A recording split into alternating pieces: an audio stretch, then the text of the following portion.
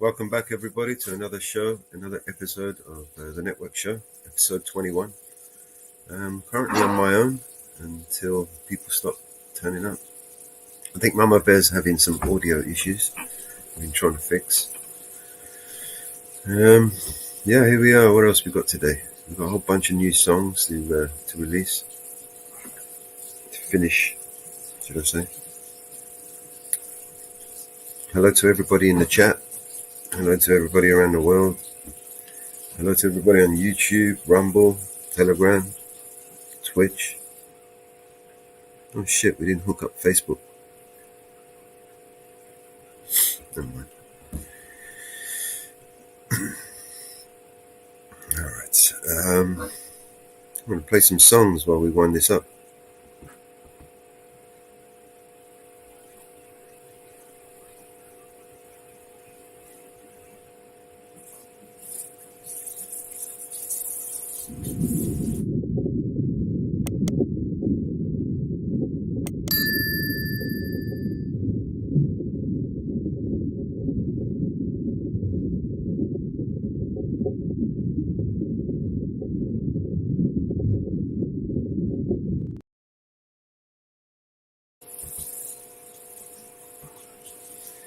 Where are you, man? What's going on, man? I can't find any fucking videos. Here we go.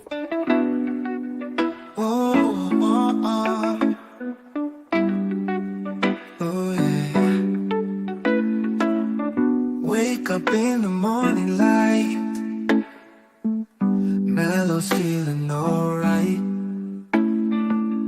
Sunshine through the window bright,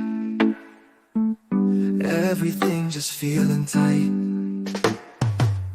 4:20 clock is ticking down,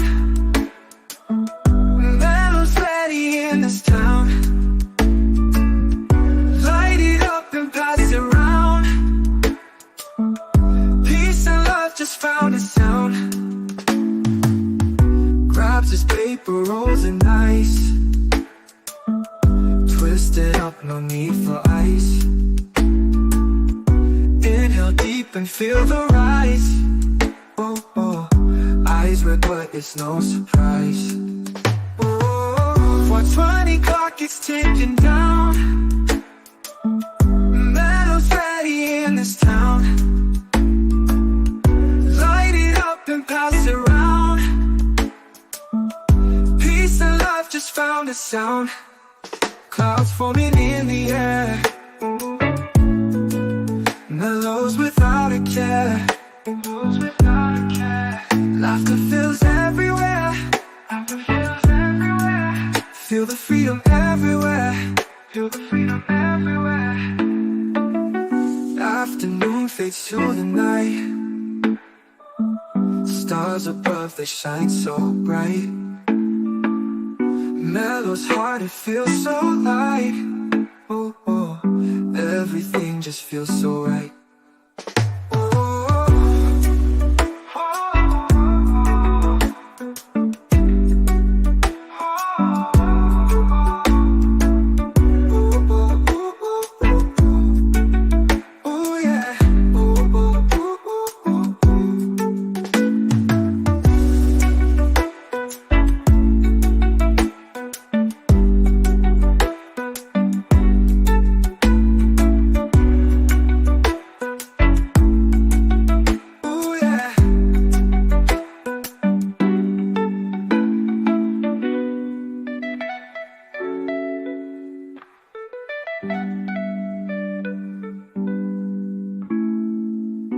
Afternoon fades to the night, stars above, they shine so bright. Yeah. Mellow's heart, it feels so light. Oh, oh, everything just feels so right. Oh,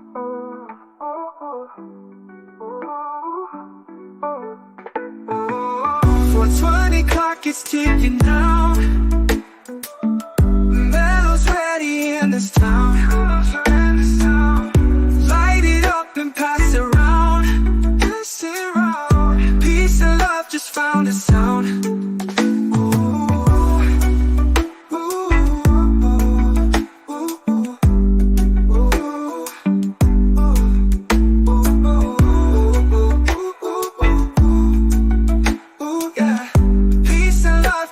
sound to sound.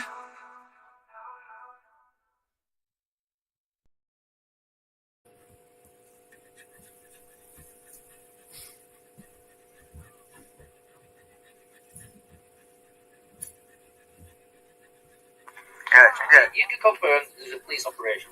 Police operation has been launched, but it wasn't a police operation because it was just it's nothing to do with me. They were sending a drone up for another incident, but there was 30 people, 100 people on the drive, and there was 7,000 people live streaming on the same. But the drone was nothing to do with me. They've got nothing to do with the bailiffs, even though the police went and told the bailiffs, told the other occupants at the property that the bailiffs wasn't going to be attended. But there's nothing to do with it.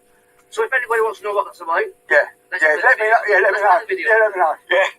Kent Police take great care to ensure that personal data is handled appropriately. For further information and to view our privacy notice, visit the Kent Police website. All calls are recorded. how can I help? Yeah, hello there. I'm just phoning to make an inquiry in relation to police presence at my property. Are you expecting police there today? Well, they did say they was coming down to come and speak to me, but they didn't. But there's some police operation. I just want to know what the CAD number is for that, because there was a threat of bailiffs or high court enforcement officers taking my property with an alleged writ, and the police have lied to people in the allotments and gained access to the allotments and sent a police drone up. So I just want to know what the hell's going on. But the police drone flying over the top of both my houses, and I just want to know why. Okay. What's your address? 39 Glebe Lane and 476 Tunbridge Road. Oh, Glebe Lane, the one that had loads of people around it earlier. That's it. Yeah. Did you have some reports for that then? Quite a few, yeah. What was going on earlier? Because I don't know if we ever really got to the bottom of that. I don't know. If loads of people called the police about it, the police haven't even turned up. So that's what I'm phoning you for. Why the police have actually launched an operation and sent a police drone up flying over and around both properties without actually... The drone was purely precautionary, because we literally had no idea what was going on, so we needed to see inside. It wasn't anything to spy on anyone or anything like that. It was purely just to negate any major threat. So I was a bit curious as to why the police didn't actually physically attend either of the properties to speak to me at the time when all this was going on. Why all of a sudden, covertly, they've just gone and sent a drone up as opposed to knocking on the door or speaking directly? Yeah, hold on. I'm going to try and find out for you. Work out what kind of bullshit I can tell you. I take it you're looking, there must be a CAD number and you're looking at that report. Yeah, is it the CAD number you just want? No, I just want to know what's going on. Any more information, because why didn't the police attend and come and speak to me? I'm trying to work it out. I'm not sure if it's something that they're just looking to do at some point today, or I've literally no idea. I'm trying to find out for you at the moment.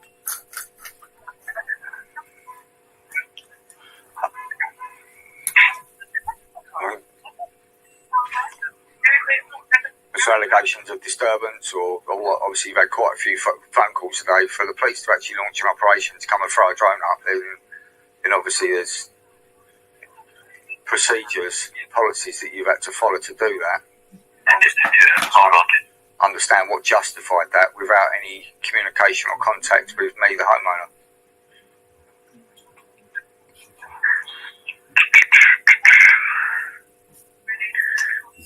Yeah, the drone, as I said, was purely precautionary, to make sure that nothing major was going on, because from our perspective, all we've had is a call at a certain time this morning saying that there's 30 plus people outside, and then a call saying there was now 100 plus people outside, plus being live streamed with so many thousand viewers. So we put the drone up basically to negate any major risk, make sure nothing major was going on.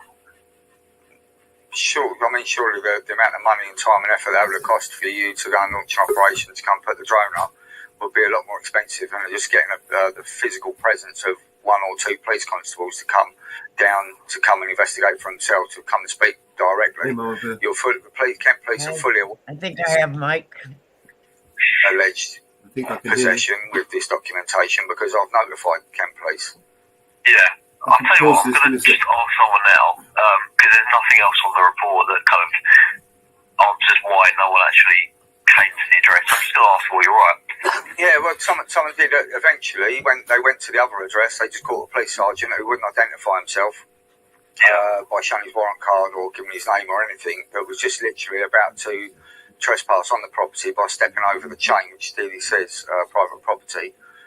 Was going to just about to step over onto the front garden to go in there on a house which was empty. It only had the occupants that was inside, and then obviously some friends of mine come along, and then they went. They said, "Oh, we've just come to tell you that the bailiffs are standing down and they're not going to be executing the writ. We're just going to go down to 39 Glebe Lane and let them know." And no one turned up. Yeah, I get you. Okay, bear with. Think about it, what's mad? I haven't even told him my name, have I? Yeah. Yeah, honestly, they hasn't asked my name or anything. It was only the property addresses, wasn't it? Yeah, it didn't identify you, did it? No. That's funny, so he's going to give someone details. It could be anybody. Police just trying to justify it, saying that they sent the drone up just to eliminate any threat or anything. Oh yeah, that's it, just admit it, yeah. So how much money did that cost to send that up as opposed to... Hello, you still there? Hello? Hello? Hello? Hello? Hello, mate. Sorry, yeah. Hello. Right, basically, what I'm just trying to say is, it was some police operation. We were basically looking into something. From what I can kind of grasp from it, is that we had word of something going on there, which is nothing to do with you. That's why no one ever spoke to you. Basically, that drone kind of negated what we thought it might have been. And then, as soon as that was negated with that drone, that's why no one spoke to you. Because there was no reason to. Basically, we didn't want to involve you any more than you needed to be. Okay.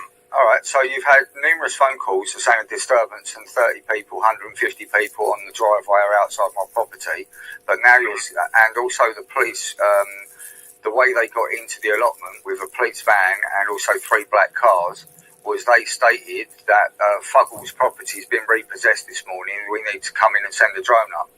And that's how they got access to the allotment to send the drone up, but now what you're saying to me is it had nothing to do with me at all. From what I can see, the reason that you weren't contacted personally was because it had nothing to do with you personally. So why did the police tell the people in the allotment that the bailiffs have repossessed both my properties this morning? They need to get access to send the drone up. And why did you state that you kept on getting reports of a live stream with several thousand viewers, with 30 people, 100 people, 100 plus people? And you had the operation was to go and negate any threat, and that's why you sent the drone up. That's what you just said to me. No, I know. The drone was up to negate any threat and negate. I don't know anything about the operation. I'm physically not allowed to know. What's the operation called? Sorry? What's the name of the operation? I can't tell you, unfortunately. I'm not allowed. So who's in charge, or who's the officer in charge of this operation? I don't know. That's what I was trying to find out. Right. But there's a certain list that I'm allowed to see, and there's others that I'm physically not allowed to see that I don't even access to them.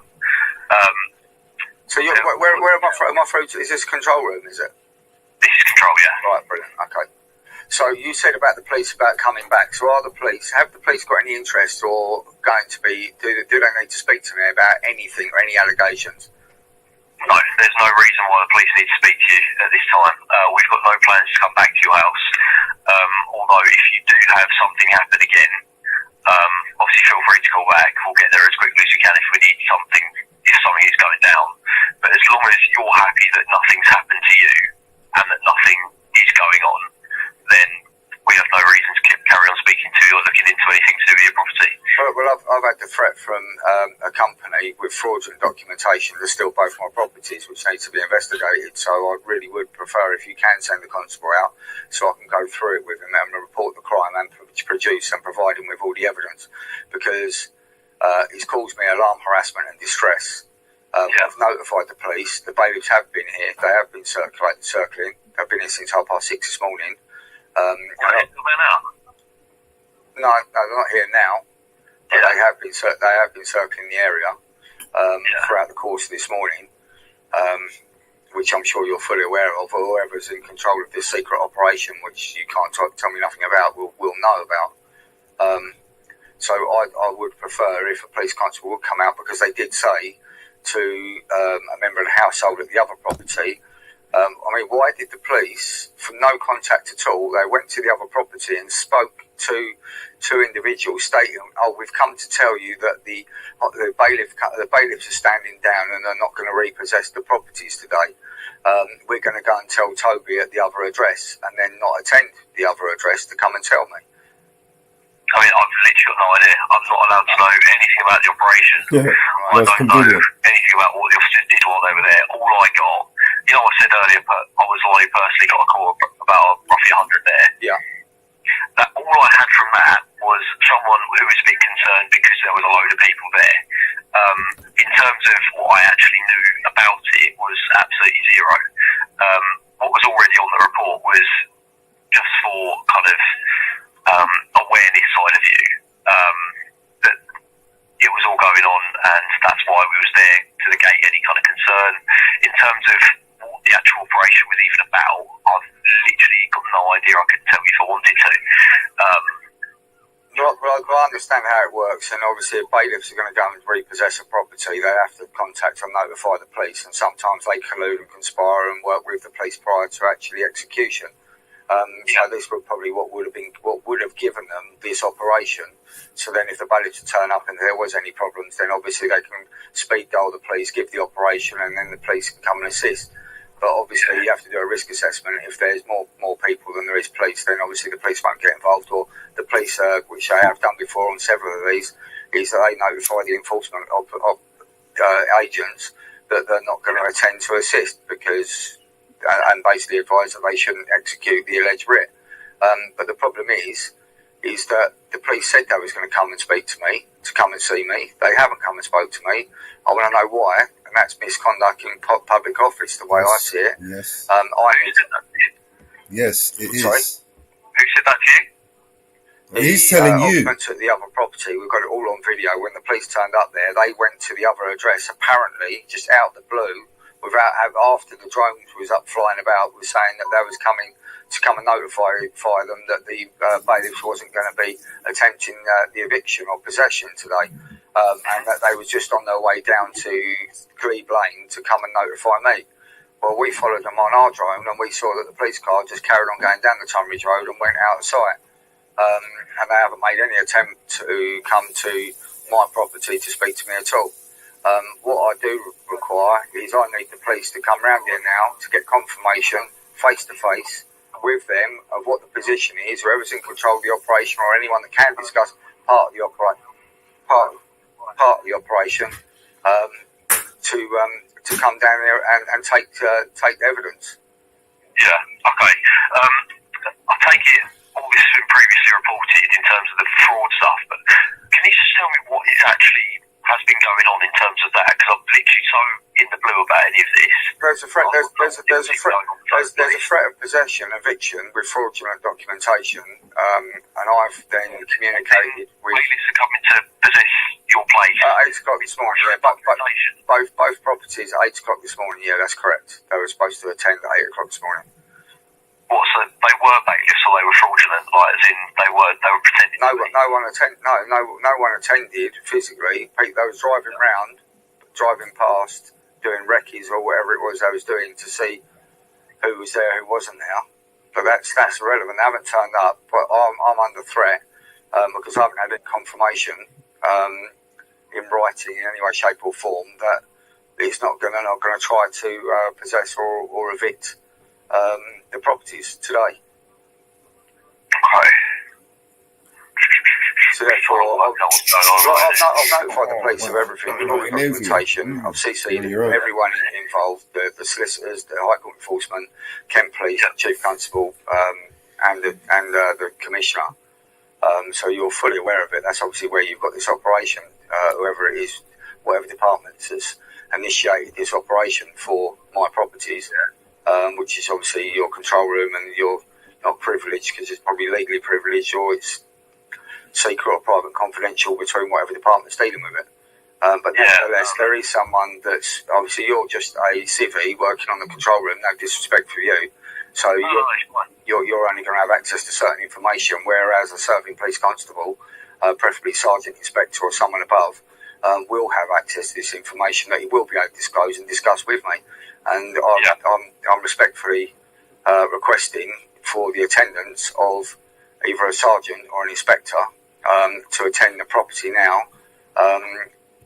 to discuss all matters, what's happened thus far, and where we move forward from here. Okay. Well, I'm just going to see what I can do for you, okay? I'm going to talk to someone who's one of my superiors, alright? Yeah, brilliant, cheers. Right, cheers. Look at the cost implication of a drone operator to go and send that up, and then... Normally a police car was turned up just to see what's going on. Oh, you would have thought so. We haven't seen one come down the road. What, they sent a police drone to stand down the road to try and spy for a book, when a simple police officer in a police car could have just come along and said, "What's going on?" Yeah, well, because they know what's going on, and they don't want to send lower ranking police constables out, because obviously there's an operation, a secret operation that's going on that they don't want to be disclosed to the lower constables, because they don't want the lower constables to have witness and have sight of the fraudulent instrumentation, etc., of what's Going on behind the scenes. yeah, something sinister on you. massively.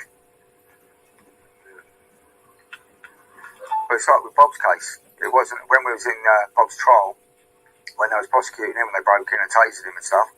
There was no mention of what he's now found out. Now he's got the claim against the police, and they put a witness statement in. We've now found out in the witness statement disclosure that the police, the bailiffs, actually had a meeting at the police station before they come round to come and break into his house and taser him. So that's evidence of conspiracy. Yeah. Can this evidence be spoken about publicly? Of course. It's in the public interest. Make sure that it can be shared with them. Yeah. It's in the public interest, isn't it? It's just going to show. Proof that the baby's going to be complete. Well, yeah. He's working with the bailiffs. Yeah. We've seen that, haven't we? You just stand back and let them. Yeah. Same machinist dragged us out of the way, dragged me out of the way. Hello. Hello, mate. Hello, right. Just spoken to one of my supervisors. Basically, he's just confirmed for me that the only reason police got involved today was to prevent any breach of the peace, and that kind of thing. All right. So they can do that by drone now, can they? They can prevent the breach of the peace by drone. Huh? They can prevent the breach of the peace by drone. Remotely. No. As I said earlier, the drone was only there because there were so many people, so we could see inside without having to try and get someone who can only see a few people at a time. You know what I mean? Like if you're standing there with a crowd in front of you, you can only see certain things, and you're not going to see everything going on. In terms of what is actually happening, About 100 people there. I'm not bailiff company about, because we know nothing about it.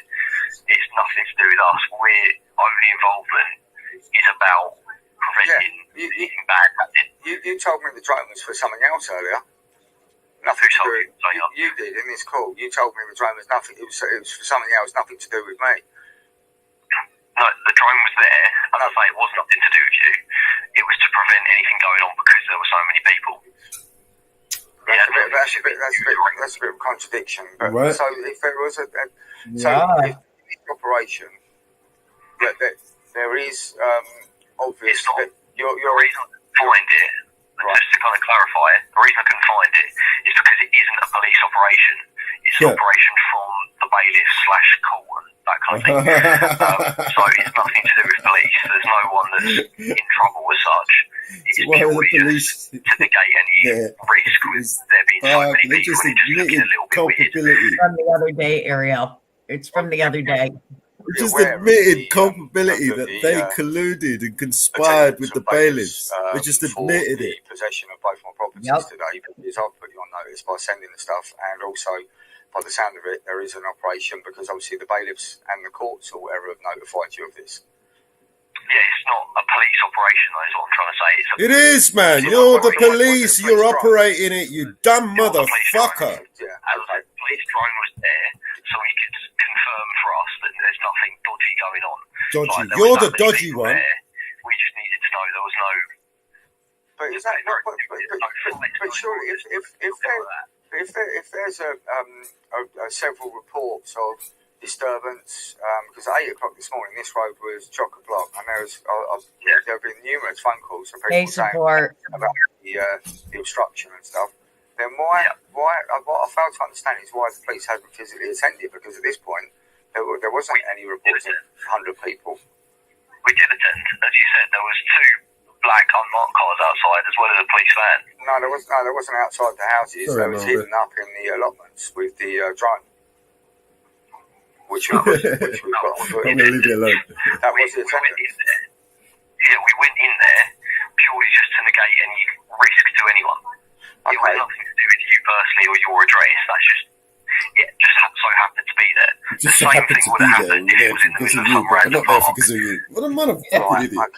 So as far as we've been laying the drone around for no reason. Yeah. It's a secret. From the bailiffs to say that they may require assistance if there is to prevent a breach of the peace, etc., because that's what they normally do. Is that right? No, we didn't get any call from the bailiff. But you haven't had one today. Okay, so what's the CAD number for the drone to go up, please? The CAD for the drone to go up? There is none. There is none. There is none. There is none. 0223.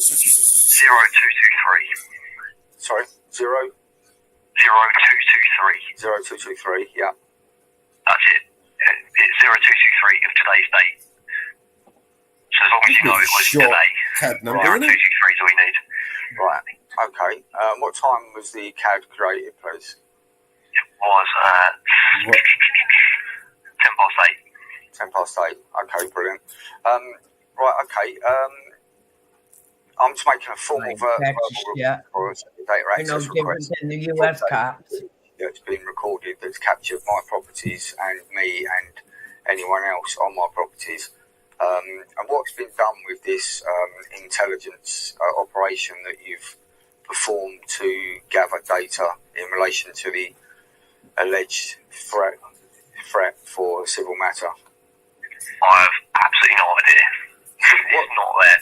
So, it's not saying I'm not able to see it. I wasn't there at the time.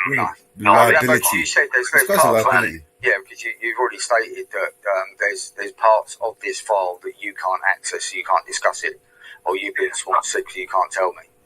No, when I said earlier that some operations I cannot see, that is true.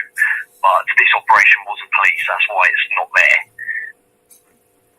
Do you see what I'm saying? So why were the police operating it? There were police drones, bro. It's not a police operation. It's nothing. Okay, it's nothing. So it's not a police operation. It's nothing to do with you. So can you explain to me why it was then? After the police why did the police go and speak to people in the allotment to get access to the allotment to send the drone up? Why did they state to the people in the allotment that the bailiffs had repossessed Fuggles' property? And that's clearly what they've said. Fuggles' property has been repossessed. We need access so we can send the drone up. And they granted them access to the allotments. But you're saying it's nothing to do with me. But then also after that, the police constables then went round to 47600 Road to then notify the occupants that the bailiffs wasn't attending today. So how do these police that are operating the drone, that's got nothing to do with me, make these statements about the properties being repossessed and to take it upon themselves to go and notify them that the bailiffs aren't being... You told me you haven't had a call from the bailiffs, so how do you know that the bailiffs aren't attending to repossess the property? It does make sense. As in, we haven't had a call through to the control room.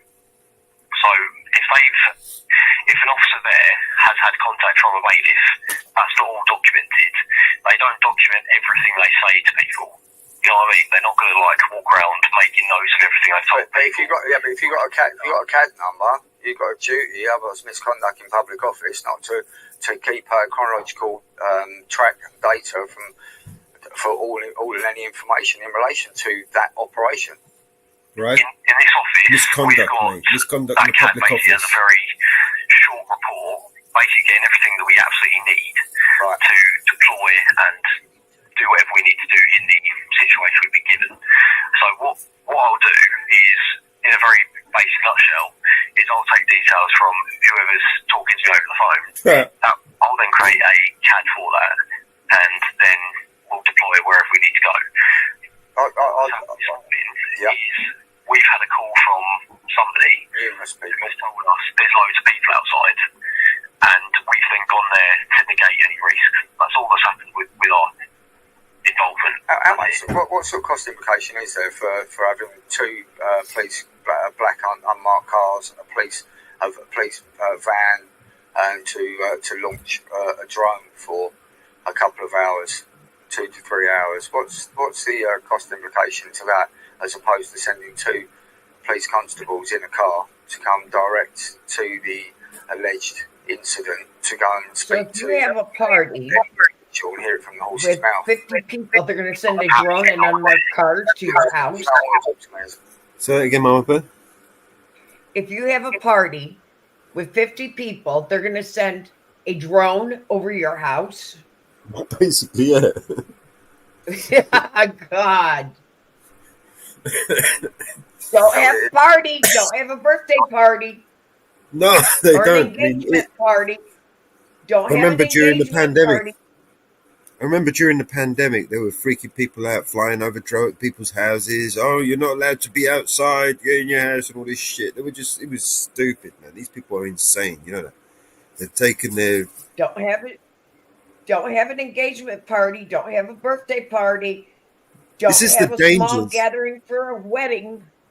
Yeah, this is the very real danger of uneducated, retarded fucktards being given the authority to serve and protect the people. They're ignorant, they're retarded, they're dumb motherfuckers. How the fuck do we expect? And they don't know shit. So how the fuck do we expect to pay these people to do a job that they have no idea how to do it?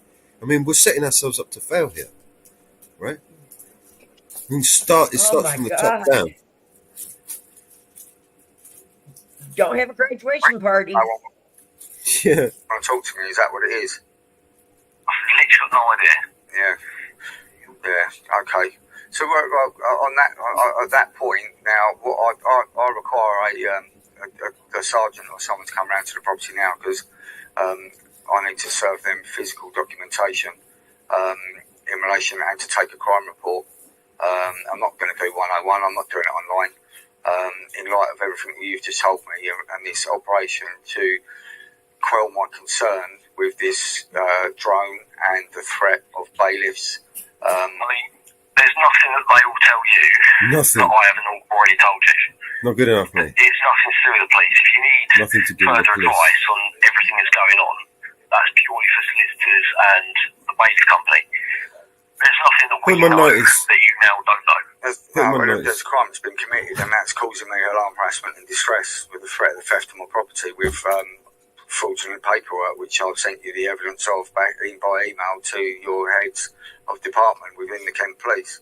So I need that followed up. Investigation management, who will, as they do with everything else, they will go through it, they'll look into it, and you'll be updated with whatever updates we have.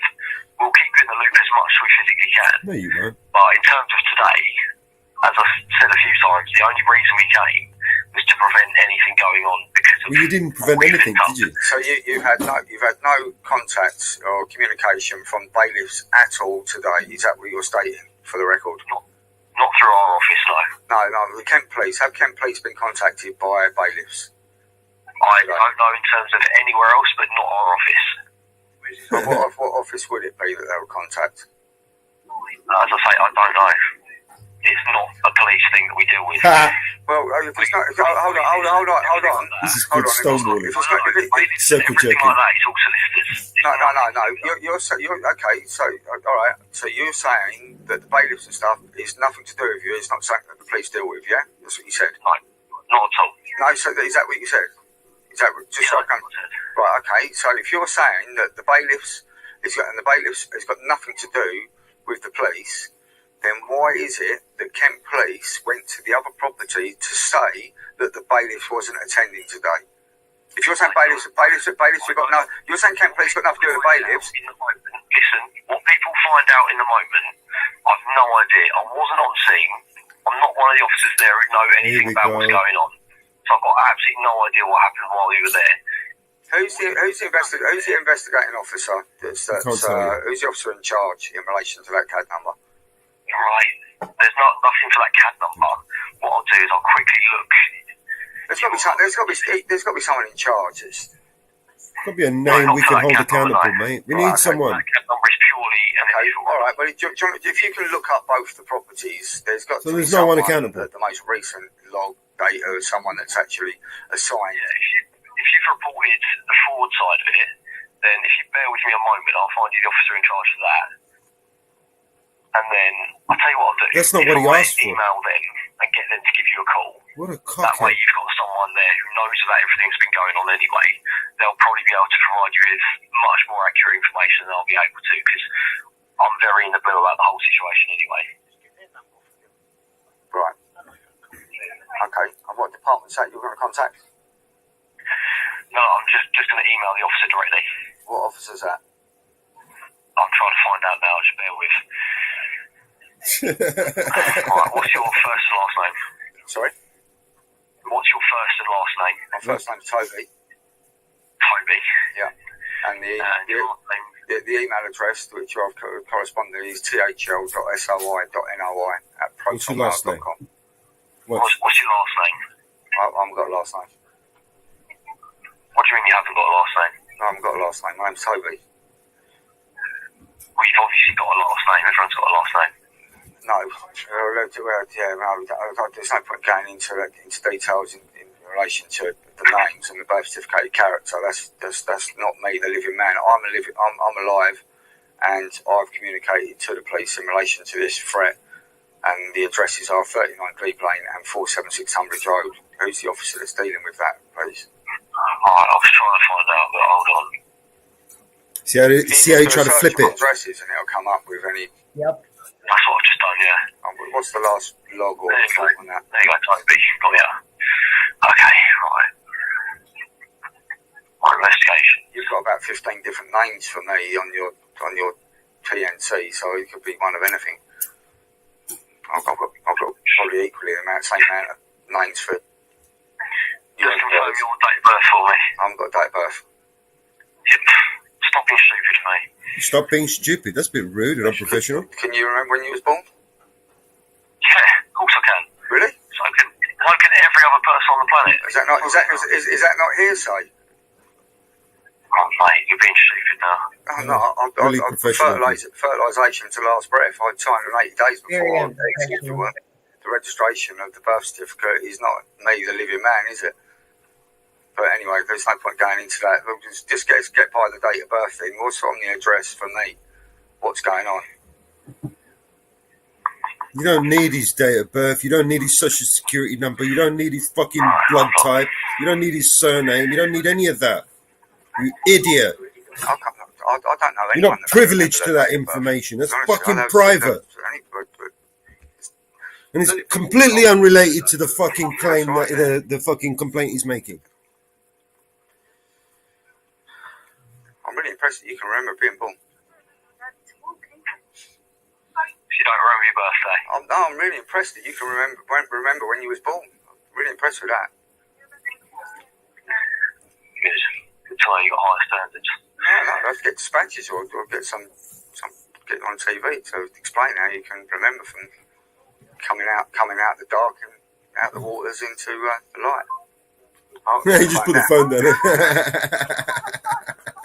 Actually, it makes sense because it gives you all that data. And that's it, that's it. Who you are. Yeah. You see, this is why you can't.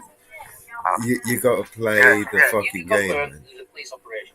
Because they get butt hurt. Been launched, but it wasn't a police operation because it was just it's nothing to do with me. They were sending a drone up for another incident, but there was 30 people, 100 people on the drive, and there was 7,000 people live streaming on the same. But the drone was nothing to do with me. They've got nothing to do with the bailiffs, even though the police went and told the bailiffs, told the other occupants at the property that the bailiffs wasn't going to be attended. But there's nothing to do with it. So if anybody wants to know what that's about, let me know. Yeah, let me know. Yeah. Well done, Toby. Yep. That was a good one, man. Well done.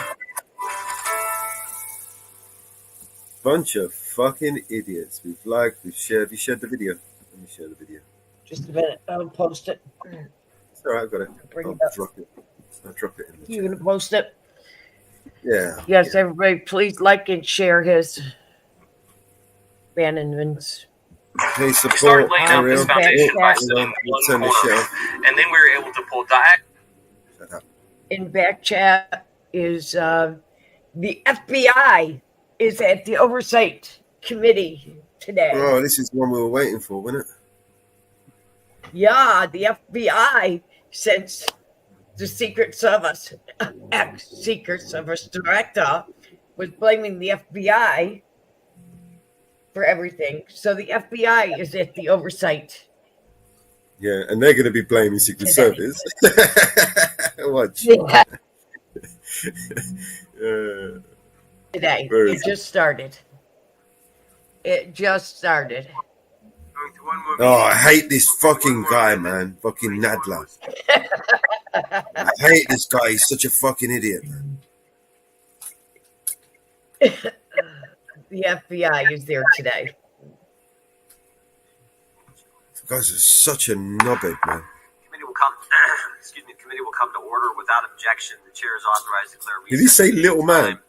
He said little man, did he? He called him a little man. Of the Federal Bureau of Investigation. The chair now recognizes the gentleman from Wisconsin to lead us all in the Pledge of Allegiance. I need to turn the volume up.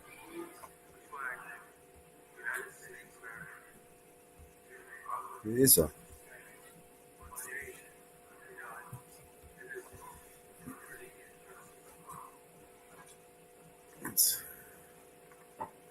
They turn the back on the people to swear their oath and allegiance to the flag. I think that's kind of hypocritical. Got no sound. Can you not hear it?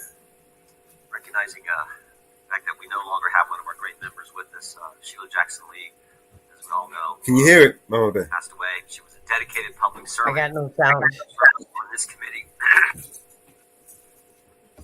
Excuse me, spanned nearly 3 decades and included shepherding through countless pieces of legislation. I said yesterday at a subcommittee hearing that I don't know that there was any member of Congress That's all who I got. more out of 5 minutes than Sheila Jackson Lee did. And she was just a pleasant You still can't hear it? who we all enjoyed. And we're thinking about her family. We all certainly Bollocks. miss Sheila. And you'll narrate them. Start that again. Ariel hears it. It's maybe me. Ariel, jump up, man. You should have the link by now. Yes, the link, the StreamYard link is in Telegram, guys. It's in both groups. If you're either in one or the other, you should be able to get up on the panel. All right, I lost sound. I got to go out. Okay, Mama Bear. I'm not sure if you heard me, but we'll be here. Yeah, audio issues. I've been having audio issues all day, man. Pissing me off.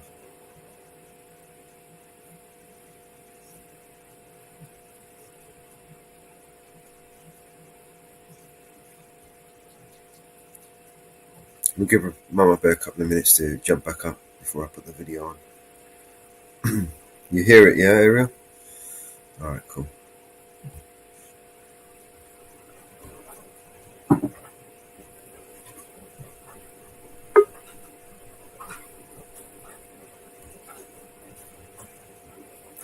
You back, Mama Bear?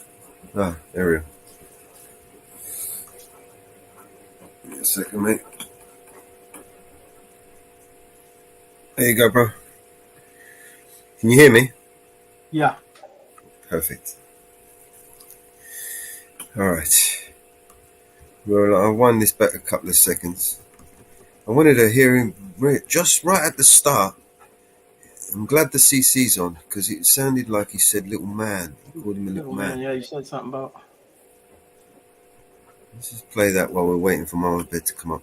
It was coming in clear, so it must have been on her side. Yeah, she's been having audio issues in Jitsi, and I had to restart my machine a few times. I thought it was me. Yeah, I think that's the same thing that happened to Grim yesterday because he couldn't hear anything. Yeah, me, I kind of fucked up things because I'm muting tabs, I'm muting this because I've got both, and I don't want them to, because when you've got too many mics open and speakers in there, it starts screeching and you get feedback. Yeah. And I thought I kind of messed everything up. Do you know what I mean? So I had to go and check for all the settings. Yeah, it ain't hard to get up in here. It's pretty simple, man. It is, I mean, anybody should be able to send an email. For fuck's sake, you know what I mean? Oh, yeah. Even if you don't want to join Telegram or Discord, because we've got a Discord group as well, even though I don't use it. I can only be in one place at one time. Are you back, Mama Bear? Can you hear us? Yep. Okay. All back? The update who screwed up my headset. Yeah, that's exactly what they did to all of us, I think. So here he was saying something about a little man. I don't know whether he was dissing somebody. I just wanted to pay closer attention to it.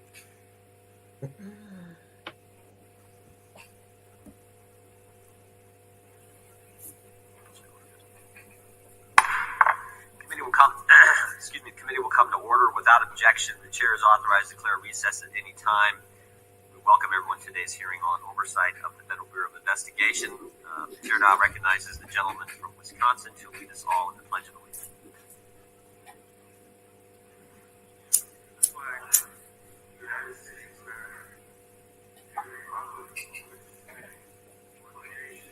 That's weird, that is.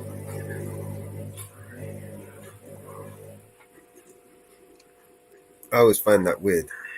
Yeah. That they would turn their backs on the people to swear an oath to the flag. Yeah. Not good. I want to begin today's hearing by they do the same shit over here, man. It's weird. Recognizing the fact that we no longer have one of our great members with us, Sheila Jackson Lee, as we all know, passed away. All right, yeah, we know she died of cancer, blah, blah. Her service on this committee, spanned nearly 3 decades. We spent half an hour now talking about through countless pieces of legislation. I said yesterday at a subcommittee hearing that I don't know that there was any member of Congress who got more out of 5 minutes than Sheila Jackson Lee did. And that was the black lady, right? Pleasant. Yeah. Okay. She was diagnosed with colon cancer, and within a few months, she passed away. Wow. She was very liberal, wasn't she? She was one of those woke toads. Yeah, she was out of Texas. She was a Democrat out of Texas. Yeah. years that I served with Sheila on the Judiciary Committee. This guy is a knobhead. Fucking don't like this guy, man. I don't either. The legislative talents to nearly every issue that came before this committee. Whether it was advocating for just and humane immigration reform, working to protect voting rights and preserve our civil liberties. So the first day they're going to waste talking about intellectual property. something that... Yeah, we're behind, so you can just fast forward through all this. Perhaps the greatest in this room is sentencing reform occasioned many spirited debates. Same speeches they gave yesterday. They're just rereading them. They're all just... It's basically wasting time. This is all for show. Now, the chair recognizes himself for an opening statement. July 13th was a terrible day for America. Here we We all go. agree spirited debate, fighting for what you believe in, are part of what Is makes that washing this machine country really loud? the greatest nation in the world. No. First Amendment and robust political debate are not consistent in any way with violence. What happened in Butler, Pennsylvania was a tragedy that took the life of a good man, Corey Comfortore, leaving a wife without a husband and 2 daughters without a father. Others were injured, and of course, former President Trump, by the grace of God, survived the assassination attempt. There are a lot of unanswered questions about the security failures that day. Questions about decisions made before the rally, questions about actions during the rally, questions about statements made after the event concluded. Prior to the rally, why was the president's security detail denied requests for extra resources? Why weren't all the buildings secured? There were a finite number of buildings that needed to be secured. Why wasn't that done? Why was the president allowed to walk out on the stage when there was a suspicious person on the property? During the rally, what exactly happened between 6:09 and 6:14, those critical 5 minutes? We know from briefings from the director and the deputy director of the FBI and other information we've gathered that at 6:09, the shooter was identified on the roof. At 6:10, the counter sniper was notified. Counter sniper teams were notified about the shooter. 6:11, the shooter fired several shots, killing one person, injuring others. At 6:12, the counter sniper took down the shooter, and at 6:14, President Trump was escorted off the stage by Secret Service agents. We need to know what happened, play by play, moment by moment, second by second, the communications that took place, again, during that critical 5 minutes. And then finally, after the rally, why did both the Secret Service and Secretary of Homeland Security Mayorkas lie to the American people? July 14th, the day after the attack, Secret Service spokesman Anthony Guglielmi said this, quote, "The assertion that a member of the former president's security team requested additional security resources that the U.S. Secret Service or the Department of Homeland Security rebuffed is absolutely false." The next day, Secretary Mayorkas said, "That is an unequivocally false assertion. We had not received any requests for additional security measures that were rebuffed." But 5 days later, top officials repeatedly rejected requests from Donald Trump's security detail for more personnel. And on the 21st of July, the New York Times, confirming what the Washington Post reported, said, quote, "Mr. Guglielmi acknowledged that the Secret Service had turned down requests for additional federal security assets for Mr. Trump's detail." 180-degree change. Why did they initially lie to us the days after the attack in Pennsylvania? Finally, we hope to learn more today from Director Wray about the shooter, his use of the drone, the explosives that were in his car, how he got on the roof, and a host of other questions. It is our hope that Director Wray's testimony can begin to give answers to the American people about all of these questions and concerns. So, Director, we appreciate you being here to be as transparent with the committee and the country as you possibly can. And I'm sure you understand that a significant portion of the country has a healthy skepticism regarding the FBI's ability to conduct a fair, honest, open, and transparent investigation. And that skepticism is based on what they've witnessed over the past several years. The American people have seen a Biden-Harris Justice Department. They can't tell us who planted the pipe bombs on January 6th. They can't tell us who leaked the Dobbs opinion. They can't tell us who put cocaine at the White House. Biden-Harris Justice Department who raided President Trump. Yeah, he's going right balls to the wall. Department who worked with social media Yeah, companies. he's always Jim Jordan has always Biden-Harris been a let the country believe Balls to the wall. laptop was disinformation when they knew at the time it was authentic. cuts deep. This guy. Maybe most importantly, I don't Biden-Harris trust him, but he Justice Department definitely who cuts retaliated really against deep. whistleblowers. His words. Right. This committee spoke to us about these issues. Last week, we sent you 12 questions about what occurred on July 13th. We expect you to answer those questions and the others that I've just outlined. Again, we thank you for being here today and appreciate your willingness to answer the questions that the committee is going to have. And with that, I would yield to the ranking member for an opening statement. Thank you, Mr. Chairman. Mr. Chairman, 2 weeks ago, our country witnessed a shocking assassination attempt on a presidential candidate. Yeah, like you give I a shit. disagree with Donald Trump in almost every policy area imaginable. And I'm frequently shocked and outraged at the plans he has for our country and the words that come out of his mouth. I have dedicated much of the last 8 years to fighting his agenda. But regardless of my strong feelings about Donald Trump's behavior, I unequivocally and unabashedly condemn with every fiber of my being the attempt against his life.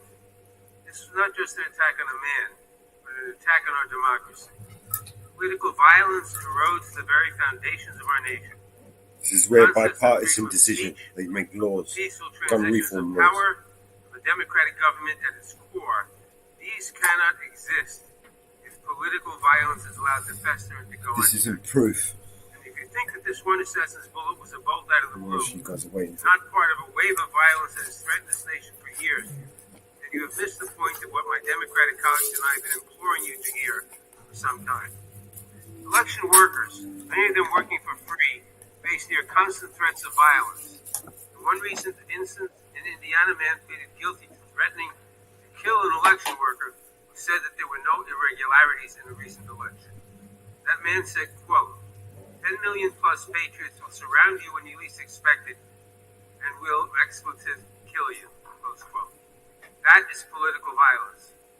In another instance, Speaker Mary Nancy Pelosi's husband was bludgeoned over the head with a hammer by an intruder in his home who had been there to capture Ms. Pelosi, interrogate her, and possibly, quote, break her kneecaps because of her liberal views. That is political violence. The death threat surging against Vice President Harris, former President Obama and his wife Michelle, and Governor DeSantis, as well as many others, including videos online of individuals holding guns making assassination threats. That is political violence. The plot to kidnap Governor Gretchen Whitmer and overthrow parts of the state government. That is political violence. The brutal, deadly attack 3 years ago against this very building, with rioters breaking through police barriers to run through these halls chanting "Kill Nancy" and "Hang Mike Pence," and even hanging a noose outside the building. These rioters battering Capitol Police officers, forcing members of Congress and their staffs to go into hiding, squattling spaces under desks or in closets. That is political violence. This assassination attempt, as horrific as it is, should surprise no one. And you would think a political party that almost lost their presidential candidate through an act of political violence would have something to say about the way their leaders keep talking about the next election. Donald Trump has warned there will be a, quote, bloodbath if he loses. Republican Ohio State Senator George Lang said just last week at a rally for J.D. Vance that he is, quote, afraid that civil war might be necessary if Republicans lose the November election. President of the right-wing think tank and Project 2025 leader, Heritage Foundation, Kevin Roberts, said on Stephen Bannon's podcast, quote, "We're in the process of the Second American Revolution, which will remain bloodless if the left allows it to be," close quote. Republican former Alaska Governor Sarah Palin said in August of last year of Trump's indictments, "You want us to be in civil war? Because that's what's going to happen. We're not going to keep putting up with this. We do need to rise up and take our country back," close quote. I could go on, but it's more and more of the same. And I hear nothing from the other side of the aisle in this room about these statements. You support a bloodbath if you don't get the election outcome you want? You justify violence if the left does not agree with you? What exactly has preoccupied this Republican majority while their allies threaten violence to their political enemies? Real and imagined. We have chased down baseless conspiracy theories designed solely to influence the 2024 election in favor of Donald Trump.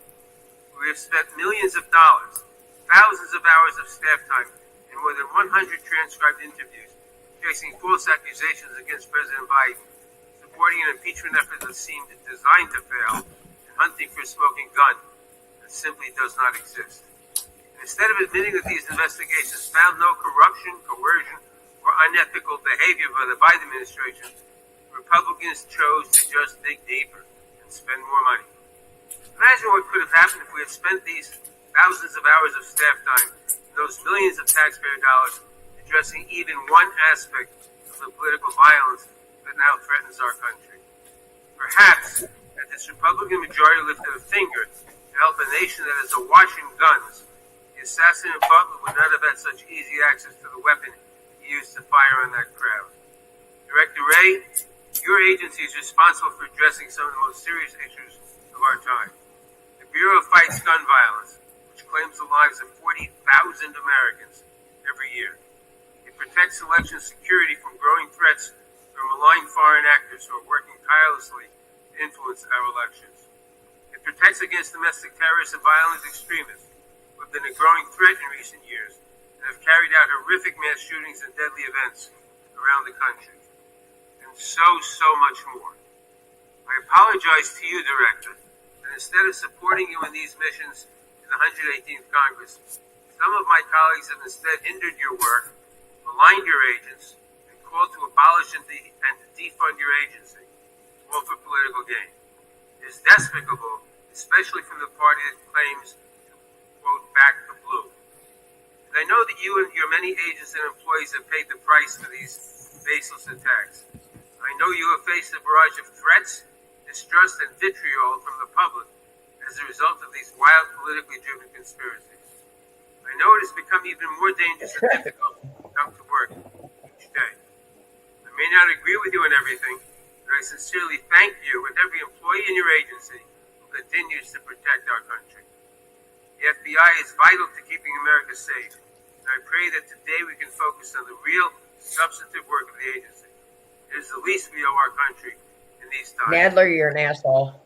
Gentleman yields back. Without objection, all other opening statements will be included in the record. We will now introduce today's witness. The Honorable Christopher Wray has been the director of the FBI since 2017. He previously served as the Assistant Attorney General for the Criminal Division of the Department of Justice, the Principal Associate Deputy Attorney General, the Associate Deputy Attorney General, and as Assistant U.S. Attorney for the Northern District of Georgia. Again, Director Wray, you've been here many times. We appreciate you being here today.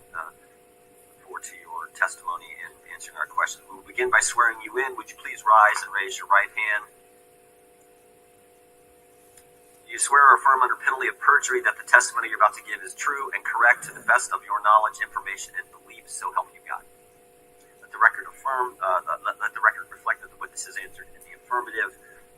Thank you. Please be seated. We have votes coming in about 10 minutes, but we definitely want to get through your opening statement as far as we can. And this is going to be an interesting day on Capitol Hill with the Prime Minister of Israel there as well. So, Director, you're recognized for your opening statement. Good morning, Chairman Jordan, Ranking Member Nadler, members of the committee. I want to begin by offering my condolences on the passing of Representative Jackson Lee, who served the people of Texas in this body and on this committee for so long. Thank you all for your support of our efforts to protect the American people and uphold the Constitution. I am proud to be here today representing the 38,000 special agents, intelligence analysts, and professional staff who make up the FBI. Men and women who every day work relentlessly to counter the most complex threat environment I've seen in my tenure as FBI director, maybe in my entire career in law enforcement. Before I go any further, I also want to acknowledge and offer my deepest condolences to the victims of the horrific assassination attempt in Butler County. To the friends and family of Corey Comparator, who by all accounts lost his life protecting others from danger.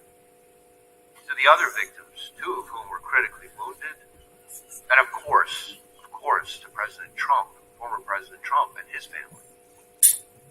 As I've said from the beginning, the attempted assassination of the former president was an attack on our democracy and our democratic process, and we will not and do not tolerate political violence of any kind, especially a despicable account of this magnitude.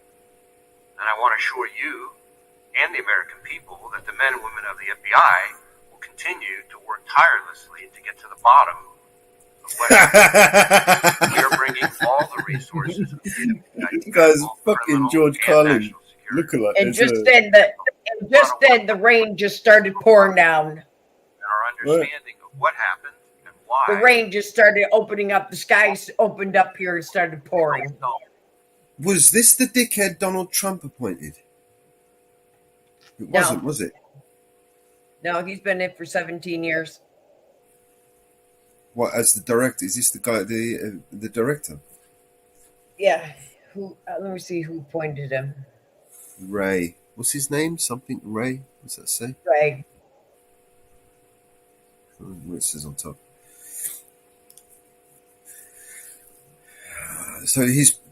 You can see he's clearly made prepared statements. All the Democrats, the Nadlers, or whatever, they all made these pre-prepared statements, right?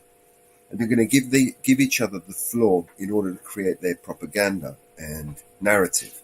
Yes, he was. But he was appointed by Donald Trump in June 26th of 2017. He was. This is the guy he appointed, and the same guy that wanted to investigate Donald Trump for the paperwork. He went over there. He piled up all the paperwork into all this like evidence pile, and took a whole He load was of appointed pictures by of them. Donald Trump. Yeah, and they were all just Yep. legit paperwork, right? And the way they put them all up in evidence and took pictures of them, it was like a crime of the century. And those documents were Yep. just normal documents. You know what I mean? Yep, he was appointed by Trump. This guy's a crook. I reckon this guy, he came in 2016 sucking Donald Trump's cock, right? Oh, I love you, Donald Trump. I'm with you, I'm with you, I'm with you. And then he got appointed. And then as soon as he got appointed, he stabbed him in the back. That's what I reckon happened. Yep. Yep, he was appointed in 2017 by Trump. And was unanimously given favorable reports on his nomination. Yes, because obviously the Democrats set him up. You know, this guy came on, he was all a Trumpster in the beginning. So Donald Trump trusted him and appointed him. He was recommended by all his boys to appoint him. So he appointed the guy. He don't even know him from Adam. So he appointed the guy. And the minute he appointed him, he revealed his true colors, that he was a little fucking lefty. Yep. He was controlled by the left. Because you can see literally every investigation has been hindered. Every investigation that he's directed towards Donald Trump. This guy has been the one that's coming. So either during that process, once he got the power, you know, they had that little parting ways. He was nominated June. He was nominated June 26th, 2017, and he was confirmed August 1st of 2017. So it didn't. He went right through. He went right through. Yeah, bipartisan.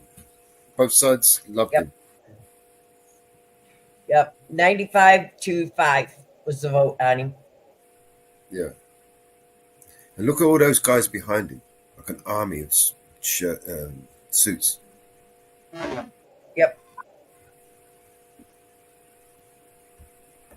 Unturned. The shooter may be deceased, but the FBI's investigation is very much ongoing. Yeah, I bet it is. To that point, I also want to acknowledge that I recognize both the congressional and the public interest in this I case need your and resignation. the importance of this investigation to the American Can we get another resignation, And I please? understand there are a lot of open questions. So while the investigation is very much ongoing in our assessment, It would be good, right? his If we could get a resignation, if we could just get them all to resign, right? Yeah. You know, we've got the Secret Service. She's already gone. If this fucking can fuck off as well, you know, we'll be all the better for it.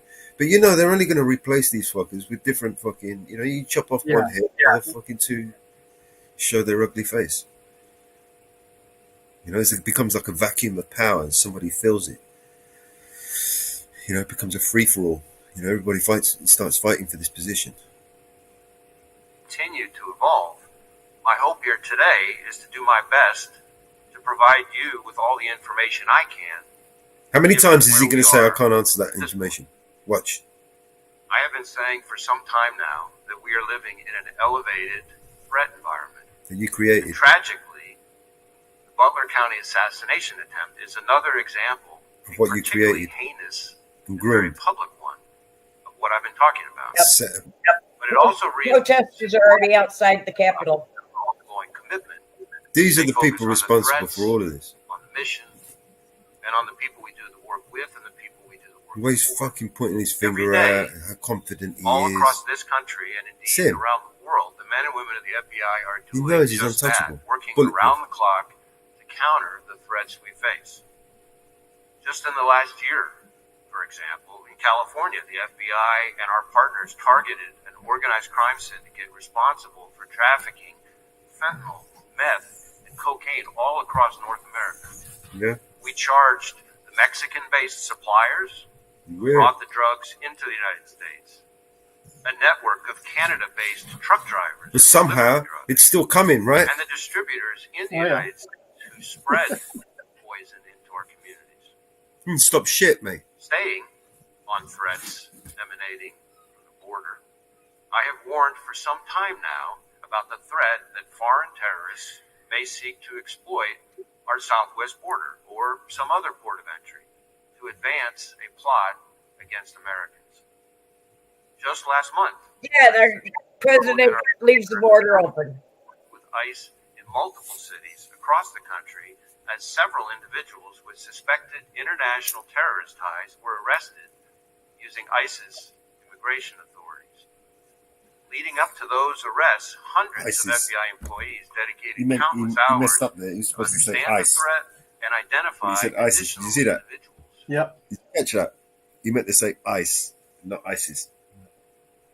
Different group. Because he said the word terrorist, and then that's what it was. Yeah. It triggered him. Yeah. And so you know it's bullshit, right? And he's reading that. Do you get what I mean? They reveal themselves, the body language, the mannerism, the tone, the questions that are fired at him. Look, he's so confident. The guy knows he's bulletproof. He knows that the Cheetle the day before, yesterday, had to resign for her bullshit. He knows that he's not going to get the same fucking treatment somehow because they both love him on both sides of the aisle. Mm-hmm. We'll see where this goes. I want this guy to resign. Of concern. He's useless. Now, He's failed physical from the security first day of the he border joined. is, of course, not in the FBI's lane. But as the threat has escalated, we're working with our partners in law enforcement and the intelligence community to find and stop foreign terrorists who would harm Americans and our interests.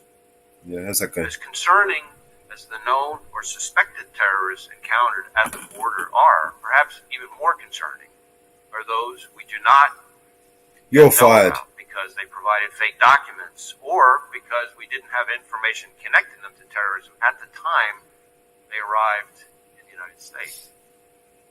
Staying ahead of today's threats demands that we work together.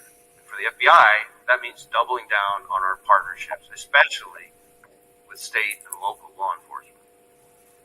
Whether it's working through our hundreds of joint terrorism task forces, to build out source networks, to identify those who slip through the cracks, or targeting the worst of the worst responsible for the violence that still plagues far too many communities through our Safe Streets task forces. We're taking the fight to the cartels responsible for trafficking the dangerous drugs like fentanyl, pouring into our country and claiming countless American lives.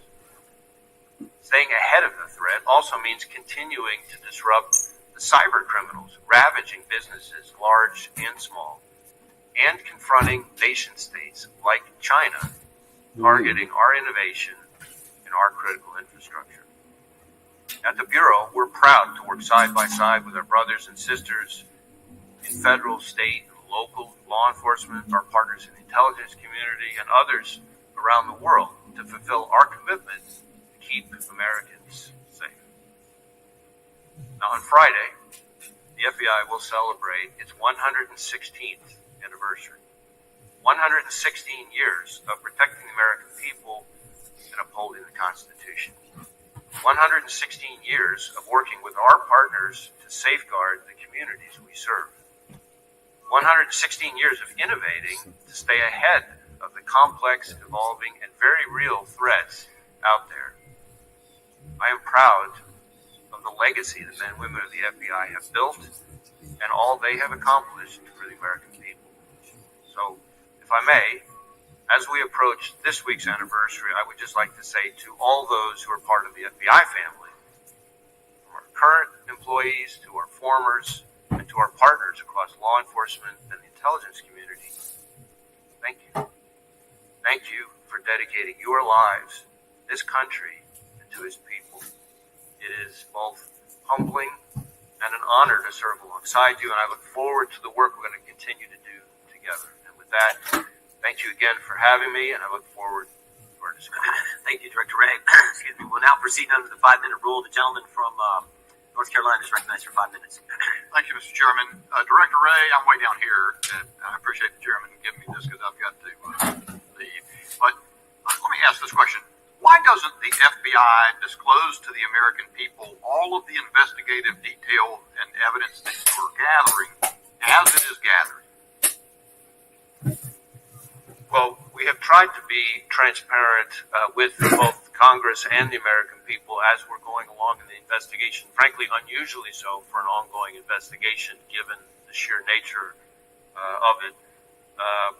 We have provided a lot of information. I expect to continue to provide information. I expect to be able to provide some additional information here today in response to your questions and your colleagues. But part of the issue is that, as like in any investigation, as we proceed, facts evolve. Our understanding of what somebody said turns out to have more context that we didn't have before. We have additional leads out there. So part of our goal is not just to respect the ongoing investigation process, but also to make sure that we don't prematurely provide information that then 2 days later turns out to be different than what we told people. Because that's very much, kind of a natural part of any investigation. So, did Crooks fire 8 shots? We have recovered 8 cartridges on the roof. So why was Crooks allowed to get off 8 shots? Well, that I think is something we're still digging into. Again, maybe this is a good place for me to make clear the different investigations that are going on.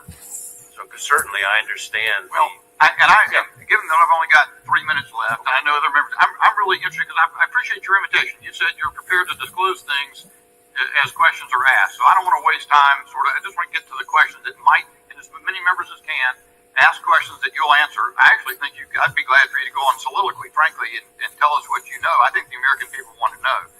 Why was President Trump not kept off the stage?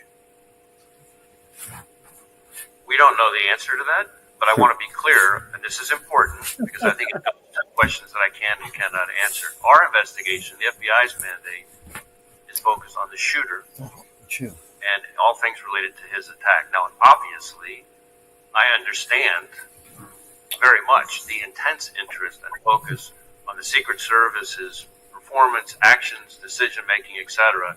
There are 2 separate after-action reviews, the DHS Inspector General and the outside independent panel of TV that are focused on that. Now, our investigation will obviously overlap. Right? Here's the problem. We're out 13 days, and you say we've been disclosing. We had the director, the colonel from the Pennsylvania State Police in front of Homeland yesterday. He was quite candid. He disclosed to us that Butler Emergency Services Unit personnel were posted into the windows on the 2nd floor of the AGR building, that they left there to go pursue the person that they spotted, Crooks, that they texted a photo of Crooks to the PSP representative in the command center. That information was relayed to the United States Secret Service. They asked that it be texted to someone else. That was many minutes before President Trump took the stand. What we don't know is why were they not keeping him off the stand? And to the extent, I know we always hear when there's a criminal investigation, you got to wait for that to develop. But do you have any reason do you have any other target of your criminal investigation other than Crooks, who's dead? We are investigating the shooter both to determine his motive and his preparations and activities before the shooting, but also to make sure whether or not there are any co-conspirators, accomplices. At this point, have you... To be fair, right, at this point, the only way they know that it was Crooks, right, because his face was shot off, right, the only way that they can identify, that they identified this guy, right, was that the gun, the rifle that he was using was bought by his father. Right. Yep. Right? This is how they know it was Crooks. Remember this. Right? Yep. You developed any evidence to so technically it could be anyone, right? Yep. And then you covered it up. Do you know what I mean? It could be, whatever. Crooks could be buried in a fucking pit like weeks ago before this thing happened, and they used his ID to do whatever, or his gun, or whatever. Do you know what I mean? This is how deep this goes. Do you know what I mean? But what they want to portray is that it was a lone gunman. He was acting on his own. Right? FBI are not going to do their job. Otherwise, all of this information would be revealed. It's been fucking how long now? 2 weeks? Yeah, almost they know already. They know 2 weeks. They don't know shit. If they want to find somebody, they find him like that. All of a sudden, they don't know shit. Right. They have what's called fingerprint ID. Right? They can identify him a million ways, right? They got forensics, they got blah, blah, blah, you know what I mean? Hey, they probably got his footprints from when he was born, the footprint. Right? Yeah. They can check his DNA for fuck's sake, you know what I mean? Compare it with his family, you know what I mean? But no, this is a cover up, man. This is the biggest bullshit that's ever been fucking portrayed on the British people since since the last one. It's kind of getting regular now. Or sisters. Not at this time, but again, the investigation's ongoing. So here's the thing. Look at him. While we wait, maybe for months, and I hate to say this, I'm not trying to take a pot shot, Years. but the country went for years with the understanding. How long's it been since JFK? Oh, 60 years, 61 years, yeah. Right, we're still waiting, right? Something like that, yeah. We're still waiting. We're still trying to find out. All we have at the moment is heavily redacted, undisclosed affirmations that the CIA was involved. That's it. That's all we got. That's all you gain, right? Maybe the CIA was involved. Yeah, and who said he was going to release all that? Yeah. Yeah. Then the CIA come out with, "Hey, we were involved, but you can't take anything I say for, as facts because They don't know shit. Bullshit. Fuck. The Hunter Biden laptop was Russian disinformation as offered by respected former intel. Thank you. The FBI had the laptop. And Thank you. let that happen until finally offering testimony in the case. Thank you. To the degree I'm glad you mentioned that. here as a country and as a Congress, what has happened in this event, because the FBI is conducting an investigation, it provides quarter for the U.S. Secret Service, not perhaps to reckon with the problems that are obvious to everyone. Right. So let's get a couple in while I've Let's just got cover 13 this. more seconds. One more question, perhaps. Senator Grassley says that the records of the day show that there was a counter unmanned aerial surveillance operator on site. Was there? And why did that person not prevent crooks from being able to use a drone? So again, questions about the Secret Service's performance are better directed to the. Don't doubt.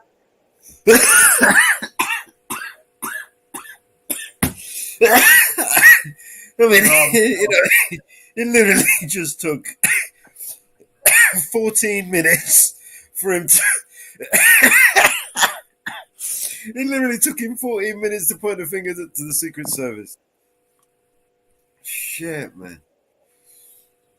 We literally we expected that. We said it was going to happen yesterday. Yep. And I'm prepared to answer questions here today about. Prepared to answer shit, man. For example, my time's expired. Gentleman yields back to ranking members recognized for 5 minutes. Thank you, Mr. Chairman. That didn't take long. Yeah, he's going to cover for him. Entirely unacceptable, no matter the source or the target. Last October, far-right conspiracy theorists broke into Nancy Pelosi's home and bludgeoned her husband. No. Prominent Republicans mocked the attack and promoted conspiracy theories about it. Get off Nancy Pelosi. It has nothing to do with us. Right. Was killed as Yeah. FBI agent. And y'all know what happened over there. Anyways, that was his lover. So, because this guy is like Trump, right? He's going to He was use this. doing this extreme. Yeah, because this guy he doesn't like Trump, right? He's not going to say anything nice about Trump because he can't. It's going to damage him, right? Yeah. And so what he's going to do, he's going to use this as an opportunity, right, to push for his agenda, which is the gun laws, right? So he's going to mention everything. Nancy Pelosi, pals, all these problems. Oh, the murder here, the problem here is guns. We need to change the gun laws, right? This is where he's going with the issue. Some on the right claimed that the man was simply a, quote, Second Amendment enthusiast. There you go. In recent weeks and months, those on the right have repeatedly called for, quote, civil war. With an Ohio State senator saying that if Republicans lose the election, quote, it's going to take a civil war to save the country, and it will be saved. The president of the Heritage Foundation likewise said that, quote, we're in the process of the Second American Revolution, which will remain bloodless if the left allows it to be, close quote. And Harris wants our country like Australia. First Amendment protections. There is clearly a point at which some violent rhetoric crosses over into threats of violence or leads to actual violence. Could you describe how the FBI looks at this relationship between rhetoric and action and what you are seeing around the country? So I appreciate the question, and this is an issue that I've been talking about for some time. in our view, there is a right way and a wrong way under the First Amendment to express your views, no matter how passionate or even angry you are. And violence and threats of violence is not the right way. And we don't care Morning, what Brendan. you're upset about or who you're upset with. When, from the FBI's perspective, when it turns to violence and threats of violence, that's when we have to draw the line. That's when we get engaged. And there is an alarming phenomenon that we've seen over the last several years of that kind of passion and heated rhetoric turning into actual violence and threats of violence. We've seen it against public officials of all sorts. We've seen it named everybody. Name things wrong. Shot and killed in the line of duty in this country is frankly outrageous and alarming. And I know that because every time an officer is shot and killed anywhere in this country, since the day I started as FBI director, I personally call the chief or the sheriff to express my condolences and to talk to them about the victim's family. And the number of those shootings that are ambush related, meaning somebody is targeting law enforcement because they're law enforcement, is particularly alarming. I have made around 400 of those phone calls. It's almost every 5 days that a law enforcement officer is killed in the line of duty. And that is an example of the kind of ways in which passions and heated rhetoric can bubble over into violence. Thank you. Members of Congress, their families, and their staffs have witnessed an alarming rise in threats against them. I appreciate the work your agency has done to investigate and address these threats, but I'm concerned that we do not seem to be stemming the tide. What is the FBI doing to ensure that members of Congress, their families, and their staffs are safe? Yeah, fuck Trump. So we have a very close relationship with the Capitol Police, and we have members of the Capitol Police, for example, who are on some of our task forces. We share intelligence information about things that we're seeing, trends that we're seeing with Capitol Police and others in law enforcement. Obviously, if we have specific information about an effort to target a member of Congress, then we're getting with Capitol Police in a much more specific way. But those are some of the things that we're doing. Thank you. Now, Director, your office is leading the investigation into the attempted assassination of Donald Trump. Republicans in Congress, including members of this committee, have repeatedly called for defunding the FBI. What impact would defunding or even just limiting your funding have on the FBI's ability to conduct this and other investigations? So I understand that there are heated views, opinions about us, just like there are about every institution in today's America. But cutting our funding is incredibly short-sighted, and the people it really hurts are state, local law enforcement, and the American people we're all sworn to protect. Thank you. Now, she did that before she was vice president. Members of Congress have attacked presumptive Democratic presidential nominee. She did that when she was DA. DEI candidate, which presumably is code for women and person of color. It's not a new theme for them. In May, Chairman They should have drug tested her when she was doing it. She laughed about it. No longer hiring, quote, the best and brightest candidates. Yeah, you're talking about Kamala. Yeah. My remaining time, Director Ray, can you please answer the following questions? Is it true that hiring women and people of color means that FBI I'm struggling is to. hiring the best and the brightest to serve as law enforcement officers? The truth is, Brandon, I'm struggling to find. She one taught thing. everybody how to cackle. She taught everybody how to cackle laugh. She taught everybody how to cackle laugh. She taught everybody how to wear a camel toe with pride.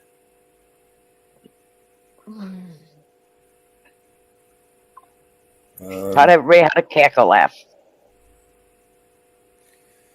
I don't know. I really don't know. What has she done? Oh, you got me on that one. She taught everybody how to dance like an idiot. No, but what the question was, what has she done for the people? Because I said she smoked a lot of weed, and that's kind of obvious.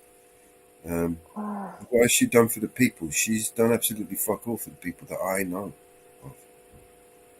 Nothing. Has she even gone to the border yet? They say she went to the border, but she didn't actually go to the border. No, that's funny. That's a funny question. She goes, something about, and I've never been to Europe either. She didn't actually go to the border. She went near the border, but not to the border. Did she go to that bridge collapse? Where was it? Did she go there and Maryland? Yeah, Maryland. Did she go there? Check it out. Try and support the No. people there? No? She didn't do that. All right. So what the fuck did she do? It's a good question. What the fuck has she done? Since she's been in office, what has she done? Apart from, I remember her getting her office position, right? Promising everybody that she would never take money from these lobbyists, right? Remember that? But she took more than Trump did. She's taken more than all of them have. She took $500 and some $million. I don't know. 533. She's been chased out of probably most states. Remember her coach being during the rally? Do you remember when she was trying to? They got all the Trumpsters chased her out, her coach, and they couldn't stop anyway because they just kept following her, and they literally chased her out of the whole town, the whole city, the whole state, even one of them. Oh, fuck. She can't. She has not had a child, so she can't tell anybody how to raise a child because she has not had any children. She probably can't. She is only a stepmother. She's never bared a child, so she doesn't know what it is to bear a child because she's never had a child. If you think about it, it's probably a good thing. Like, imagine having that as a mother. We're going to work together while we work together, while we're working together as we work together while we work together. We will be working together as we work together, and then we work together, and then we're going to work together. The fuck is this bird on, man? She's fucking ain't smoking shit I'm smoking, that's for sure. What message does it send to prospective applicants when the leaders demean them and make judgments about them based solely on the racial agenda? Witness may respond. Any notion that we have lowered our So standards. she has no business telling anybody how to raise a child when she's never had a child. Have been selective as ever. We have tens of thousands of people applying, and our selection rate is about 3.1%, which is more selective than just about any university in the country. And most of our applicants, I think something like 50% of them are coming from military or law enforcement. He's having an easy time, this guy, right? 50% of them also have advanced degrees. The average age is around 31. This guy, right, since he's been in office, he has made failure after failure after failure after failure, right? He's totally destroyed the public's trust in the FBI. This guy, on his own, single-handedly. And he's sitting there, so confident, so bold. And these guys are like pussyfooting around. They're not even asking him serious questions. Might save one or two people, Yeah, let's keep playing. See if somebody comes up with a real freaking question. Personal and professional experience when they arrive, and to suggest that those people, because of efforts related to diversity or anything like that, are less qualified, frankly, is not at all consistent with what I see. Having visited all of our field offices and seen these young people in action, I think is an insult to those hardworking You're an people insult. who've signed up to dedicate their lives for this country. Thank you, Director. I yield back. Tell me yields back. Whatever. Go back to where Mr. Bishop was. Tell me about the drone. Here we go. Fill us in on that. Fill us in. Bring it in, Jordan. Bring it in. So we have recovered a drone that the shooter appears to have used. It's being exploited and analyzed by the FBI lab. You can The break it drone first was and then study recovered in his vehicle. So at the time of the shooting, the drone was in his vehicle with the controller. In addition, our investigation has uncovered. Do you know what time of day he flew it? If he flew it on the day of the shot? Yeah, so in addition, it appears that around 3:50 p.m., 4 o'clock in that window, on the day of the shooting, that the shooter was flying the drone around the area.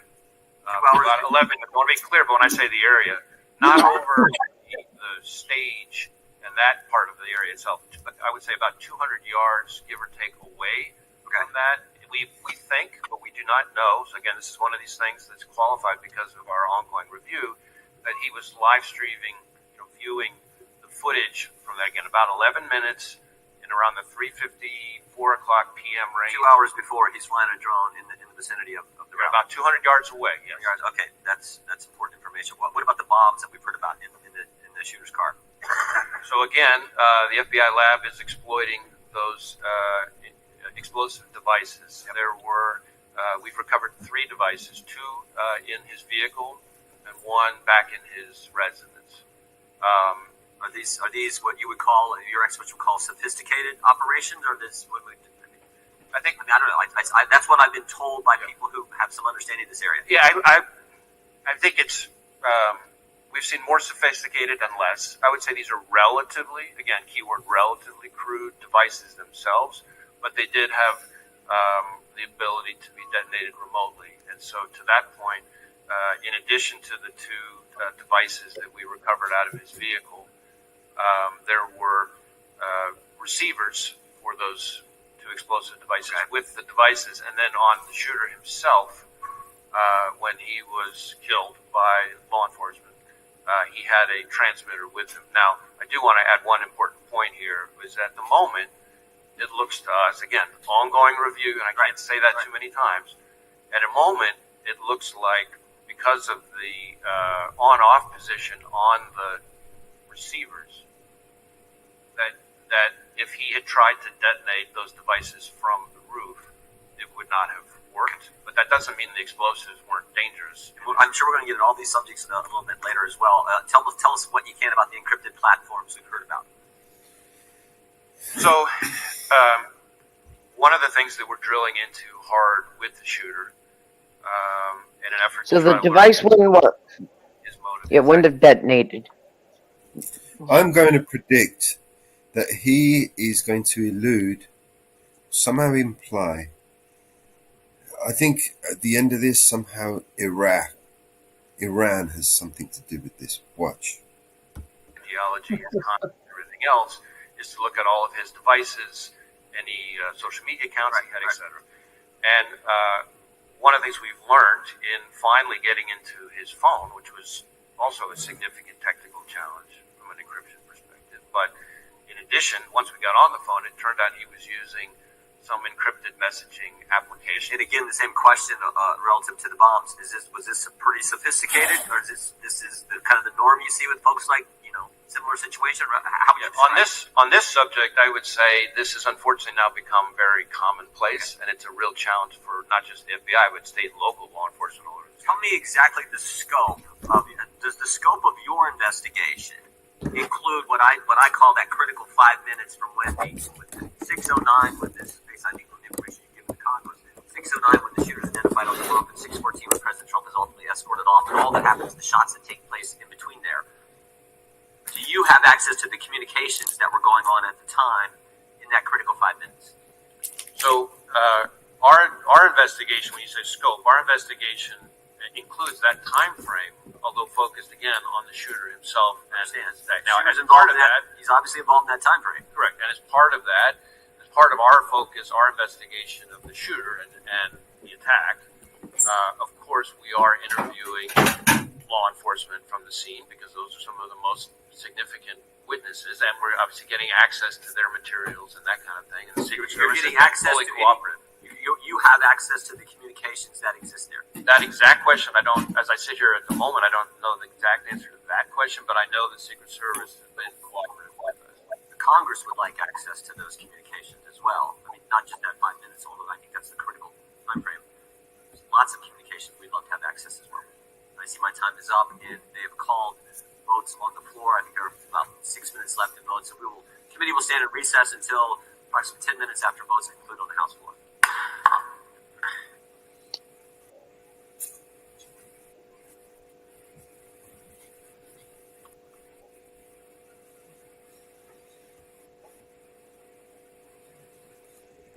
Yeah, what a joke. It's been, So everything was encrypted. Everything was encrypted, but they broke into it. Yeah.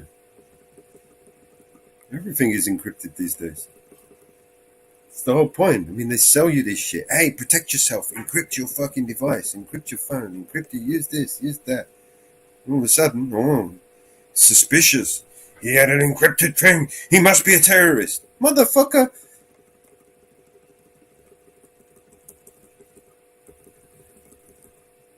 Just like the other day, somebody tried to get into my emails and somebody tried to get into my phone.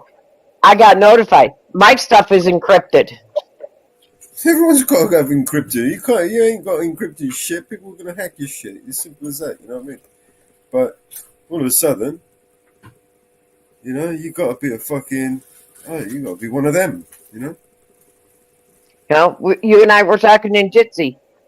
And I said, oh, look, somebody tried to hack my account. And I was immediately notified.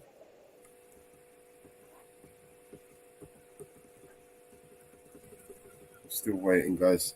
This is live, so we were just back behind like so many minutes. I was immediately notified of it.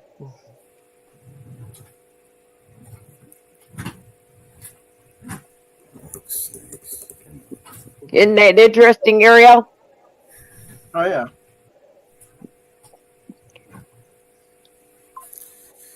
While we wait for that. Yeah, they didn't take long to go to break. Yeah, well, they've got a filibuster, didn't they? They just An hour. And they have barricaded. Now we got a break. They have put barricades around the White House with fencing. So I ain't gonna let nobody come up in there. Well, they have an 8 o'clock meeting. 8 o'clock tonight. President Biden will be giving a speech at 8 o'clock. Pro-Palestine protesters are outside the White House. They clashed with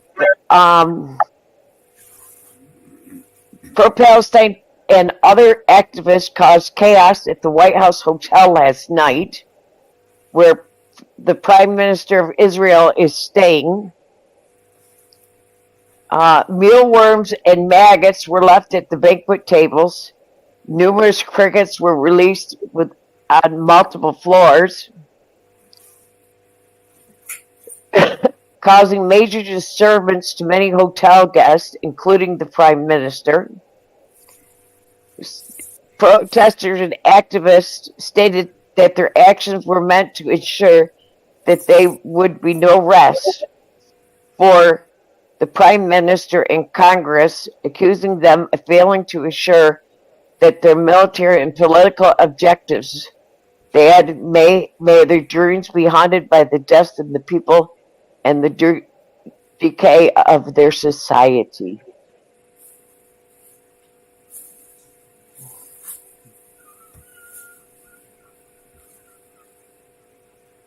So that was an interesting night at the hotel.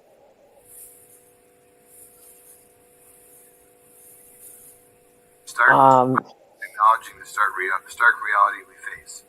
There are so many DoD programs that are plagued by cost overruns, design delays, and performance issues. Sadly, this subcommittee has had no shortage of programs to examine when it comes to oversight of DoD, and it drives me up a wall because it really is the Department of Defense the most important agency.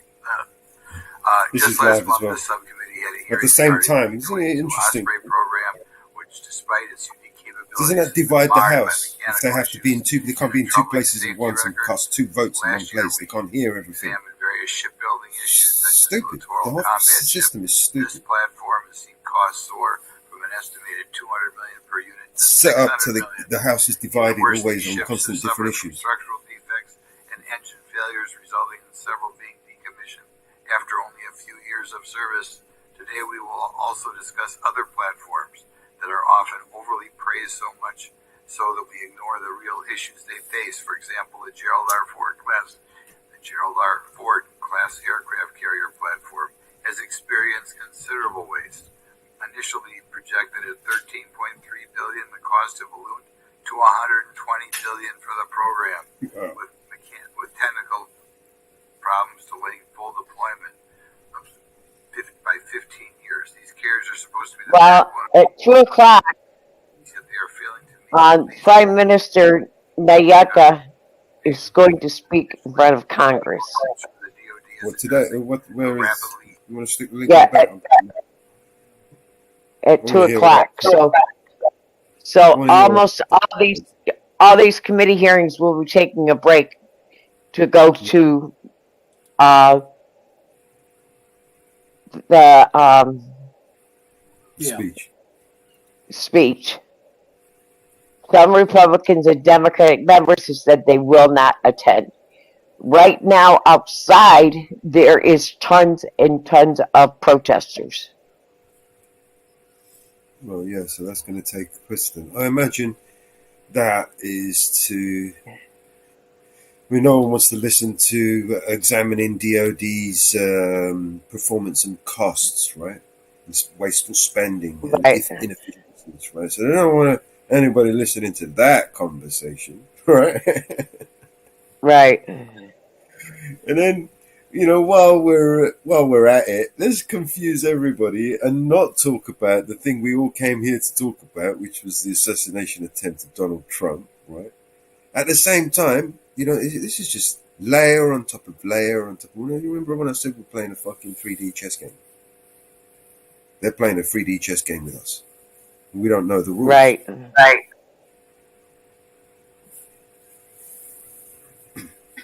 Motherfuckers. Evolving threats will also be cost effective. The American taxpayer cannot afford to spend millions of dollars on single shot missiles when more cost effective solutions would exist to counter $100 drones. We must act like money is free, Right. Or there's not better things we can do with it. You hear what he said? It doesn't make any sense. You're going to shoot down, right, fucking drones that cost pennies, right, with missiles that cost millions. I mean, where's the logic of that? You're going to run out of money before they run out of drones. We must There's also one address feed. issues within DOD that allow such waste and inefficiencies to persist. The department has consistently failed comprehensive audits, revealing significant problems in accounting and data management. The lack of financial accountability leads to waste and abuse of taxpayer funds. To address these issues, we must implement stronger oversight and enforcement mechanisms with DOD. Both contractors and DOD officials must be held accountable for cost overruns, delays, and performance issues. We must ensure that program managers have the proper authority and resources needed to effectively manage these programs and make necessary changes as problems arise. I hope our witnesses today can shine a light on issues within the defense procurement process and help us understand what needs to be done to These ensure are the our money military is launderers. equipped with reliable, cost-effective systems. The American people and their servicemen deserve to know that their hard-earned tax dollars are being spent wisely and that our service Just put to the bottom feed in the back chat is outside the Capitol. to our service Let me members. pause this. It's outside the Capitol. What's happening outside the Capitol building? Last video, yeah? Yeah, the last one's the split view. It's what's happening outside the Capitol building right now. The International Court of Justice declared the Israeli occupation of Gaza, the West Bank, and East Jerusalem illegal. It also unequivocally found that Israel is committing apartheid against Palestinians in the occupied Palestinian territories. This ruling is not just a validation for what we Palestinians have been screaming for decades. It is a clarion call to the world that the time for action has been overdue. For too long, Palestinians have endured unspeakable suffering under the shadow of occupation, settler colonialism, and apartheid. The ICJ's decision shines a light on the truth that has been obscured by political maneuvering and willful ignorance. Yet the true measure of justice will be seen not in the proclamation of law, but in its enforcement. Over and over, we've been forced to confront a damning reality. The United States has played a central role in enabling Israel's genocidal campaign in Gaza and its broader occupation of Palestine. Our tax dollars fund the bombs that rain down on Palestinians. Our political leaders offer unwavering support to a regime that systematically oppresses and brutalizes an entire people, now recognized by international law. For Congress to allow a war criminal like Bibi to enter the halls of our legislative chambers, let alone our country, is nothing short of disgraceful. The occupation existed long before him, we all know that, but Netanyahu's hands are stained with the blood of thousands upon thousands of Palestinians. The 9-month-long genocide of Gaza, marked by relentless bombings and blockades, bears his signature. And yet our leaders, those who claim to stand for justice and democracy, have not only welcomed him, but have met with him. There's a lot of people there, but not as many as I would expect. President Biden Should be a lot more people there. knowing the absolute truth from us. And every member of Congress who's facilitated this visit not only stands complicit in these atrocities, but is single-handedly responsible for them.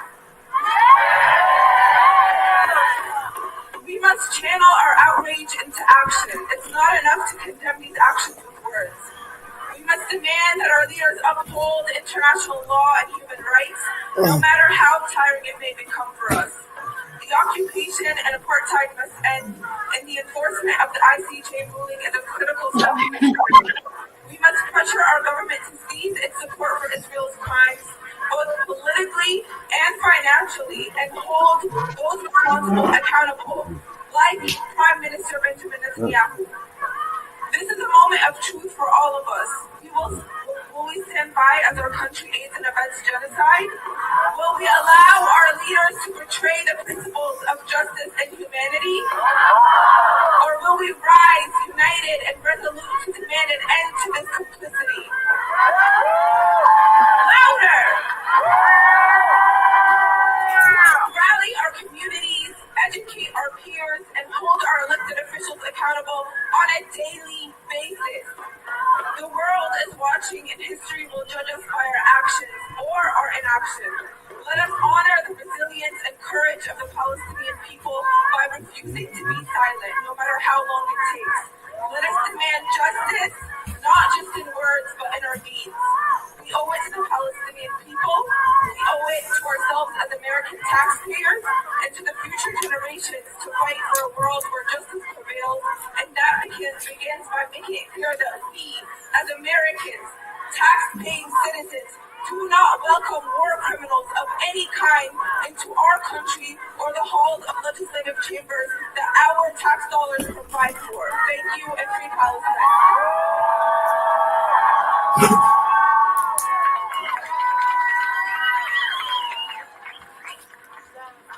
Hello to everyone. How are we feeling?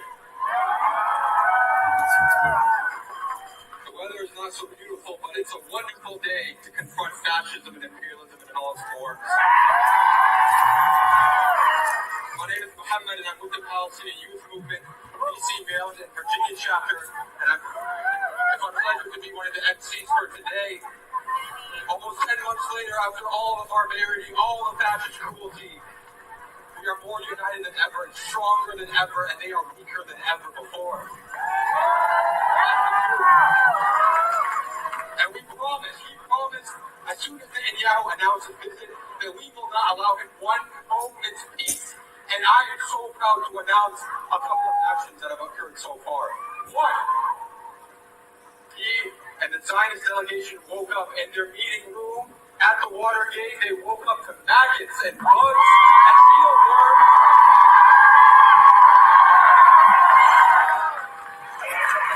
Like they deserve. And as we speak right now, 4 intercessors intersections around the Capitol have been blockaded by the people.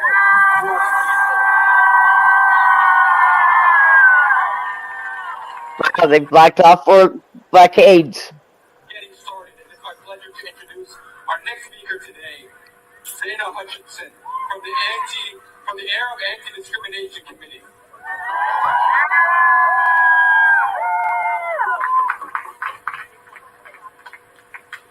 Good morning, Washington.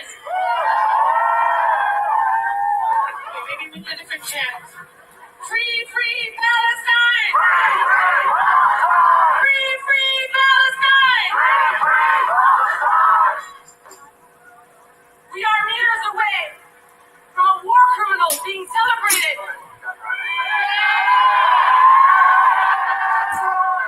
They're not only celebrating a war criminal, they are protecting a war criminal. You tell them, girl. The irony is that Cop City built these metal cages to keep us, the people, out to protect the guilty. But what they don't realize is that we are the ones here, free with the truth and calling for justice, and they are the cowards, captive, literally and figuratively. They are the ones who will forever be imprisoned in the legacy of genocide. We see you. We see you. Liberation is inevitable and accountability is coming.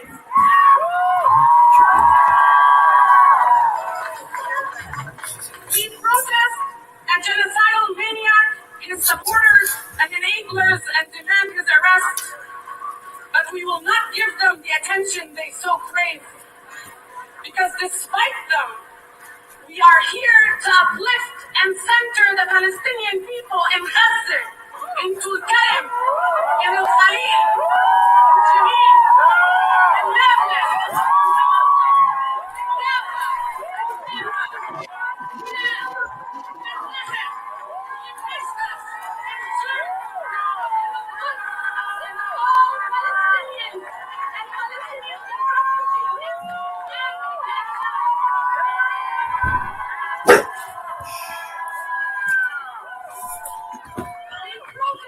A genocidal maniac, his supporters and his enablers, and demand his arrest.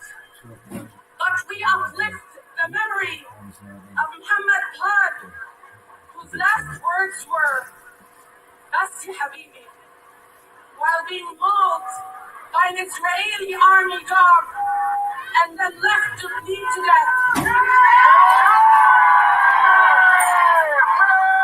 And we uplift the memory of Hind Rajab, of Sidra Hassoune, and the tens of thousands of Palestinian children killed by the Zionist entity over decades. We protest a genocidal maniac, his supporters, and his enablers, and call for his arrest.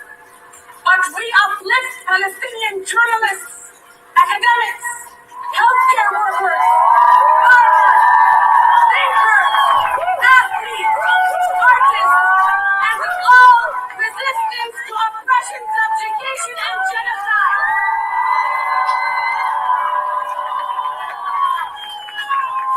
We uplift the memory of our Rassam Kanafani, our Najib Ali, our Fadwa Tuhan, our Shireen Abu Aqli, our Rifat Al-Arif. We protest a genocidal maniac, his supporters and his enablers, and demand his arrest. But we uplift the thousands of Palestinians in all Sorry, of the guys. And thank you, Director Ray, for being here with us Let's just today. turn this other one off. Before I ask anything, let me just echo the comments. This is the FBI. Do you want to come back to that one later? Yeah. For the FBI. Right. I'll pause it so we don't lose anything. We have a democratic system that allows for us to disagree, but not to take Well, they've given us a lot of content today. These lying motherfucking sexist shit. And I want to also thank you and all of the FBI for the work that you you do. Yeah, and thank him. frankly, the Thank him abuse for of fucking organized everything up for all these years. that have been directed to you by conspiracy theorists and others doesn't make your hard job any easier. And I want you to know that many of us notice that and appreciate the work that you and your team are doing. Yeah, Let me just ask a couple of quick questions. First, many of us are interested in the motives of the shooter here. When it's an assault on a political figure, you immediately assume there's a political motive, and that may be the case here. We don't know yet. But I was interested in what Who is this bitch anyway? on his. That's what I'm just wondering. Press has reported I want to look her up. You know, it's got a funny little badge there as well. What's that badge? Figures. Can you discern, was there an element of mainly Republicans, maybe Democrats? Was it all over the board? F Lofgren. O-R-E-N. Particularly important for me to reiterate the caveat that I've included before, because in this instance in particular, we have a lot of legal process out for additional accounts and things like that that the shooter is associated with. So we're hoping to learn more, and we're still exploiting a number of the digital devices. I think it's fair to say that we do not yet have a clear picture of his motive, and I think it's important for me to explain, because I understand, of course, why everybody wants to know the answers to those questions. Often in an investigation, from interviewing people that the subject was in close contact with, looking at the individual's social media accounts, messages, often things, physical evidence in the person's residence. You might see a manifesto, things like that. We're not seeing that yet, but we are digging in hard, because this is one of the central questions for us. What I can say is that the shooter appears to have done a lot of searches of public figures in general, but so far we're seeing kind of news articles and things like that, and so the images that have been reported about, really what we're talking about there are when you do a news search of an article, the image appears in the cache, as opposed to like a search for that specific individual. But again, I really want to be clear that that's a place that we're doing a lot of work right now, so more to come on that. Well, I thank you for that clarification. We're interested also in the role of access to weapons when it comes to this terrible crime. The shooter used a semi-automatic rifle, really a weapon of war, that sadly has also been used in mass shootings around the country, including in my own district. It seems to me that the assault weapons ban that was once in place She is a representative out of California. The epidemic of gun violence in America. I wonder if you could, with your help, Director Ray, understand a few aspects of the investigation. It's my understanding that the Bureau of Alcohol and Tobacco... She is a Democrat out of California. This is her 15th term. Guns purchaser using records from an out-of-business literally achieved gun nothing store, in 15 years. records that the government is required to correct. Some of my colleagues on the other side of the aisle have suggested that collection should stop. There have been efforts to digitize it, which have been resisted. Can you tell us about how the origin of this gun purchase was discovered and the technology used? I guess what I can say is we located a number of firearms associated with the shooter. She's been now since 1995. She's 18th District, California. Santa Cruz, Santa Clara. The Bay Area, Lifelong Bay Area. Purchased legally. That he, is my understanding, acquired, I think bought actually from his father, who was the one who originally bought it, again, legally. Thank you, Mr. Chairman. My time has expired, so I yield back. Young lady yields back. Gentleman from California is recognized. Thank you. Director, I'll try to ask questions that are answerable too. I think that's been done pretty well on both sides. You do the advanced threat assessment and deliver that information as to the general threat and then specifics as to protected She's champion of immigration reform. Well, sort of. The Secret Service does a threat assessment, but they're doing that based on intelligence that they receive from a number of sources, including, of course, the FBI. So we share, whenever we have threat information related to a particular individual or protectee, and we share it with the Secret Service at a number of levels. So you're a participant, but ultimately the responsibility for threat assessment as to these individuals. She served on House managers to 2020 impeachment of Donald Trump. Service, but we are an important part of that because we share threat information. If we have any, they get threat information from a variety of sources. So, and you get them from the same variety of sources. They've got no sources that are excluded from the FBI. Well, she don't like Donald Trump. Well, I don't know. I'm not aware of any that are excluded from the FBI, but they may receive information that comes directly to them that didn't come to us. Sure. Okay. Director, do you believe that former President Trump was a high-risk threat under your assessment? Well, I believe that former President Trump can really, frankly, like any president or former president, is a very high-profile figure and attracts a lot of, unfortunately, it's fair to say, not on a scale of 1 to a million with little nuances, but on a scale of 1 to 10, President Trump's risk was very similar to a current president, very similar to, because he was the presumptive nominee and leading in the polls and so on, that he was a high risk by any standards. Is that correct? Certainly, there's a reason why he has so much protection around him. Okay. Robert F. Kennedy Jr., the son of an assassinated senator and the nephew of an assassinated president, wouldn't you say he was also, as a presidential candidate, at significant risk? Again, I think any presidential candidate raises some level of risk. It might vary from candidate. But he's clearly a risk. Okay.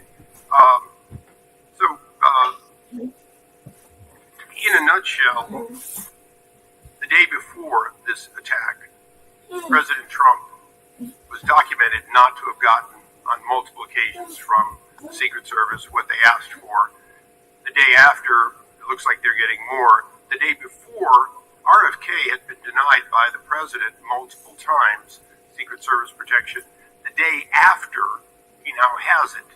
So now my question is the actions of a 20-year-old with a lone gunman on a roof sufficient to change the risk assessment in your mind for President Trump and RFK? Or are we just realizing the threat that was always there and being more appropriate in matching it? And I know that's a little vague, but you've been at this for a long time. Hindsight is 2020. Now that we have hindsight, is it fair to say that giving Robert F. Kennedy Jr. security, upping the security, including drones, overhead support for the president, former president, these are all things that in hindsight should have been done the day before? Well, let me try to answer your question this way. Of course, as I said, the assessments of the level of security to be provided to individual protectees. No, I understand it's a Secret Service position. But what I would say to you is that, and I've been saying for quite some time, including in Congress, that we are in an elevated threat environment, and we have been for some time. And that comes from a variety of quarters. It is quite frankly a dangerous time to be a prominent public official. In regards to that, the other side has spent a lot of time talking about what you are. But there was a Supreme Court justice. We have had the highest ranking senator on the other side of this body. They were accountable. We have had multiple members of Congress in both the House and the Senate. The character of members of the Supreme Court as a result of their decisions made, both sometimes 6-3, sometimes unanimous, whatever. Are those comments, not any one of them, but are those comments and the generation of that sort of, this guy's bad for democracy, this Supreme Court justice is a threat to democracy, is that the kind of thing that raises the threat level, and would you caution against that?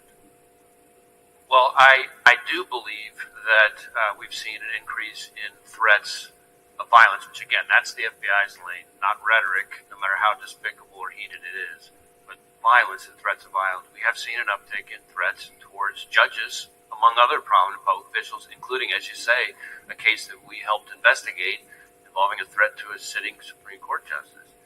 An attempt. Correct. Right.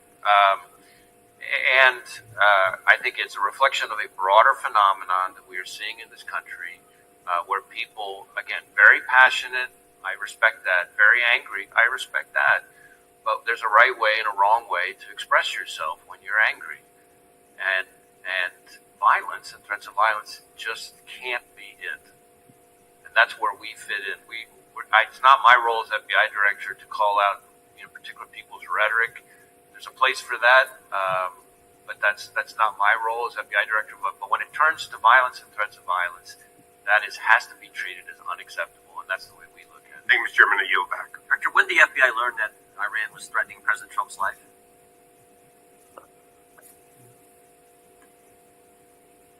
So I want to be a little bit careful here, not talking about specific classified information, but we have been for quite some time, and I'll stick with what's in the open record. We, for some time, and I in particular for some time, have been calling out the efforts by the Iranian government to attempt to retaliate for the killing of Soleimani by going after current or former prominent U.S. officials, and we've even had an indictment against it. And I think that we need to recognize the brazenness of the Iranian regime, including right here in the United States. And I expect we're going to see more of it, and I expect there'll be more coming on that. I'm not aware of any threat information related to protectees that wasn't, passed in a timely way, but I can't really get into specifics here. It's minority's time here, but I just felt that was a question the committee needed to understand, and it sounds like you've known that for a long time, and that information was conveyed to the Secret Service. Any information related to threats against the former president, which again, as we've sort of talked about, is happens all too often, is something that we have a whole process we routinely share with the Secret Service at a number of levels in a timely way, and to my knowledge, that has consistently been followed. Gentleman from Georgia's recommendation. Thank you, Mr. Chairman. Thank you for being here, Director Ray. Director Ray, the FBI is the independent law enforcement agency under the Department of Justice. Is that correct? Yes. And does the FBI director currently report to anyone? Well, you mean in a chain of command, reporting structure kind of thing? Yeah. So the FBI is part of the Justice Department.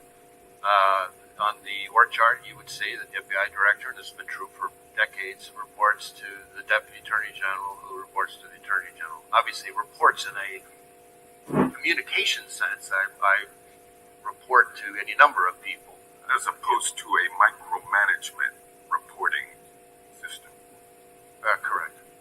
And you would take issue, would you not, with any proposal that would change or alter that chain of command and place you or place a FBI director in the position of reporting directly to the president, would you not?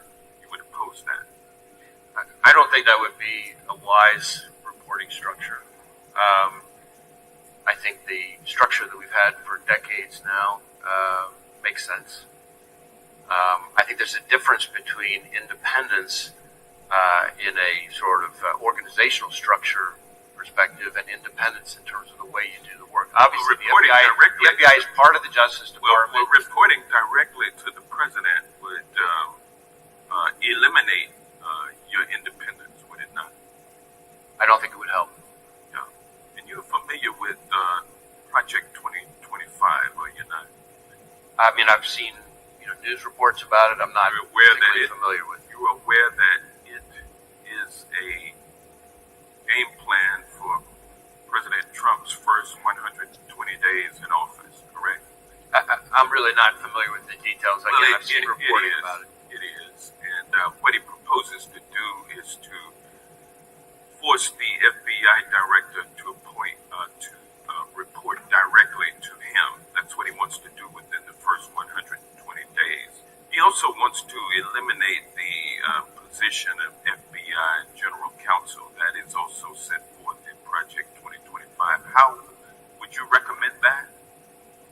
the FBI's Office of General Counsel serves an incredibly important role, including in terms of advising our workforce. We have 38,000 people. The idea of having an organization like ours, an independent law enforcement agency like ours that doesn't have its own general counsel's office doesn't make sense to me.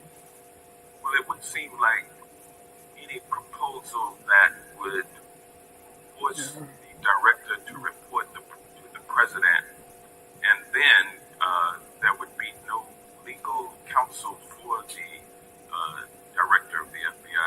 That seems like it's an attempt to neuter the FBI and render it accountable only to the president. Is that correct? Well, let me put it this way. I recognize that the FBI director, this FBI director and every FBI director before me, serves at the pleasure of the president. And that's part of our system. I was appointed by President Trump. I respect that. I think that's a part of our structure. But independence in terms of how we do our work is what matters to me. And we need to be able to do our work in a way that is free from political interference. Well, you wouldn't be able to do that by reporting everything you do to the president and getting his authority and approval before you take action, correct? I don't think that would be a wise approach. And then there's even a proposal to replace many of those 38,000 dedicated civil servants who work for the FBI, replace them with a MAGA group that has pledged its allegiance to Donald Trump. What danger would that bring to the FBI if that were to happen? Well, again, I haven't read or reviewed the thing that you're referring what to. I say is but the FBI is made up of 38,000 dedicated career law enforcement professionals. It has no political appointees of any kind, unless you count me as a nominee. I don't think that should change. I think that is part of how we do our work. Being the employees of the FBI. We're coming up on 160 years of the FBI, and that's the way it has been for 160 years. It would be crazy to take 38,000 MAGA loyalists and put them at the FBI. That's frightening. That's what Project 2025 proposes, and I'm glad to know that you are not with that program, and with that I yield back. Gentleman yields back. Gentleman from Florida is recognized. Was the shooter on the FBI's radar in any way prior to the assassination attempt? We did not have any information about the shooter. He was not in our holdings before the shooting. No communication in any chat rooms, no CIs or confidential human sources have any interaction? No, we've run a thorough search for the subject through all of our holdings, and he was not. Later, Graham. Were there any FBI agents or informants present at the Trump rally in Butler? Not to my knowledge. And Jordan was talking to you about Iran. Were law enforcement resources diverted from the protection of President Trump to John Bolton as a consequence of concern that Mr. Bolton might have been the target of Iranian malign efforts? That's really a Secret Service decision. I don't know the answer to that. That's really something they would know better. What I can tell you is that there are a number of individuals. You mentioned one who have brought a case, a specific criminal case for the Iranians targeting for assassination. But how are you going to get that answer to us? Whether or not resources were diverted from Trump to Bolton, is that just going to be part of your review? I think that's going to be part of the reviews by the Inspector General. The Inspector General for DHS, right? DHS right. and the outside panel. And I think that's an important point because the Inspector General for DHS has really fallen out of favor with the administration because he's been pointing out all the problems on the border with Mayorkas and Biden, and we're always kind of worried that they're about to fire him, which would be a really bad idea now that this role that you've identified is so critical. Be a bad idea to fire the IG for DHS during the pendency of this, right, Mr. Director? I don't think that would be a good idea. I'm with you on that. So I want to zoom out a little bit. How often do you brief President Biden?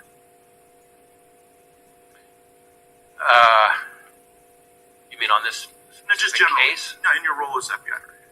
I mean, I don't know that I could give you a number. Is it like weekly, monthly, daily? It's not it's not at a regular cadence. There have been times when there have been months at a time when I haven't, and then there have been times when several days apart I have. It's always with other people. The vice president, is she typically there? Often has been. Okay, so when did you notice his decline? In my interactions, in my role, all my interactions with the current president have been completely professional. Right, but I mean the cognitive decline. I'm not saying he treated you unprofessionally, just maybe not picking things up as quickly as he used to. Again, I don't meet with him very often, but what you're describing is not something that I've observed during my interactions. I mean, we've had it observed so often that the ranking member and Mr. Schiff on this committee have said that he could no longer continue as a candidate. And so, since you're the FBI director, I was just sort of wondering, like, who's running the country? Like if something bad happened, you'd have to go brief President Biden about it right now. God forbid. And on any number of occasions, I have briefed the president, and as I said, those briefings have all been uneventful and unremarkable. Well, I can imagine them being uneventful. But in the work where the vice president's also present, like you say, there's like more than half the time there's these briefings she's there too. I don't know if I said more than half the time. Certainly, there have been times where she's been present. There have been other times where she hasn't. I take you at your word when you say this is the most complicated threat environment you've ever observed over a long career in law enforcement. And I'm just kind of wondering, with this assassination attempt, with the invasion at our border, with all the Hamas that have been let in, that you talked about and briefed about, like, is Biden up to it? And if he's not up to it, then you're a guy who's been regularly briefing him. Like, who's been in on this conspiracy to hide the real Joe Biden from all of us for years? It never occurred to you that this guy wasn't up to it in all these briefings you did? As I said, my briefings with the president have all been completely fine. Were they between 10 a.m. and 4 p.m.? Did you ever have to brief him before 10 a.m. or after 4 p.m.? We hear those are good hours. Becomes too much hard work for you, eh? Certainly, times that I have briefed have included outside those hours. Right. I think the American people want to know how we got to this point with someone who's so diminished his own party has basically put him out to pasture. And since you had close proximity and the vice president had close proximity, I'm just kind of wondering if you were being straight with all of us about how things were going with him. I guess we'll have to figure that out. You can count on me to be straight with you, sir. We'll see. Gentlemen, yield back to Tennessee is recognized. Thank you. Firstly, I'd like to recognize the unfortunate fact that our colleague and my colleague side by side made That was stupid questioning. Sheila Jackson Lee's over. Yeah. Great member. That was stupid questioning, and yes, I can remember. Secondly, I'd like to say to the FBI director that Volume is low. Is it just me? remarks saying that he Yeah, still low. FBI and et cetera, et cetera, et cetera. I have great faith in the FBI. I think most of us on this side of the aisle do. We appreciate your work and appreciate your being here. Some on the other side of the aisle have cast aspersions upon the FBI and upon law enforcement. They don't want to support law enforcement. That's their business. And I support law enforcement, and the FBI is They're bickering back and forth in this meeting. Of course they're. Secondly, there's some questions about the FBI maybe being weaponized. Did President Biden ever ask you to get involved in the case in Orlando, Florida, where Kevin McCarthy says that Mr. Gates was investigated for some sexual involvement with a 17-year-old girl? Did the president or anybody in the Democratic Party, as Mr. McCarthy has suggested, weaponized you and tried to get you involved in that case? Good question. Good, thank you. That's a lie.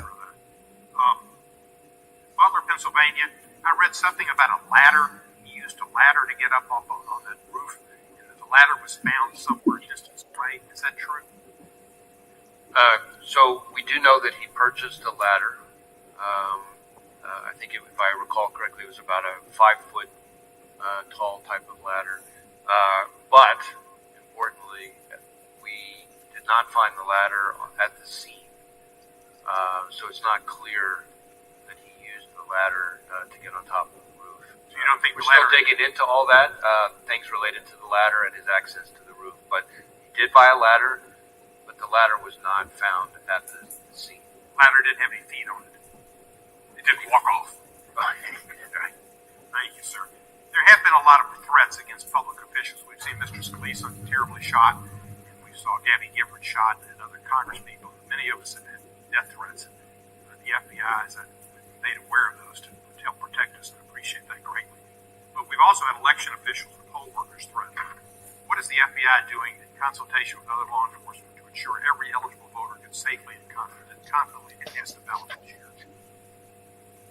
So when it comes to threats to election workers in particular, we participate in the election threats task force that DOJ set up.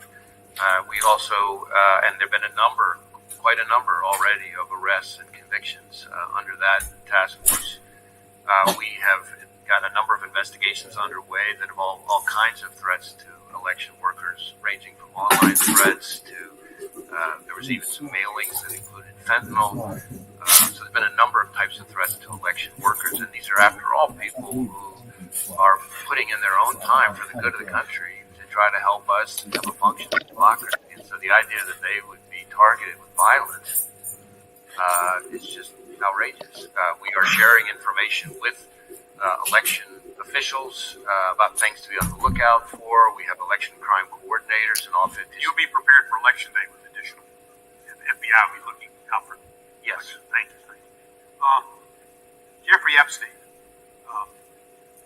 been in the news a lot lately about getting involved with certain people high in politics involved. Did the FBI conduct the raid on his townhouse in New York when he was incarcerated in New York? There was a raid on his east side townhouse. Well, I don't know about a raid. I know we executed a number of searches in the course of our fairly extensive investigation. Can you tell me if during that search, if you came across and have within your possession of the FBI tapes of him with other individuals that he might have taken in, people in compromising? Yeah, I don't know that there's anything I can share related to that. I can see if there's information we can provide and maybe get back to you on it. If there were tapes of people in prominent positions, friends of his, he posed for pictures with, possibly in compromising positions, the public, I think, has a right to see those. Well, I mean, how we handle evidence recovered in a criminal investigation has all kinds of rules that apply to it.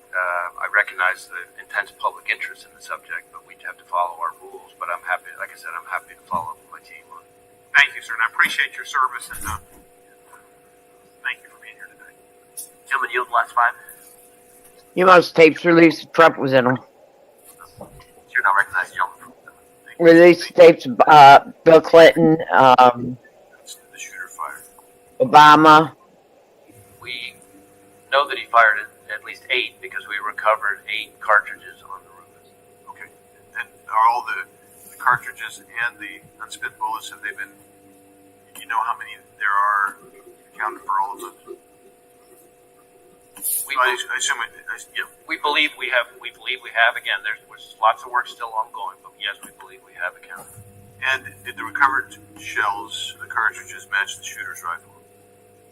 My recollection is yes. And you conducted ballistics report. Well, we work with ATF, but yes, so some of the work has been divided up. And how many shells casings were recovered from the location of the counter snipers? I'm sorry, I couldn't hear the last part. From the counter sniper's location. That I don't have the answer, at least here at my fingertips. Okay. Did the blood and tissue pattern of the shooter, did it match the stories or the witness testimony that you've heard so far? Can you, I'm not sure I'm following the question. Well, I assume you've interviewed the counter snipers, you have that evidence and other witnesses describing the kill of the shooter. And I'm wondering if the blood and tissue and brain matter is consistent with the testimony that you're receiving. In other words, is the physical, in terms of the manner of death? Exactly. Is the physical evidence consistent with where the shot Yeah, so the autopsy is being handled by, as is not unusual, the state authorities. My understanding is thus far, I don't think it's fully complete, which is not totally unusual. Yes, the autopsy's been released. Remarkable on that front. That's It's classified murder. Scene where the shooter was found. Is everything consistent with the testimony, the physical evidence at the scene? Is that consistent with the testimony that you've heard so far? So far, yes. Again, ongoing investigation. Were you able to determine whether the shooter took the Murder gun by cause. up with him when he climbed up to the top of the roof, or was it already placed there somewhere? So that is something that we're drilling into right now that we don't know the answer to yet. I can tell you, which may be relevant, though, to your question, that, and I don't think this has been reported yet, that the weapon had a collapsible stock, which could explain why it might have been less easy for people to observe.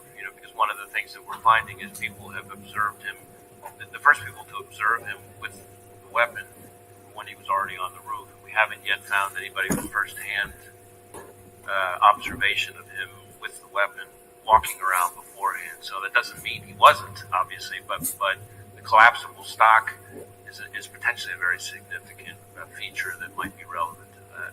Did he have a scope? I believe so, but as I sit here right now, I don't remember. Okay. You mentioned about 2 hours before the incident that he'd had a drone, that he was using a drone. Instead of me putting words in your mouth, just tell me how you discovered the drone, how you discovered the time, and how you discovered, if you can describe what he would have been observing with the drone and how you determined that. So this is something that's very much ongoing right now. We're going back and forth with our lab as they continue to do work on it. What I would say is the drone was in his car.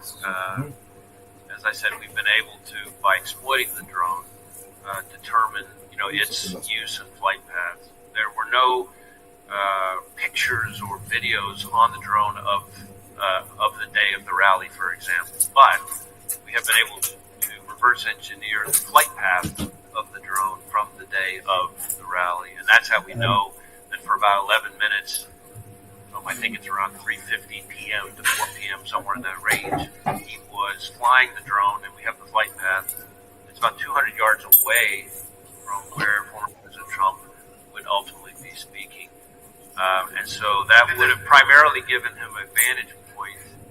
I don't think how to describe this. If the former president's podium is that way, the drone would be over here looking, say 200 yards again off this way, looking back. So it would have shown the shooter, we think. Again, we're still doing more work on this, so I really want to qualify what I'm saying. I'm trying to be transparent and lean in here. We think it would have shown him kind of what would have been behind him.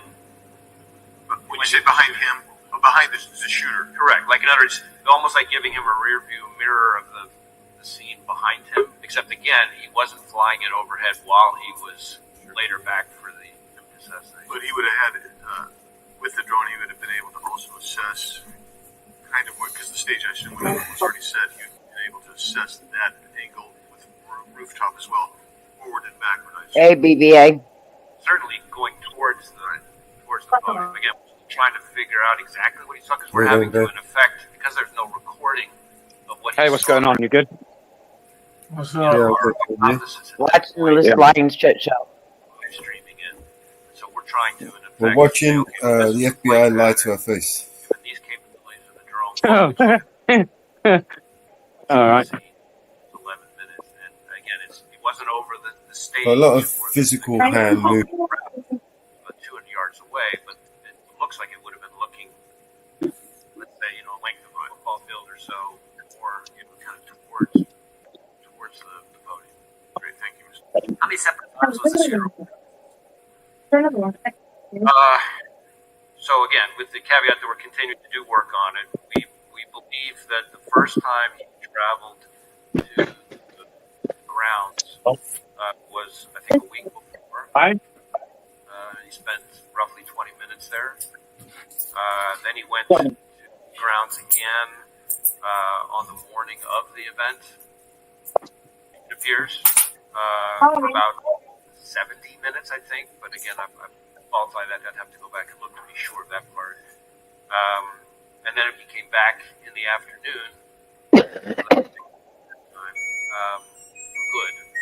But that included things like this drone activity we just talked about.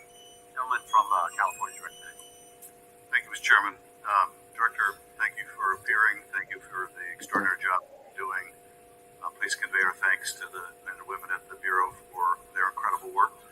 I've worked with them Ship you shipless. more than 30 years ago. Let me throw a threshold You question. got no shit in you to stand up to anybody. Being assistant U.S. attorney, I had to go through a background check. Do candidates for the FBI have to go through background checks? Yes. Would someone with dozens of felony convictions survive a background check for the Bureau? No. So they would never be hired by the Bureau? No. Well, clearly the Bureau has, you don't have to comment on this, I know you won't, clearly standards for their hiring in one of America's great political parties. Let me turn to the events of the tragic shooting. Have you been able to gain access to the shooter's electronic communications, social media, and with the caveats that you mentioned that the investigation is still early, have you been able to make any deductions or are there any indications of the shooter's motivation from those electronic holdings? So in terms of our ability to access it, we have been able to get into and exploit a number of electronic devices, digital devices, but not all of them yet. And then within his various accounts, we've been able to get access to some of them, but some of them we're still waiting on. Some of them we may never get access to because of the encryption issue that it presents an increasingly vexing barrier for law enforcement, not just the FBI, but for law enforcement all over the country. But we're still drilling into that.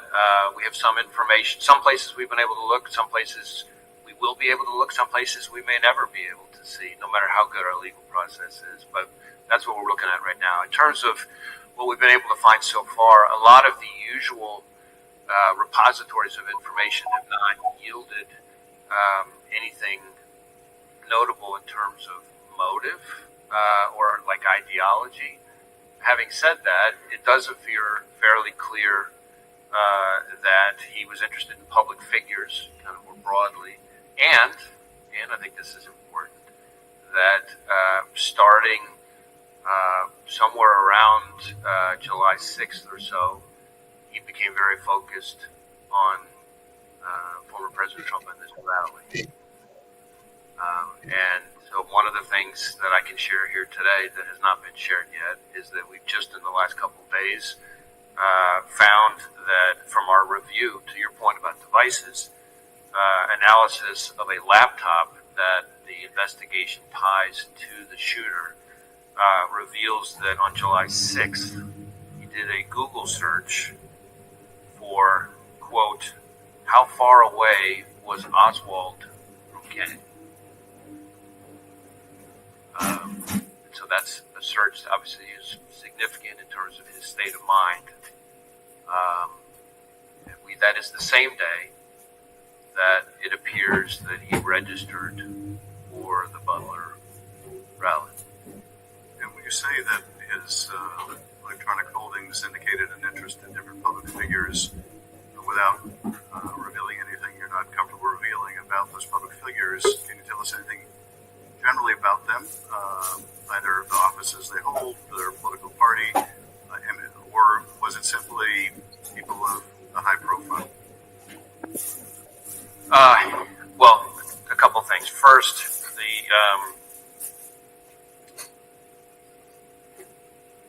the images that we've recovered so far from, I can't remember which of his various devices, appeared to be what we call cached images from searches of news articles. So if you do a news article search, of course, if there are photos on it, those photos get stored automatically in your cache, as opposed to me searching or him searching for a specific person and getting up images of that person.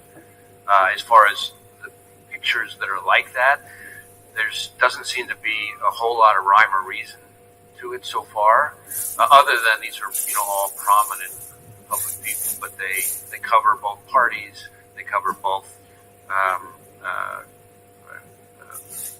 U.S. people and even some foreign public officials. So that part doesn't appear to that one repository of information doesn't appear to be overly indicative of motive, other than interest in public figures. But that could be just because he was reading news stories. So we're still trying to drill into that. That's why all of these outstanding legal process returns that we're waiting on from various accounts, platforms, etc. Any one of them could be one that would have very indicative, very important information. If I can be permitted one very short additional question, Chairman. From that, any indication of any other particular target, that is someone who was not just sort of generically the subject of the searches you described, but for which there was more of an interest than others? There's the information I just described at the moment does not appear particularly indicative of targeting in its own right. But again, that dot, once we get other information, could connect in a way that might be more meaningful. But I'm sharing that piece of information with this committee and with the American public, but I think it's important that we, with kind of qualification, this does not appear to be some kind of target list or something like that. This is cached images from running searches of news stories. And again, there's nothing at the moment, there's no pattern from that particular piece of information that is overly remarkable so far. Thank you, Chairman. Coming yields back, gentleman from California is recognized. Mr. Director, you previously told us that you consider the situation on the southern border to be a massive security threat to our country. Is that still your assessment? I stand by my prior testimony, and in fact, just in the last month or so, we've done, conducted a significant series of arrests. I say we, our Joint Terrorism Task Force, is working with ICE of a number of individuals with suspected international terrorism ties, and I have also been very vocal about the fact that since the last time I appeared before you, that we are increasingly concerned about the possibility not just of a foreign terrorist-inspired attack, which is very much a concern, but even the potential for a coordinated foreign terrorist attack, perhaps like what we've seen against the concert hall in Russia, for example, but just here in the United States. Well, the 19 suicide bombers who overstayed visas were responsible for 3,000 American deaths on 9/11. What's your best estimate of the number of foreign terrorists who are now in our country? I don't know that I could give you that number.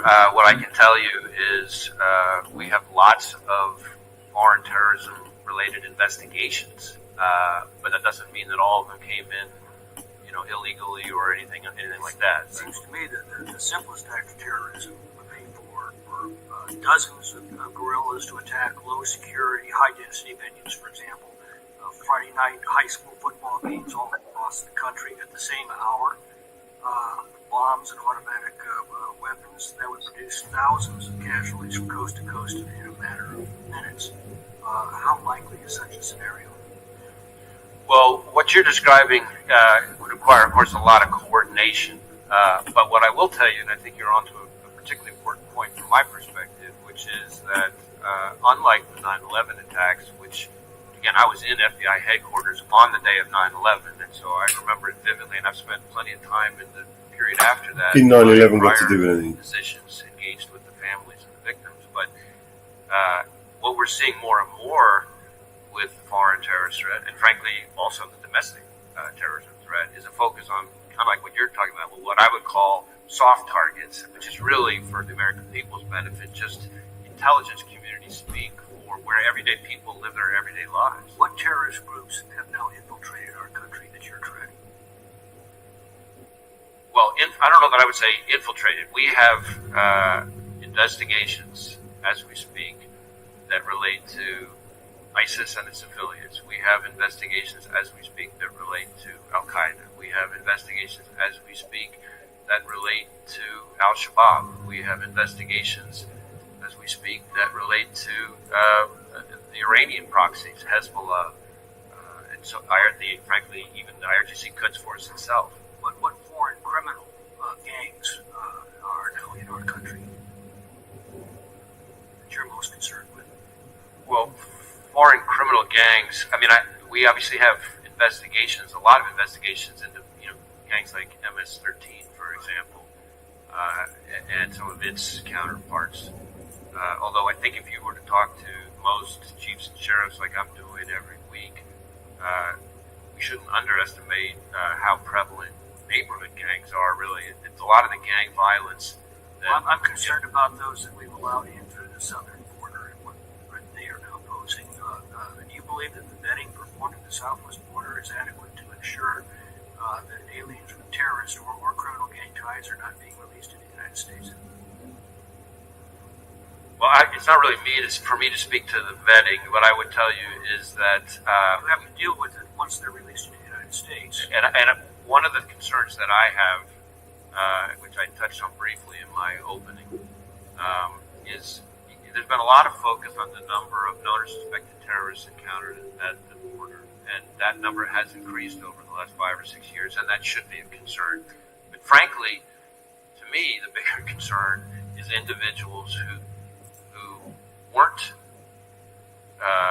either weren't on the watch list at the time they came in because there wasn't information known yet that ties them to terrorism, and it's only after they get in that some new piece of information develops somewhere overseas, and now we know. That's a bigger concern. We've been warned that they basically bet against a blank sheet of paper.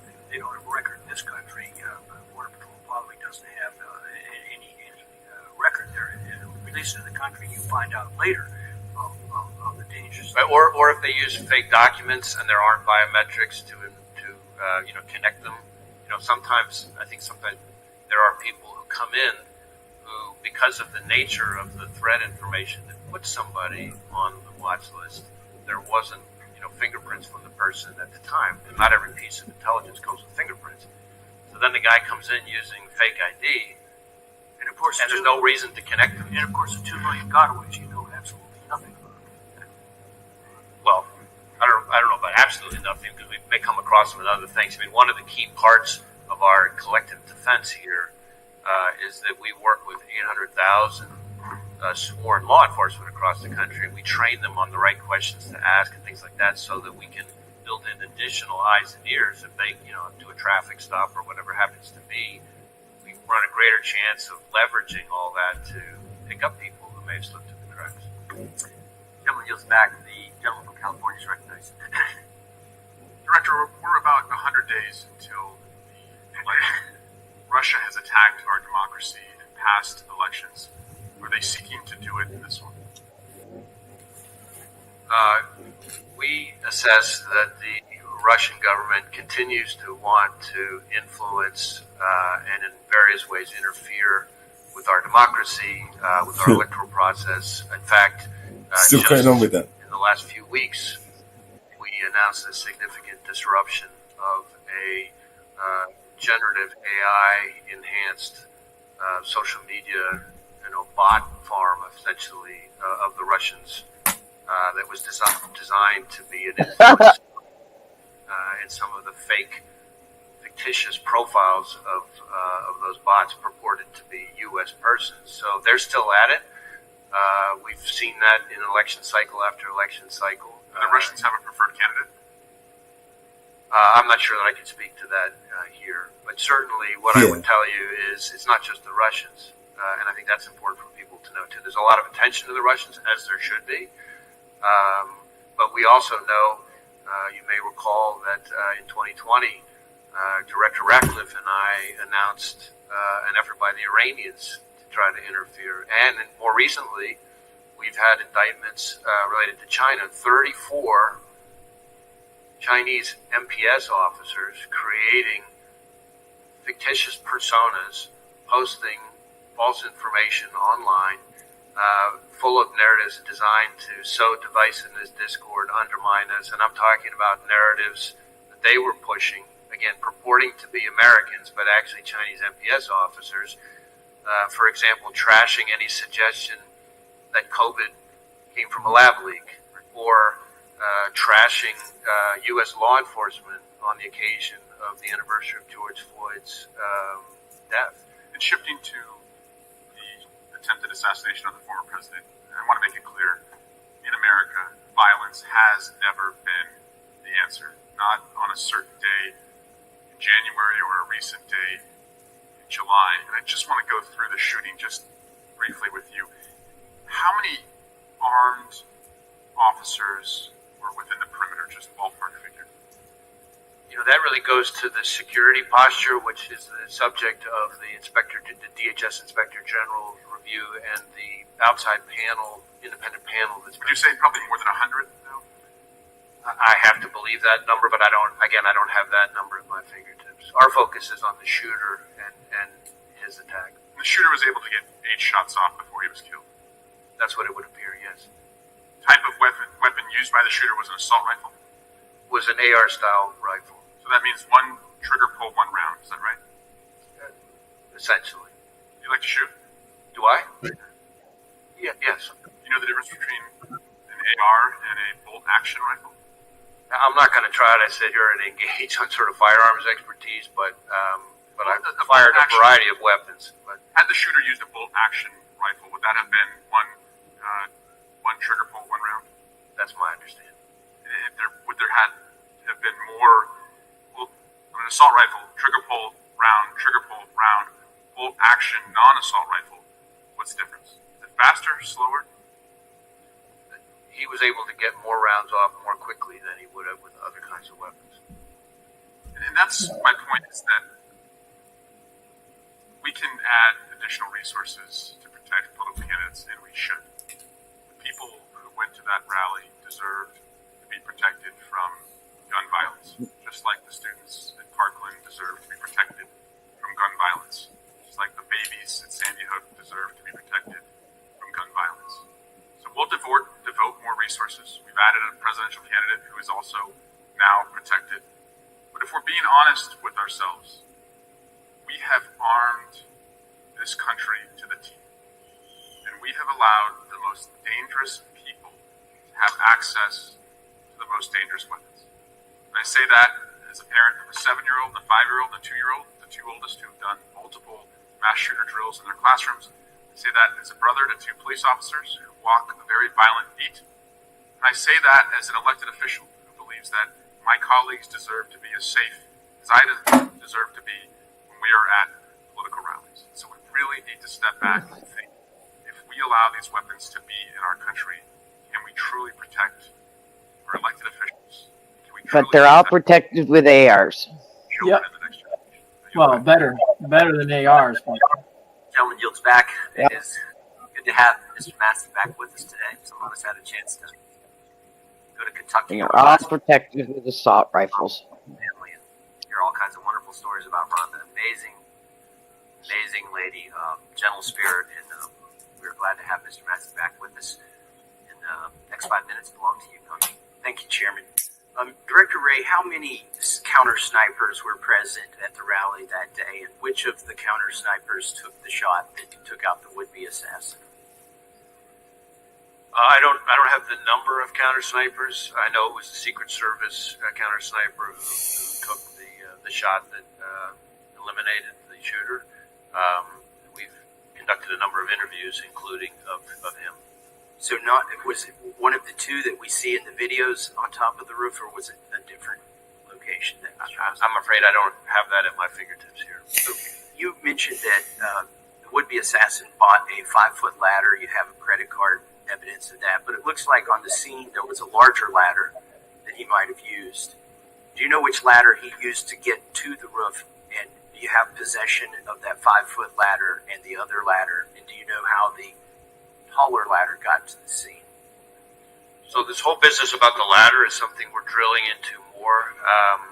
We do have possession of the 5-foot ladder that he purchased close in time to his attempted assassination. That we traced the purchase of that ladder from a receipt, a bloodied receipt that he had on him at the time his body was recovered on the roof. We do not yet know for sure how exactly he got up on the roof. We're looking at, various forensic pieces to try to kind of piece that together. So more to come on that. Do you know where the 5-foot ladder was found or retrieved? Was it near the roof, or was it still in his vehicle? Neither. I don't have it in front of me, but I know that it was not. I know that it was not on scene, and I know that it was not in his vehicle. But we can circle back to. Okay. Is there any evidence at all that he may have been in contact with somebody else before this occurred that may have had any prior knowledge or may have helped him plan this event? Well, needless to say, that is a question that we're intensely focused on, because that would obviously be incredibly meaningful. So far, we have not found any evidence of any accomplices or co-conspirators, foreign or domestic. And you're using geolocation data to see if his cell phone was near another cell phone, I presume? Right, we're doing lots of different kinds of cellular analysis, geolocation stuff, looking at his accounts. He from everything we've seen, which is consistent with what we've learned in interviews, a lot of people describe him as a loner. That does kind of fit with what we're seeing in his devices. His list of contacts, for example, is very short, compared to what you would normally see from most people. Doesn't appear to be a whole lot of interaction between him, face-to-face or digital with a lot of people. Okay, thank you. That doesn't mean there's not any, and that's why we're drilling into. We're trying to talk to anybody who's had any engagement with him whatsoever, digital, in person, classmates, coworkers, right, etc. Appreciate that.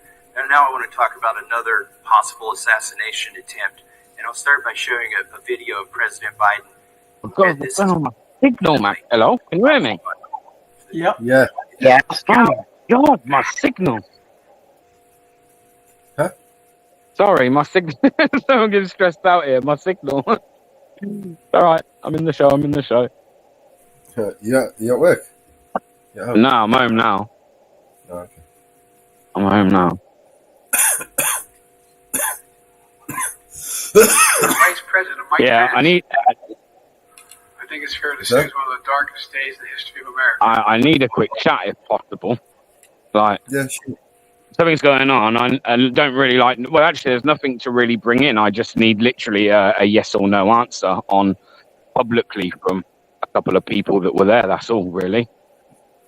But obviously, I don't really want to discuss it on air because your show's not about that. Do you know what I mean? Do you want to? I'll jump in Gypsy. Yeah, I'll jump in Gypsy quick, obviously.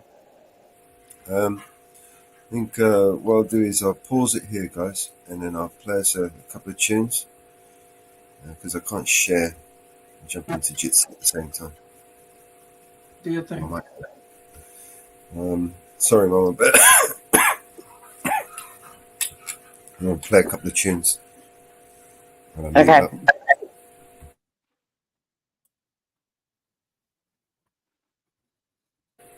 Yeah, jump into Jitsi here, bro.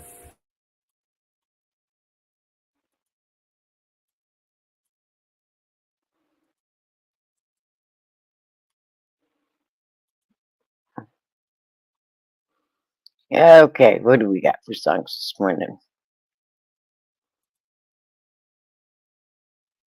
Well, it's 12:20, so let's hit it with Mellows' 420.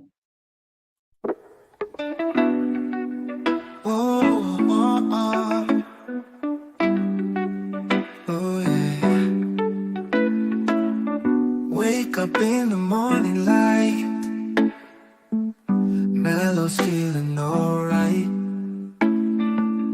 Sunshine through the window bright, everything just feeling tight. 420 clock is ticking down, Mellow's ready in this town. Light it up and pass it around, peace and love just found a sound. Grabs his paper rolls and ice, twist it up, no need for ice. Inhale deep up and feel the rise. Oh, oh, eyes red but it's no surprise. Oh, 420 clock is ticking down. Metal's ready in this town. Light it up and pass it around. Peace and love just found a sound. Clouds forming in the air. Mellows without a care. Laughter fills everywhere. Feel the freedom everywhere. Afternoon fades to the night. Stars above, they shine so bright. Mellow's heart, it feels so light. Oh, oh, everything just feels so right.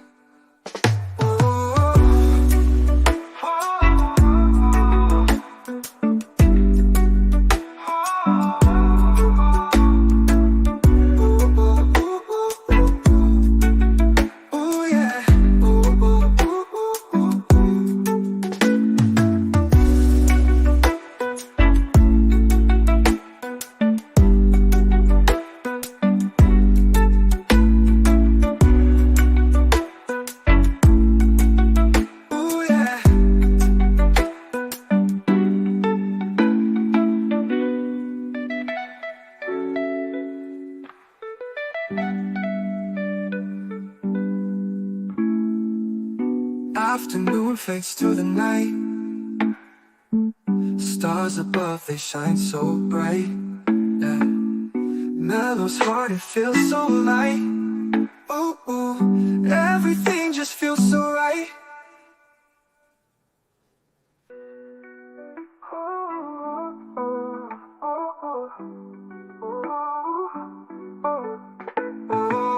420 clock is ticking now. Mellow's ready in this town. Light it up and pass it around. Peace and love just found a sound.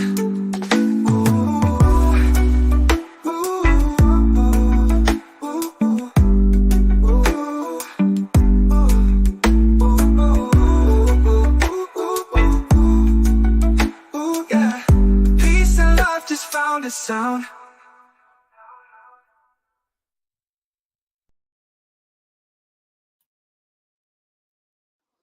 Yeah.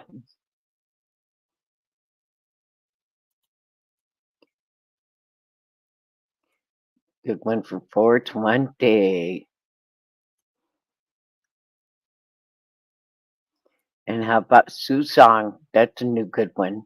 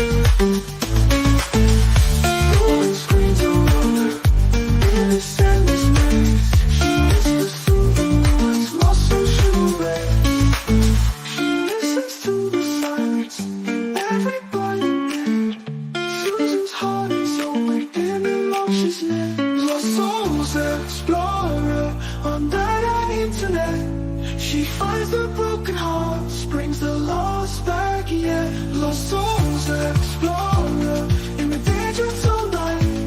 She shines 1,000 lights, makes everything right.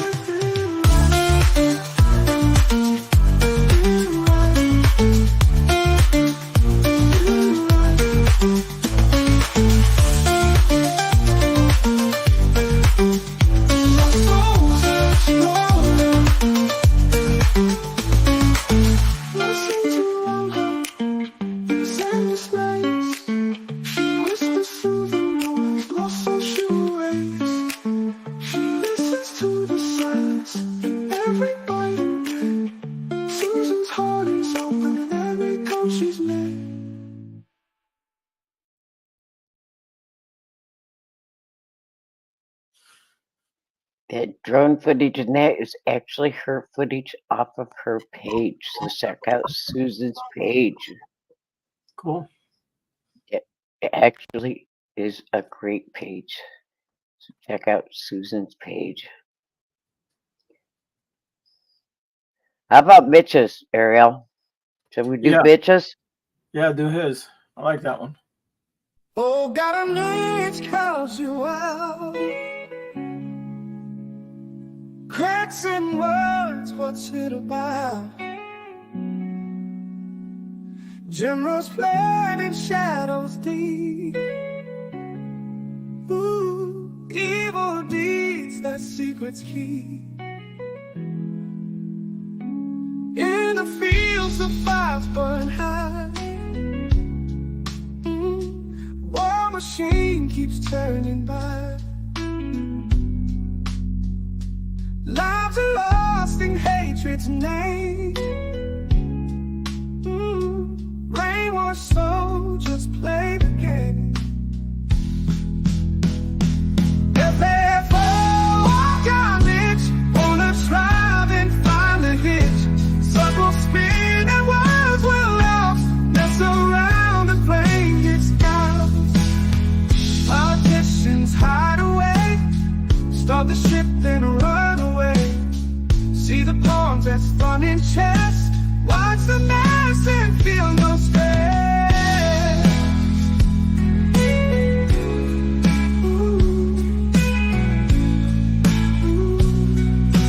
Darkness now, the world stands still.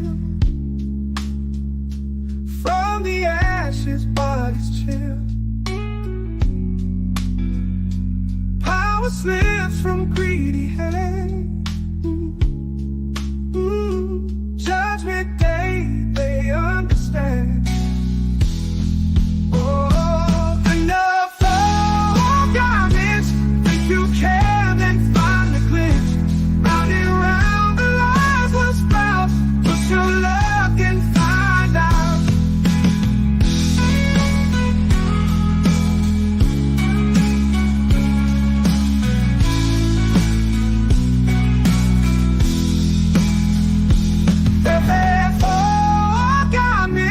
Think you can, then find the glitch.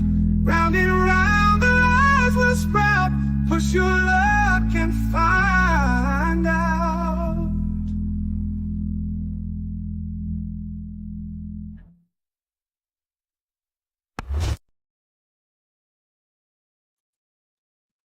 Yeah, old man Mitch, and I only think he's been around to see it. I'm sure he's heard it, maybe. Well, he hasn't been around to see the video yet. Guess I'll have to send him a text. Get his Yeah. butt over here. I got something for him. Uh-oh. You got something for him? That scares me. I'm working. What you got an avatar for him? Yeah. That's what I figured you did. I want I'll send it to him anyways. I don't know if Melo's used part of that for the video, but I know he's still working on it. Yeah. So what's everybody up to today? It finally stopped raining here. It's probably going to end up humid. No, it's only supposed to be 75 today. Well, that's not going to be bad. Yeah. That means Northwood's going to get some of my rain. Yeah, we're going to get some real on and off. Remember who we're voting for here, guys. Yo, here we go, let me tell you about this man, Volar for president. He's got the master plan. He's not about the games, he won't throw no shade. He's here to build things up, not just throw grenades. From the city streets to the rural towns, he's known. Got a vision for the future, it's his to own. Educate, innovate, let's elevate, no debate. Volar's the leader we need to legislate. Volar for president, yeah, he's the choice clear. Bringing real to the table, bringing nothing but realness here. No more lies, no more disguise, just clear skies. Lars got the vision that'll make us all rise. Talking about healthcare, education, reform the nation. Got plans on deck, no hesitation. Jobs for the masses, watch as poverty passes. Equality for all, no divides by classes. Infrastructure, tech, and green energy. Sustainable policies that will set us free. Lars on the mic, telling it like it is. Vote for change, vote for biz, vote and make him press. Vote Lars for president, yeah, he's the choice clear. Bringing laws, bringing peace, bringing everyone near. No more division, it's time for precision. Lars got the vision, turn out, head out, come shout, this ain't no mere mission. Proceed to shining sea, let the drumbeat drop. Lars the name, remember it, he's rising to the top. So take it to the polls, take a stand, take action. Vote Lars satisfaction, a leader of passion. So here's the call to the young, the old, and everyone. This ain't no typical politic run, it's a movement, a revival. It's time for a new arrival. Lars the title, the essential for our survival.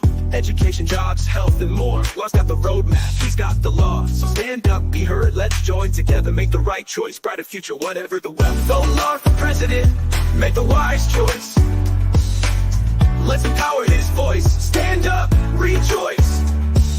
No left or right, just forward to the light. Lars the captain, our ship's in sight, holding tight. So this is your moment, the time is now. Lars for leader, he's shown us how. Let's rally, let's cheer, the election is near. Vote Lars for president, let's get into gear.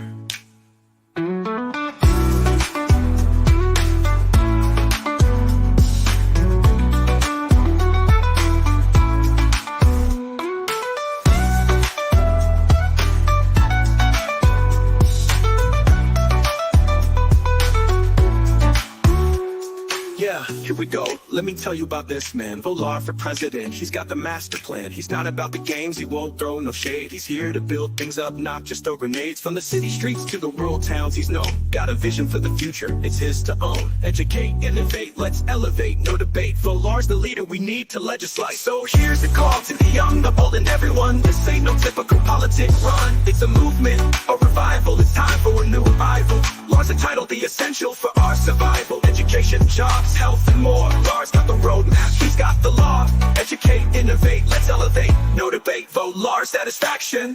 Vote Lars for president, make the wise choice.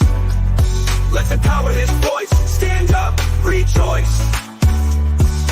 No left or right, just forward to the light. Lars the captain, our ship's in sight, holding tight. So this is your moment, the time is now.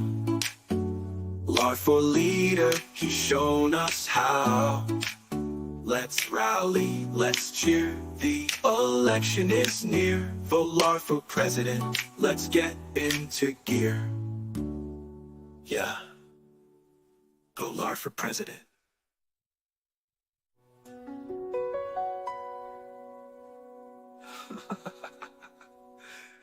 Let's get into gear.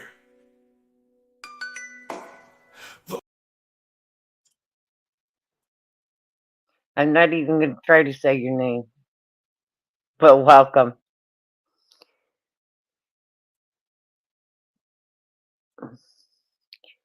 Let's see. Oh, here's another good one.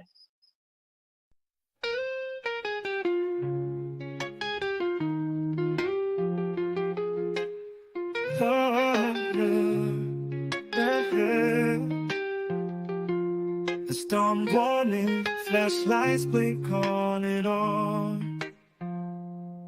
and I marvel at it all. Just the simplicity, beauty of life, like a giant painting on canvas, a body of colors exposed to be seen. Only man has no control of the paintbrushes. Must be quick to hurry, paint what he sees before his eyes, or snap it from the lens of a can to capture for forever. Keep it locked in some memory bank.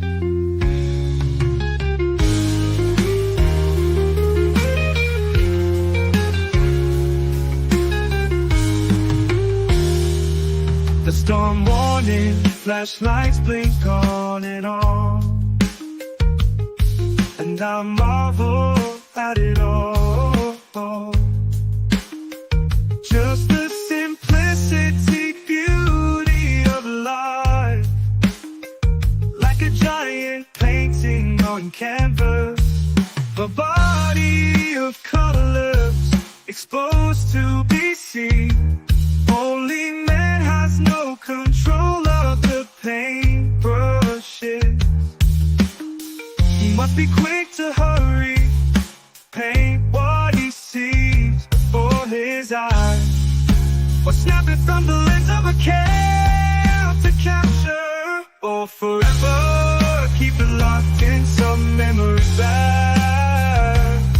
Oh, forever. Keep it locked in some memory bank. Oh, forever. Keep it locked in some memory bank. The storm warning, flashlights blink on and on, and I marvel at it all. Just the simplicity, beauty of life, like a giant painting on canvas, a body of colors exposed to be seen. Only man has no control of the paintbrushes. He must be quick to hurry, paint what he sees before his eyes, or snap it from the lens of a can to capture or forever. Keep it locked in some memory bank. Oh, forever. Keep it locked in some memory bank. Oh, forever. Keep it locked in some memory bank. Oh, forever. Keep it locked in some memory bank. The storm warning, flashlights blink on and on, and I marvel at it all. Just the simplicity, beauty of life, like a giant painting on canvas.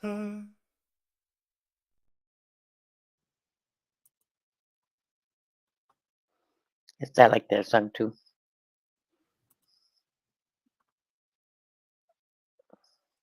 What else we got? Today's just such a blah day with this rain. You know that?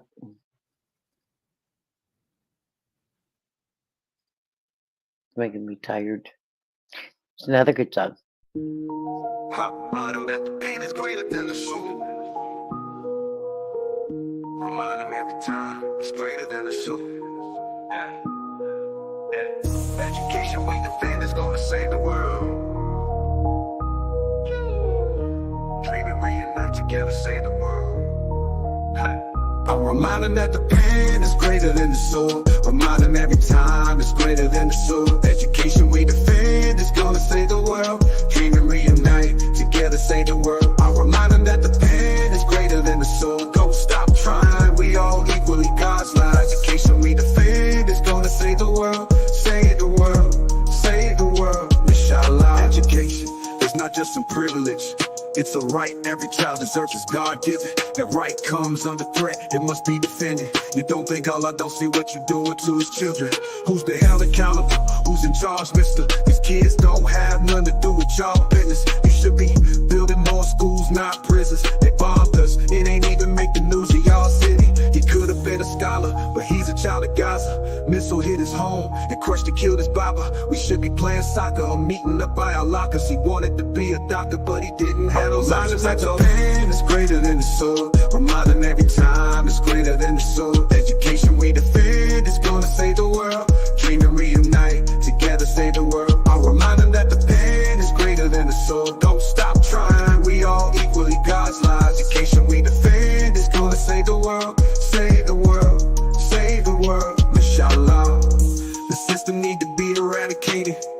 The attack on education has been activated. It's not random, it's intentional, it's calculated. I'll be lying if I said I wasn't aggravated. I ain't smiling cause I ain't happy. Know how many times I pray for peace and peace ain't happy. Still get on my rug and pray for peace, still gotta take actions. And people held responsible for actions. Until then we gotta stay active, we need change. That change need to be data driven, accurate, comprehensive. And since we are the victims, we deserve a voice in the day-to-day decisions. And we can dig this generation out these grave. Remind them that the pen is greater than the sword. Remind them every time it's greater than the sword. Education we defend is gonna save the world. Dream and reunite, together save the world. I'll remind them that the pen is greater than the sword. Don't stop trying, we all equally God's lives. Education we defend is gonna save the world. Save the world, save the world, inshallah. System need to be eradicated. The attack on education has been activated. It's not random, it's intentional, it's calculated. I'll be lying if I said I wasn't aggravated.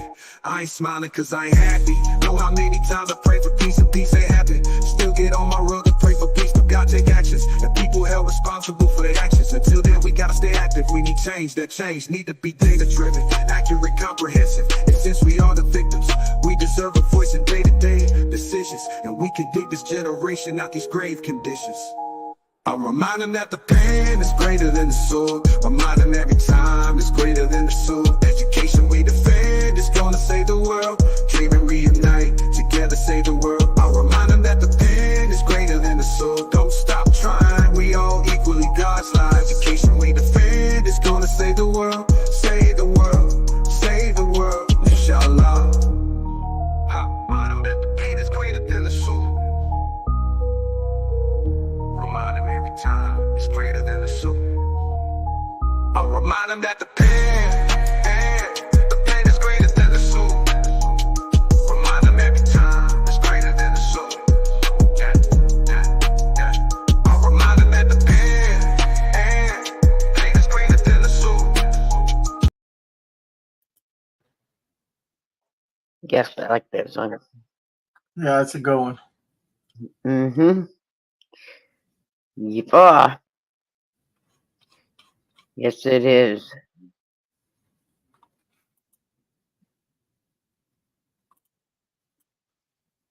Yep. Seeing what else is happening in the news. A 20-year-old boy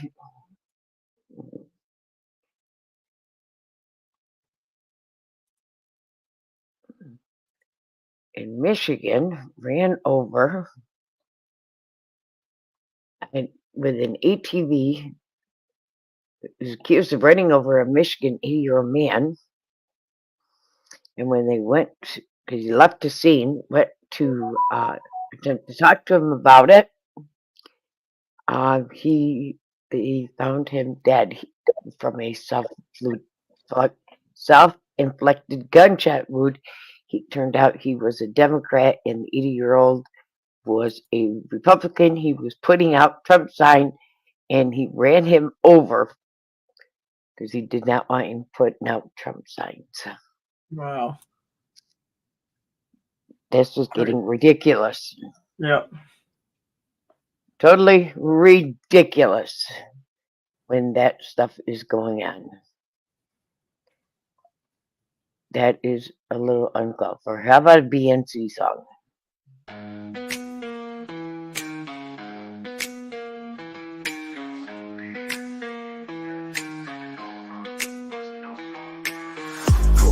up deep in the rover. Nuts buzzing all day, world take over. Kingdom no bill, be a zero clover. Crack shells go luckily, no do-over. Much drip go, shells crush. Coca City's no rush, be a sea hush. Enemies get dusted, scatter like rust. Bust nuts, turn crush, dreams come bust. BNC for life, taking over night. Busting nuts for miles, world domination in style. Busting like a cannon, no stopping. BNC stacking up with stuff dropping. Nuts like treasure buckets popping. All unlocked, no clocks, no fuck stop. BNC, yeah, taking over. Bust nuts, world doing up, no more silver. Ghost guts, world doing up. Bust guts, world doing up. Bust guts, world doing up. Busting like a cannon, no stopping. BNC stacking up with stuff dropping. Nuts like treasure buckets popping. All unlocked, no clocks, no flock stop. Crack the earth, split the sea.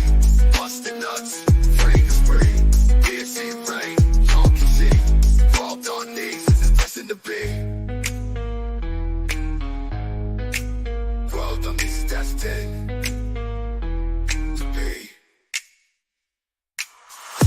BNC for life, taking over night. Busting nuts for miles, world domination in style. Busting like a cannon, no stopping. BNC stacking up with stuff dropping. Nuts like treasure buckets popping. All unlocked, no clocks, no flock stop. Ghost nuts, world doing up. Bust nuts, world doing up. Bust nuts, world doing up.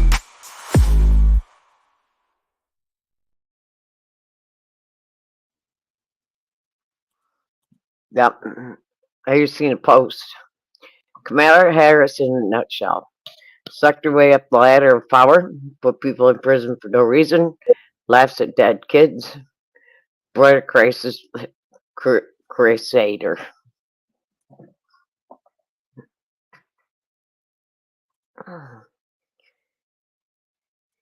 Nothing Woods, how are ya? Is he up? Yup. He's in chat. No, I'm not looking at the moment.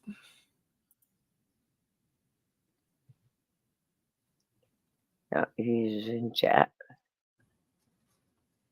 There's another good one.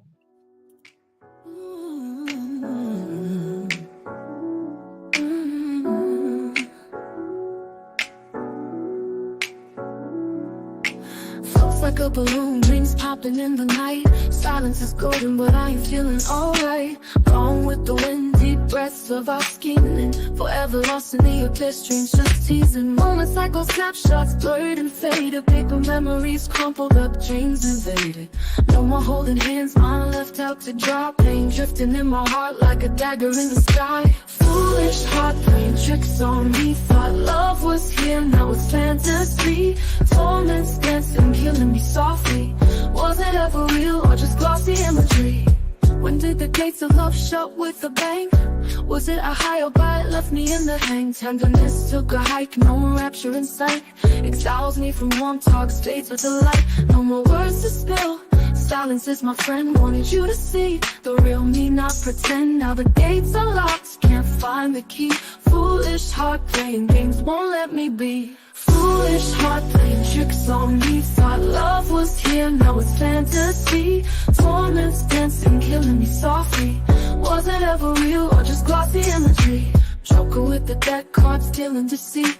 Love a mirage, dust getting in my feet. Chasing shadows, lost in twilight's fleet. Foolish heart, sneaky like a thief in retreat.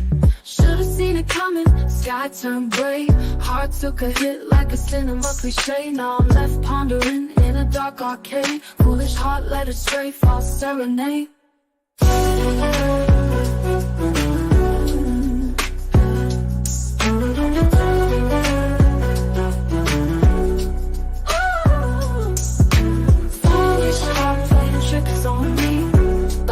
Here, now it's fantasy. Torments dancing, killing me softly. Was it ever real did the gates of love show with a bang? Was it a high or bye left me in the hang? Tenderness took a hike, no rapture in sight. Exiles me from warm talk, fades with the light. No more words to spill. Silence is my friend, wanted you to see the real me, not pretend. Now the gates are locked, can't find the key. Foolish heart playing games, won't let me be. Foolish heart playing tricks on me. Thought love was here, now it's fantasy. Torments dancing, killing me softly. Was it ever real or just glossy imagery? Joker with the deck cards, stealing deceit. Love or mirage, dust getting in my feet. Chasing shadows, lost in twilight sleep. Foolish heart, sneaky like a thief in retreat. Joker with the deck cards, stealing deceit. Love or mirage, dust getting in my feet. Chasing shadows, lost in twilight's fleet. Foolish heart, sneaky like a thief in retreat. Should've seen it coming, sky turned gray. Heart took a hit like a cinema cliche. Now I'm left pondering in a dark arcade. Foolish heart led astray, false serenade.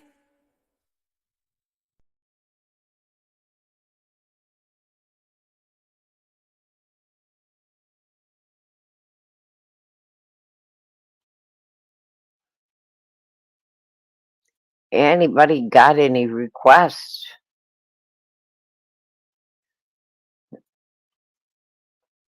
How you doing this morning, Northwoods?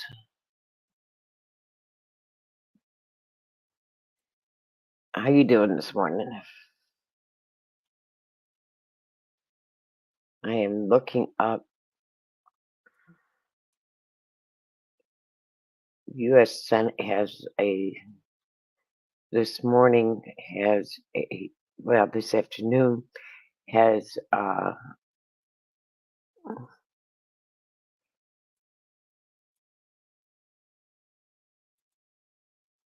one coming up. Nadler is coming up this afternoon with the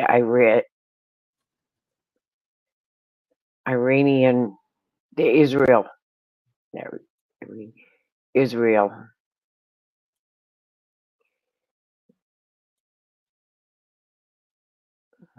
is coming up this afternoon, and I'm wondering if it was going to be live streamed, and I was looking up for that one as well. So I had that link ready to go, and let's look up Mountain Girl's song. I don't know if she is awake, but we will play her song.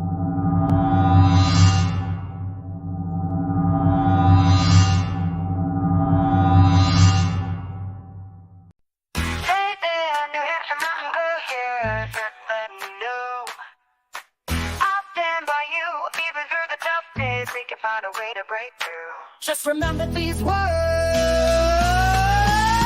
Fuck fucking woo. Yeah, you heard it right. Fuck fucking woo. Shout it out day and night. Even when the chips are down, I'll walk through the hell with you. Just know you're not alone, 'cause I'm gonna stand by you. We are a team. Team woo fucking woo. That's right, you heard me, and I'll say it again. Woo fucking woo.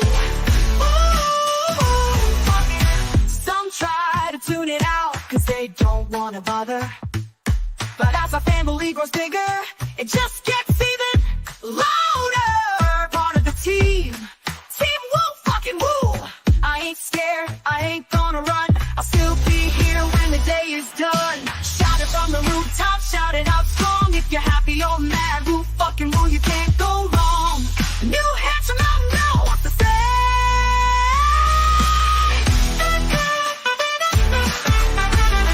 woo fucking woo.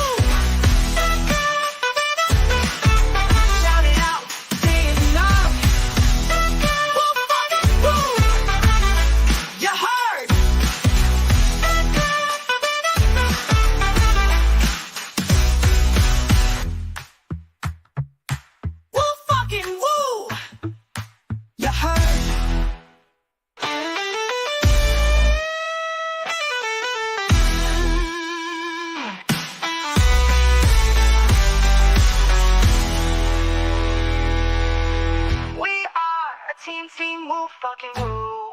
You heard? We are a team, woo, fucking woo. You heard? We are a team, woo, fucking woo, woo. That's right, you heard me, and I'll say it again. Woo, fucking woo. You heard?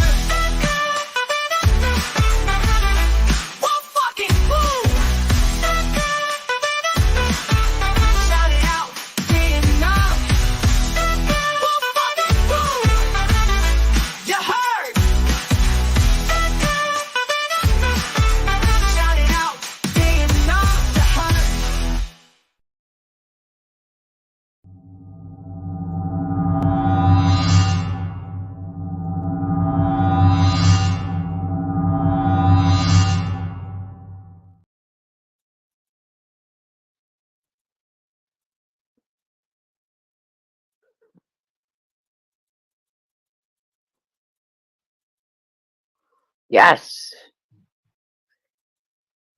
Got you, mountain girl.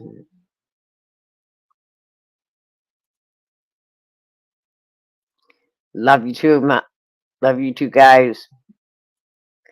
You got some more rain headed your way, so get ready.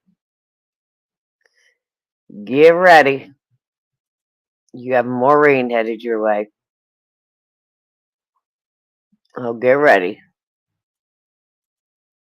You get it first, Mama Bear. Yeah, it's been raining here on and off all day. So get ready.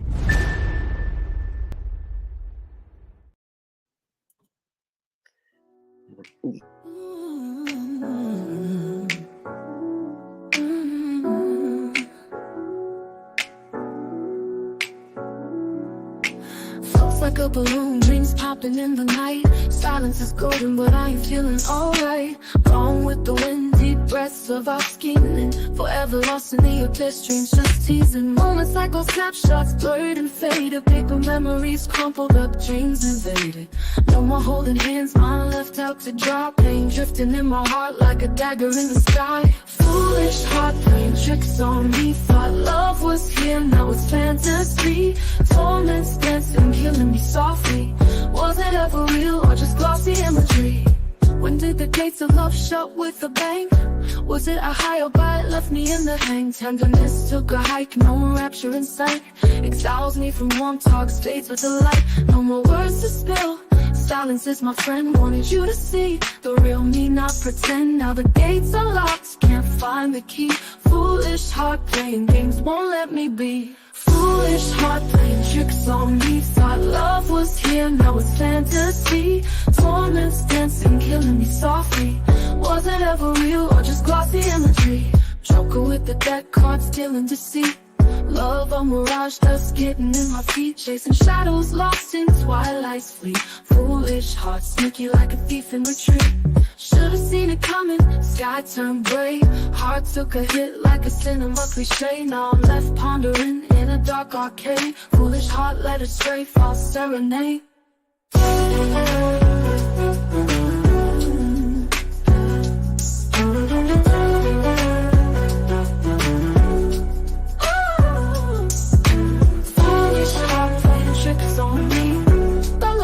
Now it's fantasy. Torments dancing, killing me softly. Was it ever real or just glossy imagery? Or did the gates of love show with a bang? Was it a high or by left me in the hang? Tenderness took a hike, no rapture in sight. Exiles me from warm talks, fades with the light. No more words to spill. Silence is my friend, wanted you to see the real me, not pretend. Now the gates are locked, can't find the key. Foolish heart playing games, won't let me be. Foolish heart playing tricks on me. Thought love was here, now it's fantasy. Torments dancing, killing me softly. Was it ever real or just glossy imagery? Joker with the deck cards, stealing deceit. Love a mirage, dust getting in my feet. Chasing shadows, lost in twilight's fleet. Foolish heart, sneaky like a thief in retreat. Joker with the deck cards, stealing deceit. Love a mirage, dust getting in my feet. Chasing shadows, lost in twilight's fleet. Foolish heart, sneaky like a thief in retreat. Should've seen it coming, sky turned gray. Heart took a hit like a cinema cliche. Now I'm left pondering in a dark arcade. Foolish heart led astray, false serenade.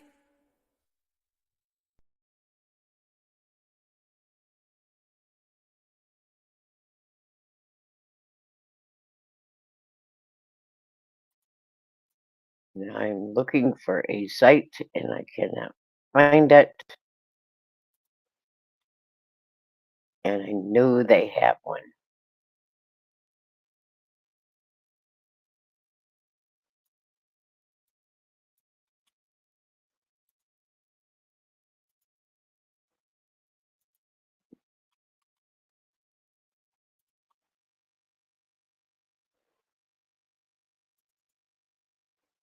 And it's irking me. I can't find it.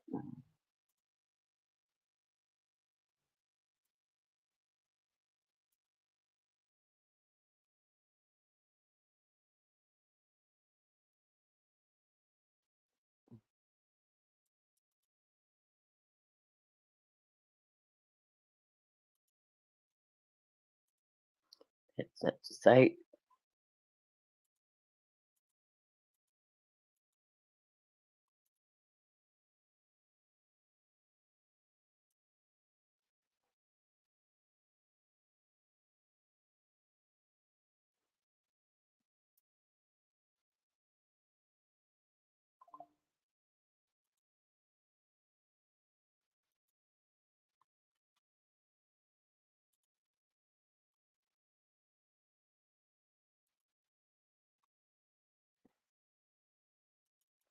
You ever get that way, Ariel?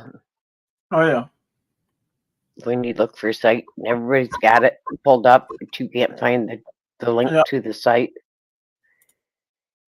I want the U.S. Senate site. Let me see if I find it. Yeah, I sent it. I think I had it up here yesterday because I was looking at something there.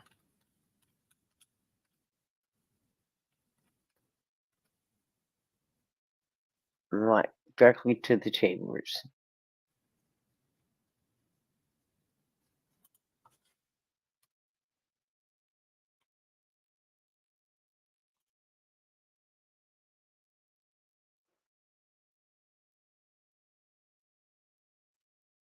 Let's see.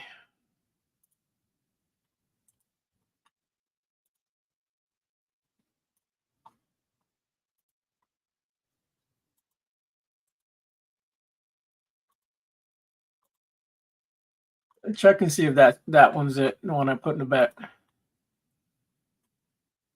Right, back to In the private. you got it. Is that it?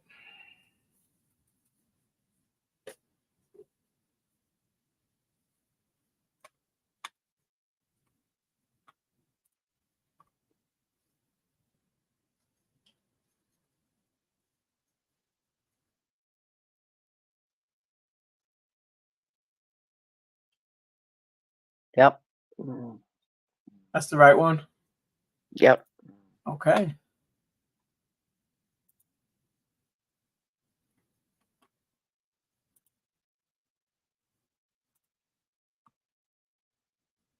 Now I just gotta find the live streams.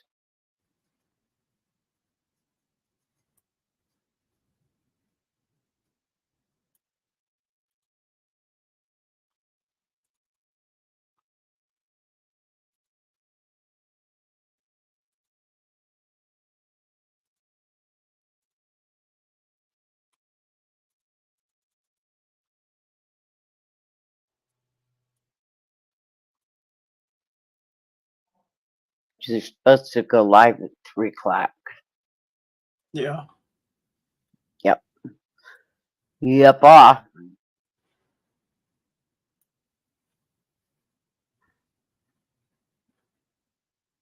Yep. 3 o'clock. They're supposed to go live.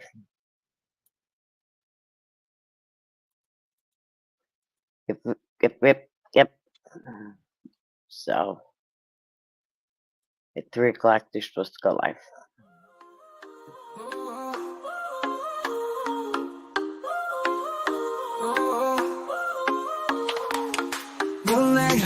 above us, we got that OG smoke. Rooftop party on fire, liquor pouring like hope. Big beats moving bodies, women dancing so free. Booties shaking like rhythms everyone wants to be. Rooftop groove, we fly high. Underneath the starlit sky. Feel the bass in our soul. Let the good times take control.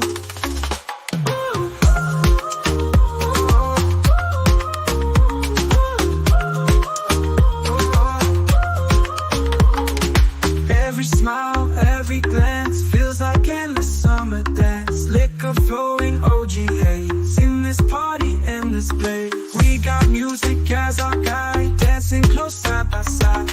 Laughter echoes in the night, everything feels so right. Rooftop groove, we fly high. Underneath the starlit sky. Feel the bass in our soul. Let the good times take control.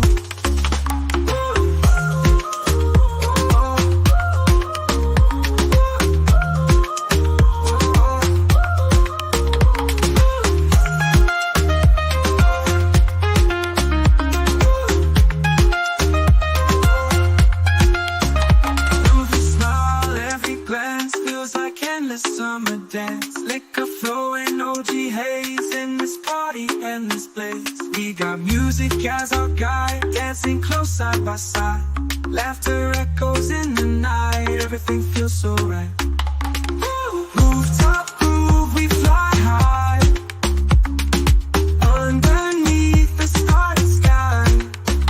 Feel the bass in our soul. Let the good times take control.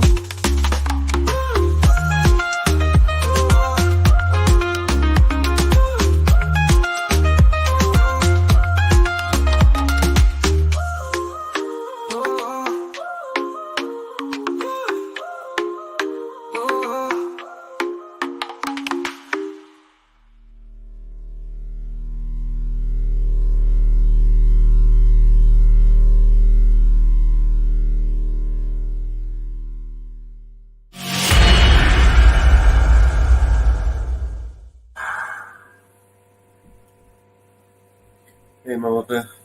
I'm back. Yeah. Just making some tacos. Otherwise, Nice. predisposed. I'm here though. Making some tacos. Yeah. Taquitos. Really? Okay. Tacos. And you're not going to share them? Yeah, I'm gonna share them, of course. I'm gonna share them.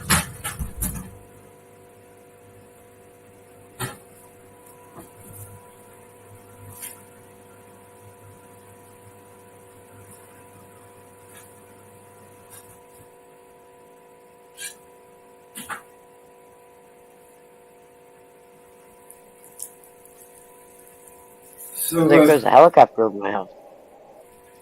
hey? There's a helicopter over my house.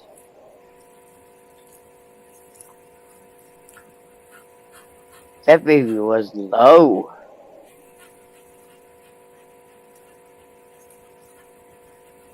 Oh, my bloody shoulder. I'll be with you in a sec.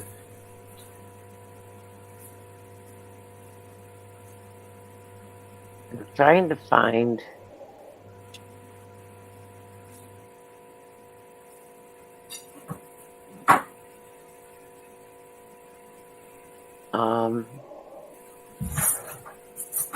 the live stream for the Senate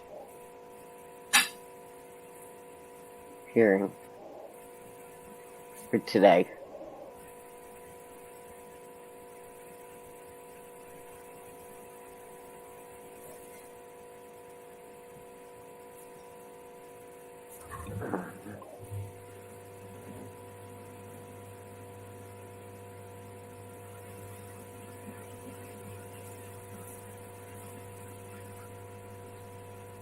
Okay, here's the live stream.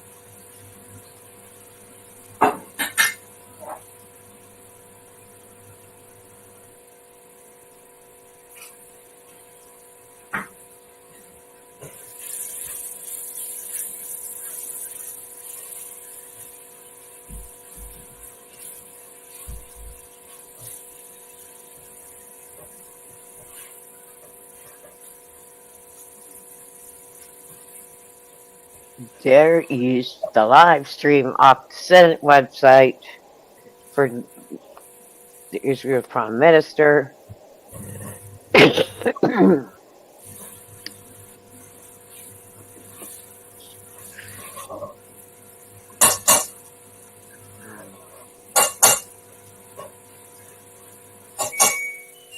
There is the live stream.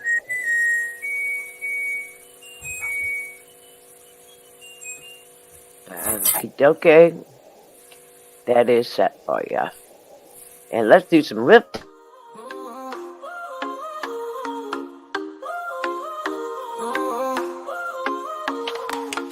Moonlight high above us, we got that OG smoke. Rooftop party on fire, liquor pouring like hope. Big beats moving bodies, women dancing so free. Booties shaking like rhythms everyone wants to be.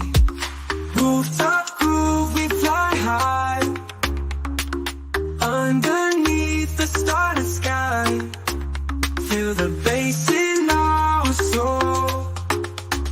Let the good times take control.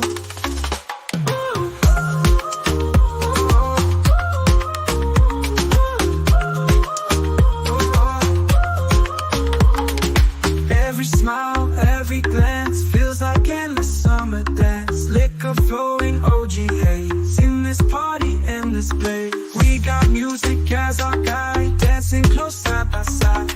Laughter echoes in the night. Everything feels so right. Rooftop groove, we fly high. Underneath the starry sky. Feel the bass in our soul. Let the good times take control.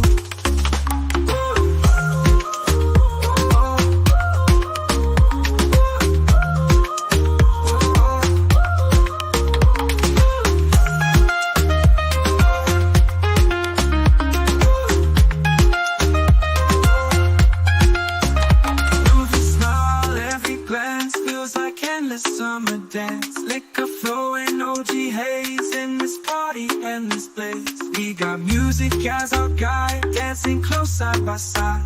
Laughter echoes in the night, everything feels so right. Rooftop groove, we fly high. Underneath the starry sky. Feel the bass in our soul. Let the good times take control.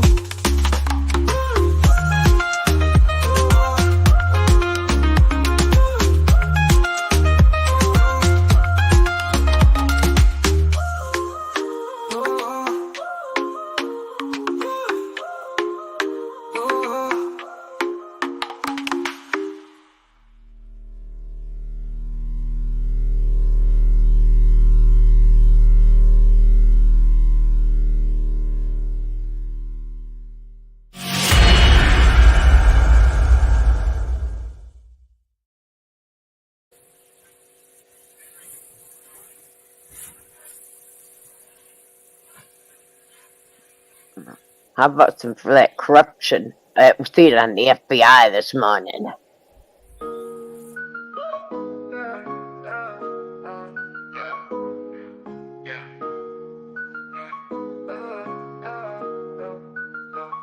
Yeah, I'm stepping out the shadows, real talk, no bravado. Unmasking all the fakes, man. Government's the puppet show, they're pulling strings from above. Got their hands soaking in our blood, preaching peace while they're waging war. Tell me what they fighting for. Corruption's a virus, spreading like an inferno. Preying on our fears, a world of chaos they churn, yo. I'm just a mellow man, but I see through their plans. All these dirty deals sealed with bloodstained hands. I'm raising the voice, gotta make that choice. Stand up, speak out, let's make some noise. They can't control us, they can't ignore. All of us together loud, we roar. Check the headlines, read between the lines. Cover-ups, lies, it's just their design. $1 trillion wars, starving the poor while the rich feast and keep asking for more. Got me questioning who we really trust in. Puppets on a string and morality's rusted. We're just pawns in the game, anonymity's a shame. But I'm breaking the silence, exposing the violence. Skeletal secrets in the closet, bones laid bare. Decoding their deceit as a gasp for air. They muddy the truth with their polished lies, but I see clear now, no wool over these eyes. I'm raising the voice, gotta make that choice. Stand up, speak out, let's make some noise. They can't control us, they can't ignore. All of us together loud, we roar. Check the headlines, read between the lines. Cover-ups, lies, it's just their design. $1 trillion wars, starving the poor while the rich feast and keep asking for more. Got me questioning who we really trust in. Puppets on a string, their morality's rusting. We're just pawns in the game, anonymity's a shame. But I'm breaking the silence, exposing their violence. Skeletal secrets in the closet, bones laid bare. Decoding their deceit as a gasp for air. They muddy the truth with their polished lies, but I see clear now, no wool over these eyes. I'm raising the voice, gotta make that choice. Stand up, speak out, let's make some noise. They can't control us, they can't ignore. All of us together loud, we roar. It's a battle of minds, the fight for what's right. They're cloaked in darkness, we're the bringers of light. So gather your courage, let's reclaim our power. This is the moment, it's our final hour. I'm just mellow, what words hit hard, explosive ammo. Bringing me along, wake up, it's time to go camo. Invisible, no more, we're standing up about to score. Truth as our guide, justice is what we fight for. No more secrets, transparency we demand. Holding them accountable, we'll make a stand. We're not just numbers, but voices loud and clear. Together we rise, overcome the fear. I'm raising my voice, gotta make that choice. Stand up, speak out, let's make some noise. They can't control us, they can't ignore. All of us together loud, we roar. So here's to the mellows, warriors in the night, exposing corruption. We're here to fight for justice, for truth, for a world that's right. Together unbroken in this fight, we unite.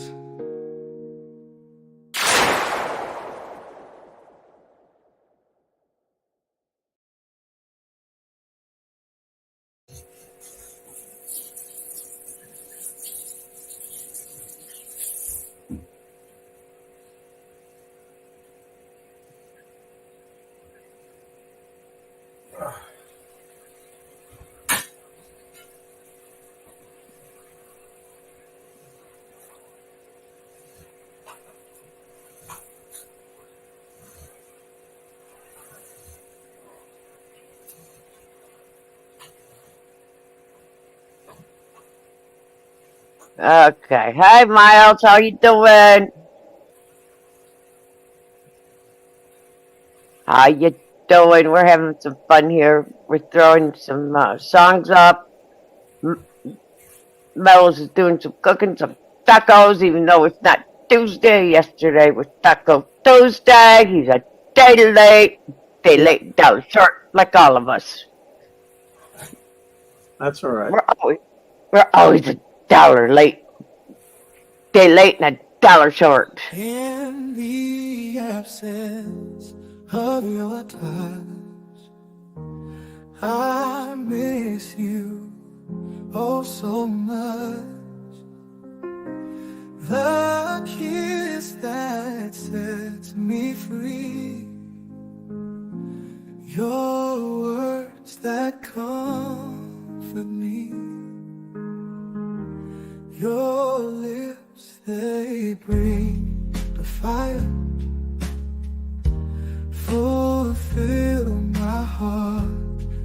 desire.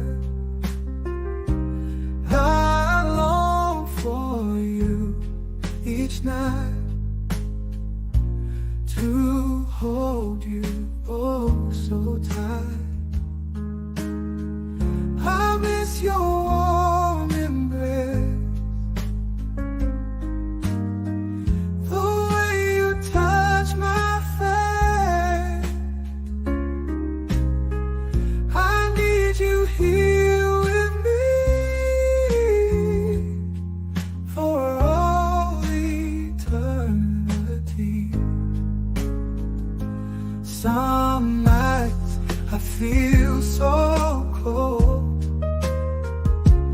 without your hand to hold. My body fits to yours, in love forevermore.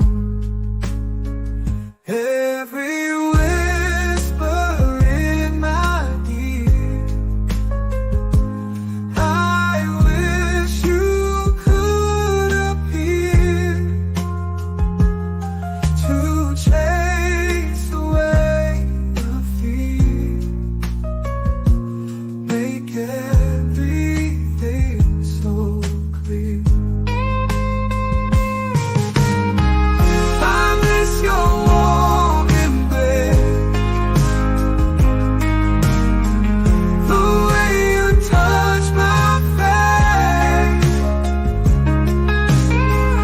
I need you here with me for all eternity.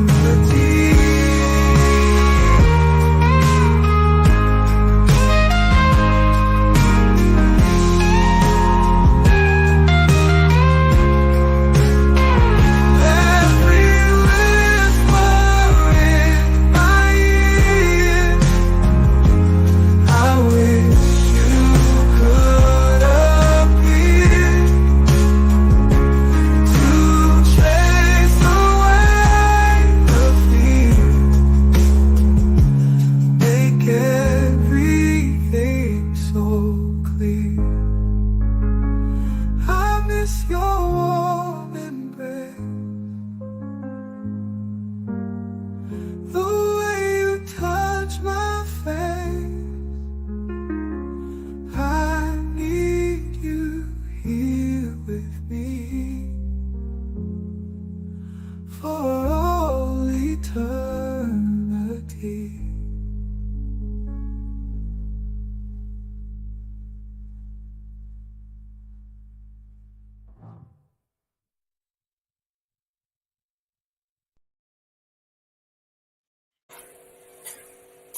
Hey, Northwoods. Hey, good morning, everybody. Mama Bear, Ariel, Mellows. What's up, my guy? How the hell are you? He's making his Tuesday tacos on Wednesday. Oh, God, I got one of those eye headaches. Where your eyes hurt? Oh, You got a God. headache? Yeah, I hate those fucking things. Damn.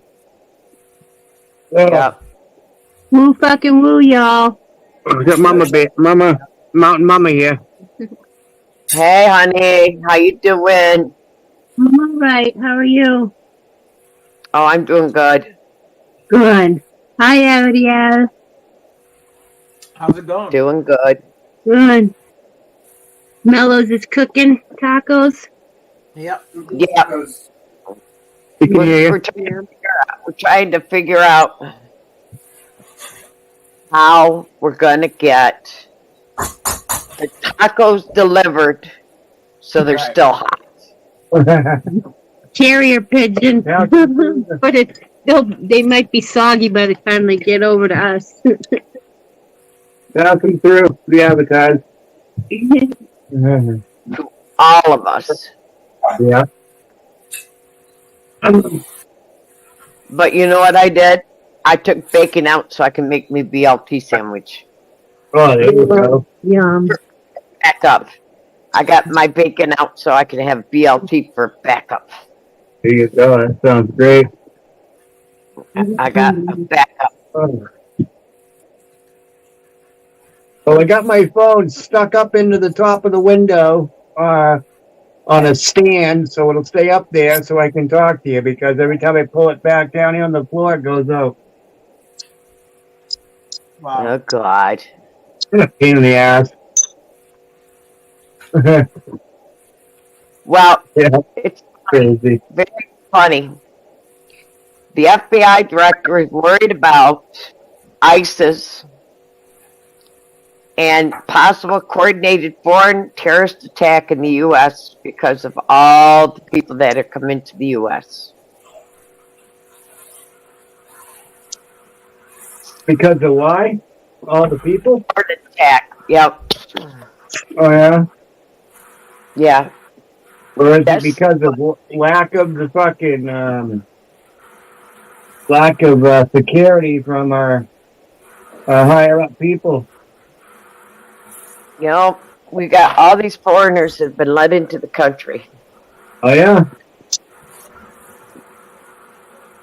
He's worried Sure about, is. the FBI director is worried about foreign terrorist attack on the U.S. on our soil. But we got So a we on president. highlight again? We got a president who did not secure our borders.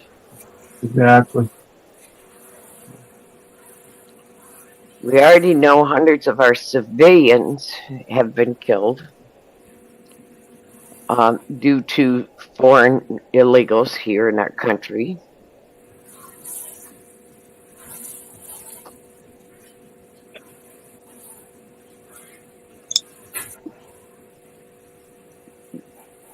Right. You guys are going to protect our politicians, our elected officials, but they are not thinking about we the people. No, they don't. They never do. So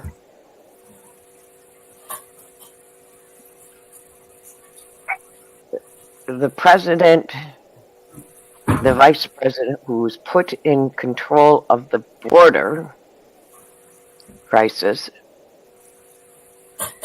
did absolutely damn thing to protect our borders. Help close it down. Help close the production down of closing the border. So she did. The question is, we know who shot Trump. His laptop is encrypted. His iPhone is encrypted. Did he have influence? Was he influenced? That's like common practice today, isn't it? Yep. For most people. Yep. Was he influenced from an outside source? I think he just did it himself. Was he a gamer? Did he was a psycho. I bet he was a gamer, yep. Was he influenced from somebody else?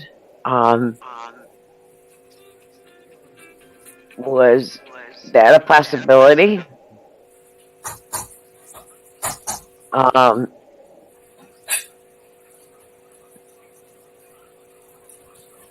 Because many kids are influenced by outsiders. He was the loner. You could tell that by looking at him. You know, I have a lot of questions. I'd love to ask that FBI agent. Love to ask the ex-Secret Service. But these questions are not being asked. But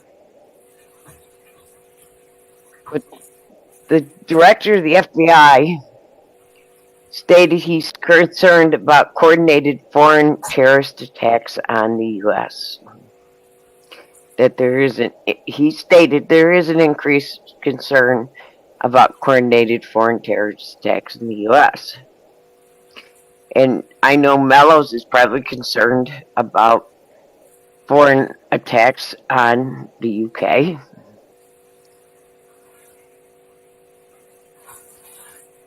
because of all the illegals coming in there.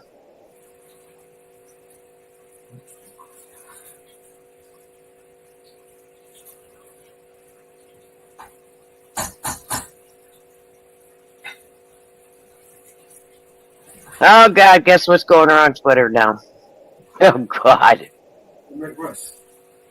That there's rumors going around DC that Biden may resign tonight.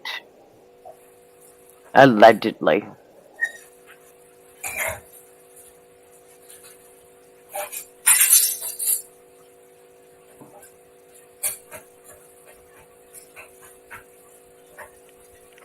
Oh, I love that rumor. The rumor mills are flowing. If that was true, where is Harris? She would be in DC.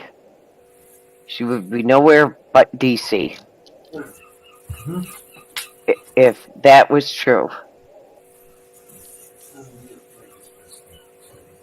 She would be nowhere but DC if that was true. Okay. You want to load up at U.S. Senate?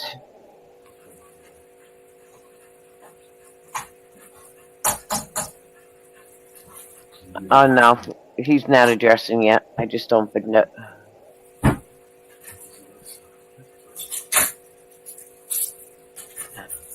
I just refreshed it, too. He's not there yet.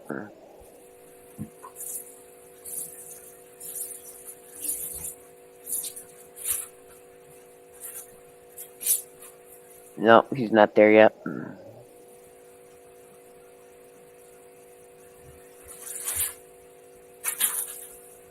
Hey, Mama Bear, I put a video in the back that you can watch whenever you get a chance. I don't know if I wouldn't play it on here, but it's the channel I watch.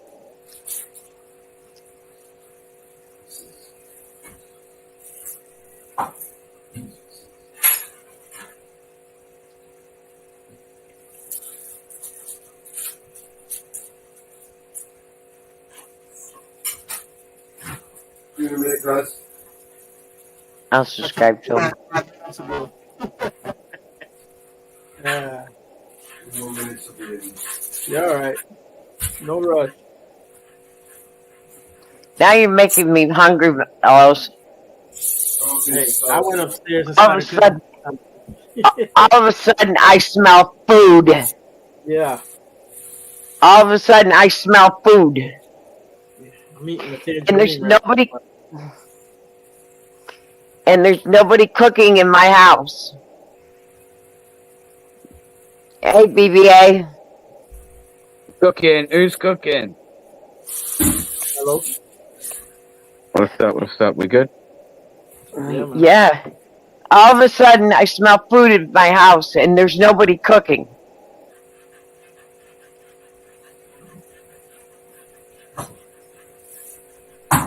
I mean,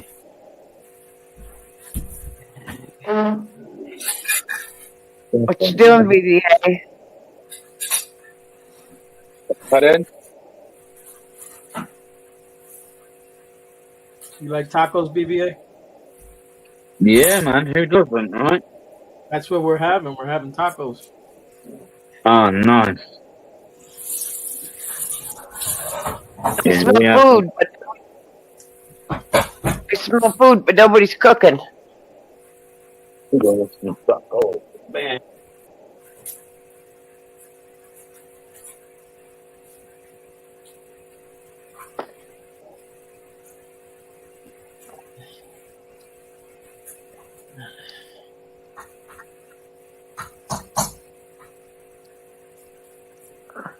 Oh yeah, I come across this dead cat today at work. But, no! It was more than dead. It was like oh. Anyway, I obviously didn't touch it. In fact, I didn't go too close to it. I mean, the smell. I hate the smell of death. Okay, I used to be a grave digger, so I know what the smell of death is. And all day after we left that site, I was like, I've been able to smell it. I've been adamant I can smell it. Everyone's been telling me no. And then like I've gone to take my clothes off and that since I got home, and it stinks of fucking death. I can smell the dead cat, like, and I literally didn't go anywhere near it. How weird is that? That is true. That'll happen. Yeah, death is one of those things, man. When you know, if like you, I don't know if anyone's ever smelled a dead corpse or a dead body or anything, but yes, they have. Once it kind of that smell sets in, it's very fucking hard to get rid of. Yep. It is. It gets up in your nose. Yeah. It gets in your nose. It will smell. Yep. Once it gets in your nose, it's there. But I mean, like, I don't want to be too graphic, but I mean, I know obviously when a corpse and animals bite, whatever, right? I know. Obviously, it starts to break down, and it looked like not fresh in the heart, but not fresh. But at the same time, it looked like it had almost been like skinned alive. I don't know, man. It was weird. It was really strange. No, I know what it is. It wasn't hidden either. So, like, I'm a bit surprised that, like, well, I'm not actually the area it was in, but, like, that nobody moved that long before it ever got like that, you know? Like, why would you just leave a dead animal on the side like that? That's just start rotting away. Disgusting. Because people don't have... Let me tell you, for a little cat, Jesus, that smell was strong. It's putrid. Yeah, it's horrible. Like, I don't know. Like I say you know what the smell is. So it's one of those things, man. I think you got to smell it to know what death smells like. But once you smell it, you'll know. You don't forget that smell. Yep, we've had calls. When I was a medic, we'd get calls, and they call, and they'd say, "Well, they're doing, we're trying to get them to do CPR." And we'd walk in, and it was an obvious death, and they'd been dead for a couple days. And it's like, call the coroner. This is an obvious death. There is no CPR going to be performed. And, the smell hits you once you hit the door, and you know it's an obvious death. And rigor mortis had set in.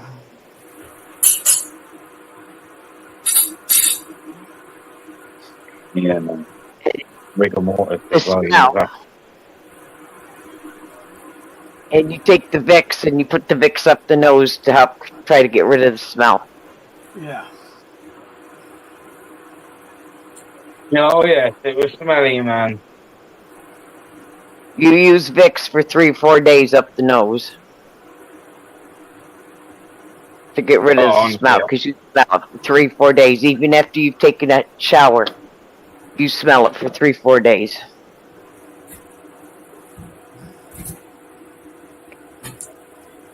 Great. Thanks, Mother Bear. I'm going to smell like dead cat for the next 4 days. I'm talking human, not cat. The human is worse than a cat. Human is worse than a cat. You probably won't, sweetheart. He knows. So, but yeah, I know what it's like, man. Anyway, like I say, I've worked in a weird job. I've done some weird things. So what you been up to, BBA? I like just working and then not a lot, just having to defend myself on panels because people get too invested in this YouTube and I don't know, start playing loads of childish games. So I've been on, defended myself, said what I'm about to say. Apart from that, nothing. I'd work. The children blocked our toilet, so we've had the appropriate people out today blocking the toilet, and it's caused the right palaver. They've cut holes in my bathroom and all sorts. So yeah, it's been a great day. I guess. Oh, do you know what? Actually, it's been one of those days. Actually, where I should have just I should have got back into bed and stayed there. I think. What about everyone else? How's your guys' day been? Or how's it going?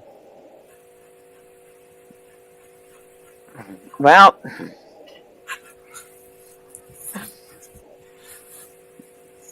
I should have stayed in bed the whole week. What about your? Yeah. So anyway, come on, less of me. What have you guys been up to? Are you all well? Well, I haven't been doing nothing. Doctors.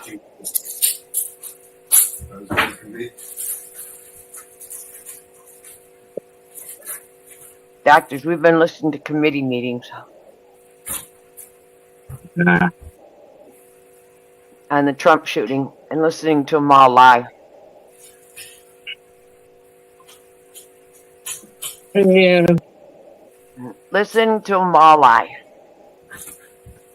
Well, we know, don't we? You know, it's like anything else. We're never gonna know. We'll never know. We'll never really know. They have lied so bad that it's not funny. They have lied so bad that it is not funny. Something has stood out to me, though, that I find quite ironic. And I mean, I understand people kind of looked at Joe Biden and was like, yeah, he's not fit and all this. And people were asking him to step down from the election race, etc., etc.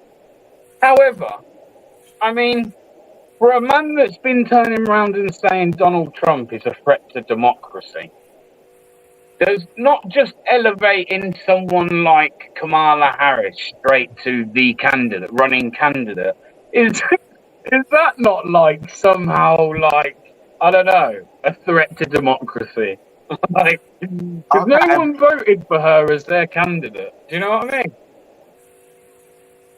And they're about to throw billions of pounds at her. They're about to literally throw billions of pounds at her for her campaign. Like, I mean, I don't know. It's all a bit weird to me.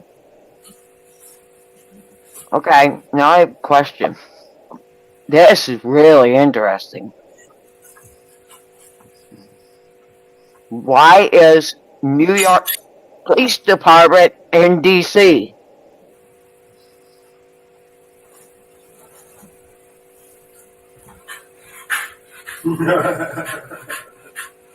Yeah.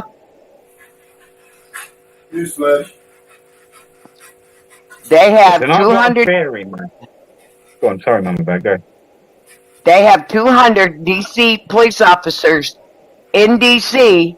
because of the speech going on at 3 o'clock.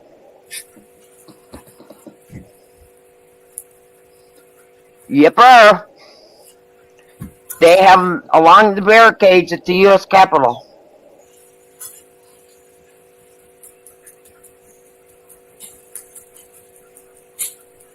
I know. I don't want to say the thing was a setup as such. I don't mean it was like something that was meant to like be a trick of the eye.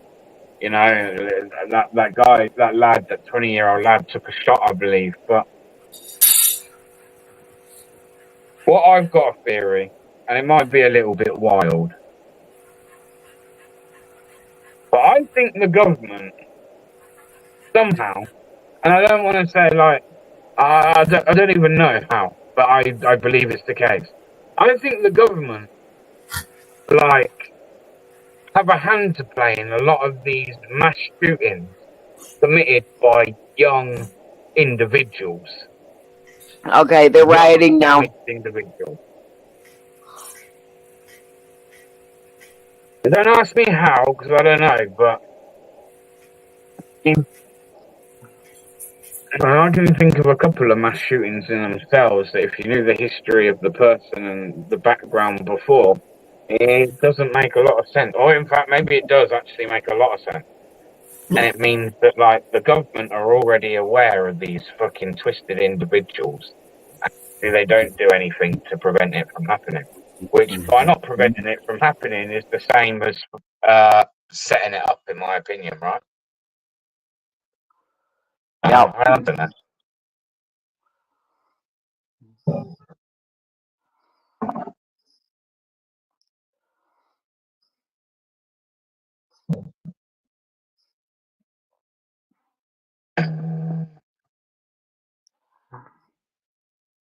I've got my daughter going around the house playing Christmas songs. It's driving me crazy. It's not Christmas. Why the hell is she playing Christmas songs?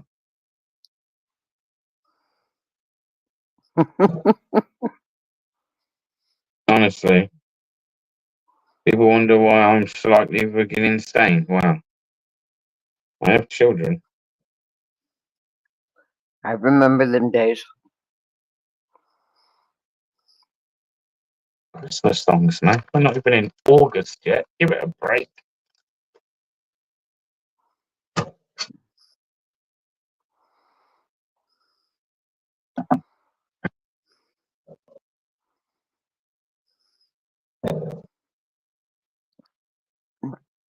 I remember them days.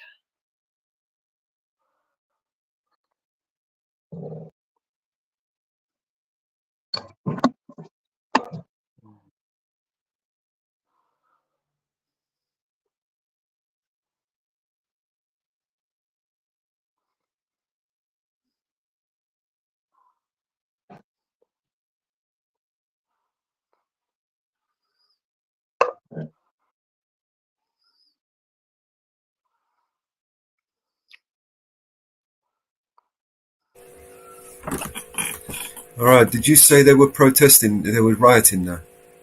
Yeah, I'm trying to find the AP again. I've still got it on pause. Okay, see if you can pull it up.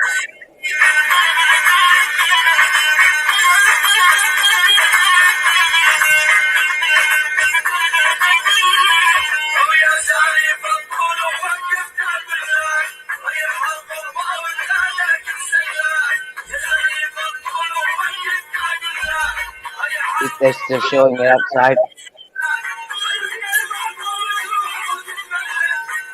I don't know if this is copyrighted music.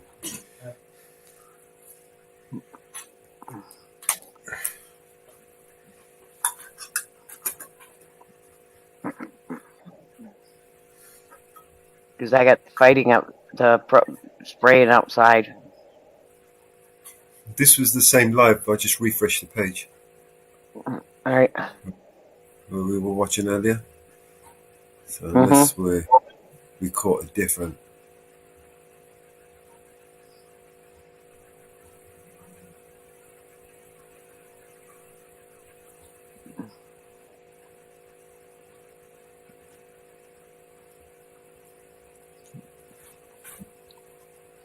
Yeah, arrest that bastard.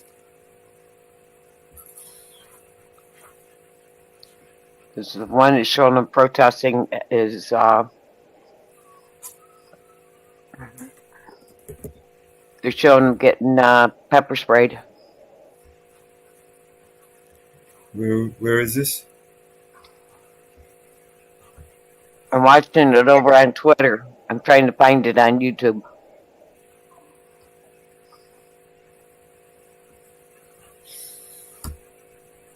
Here we go. You want to hear this knobhead chat to us? Senator from Montana, Mr. Daines. Well, I'll keep looking for one on what's going on outside.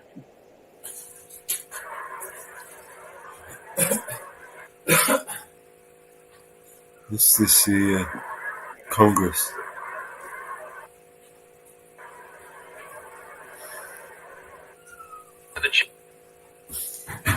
The chair appoints as members of the committee on the part of the House to escort His Excellency Benjamin Netanyahu, Prime Minister of the State of Israel, into the chamber. The gentleman from Louisiana, Mr. Scalise. The gentleman from Minnesota, Mr. Emmer. The gentlewoman from New York, Ms. Stefanik. The gentleman from Pennsylvania, Mr. Reschenthaler. The gentleman from Alabama, Mr. Palmer. The Gentleman from Utah, Mr. Moore. Gentlewoman from Michigan, Mrs. McLean. The gentleman from Texas, Mr. McCall. Gentleman from New York, Mr. Jeffries. Gentlewoman from Massachusetts, Ms. Clark. Gentleman from California, Mr. Aguilar. The gentleman from California, Mr. Liu. The gentlewoman from Florida, Ms. Wasserman Schultz. The gentleman from California, Mr. Sherman. Gentleman from Illinois, Mr. Schneider. And the gentleman from New Jersey, Mr. Gottheimer. The acting president pro tem of the Senate, at the direction of that body, appoints the following senators as members of the committee on the part of the Senate to escort His Excellency Benjamin Netanyahu, Prime Minister of Israel, into the House chamber. The Senator from West Virginia, Mr. Manchin. The Senator from Arizona, Ms. Sinema. The Senator from Pennsylvania, Mr. Fetterman. The Senator from Kentucky, Mr. McConnell. The Senator from South Dakota, Mr. Thune. The Senator from Wyoming, Mr. Barrasso. The Senator from West Virginia, Mrs. Capito. The Senator from Iowa, Ms. Ernst. The Senator from Montana, Mr. Daines. The Senator from Iowa, Mr. Grassley. The Senator from Idaho, Mr. Risch. All members of the escort committee will exit the chamber through the lobby doors.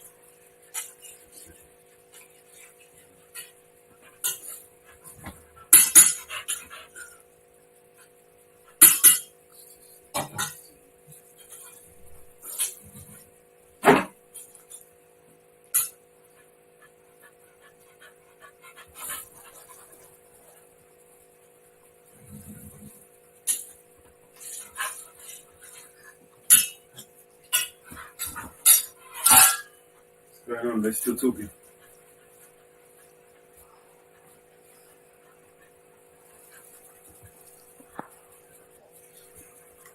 Skip forward.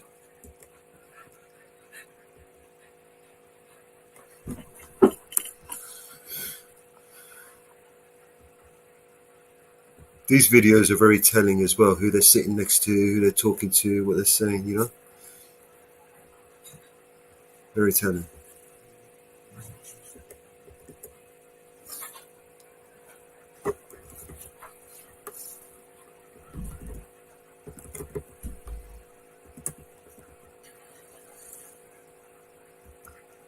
Is this it started? Yep, they're headed for the Capitol.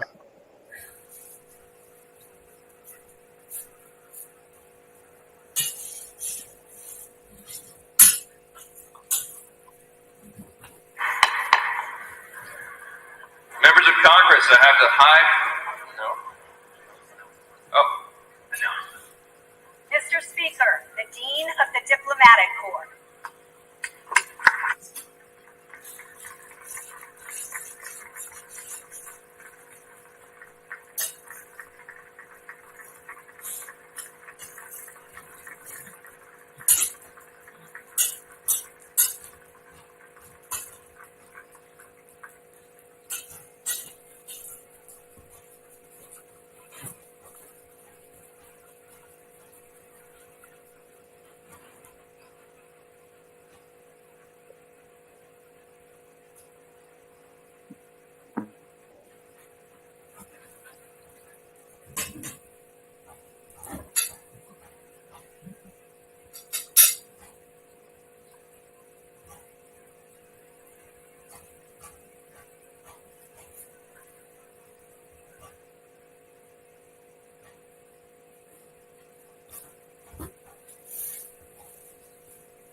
Stuck here. We're waiting for these cockheads. They've blocked them from going any further to the Capitol. That's as far as we go on the live.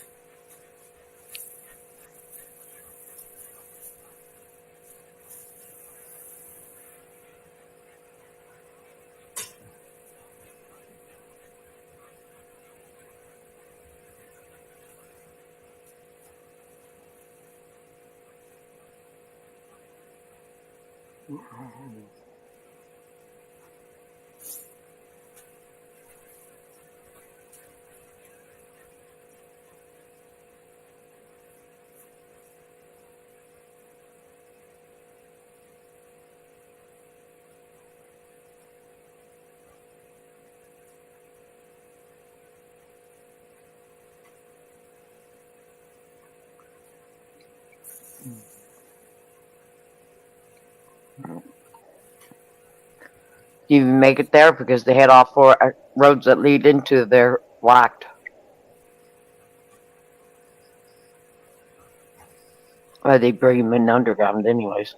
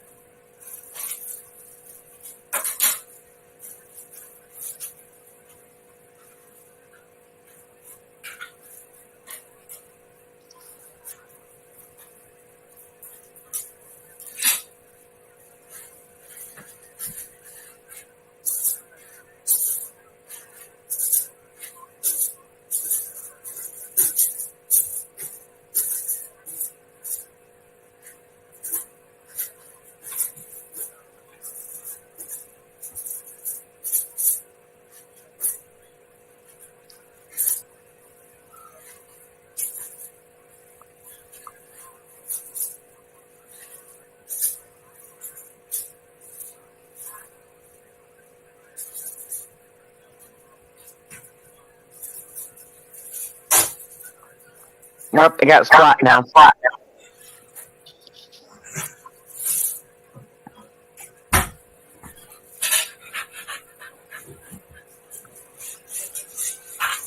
On the video. The other one I dropped in the back. They got SWAT outside. Yep.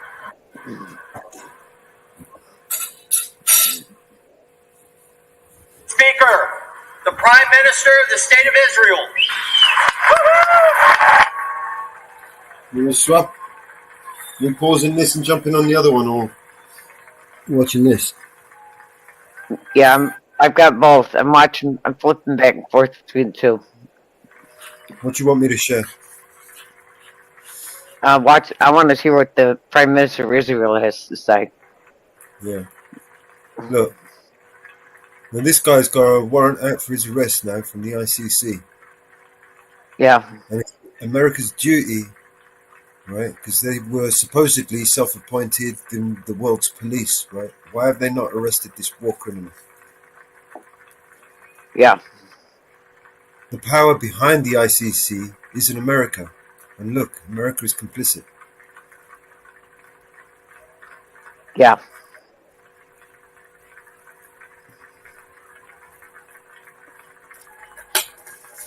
Every single one of these.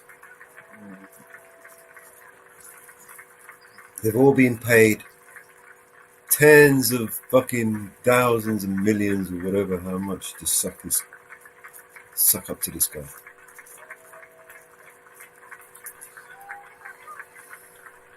20 lobbyists to each politician. How many politicians there? Yeah. What are they doing? They're all sucking his dick, that's what they're doing.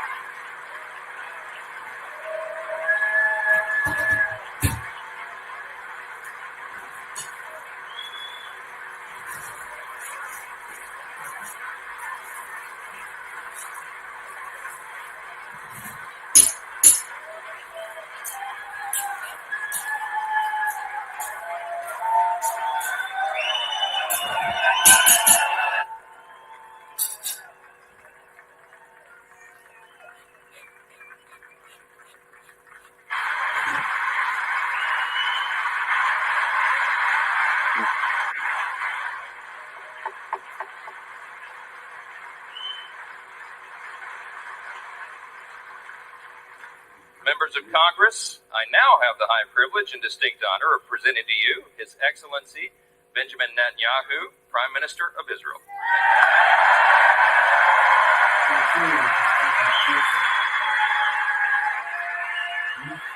Like he's a film star, like a hero or something. The guy's a fucking. The guy's a murderer. Look how they treated him. Why aren't they arresting him?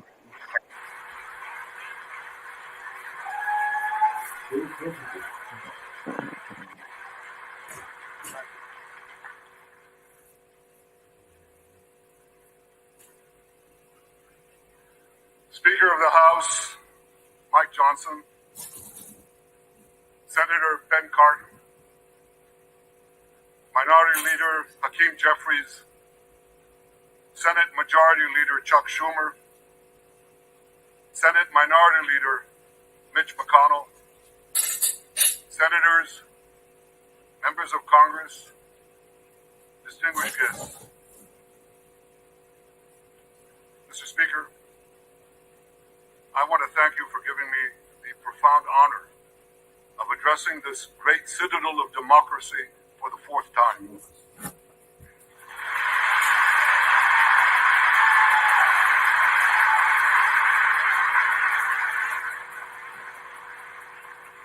We meet today at a crossroads of history. Our world is in upheaval. In the Middle East, Iran's axis of terror confronts America, Israel, and our Arab friends. This is not a clash of civilizations. It's a clash between barbarism and civilization.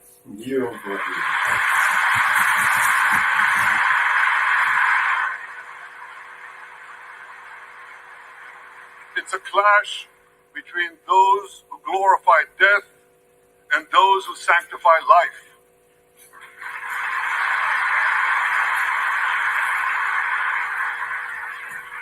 For the forces of civilization to triumph, America and Israel must stand together. You're fucked if they don't, right?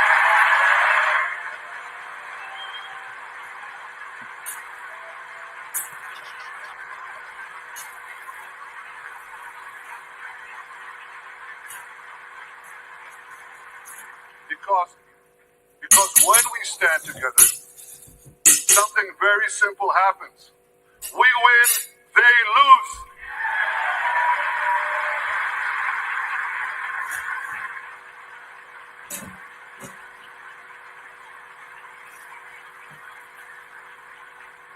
And my friends, I came to assure you today of one thing.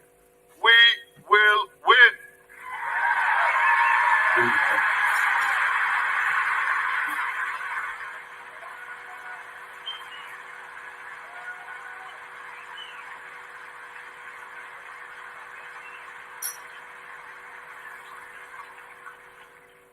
Ladies and gentlemen, like December 7th, 1941, and September 11th, 2001, October 7th is a day that will forever live in infamy.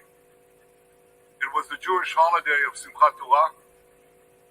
It began as a perfect day, not a cloud in the sky.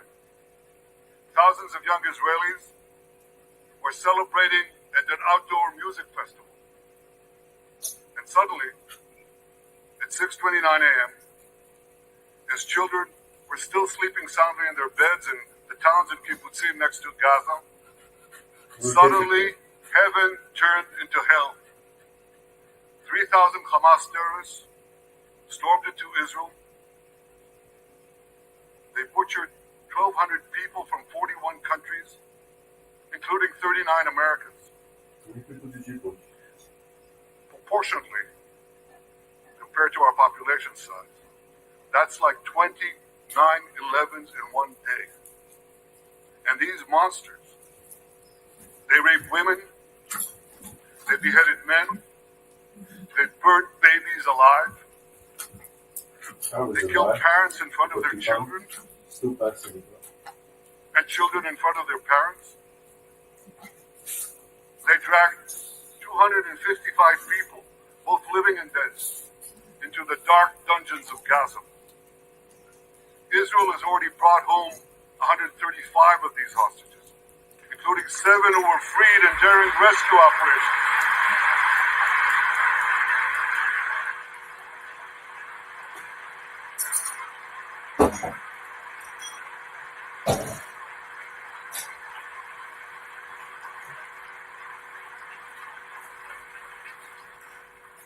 One of those freed hostages, Noor Gamani, is here in the gallery, sitting near my wife Sarah. On the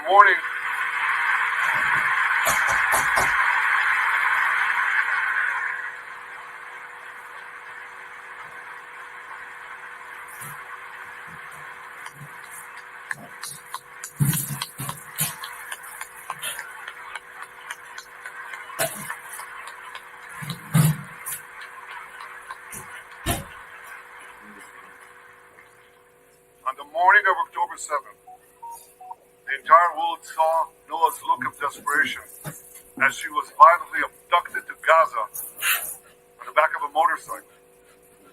I met Noah's mother, Leora, a few months ago. She was dying of cancer. She said to me, "Father, I have one final wish. I wish to hug my daughter Noah one last time before I die." 2 months ago, I authorized a breathtaking commando rescue operation. Our special forces, including a heroic officer named Arnon Zmora, who fell in this battle, rescued Noah and 3 other hostages.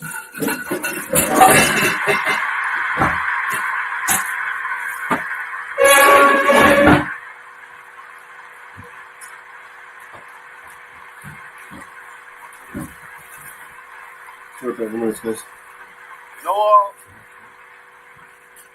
I think it's one of the most moving things.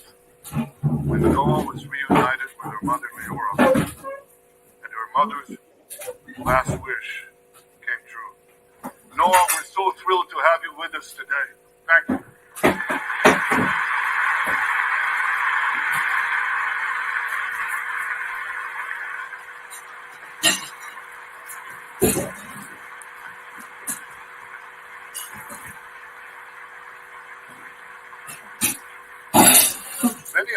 families are also here with us today, including Eliyahu Bibas. Eliyahu Bibas is the grandfather of those two beautiful red-headed boys, the Bibas boys, toddlers. And they were taken hostage with their mother and Eliyahu's son. The entire family was taken hostage. Two beautiful red-haired children taken hostage. What monsters. And with us also is Ida Chaim, whose son Yotam bravely escaped Hamas captivity with two other Israelis. And tragically they were killed, making their way back to our lines. We have with us also the families of American hostages. They're here.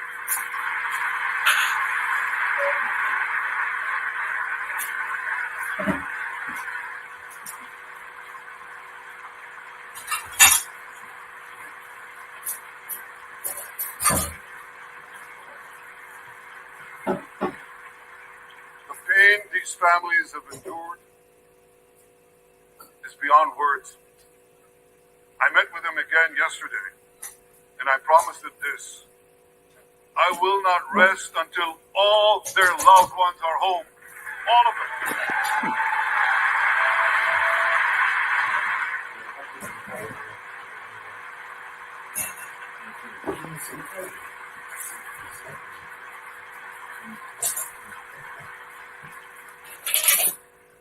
As we speak,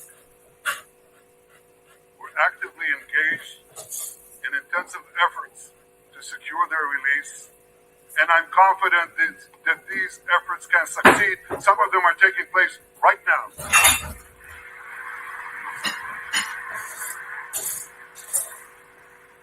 I want to thank President Biden for his tireless efforts on behalf of the hostages and for his efforts to the hostage families as well.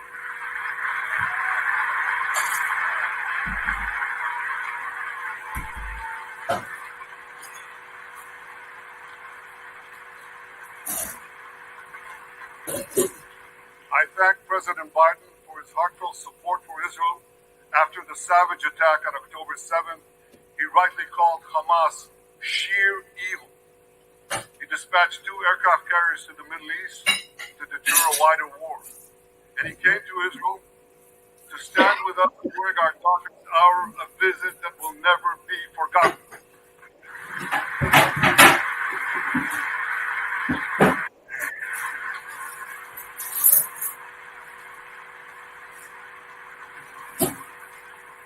President Biden and I have known each other for over 40 years. I want to thank him for half a century of friendship to Israel and for being, as he says, a proud Zionist. Actually, he says a proud Irish-American Zionist. Oh, shit. I'm going to take it back. Sorry.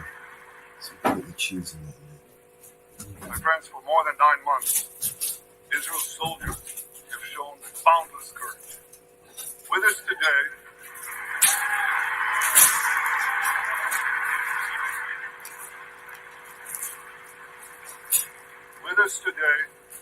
is Lieutenant Avichai Reuven.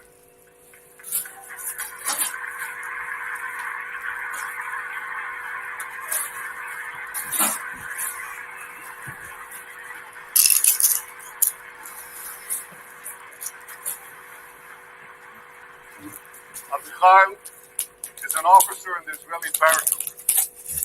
His family immigrated to Israel from Ethiopia. In the early hours of October 7th, Avichai heard the news of Hamas's bloody rampage.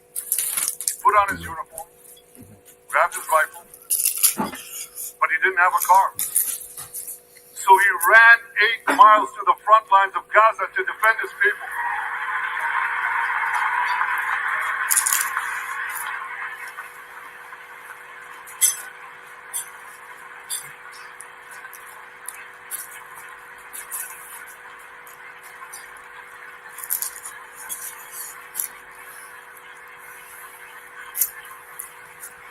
You heard that right. He ran 8 miles, came to the front lines, killed many terrorists, and saved many, many lives. Avichal, we all honor your remarkable heroism. Another Israeli is with us here today, and he's stand up right next to Avichal. This is Master Sergeant Ashraf al-Bakhiri.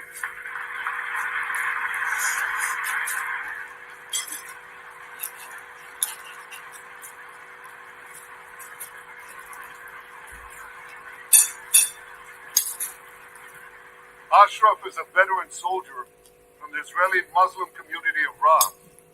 On October 7th, Ashraf too killed many terrorists. First he defended his comrades in the military base, and he then rushed to defend the neighboring communities, including the devastated community of Kibbutz Be'eri. Like Ashraf,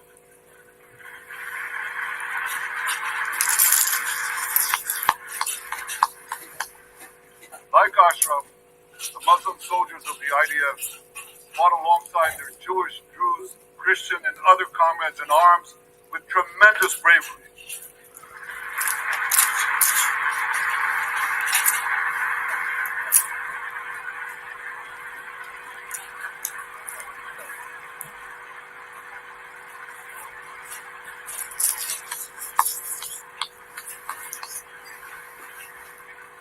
A third hero, Lieutenant Asa Sofer, is also here with us.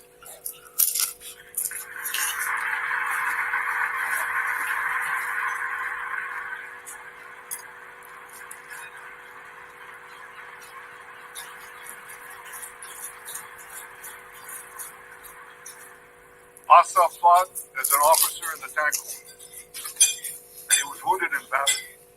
He was wounded in battle while protecting his fellow soldiers from a grenade. He lost his right arm and the vision in his left eye. He's recovering, and incredibly, within a short time, Asa will soon return to active duty as a commander of a tank company.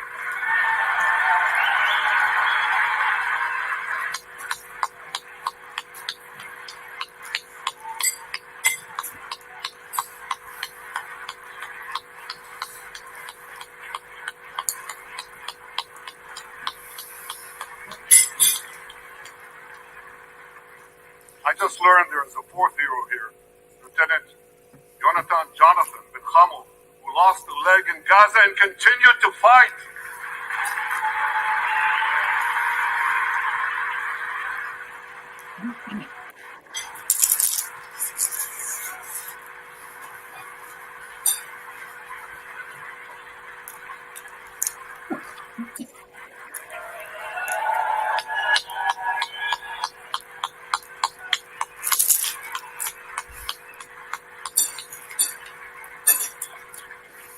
My friends, these are the soldiers of Israel, unbowed, undaunted, unafraid.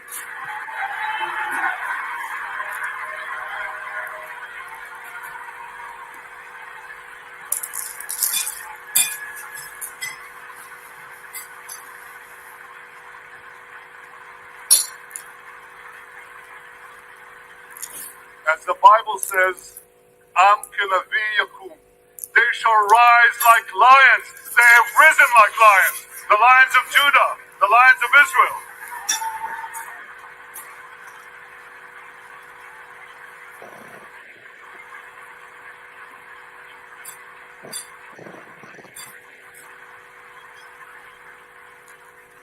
Ladies and gentlemen, the men and women of the IDF come from every corner of Israeli society. Every ethnicity, every color, every creed, left and right, religious and secular. All are imbued with the indomitable spirit of the Maccabees, the legendary Jewish warriors of antiquity. With us today is Yechiel Leiter, the father of one of those Maccabees. Yechiel's father escaped the Holocaust and found refuge in America. As a young man, Yechiel moved to Israel and raised a family of 8 children. He named his eldest son, Moshe, after his late father. Moshe became an exemplary officer and one of our elite commando units. He served with distinction for 2 decades while raising 6 beautiful children of his own. On October 7th, Moshe volunteered to return to combat. 4 weeks later, he was killed when a booby-trapped mine exploded in a tunnel shaft right next to a mosque. At his son's funeral, Yechiel said this: "If the state of Israel had not been established after the Holocaust, the image engraved in our collective memory would have been the photograph of that helpless Jewish boy in the Warsaw Ghetto holding his hands up in the air with Nazi rifles pointed at him. But because of the birth of Israel," Yechiel continued, "because of the courage of soldiers like my son Moshe, the Jewish people are no longer helpless in the face of our enemies."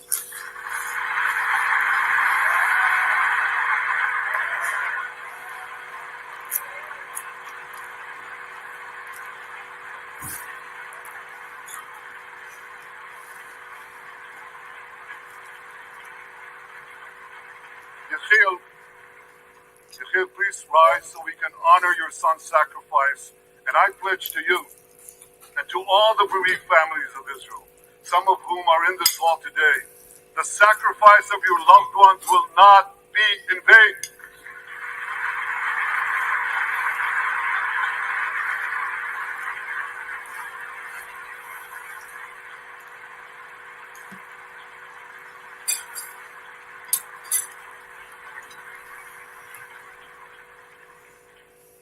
It will not be in vain because for Israel, never again must never be an empty promise.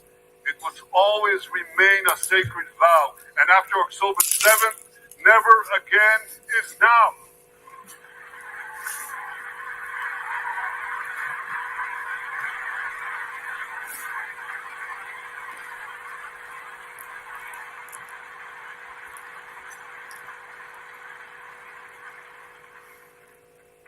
My friends, defeating our brutal enemies requires both courage and clarity. Clarity begins by knowing the difference between good and evil. Yet incredibly, many anti-Israel protesters, many choose to stand with evil. They stand with Hamas. They stand with rapists and murderers. They stand with people who came into the kibbutzim, into a home. The parents hid the children, the 2 babies, in the attic, in a secret attic. They murdered the family, the parents. They found the secret latch to the hidden attic, and then they murdered the babies. These protesters stand with them. They should be ashamed of themselves.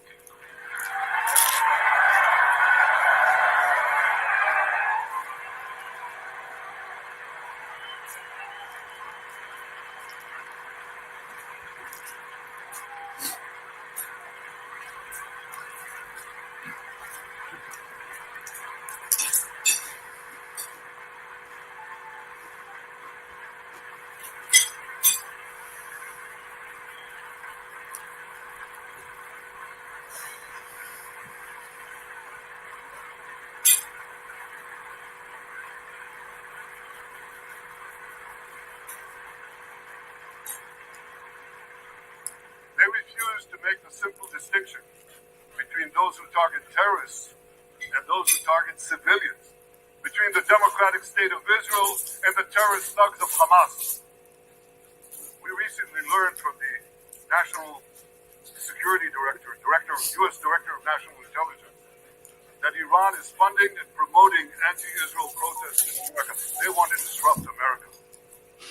When these protesters burn American flags even on the 4th of July. And I wish to salute the fraternity brothers at the University of North Carolina who protected the American flag against these anti-Israel protesters. We don't care about our flag. Hey, Mama Bear. He's good at gaslighting.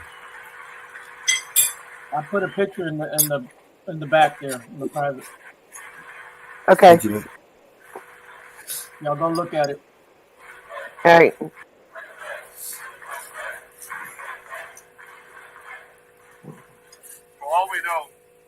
Iran is funding the anti-Israel protests that are going on Listen to him. right now outside this building. For all we know, you are. But they're there. For some weird, strange reason. Well, I have a message for these protesters.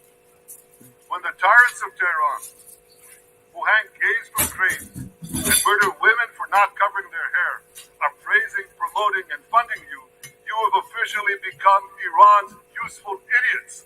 Huh.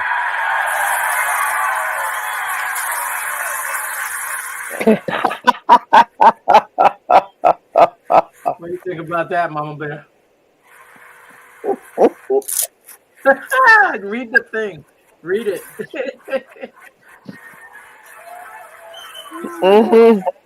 I read it. Some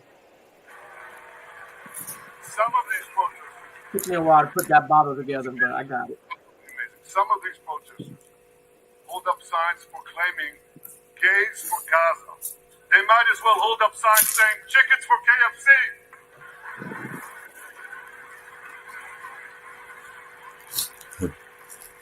These protesters chant from the river to the sea, but many don't have a clue what river and what sea they're talking about. Yeah, we do. They not only get an F in geography, they get an F in history. They call Israel a colonialist state. Yes. Don't they know that the land of Israel is where Abraham, Isaac, and Jacob prayed, where Isaiah and Jeremiah preached, This was a people, not a place. 3,000 years ago.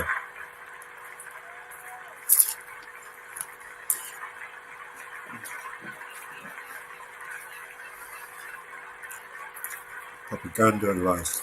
Hey, Northwoods. for nearly 4,000 years. Woo woo, everybody. I made it back. What's up? Hey, It's always been our home. It will always See the be picture, our Mo? home. I'm going to hook up to the stream, Mo's, right? Yeah, sure.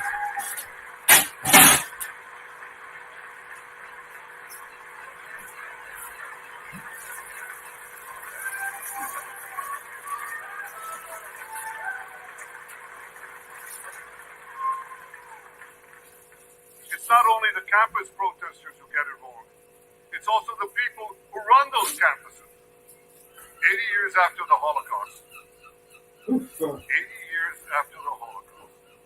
The presidents of Harvard, Penn, and I'm ashamed to say my alma mater, MIT, couldn't bring themselves to condemn the calls for the genocide of Jews.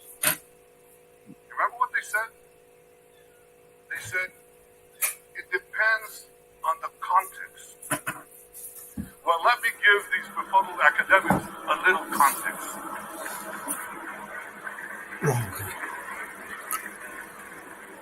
Anti-Semitism is the world's oldest hatred. For centuries, the massacre of Jews You got a freaking book there he's going to talk about? accused of everything from poisoning wealth If you get a minute, can spreading you plagues clean up this? to using the blood of slaughtered children to bake Passover matzahs. These preposterous anti-Semitic lies led to persecution, mass murder, and ultimately to history's worst genocide, the Holocaust.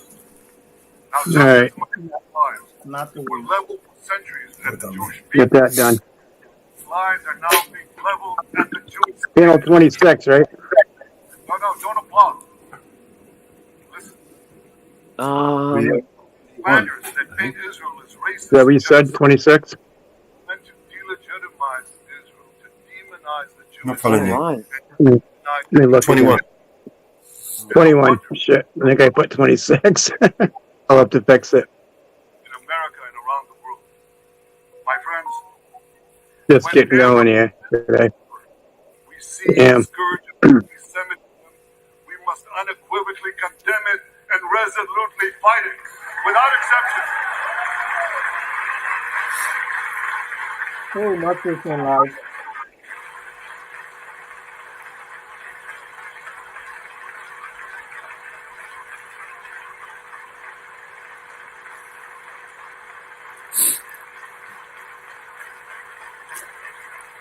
My eyes aren't focusing today very well. And don't be fooled when the blood libels against the Jewish state come from people who wear fancy silk robes and speak in lofty tones about law and justice. Here's a case in point. The prosecutor of the International Criminal Court has shamefully accused Israel of deliberately starving the people of Gaza. This is utter, complete nonsense. It's a complete fabrication. No, it's not. I've got the fucking proof, you lying bastard. Israel is unable Austin, welcome in. Good to see you, bro. Gaza. That's How does no one even 500,000,000 fucking tons of challenging food, him? Bullshit. and that's more than 3,000 calories for every man, woman, and child in Gaza. This is, they just allowed this guy to get up there on stage, right, and lie to the world. Israel is blocking it. It's because Hamas is stealing it. What are you stealing?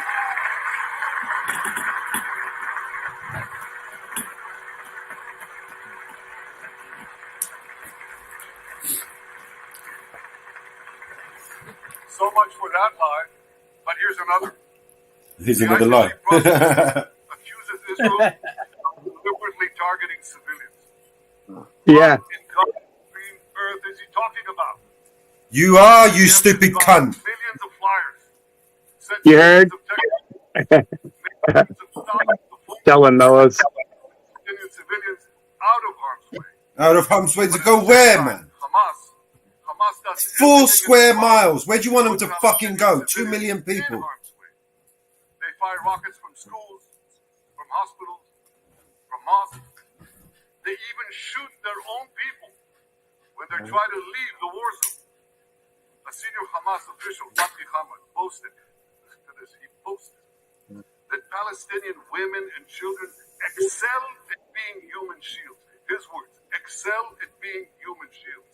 Oh, we got Yahoo on. Yeah. Now I recognize him. Civilian death is a tragedy. Sport of Satan. It took me a minute to A strategy. figure out who it was. I know who it is. That Israel will be smeared in the international media. Netting fucking Yahoo. This would enable Hamas to survive another day. He's always yahooing about something. Out of October 7th Yeah. again. I want to assure you, no matter what pressure is brought to bear, I will never allow that to happen. Shame no one took a pot shot at you, bro. Right? He's got better security.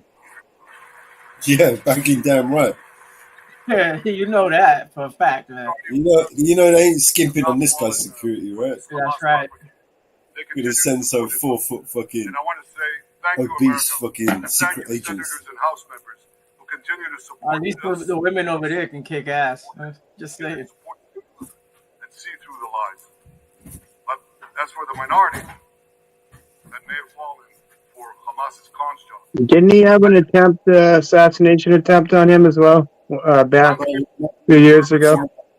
Yeah, I imagine someone like this has had many attempts. every major urban Yeah, conflict and then there's things that happen that they don't tell you about too. But, in history, Israel, he said, has implemented more precautions to prevent civilian harm than any military in history and beyond what international lying law bastard. requires.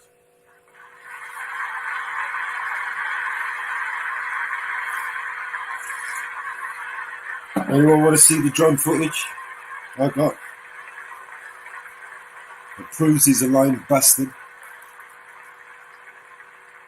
That's why, despite all the lies you've heard, the war in Gaza has one of the lowest ratios of combatants to non-combatants casualties in the history of urban warfare. What a fucking lot of bullshit. And you want to know where it's lowest? 50,000 fucking civilians is not the lowest It's casualty. lowest in Rafah. In Rafah. Remember what so many people said? You know, they're all complicit and culpable for allowing him to sit backstage and lie to everyone. Tens of thousands of civilians killed. Without a challenge. Well, last week, I went into Rafah. I visited our troops as they finished fighting Hamas's remaining terrorist battalions. I asked the commander there, how many terrorists did you take out in Rafah? He gave me an exact number, 1,203. I asked him, How many civilians were killed? He said, Prime Minister, practically none. With the exception of a single incident where shrapnel from a bomb hit a Hamas weapons depot and unintentionally killed 24 people. The answer is practically none. You want to know why? Because Israel got the civilians out of harm's way, something people said we could never do, but we did it.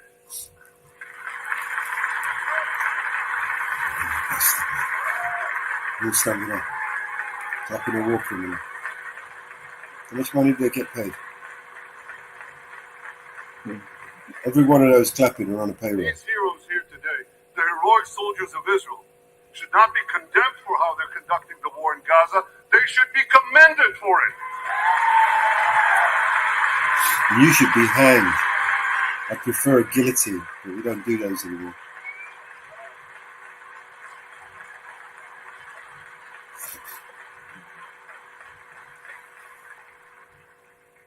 I want to thank all of you here today who forcefully opposed the false accusations of the ICC and stood up for the truth. Here we go. These lies are not only libelous, they're downright dangerous. The ICC is trying to shackle Israel's hands and prevent us from defending ourselves.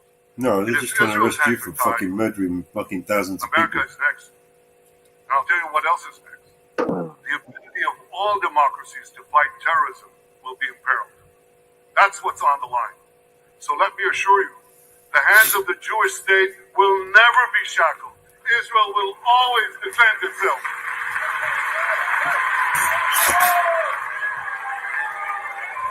Can't wait to press that button, can you?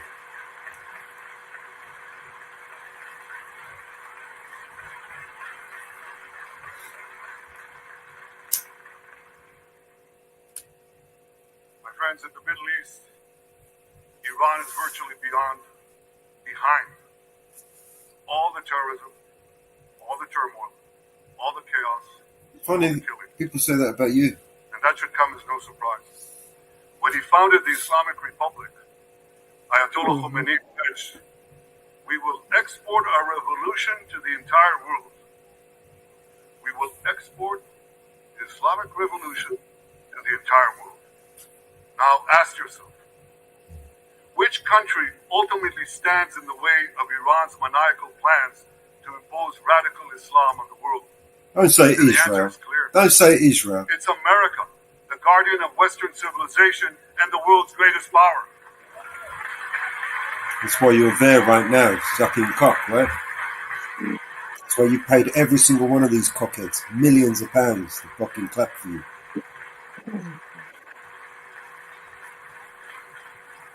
That's why Iran sees America as its greatest enemy. Last month, I heard a revealing comment, ostensibly about the war in Gaza, but about something else. It came from the foreign minister of Iran's proxy, Hezbollah, and he said this: "This is not a war with Israel. Israel," he said, "is merely a tool.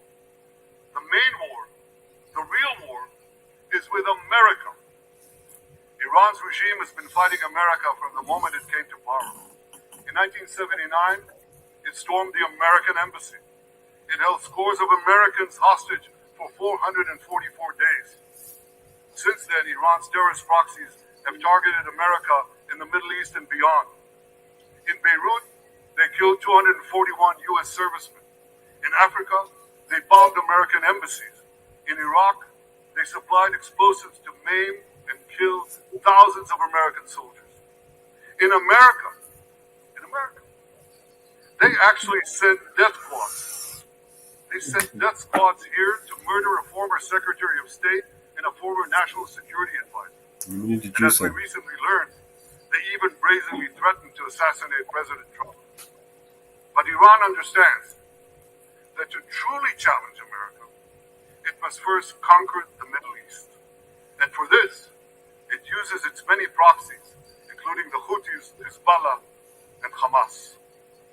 Yet in the heart of the Middle East, standing in Iran's way, is one proud pro-American democracy, my country, the State of Israel.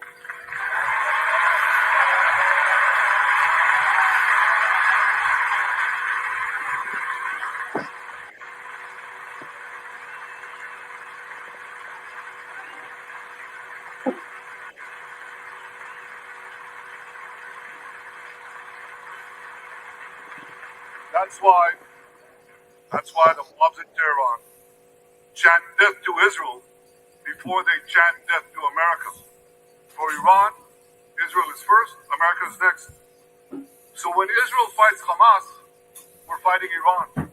When we fight Hezbollah, we're fighting Iran. When we fight the Houthis, we're fighting Iran. And when we fight Iran, we're fighting the most radical and murderous enemy of the United States of America. And one more thing. Yeah, him. When Israel acts to prevent Iran from developing nuclear Try and weapons, flip it. Try and get nuclear they want to go weapons war that to could Iran. destroy Israel and threaten every American city, every city that you come from. You need to go We're not jail. only protecting ourselves, we're protecting you. You're not protecting nothing, mate. In your pocket, you lucky bastard. He Never made heard. sick to I've my never stomach. heard as much amount of bullshit that's come out of any one person.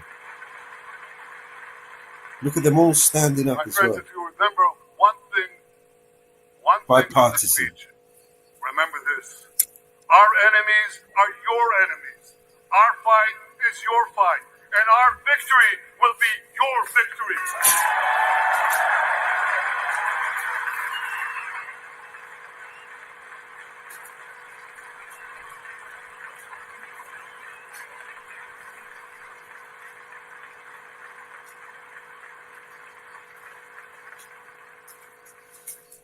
Ladies and gentlemen, that victory is in sight. Israel's defeat of Hamas will be a powerful blow to Iran's axis of terror. Another part of that axis, Hezbollah, attacked Israel on October 8th, the day after. The longer the war goes on, the more fucking enemies you create. Drones against them. 80,000 of our citizens in northern Israel evacuated their homes, becoming effectively refugees in their own land. Their own land. Committed to Nice. returning them Nice home. touch. We prefer to achieve this diplomatically. But let me be clear. Israel will do whatever it must do to restore Support security, BNC. return our people Woo safely woo, fucking motherfucking woo woo woo. That's right.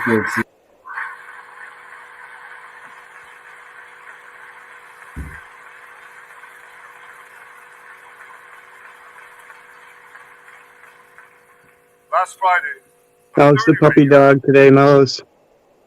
attacked Tel Aviv with a deadly She's all right. drone. It exploded a few I think she hundred wants Still to go hot, is he? upstairs. American consulate, Yeah. killing one nine. On Saturday, I authorized a swift response to that attack. All our enemies, those who attack Israel will pay a very heavy price. And as we defend ourselves, Yeah, like with the 5,000-ton bombs that you dropped on Yemen the other week. Or what America and British dropped on there for you on your behalf, I mean. and as we defend ourselves on all fronts, Defend yourselves. I know that America We're defending Yeah, right. you. and I thank you Yeah, we are. both sides of the aisle. Thank you. Thank you, both sides of the aisle. Thank you for defending us. I'm not fucking carting my fucking ass off to jail. My friends, for decades, America has provided Israel with generous military assistance, and a grateful Israel has provided America with critical intelligence that saved many lives. We've jointly developed some of the most sophisticated weapons on Earth. I choose my words Sounds like a bum deal to me. We've jointly developed some of the most sophisticated weapons on Earth that help protect both our countries. And we also help keep American boots. We help keep Americans' boots off the ground while protecting our shared interests in the Middle East. Wow.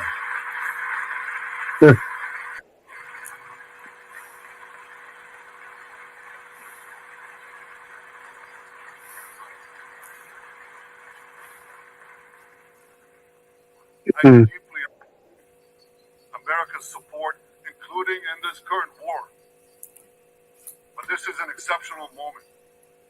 Fast-tracking U.S. military aid could dramatically expedite an end to the war in Gaza and help prevent a broader war in the Middle East. Yeah, we're going to war. In World War II, as Britain fought on the front lines of civilization, Winston Churchill appealed to Americans with these famous words: "Give us the tools and we'll finish the job." Today, as Israel fights on the front line of civilization, I too appeal to America. Give us the tools faster and we'll finish the job faster. Well, how about you stop giving all these politicians your money? Go and buy your own fucking weapons. Yep, everybody wants us to pay for everything. We just got money machines and machines to raffle off all these freaking weapons. Pay the politicians than it is to buy the weapons. You get the buy the politicians, and you get the American citizens to pay for the weapons. Cheap at half the price, you know. Sean Little. You just buy all these cockheads. You buy every single one of these cockheads, and it'll still be a lot cheaper than buying weapons. Israel will fight Yep. until we develop military capabilities, end its rule in Gaza, and bring all Meanwhile, Israel owes no money to no one, right? They've got a deficit.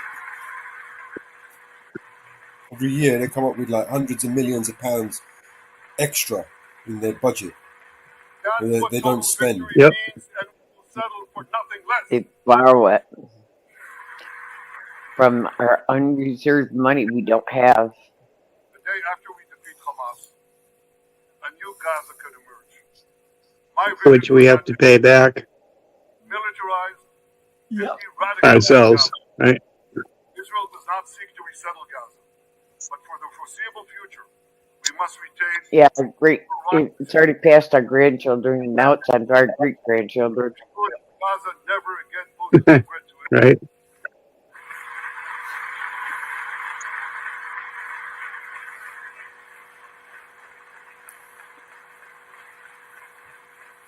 Gaza should have a civilian administration run by Palestinians who do not seek to destroy Israel.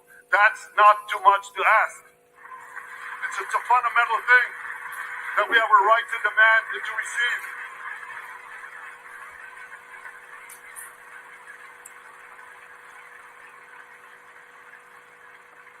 A new generation of Palestinians must no longer be taught to hate Jews, but rather to live in peace with us.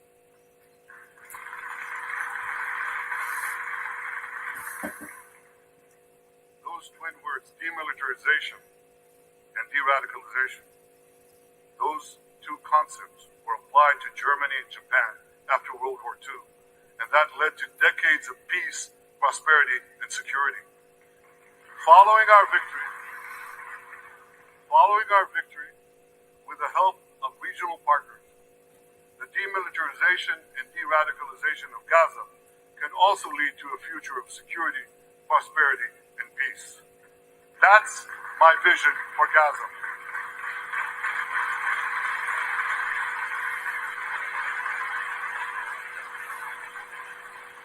Now here's my vision for the broader Middle East.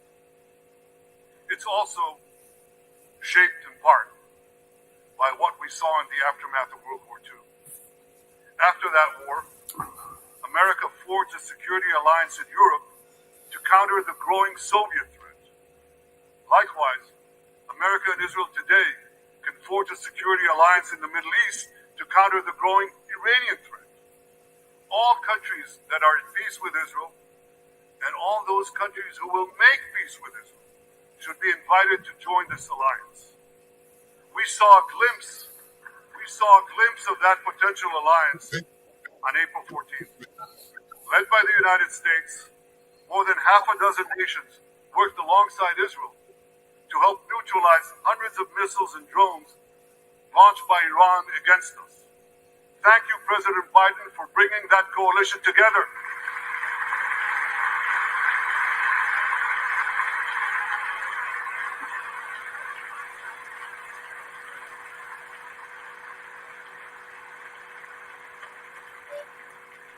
The new alliance I envision would be a natural extension of the groundbreaking Abraham Accords. Those accords saw peace forged between Israel and 4 Arab countries, and they were You have supported right. It's good to see you, bro. We could call Good to see you, right? I have a name for this new alliance. I think we should call it the Abraham Alliance.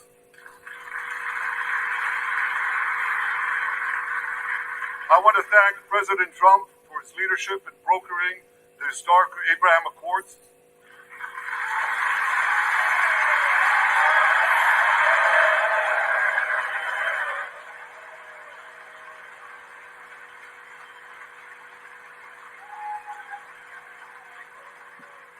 Like Americans, Israelis were relieved that President Trump emerged safe and sound from that dastardly attack on him, dastardly attack on American democracy.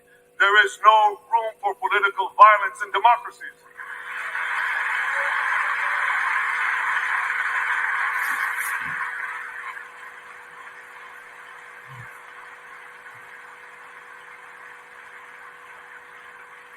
I also want to thank President Trump for all the things he did for Israel, from recognizing Israel's sovereignty over the Golan Heights, to confronting Iran's aggression, to recognizing Jerusalem as our capital and moving the American embassy there.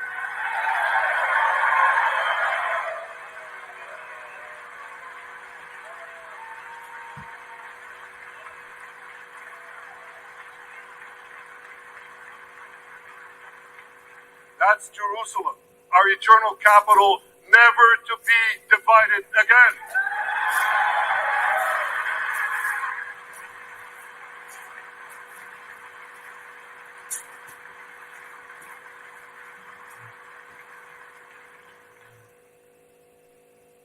My dear friends, Democrats and Republicans, despite these times of upheaval, I'm hopeful about the future. I'm hopeful about Israel because my people, the Jewish people, emerged from the depths of hell, of dispossession and genocide. And against all odds, we restored our sovereignty in our ancient homeland. We built a powerful and vibrant democracy, a democracy that pushes the boundaries of innovation for the betterment of all humanity. I'm hopeful about America because I'm hopeful about Americans. I know how much the people of this country have sacrificed to defend freedom. America will continue to be a force for light and good in a dark and dangerous world. For free peoples everywhere, America remains the beacon of liberty its extraordinary founders envisioned back in 1776.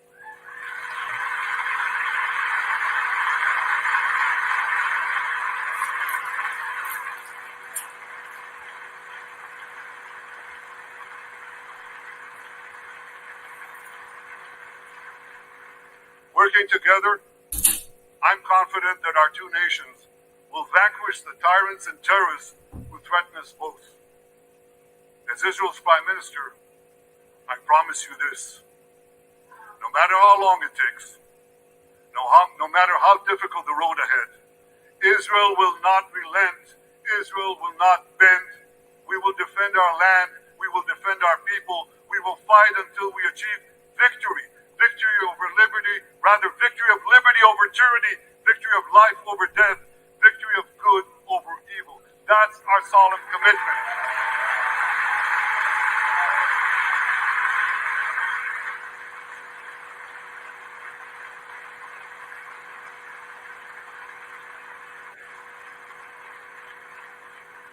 And we will continue to work with the United States and our Arab partners to transform a troubled region from a backwater of repression, poverty, and war into a thriving oasis of dignity, prosperity, and peace.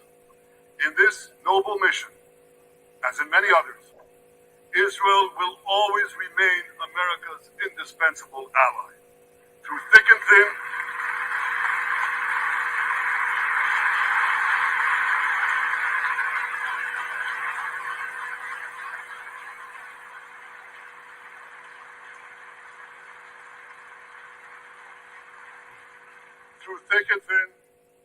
in good times and in bad, Israel will always be your loyal friend and your steadfast partner.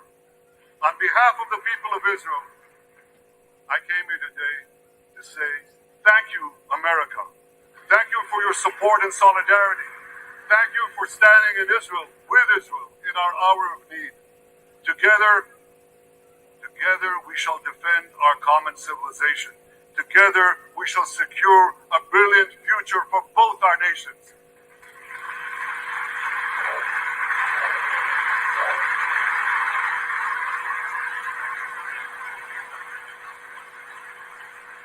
May God bless Israel, may God bless America, and may God bless the great alliance between Israel and America forever.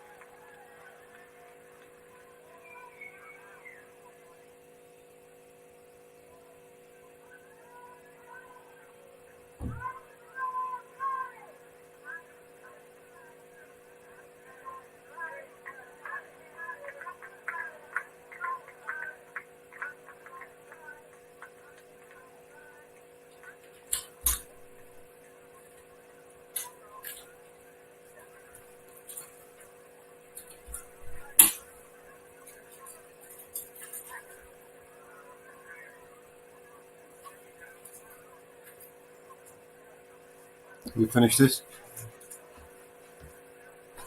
I think he's going to say anymore. No.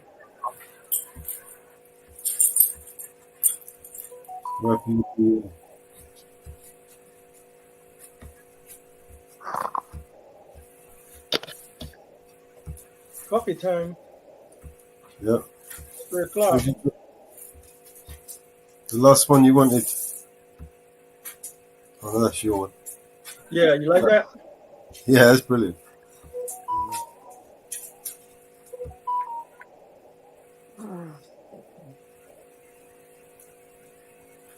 Yeah, that's brilliant. Right, live protest. I think this is the one we want to.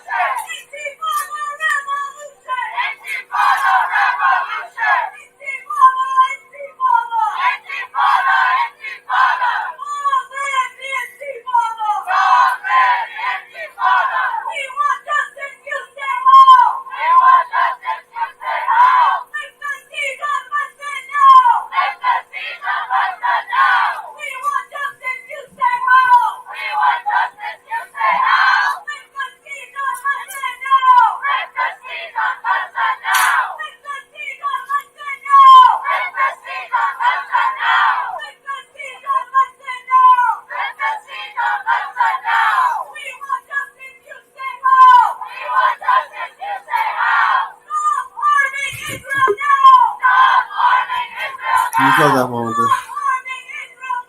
Yep.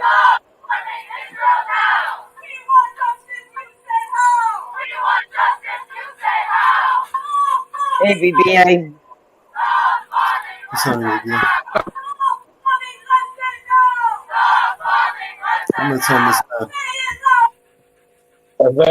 Have they not realised the protests haven't changed anything?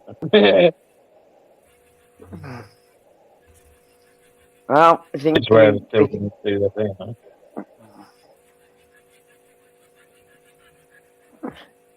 they got cops from New York City down there and everything.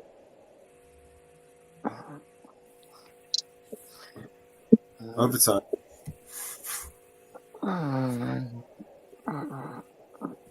They're on overtime, definitely.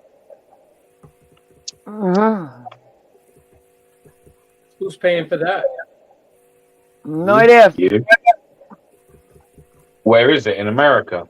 It's in Washington. Sundown, DC. You, Mama Bear, Northwoods, you're all paying for it. Somewhere down the line. Yeah, we are.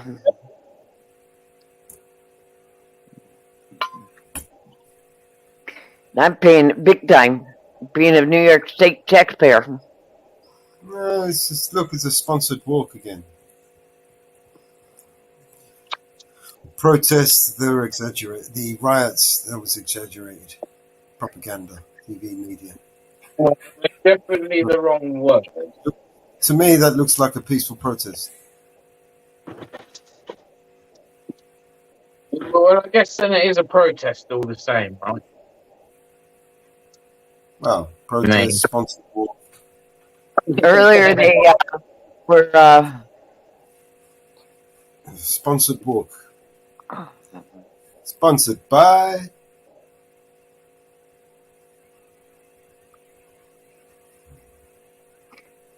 streets in Manhattan, New York are being shut down because they got pipe bombs. Uh-oh. Have been deployed. Pipe bombs. What next? Yeah. How about we make a new law and just murder everybody so we don't have to worry about anyone? What, should we have a purge? Yeah, just get rid of everyone. See, if we get rid of everyone, then we won't have to worry about no one. Mm-hmm. Well, I mean, there's a logic in there. Not everyone. Sound logic, man. Just wipe out half the planet and we'll be all right. What was that, bro? I missed that. I said, my logic is sound. I said, wipe out half the planet and we'll be all right.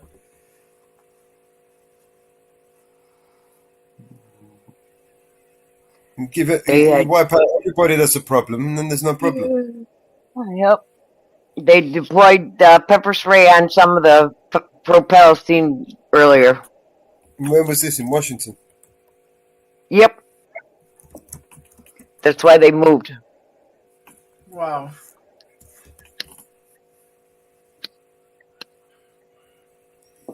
Yep. Yep. Because they deployed pepper spray. It's live? No, it's not live. Oh, you see him grab him and pull him back? Watch. There goes the pepper spray. Yeah. Yep.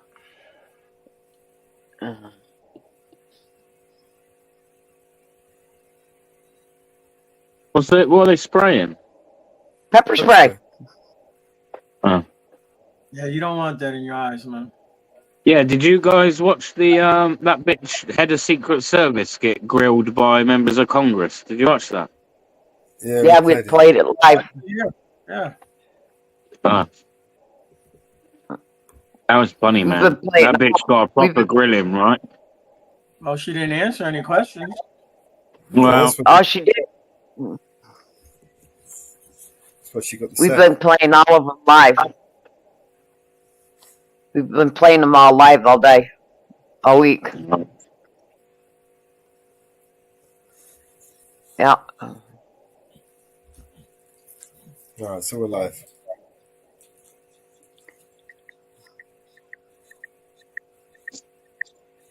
Yep, we've been playing them live all week.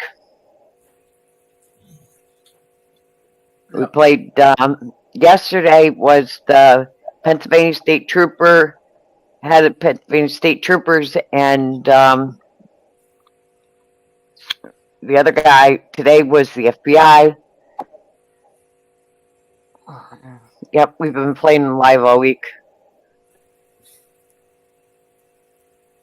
She kept blaming the FBI.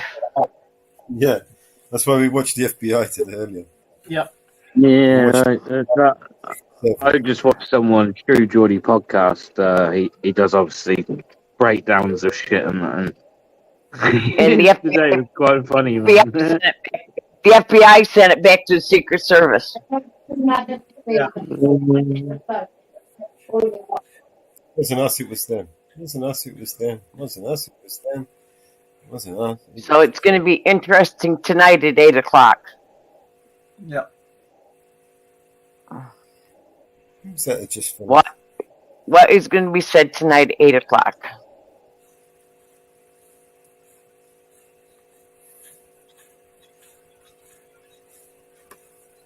Does anyone get like the vibe from her? Does anyone get the vibe from her that she's like, I don't know, guilty in some sinister way? Who? Huh? Who was talking about? The bitch who's the head of Secret Service. She don't know shit. She don't know how to do her I job. don't know. She looked guilty as sin, man. She looked like she looked like, you know, like when a kid gets caught with his hand in the fucking cookie jar and that's like, oh fuck, I've been caught. Like, I don't know, man. She's a dodgy bitch. Yeah, she And if she ain't dodgy, someone set it up in a way where, like, they know that she's gonna have to take the flak for it anyway. Oh, I wonder what the press secretary is going to say today.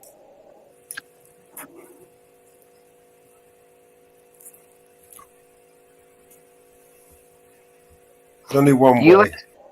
The U.S. Capitol has declared the protest as violent, as thousands are marching towards the Capitol.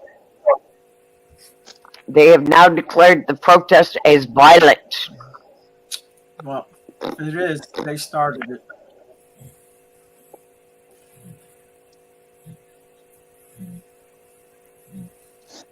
They are now headed.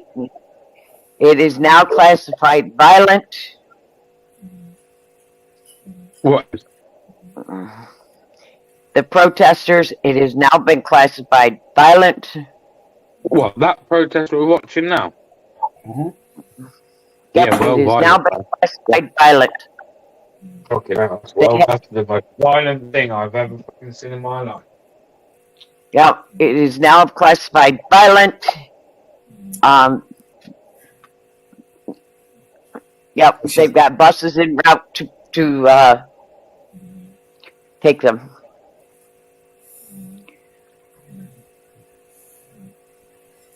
Let's see if I can find it upstream. I bet genocide's pretty violent, like, you know. Yep.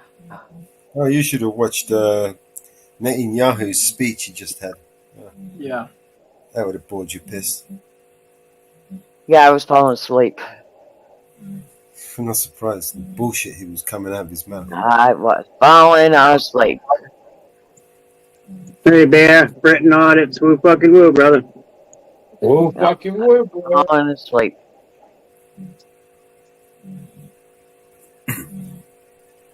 Yeah, we fucking woo, man. You good?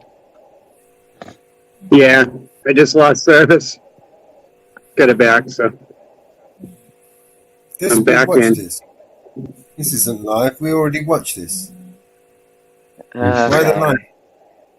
Listen, if they tell you it's live, okay? We already watched this, though. This is not live. That was yesterday. Yeah. Tell me a replay, relive. Yeah, seems like propaganda to me because this isn't live. This isn't happening right now. And this is a channel I'm with trying to find 2.5 protests. million subscribers, right? This isn't live. This happened the other day, man.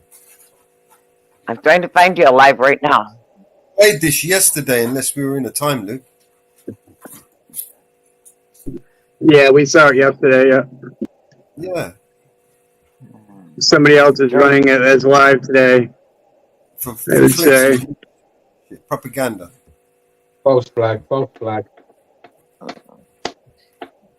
Trying to find you one live right now. It's probably on a 24-hour loop. Keeps playing over.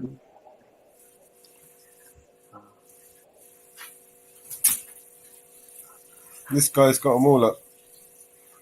He's got the what's the name? Like committee up. He's got the protest videos up. I'm gonna have to start doing shit like this. What is that with many cams he's using? Must be in it. Yeah. Huh? Probably, I think that's what I was using at the beginning of the Ukraine-Russia war or conflict. When I was streaming all those cameras of many cams. Ukraine.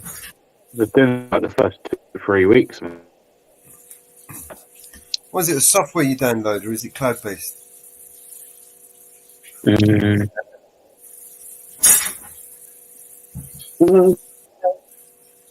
I can't remember now. I think it was a browser or something, maybe. I can't remember, man. I'll check it out. It was right, though. Like, I remember being there watching it, and I remember Russia fucking attacked a power station, man, and I was sat there watching that live as it happened on the cameras. Or before it even fucking broke out on the news, man. I literally sat there watching it on phone. So they're useful, like if you use them certain shit.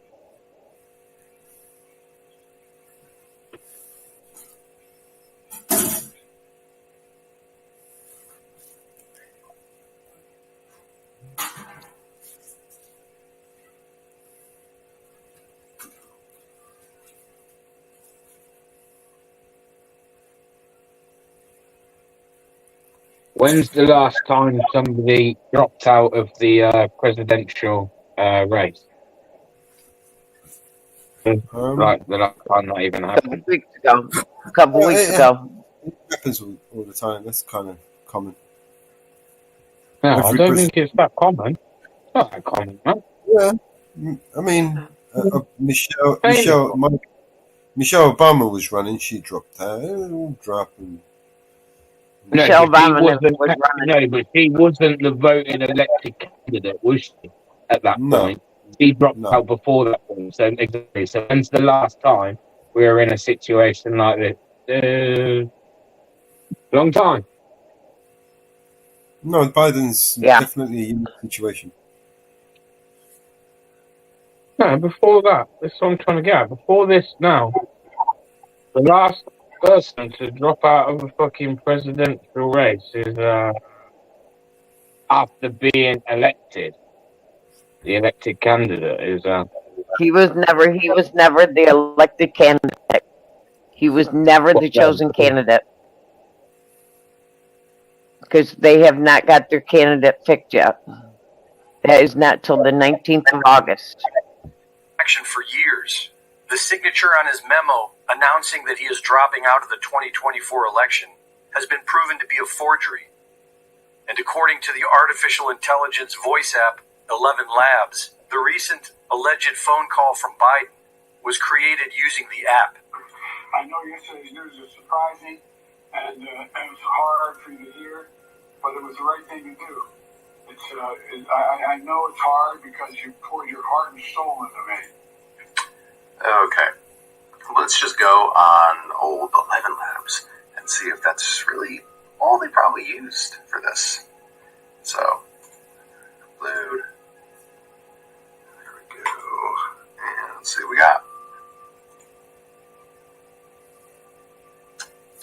Very Yeah, it likely. looks like they didn't even really that try. was By most wow. accounts, there has been at least 3 fake Joe Biden on camera since his election. We have seen images that show Joe Biden with different earlobes, which would be impossible if it were all the same person. We have seen videos that show what appears to be a rubber mask with a rubbery chin. Virtually every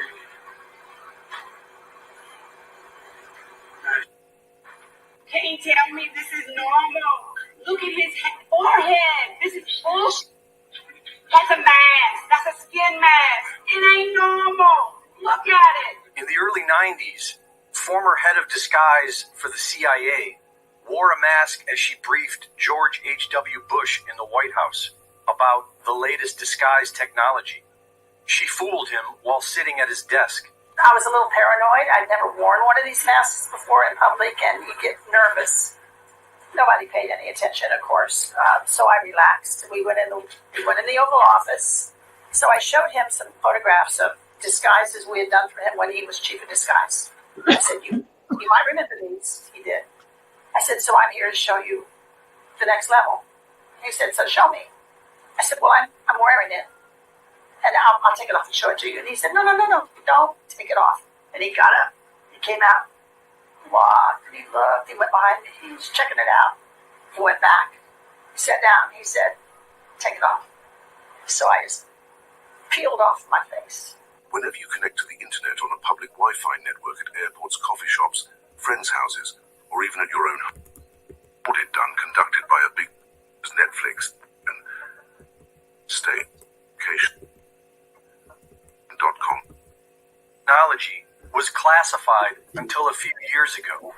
This is the only photograph I ever got. So I'm sitting in front of the president's desk with my hand in the air, holding the mask, showing it to him, and they airbrushed it out. So the picture in my library, I don't know what you would think I'm doing, but people say that's... They airbrushed the mask out. Yeah, it was classified. They gave me the picture of I've seen the picture, but you well, can't tell. You're seeing the recent pictures because now we can talk about masks. A year ago, I could not tell you this story. It was still considered Why classified. could you say it now? Because they have allowed it now. Which to me, what does that mean? Sources and methods are classified. This evidently is no longer classified. Perhaps they're not using these anymore. Or maybe they've gotten so good that what I'm saying has nothing to do with the new ones. I think that's more like it. While many are making a fuss about a missing U.S. president and wondering who's running the country, U.S. presidents have been missing for decades. All we've had in the White House for our entire lifetime is a puppet frontman for the military-industrial complex and the big bank bureaucrats who have turned America into incorporated. The forces running this country are still in charge.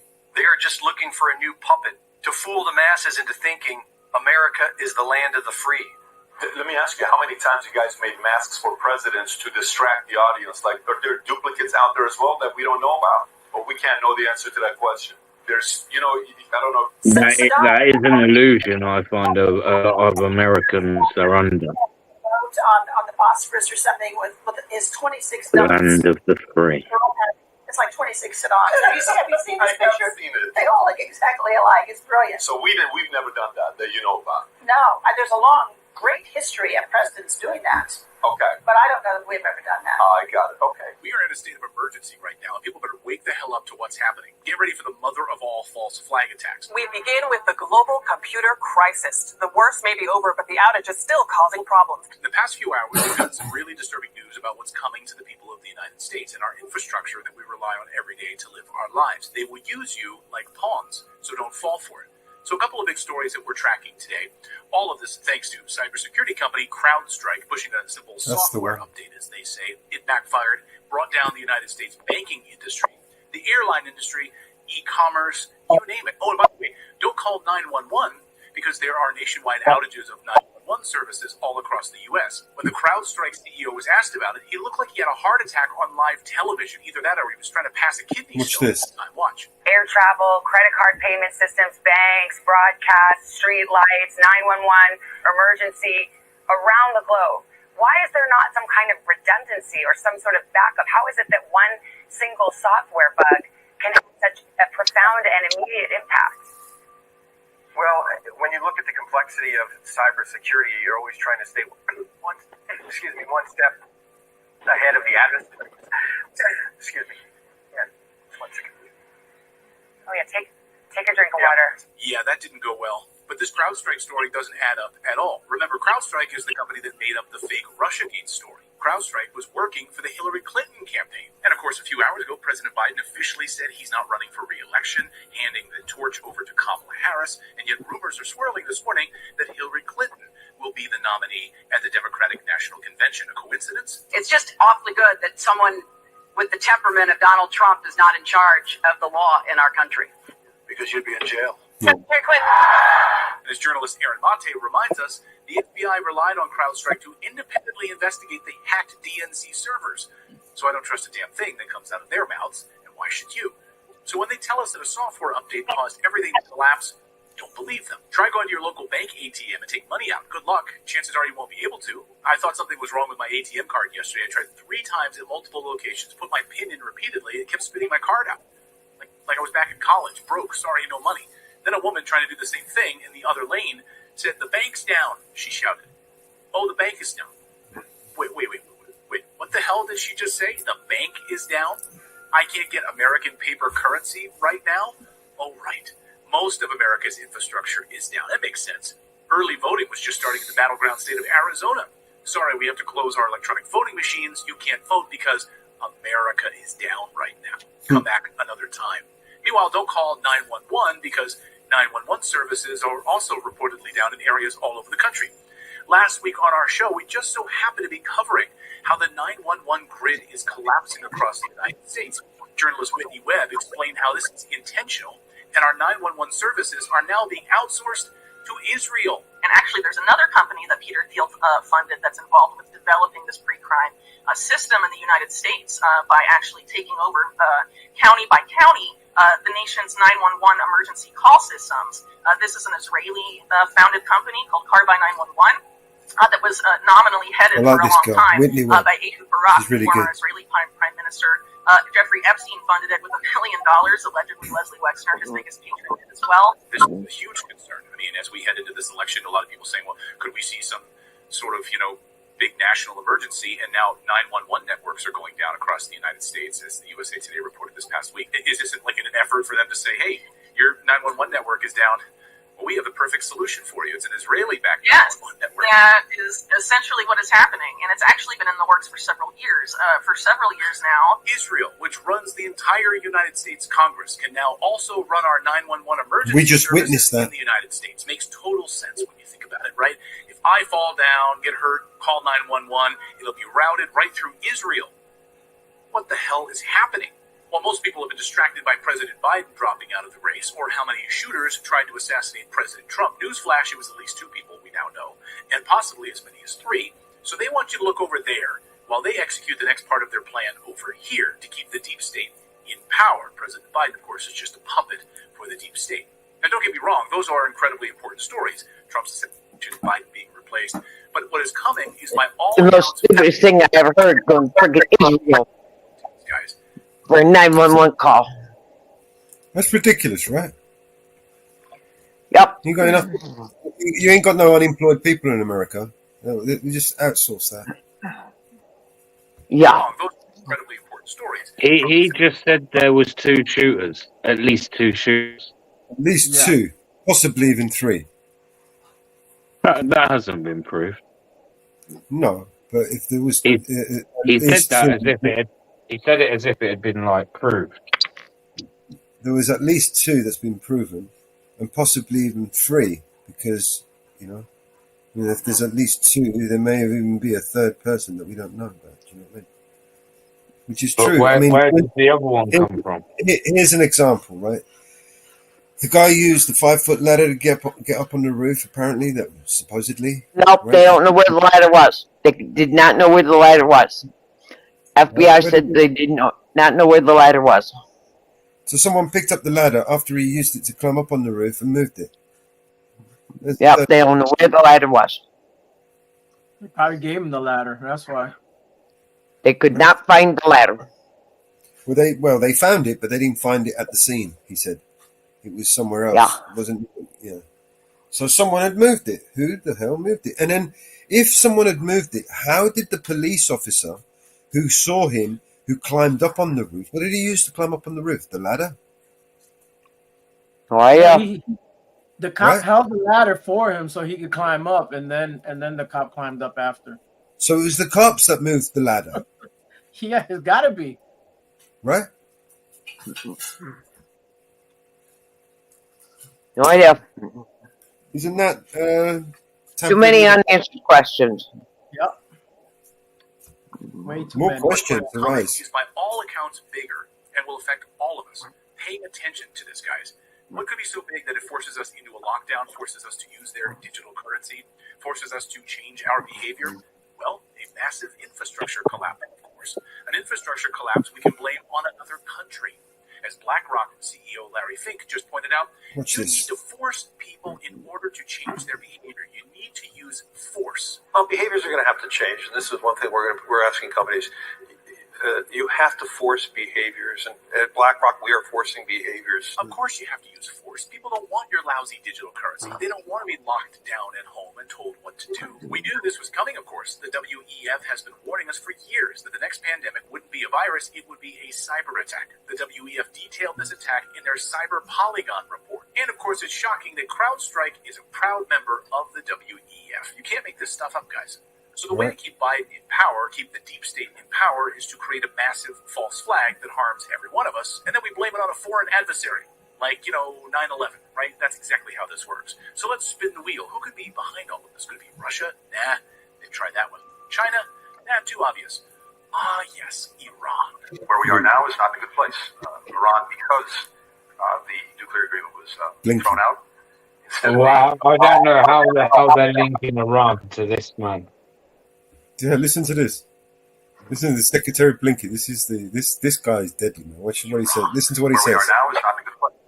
Iran, because the nuclear agreement was thrown out, instead of being at least a year away from having the breakout capacity of producing fissile material for a nuclear weapon, is now doing that. Over the past 24 1 or hours, 2 the weeks White from House doing is that. pretending to go into DEFCON. Yeah, is it? No, they're 1 or 2 weeks from doing that. So we got to strike now. We got to go on the offensive. We got to go and take them out. They're 1 or 2 weeks away from creating a nuclear weapon. One step away from war with Iran. Oh, and the shooter that tried to kill Trump had an encrypted overseas account. There you go. Or multiple Told you. encrypted overseas accounts. Dare I say he was an Iranian secret agent? Oh, that's what they're trying to tell us next. Some other things are coming out, like the shooter had 3 encrypted accounts overseas. At the same time, we're having an Iranian plot. So, I mean, I think this is going to That's get much Fox. broader, much deeper. Iran is only 1 week away from They're all having the same. the shooter that tried to kill Trump was an Iranian spy. So we better go to war with them right now. If you believe that, I have a bridge to sell you in the corrupt town called Netanyahu. The U.S. war with Iran, of course, is Netanyahu's wet dream. He's been dreaming about it for many, many years. Meanwhile, half of CrowdStrike's servers are located in Ukraine. Ukraine is run by the CIA. Again, I'm sure it's nothing. Remember when Donald Trump told us all that CrowdStrike had the DNC server in Ukraine? The reason they had it in Ukraine was to hide it from the U.S. government? For instance, I still ask being right. the FBI, where is the server? So the server, they say, is held by a company whose primary ownership individual is from Ukraine. I'd like to see the server. They gave the server to CrowdStrike or whatever it's called, which is a company owned by a very wealthy Ukrainian. Again, I'm sure it's nothing. No, in fact, I'm sure it's something massive coming for this country, and people better be ready for it. Don't be fooled by the lies they are spinning right now. All the media will be on the same page when they try to trick you. They will all run almost within a 24-hour time period when they're trying to spin this yarn. They want you to be scared, and they want you to be sheep that they can control. Don't be sheep. Don't let them control you. Period. Don't fall for it. Okay. There you go. A lot to unpack there.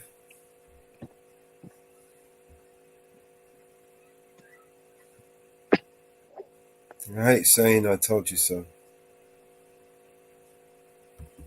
I wish I was wrong. Hello, Boston Strong. How are you today?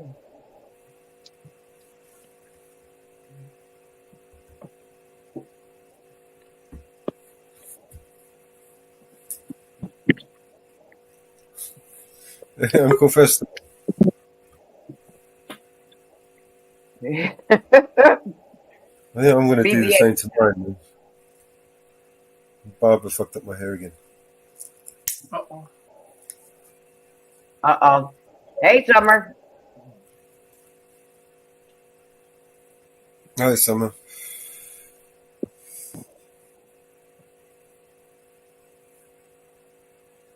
That cone, blunt. That was wild. Flavored. Yeah. What flavor is it? No, it's got purple haze on it. But obviously my weed's flavoured. You know what I mean? My weed's flavoured. Boy, this fucking thing's done my head. What you want to get is the same flavoured blunt as you get on the weed, so it enhances the flavour. If you're smoking lemon haze, I had one of these, but I had one of these for breakfast, man. It was very nice.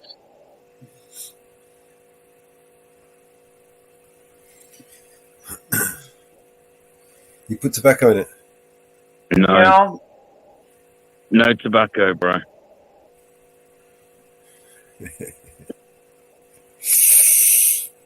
That should last a while. No tobacco.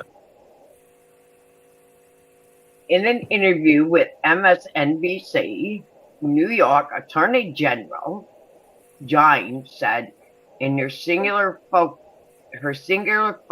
is getting Harris elected president. She is a woman who has the receipts and has been in the best position to go after Donald Trump.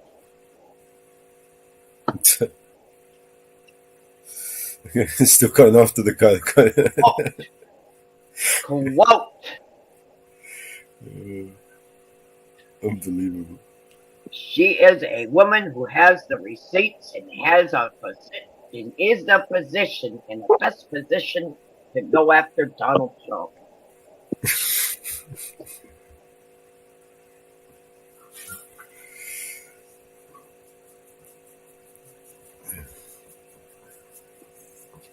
In the news conference just a few minutes ago, the press secretary for the White House said he didn't step down from campaigning because he didn't believe he could serve a second term. Tune in tonight to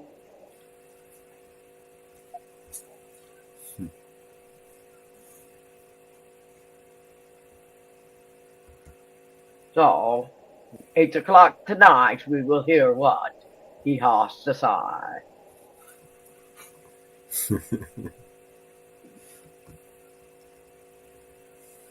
Oh, where is it? Where's that song? Palestine. Hey, Jabab. Good morning from Australia.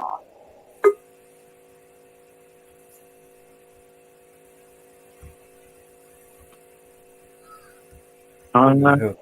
Don't you kick me.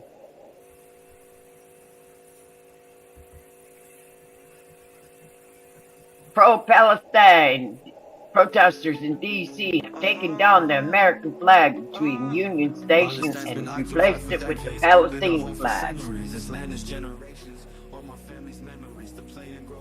Yeah, I don't really agree with that.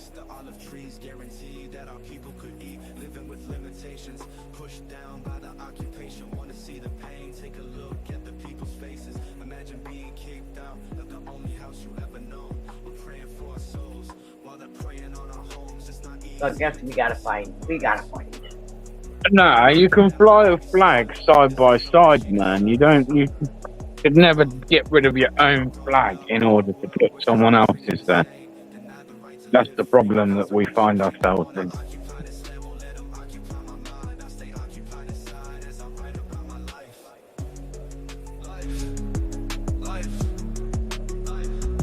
Cause my only mission is to make people listen. This one's for Shake Shout out, hoping it can make a difference. Cause the same thing happened in 48. My grandparents got evicted and forced to move away to the refugee camp in Gaza. Though nothing has changed, they can never return. So that's where I am today, getting calls from cousins to see if I am alive. This here is not fireworks that I light in the sky. We're trying to celebrate our Eid and keep the faith. I guess you could say it's how memories are made. Philistine, Philistine, Philistine, Philistine, Philistine, Philistine. Cause my only mission is to make people listen. This one's a Shake Shout out, hoping they can make a difference. Cause the same thing happened in 48. My grandparents got evicted and forced to move away to the refugee camp in Gaza. No, nothing has changed, they can never return. So that's where I am today, getting calls from cousins to see if I am alive. This here is not fireworks that I light in the sky. We're trying to celebrate our Eid and keep the faith. I guess you could say it's how memories are made. Philistine, Philistine, Philistine, Philistine, Philistine, Philistine, Philistine, Philistine.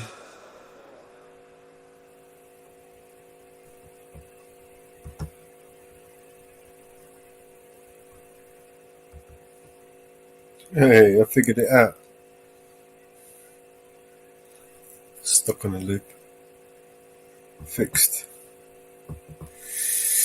Oh wow. Fuck. Here's one for Bear. Bear.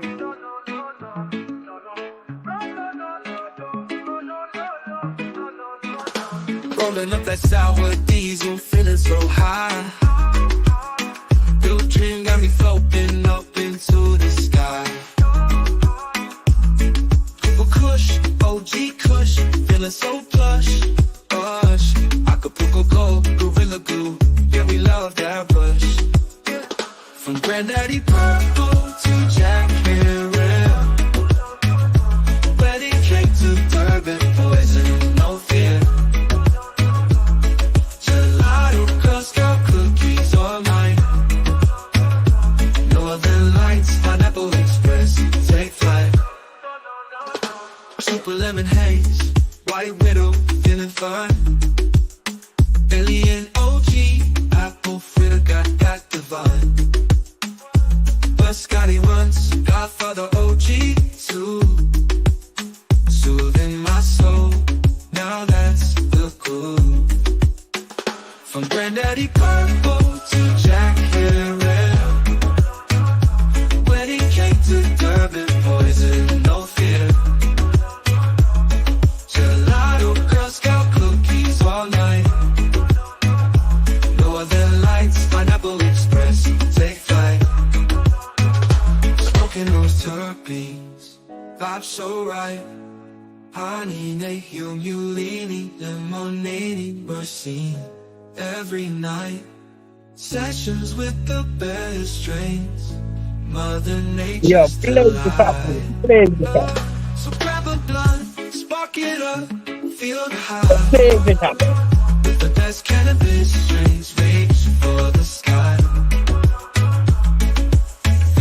Pipe the blunt, keep it real.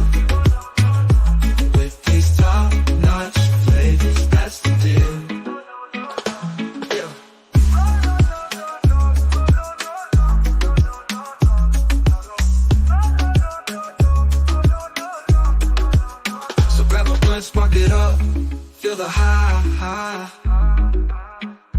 There's cannabis strains, reach for the sky.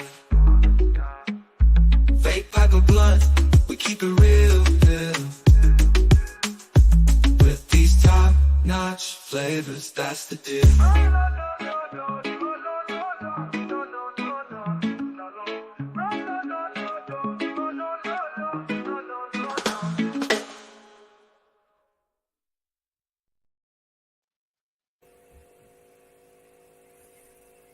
There's 2 channels I found that protest it right now. Blaze the top, bro. Blaze the top. Oh, below. It's 4:25, bro. I know it ain't the end of the world today. Roll one up. Roll one up. Today Not we're today. good. Not today. Not today. Wait. What's that? Have you seen a TV drama, a comedy, British comedy it's on the ITV player, yeah? And I only had that for the football. And I was scrolling through it and there's a comedy called Piglet. And it's about trainee cops going into police college and that. Man, it's like a real silly comedy, but it's quite funny, man. I imagine that's what the police are actually like. It's worth a watch, you know. Definitely worth a watch. It's called Piglets.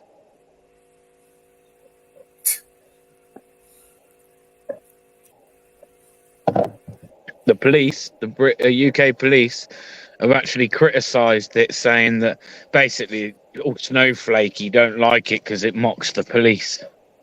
Oh. Oh.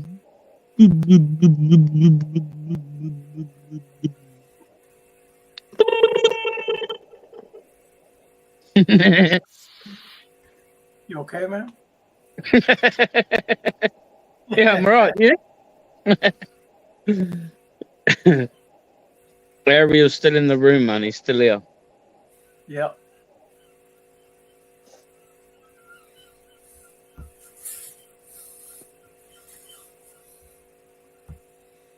Susan, you gotta wash your hands. But said so.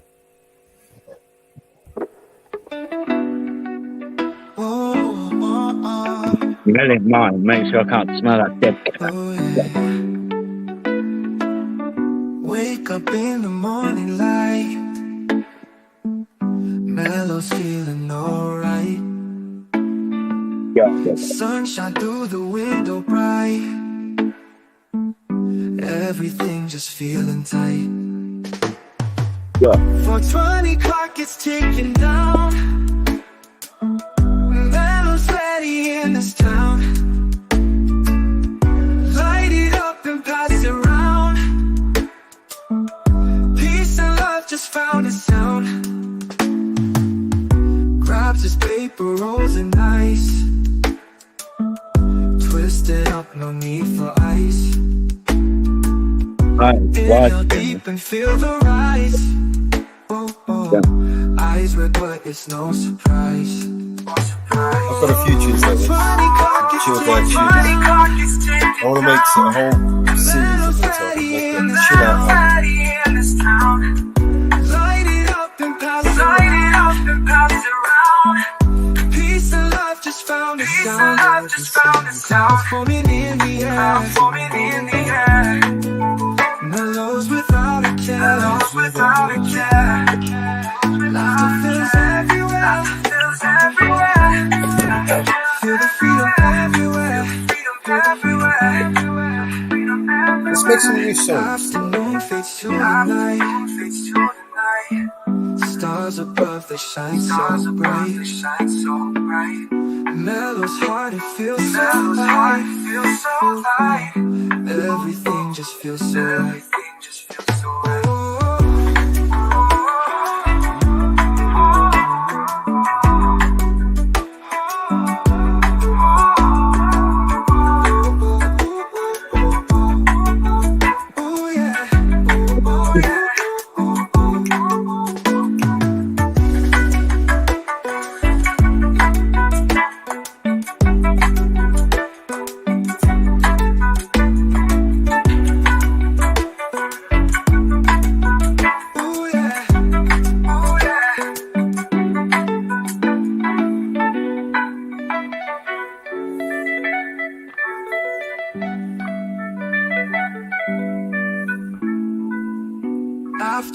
fades to the night. Stars above, they shine so bright. Mellow's heart, it feels so light. Everything Relax. just feels so right.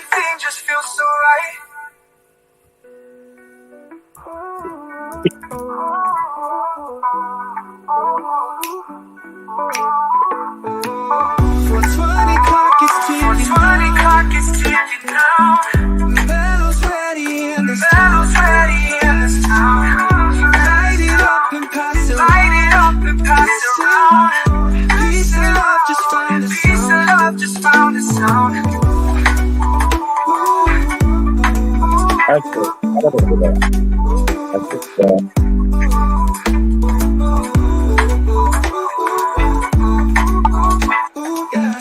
Peace and love just found a sound.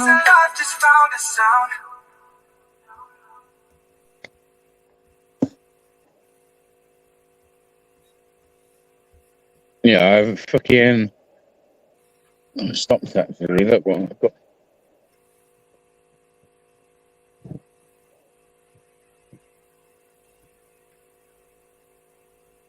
I dusted my old guitar down, cleaned it up, and I've started restringing it.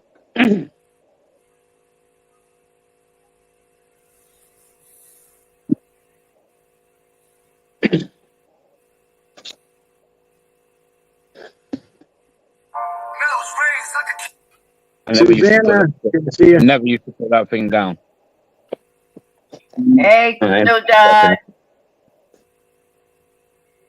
Hi, Susan. Hi, Anne Susan's in the Marie. building. Anne Marie's right behind her. Good to see you, Anne Marie. Yeah, there's Anne Marie. Hey, Anne-Marie. Hi, Susan. Yo, we got Little Legs and Anne Marie. What's going on? Has anyone listened to Eminem's new album? Oi, Susan, have you heard Eminem's new album? I was listening to a song the other day, and I almost thought he wrote it for you, Susan. I did. I thought, fucking hell, that's a shout out and a half, man. Eminem's mentioned Susan and his, Susan's people, anyway. Nice.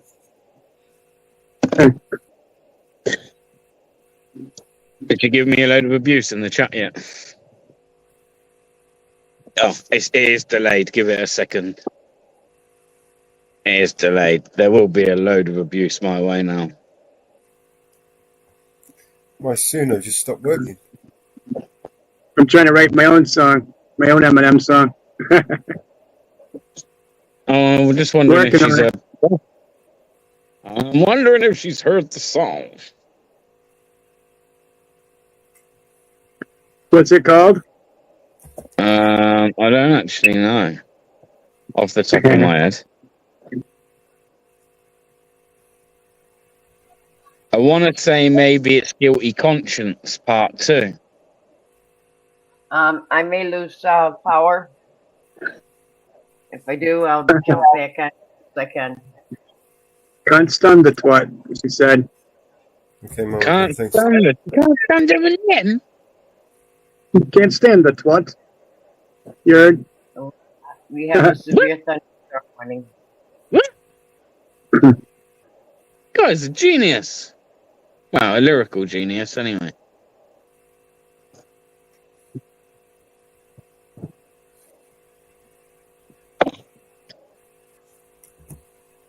We did actually write a song.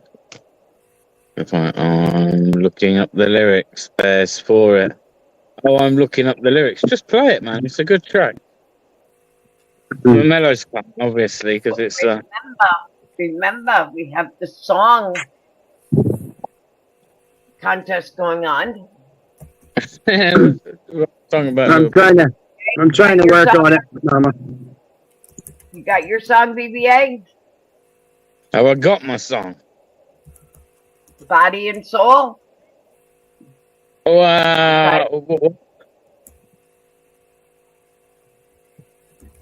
I'm lost. Body and Soul. Submit your song. Title. Submit your song by Friday at noon. All right, so I just got to make a song. Yep. Title of the What, song is Body and on Soul. the AI thing?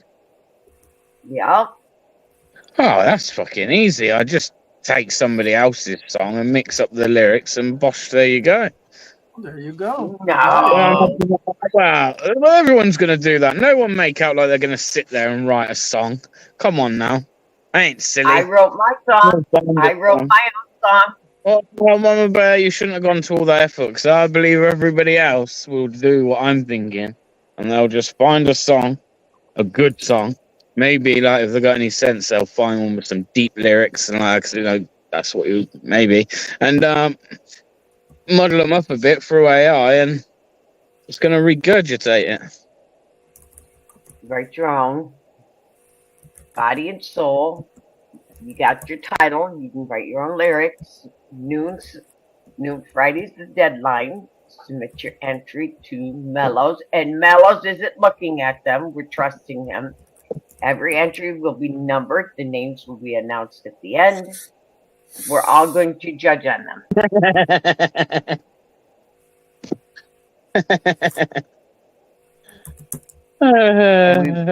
We will pick top 5. Yes, it's Body and Soul. And the lyrics will be from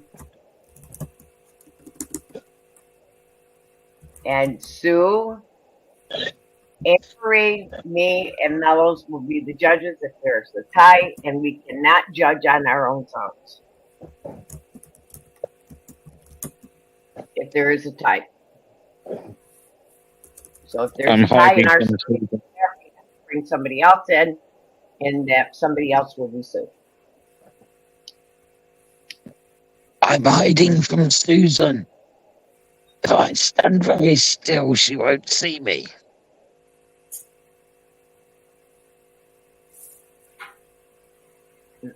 I know Miles has submitted his song. I don't know how many other people have submitted their songs. I know I submitted mine.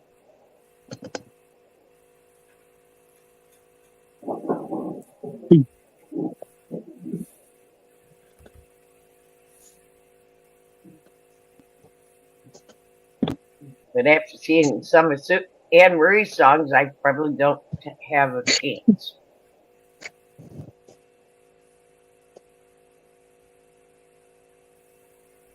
Mellows, please share the link for Josephine. He's probably still filming his face full of tacos. God, Josephine, come get high with us. Come get high with us.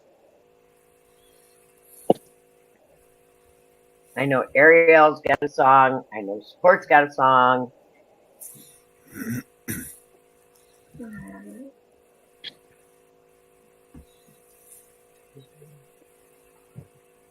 Oh,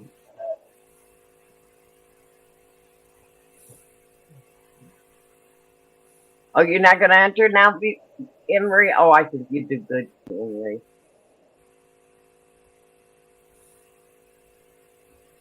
Oh, yeah, you are, Anne-Marie. Don't be a spoil sport. Come on now. Come on. And somebody put up a good one for the next song contest for next week.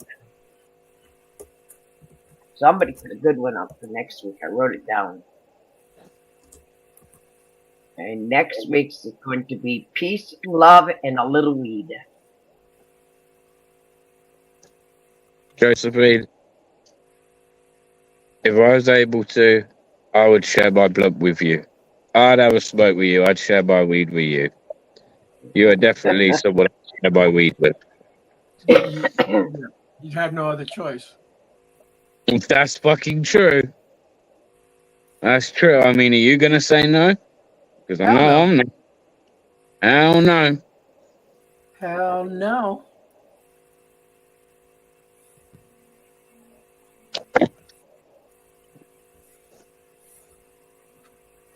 So Peace, Love, and a Little Weed sounds good, like for a good song. Oh, here goes nothing. Here's a StreamYard link. Let's see if this works better this way now. Yeah, good luck. Yeah, no penises, please. Please. Don't make Mello yell today, please. It's been a good day for him. No penises. No agitating little prick, because Mellows don't need it. What else, Mellows? Come on. Tell them. Lay down the law. Oh, yeah, remember this is the tyrant panel. No, that's not today. It's not the Oh, show. no tyrant panel for this. Scrap that. No tyrant panel. You're in the We're in the chill out zone. You're in the if you haven't brought a spliff, disappears zone. Pepper spray deployed at the police as police make arrests outside Union Station in D.C. Hey, Josephine. Yes. What's going on, Josephine? Okay, give me a second. Let me just bring you in. Okay. All right, you remember how to get to the private chat? The link worked with no problem. Yesterday, private chat. Can you get to the private chat? Can I get to the Yeah, you see it? Yeah. All right. Now you got to leave this room to go into that room. Don't leave both of them open because you're going to end up messing your audio. All right. Best thing to do is copy the link. Yeah, Leave the link in the browser. Yeah, and then come back into that room. All right. See you in a sec.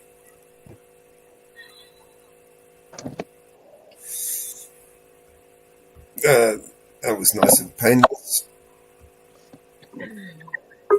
There you go. See? Bang. Nice and easy. Yesterday, I had a hard time. You couldn't hear anything I said. First, I couldn't hear what you were saying, and then you couldn't hear anything I was saying. I kept leaving and coming back. I don't know. How's everybody doing today? Really for a while. Good, sir. You really need to talk. Just go and go to the private chat, hit the link, and back out.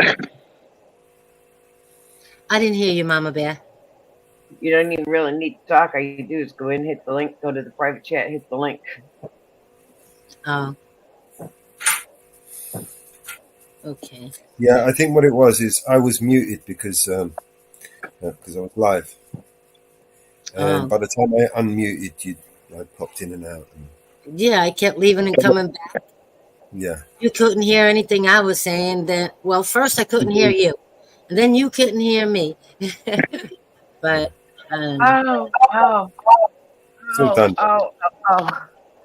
Harris has held a press conference in El Paso to announce that her team is making progress on fixing the border. What kind of progress we're talking about? She's actually finally made it to the border after 4 years. Oh, wait a minute. That was June 25th of 2021. Oh, my mistake. And she just announced it, but she still hasn't been there. Sorry, she wasn't actually at the border. She never made it to the border. My mistake. Oh, there was a good question Brandon Mitchell posed earlier on. What has Kamala Harris done for the people since she's been in office? Since she's been vice president? Yeah. Absolutely nothing. My question is, what did you do to get into office? No one's even ever given her one single vote. Not one. How many people are there in America and she's not had one fucking single vote? And I'm meant to believe that Donald Trump is some threat to American democracy. Well, she has taken a vacation for nearly 4 years now. Yeah. Now these guys have got someone running who they didn't even vote for.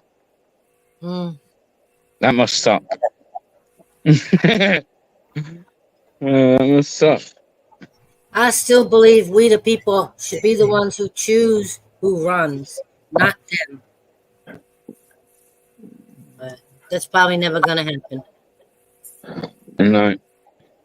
Anyway, Mellows, I wanted to mention to you that if you wanted to use any of or parts of my videos that I've shared, yesterday I noticed after a while after I got off the panel, a lot of my videos of recording the cops and stuff have been removed. But I reshared and made everything public of what I did have left. Okay. Just so you know. All right. Okay. Rain. I'll grab a few of those shorts that you've got or whatever just to make a... Sean Little, what's up, man? What's up? Jim Camera Dawn says that's not totally true that she's done nothing. Okay, what has she done? No, I'm interested. That's why I read it out. He does make a really good point. I'm intrigued. She's given us many laughs, right, of her word salads. I've made many memes, golden memes out of her. I mean, there's good, even though it's not very, it's not great. It's still some. I mean, laughing, at how stupid she is. There's got to be laughing in general. It's got to be good, right? I mean, would you consider laughing bad or good?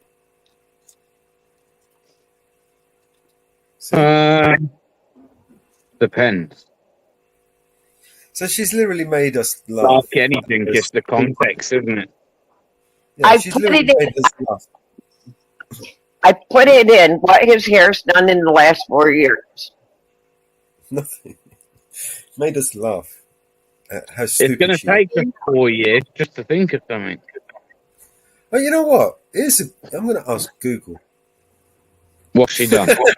What has Kamala Harris done? Kamala Harris be done? What's she do? Wipe butt. Camel Toe Harris. For the people. You got to put for the American people. What has she done for the American people? Otherwise, they'll give you some bullshit about she's done this, she's done... They'll just give you a career, basically. And that's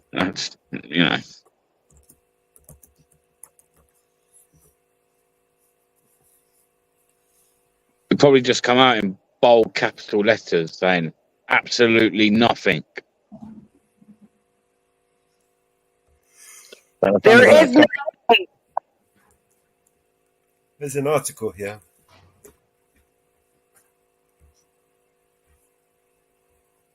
Yeah, saying she's done nothing. The article's about her doing nothing. After rising pressure from his party to step aside, President Biden upended the 2024 election by abandoning his bid for re-election. Vice President Kamala Harris said she would seek the nomination in his place, and Biden gave Harris his full support and endorsement.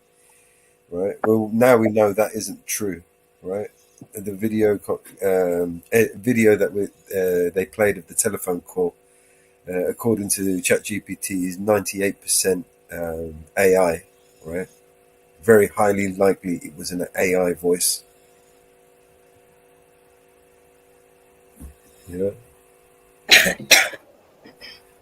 Vice President, what's she done? What has Kamala Harris been doing? Here we go.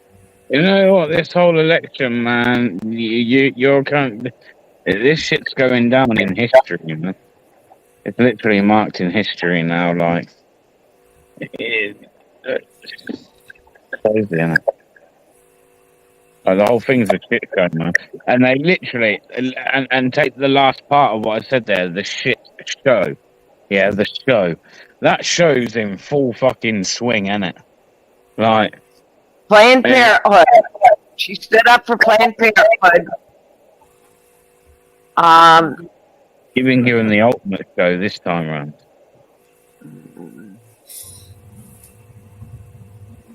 The other elections, no, let's step it up or not. She stood up for Planned Parenthood. That's one thing I know she stood up for. I know what, didn't she? I know what she done for the people.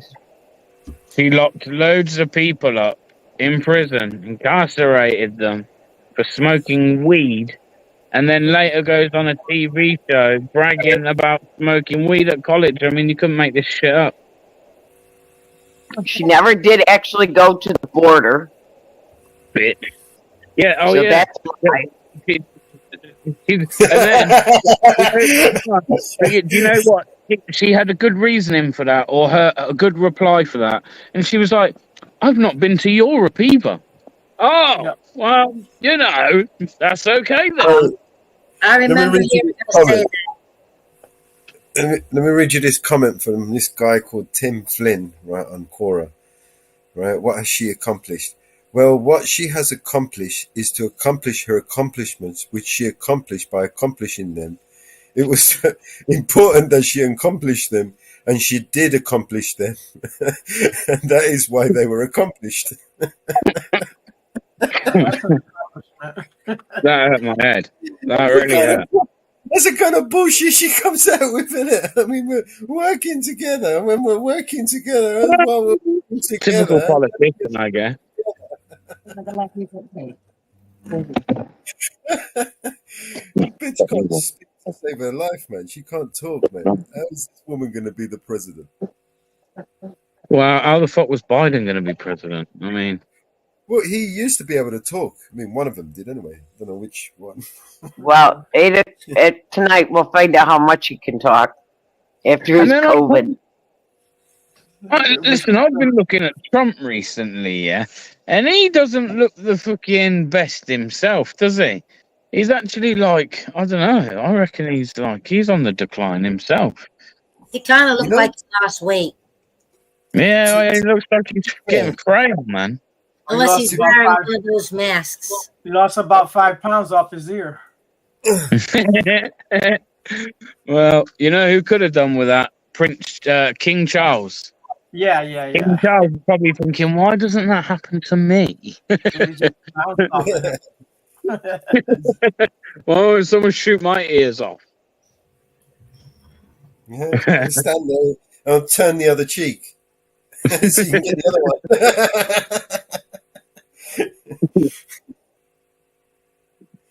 Stand there with an apple on his head. Like, to be fair, that would be a hard shot. Like, trying to get a headshot in between those two big ears. I mean, let's be honest. You only got a little target to play with compared to those ears. You know, to play the devil's advocate, right? Joe Biden's been in government for 46 years, and she's relatively new compared to him, and she's accomplished far more than he ever did, which is fuck up. Excuse me, I'll have you know. Did you not fucking hear Kamala Harris the other day? Huh? Did you not fucking hear her? What? He is one of the best presidents too ever in the history of America. You know what's more important than voting for a competent president? Voting for the first female black president. Now, that's got to be more important than somebody who actually knows what the fuck is going on and how to deal with shit, right? Let's just tick those boxes, man. I mean, what could go wrong? Is there anyone that votes on the panel? Yeah. What? Yeah, you vote. I vote. You vote, Ariel. Yeah. What side of the fence are you on, or do you prefer to keep that personal? Oh, I'm vote my party line. I don't vote my party line. Yeah.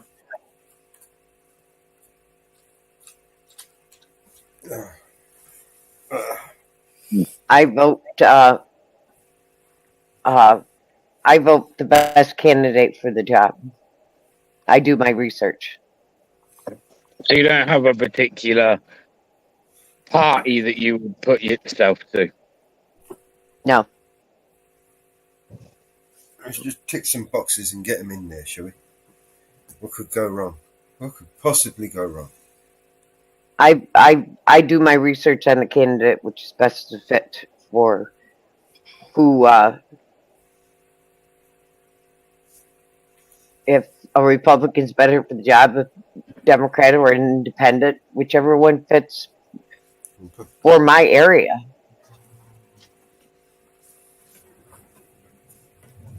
Depends.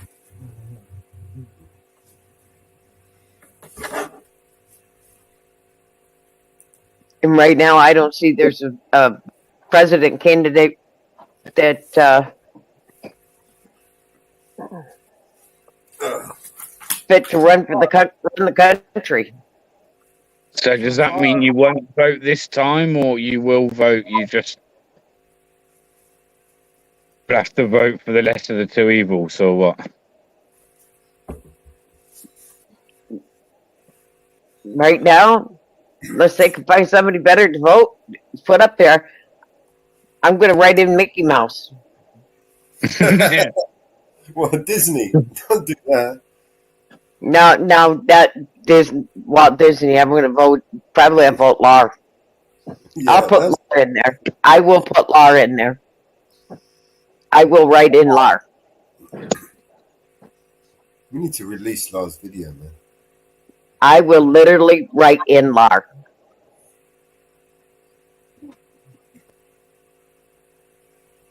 What about you, Ariel? Did you say you don't? I'm not. A particular party. I probably won't vote because these two clowns. But we'll see what happens.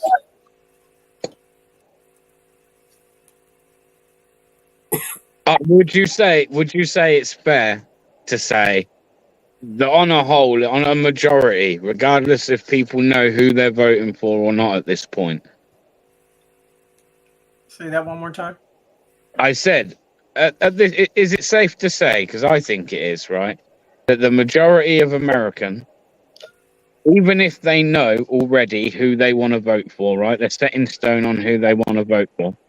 Right. Do you think, like, okay, that's the case, but they're not really happy with the person that they're voting for? Like I say, it's almost like they're voting one just so that the other doesn't get in. Right. Rather than be voting for that thing for its policies, etc., and what it stands for. Right. I don't know. You're gonna see people. A lot of people do vote their party line. That's the thing. It doesn't matter who they put there. They're just gonna vote their party line. Oh yeah, a lot of people do that.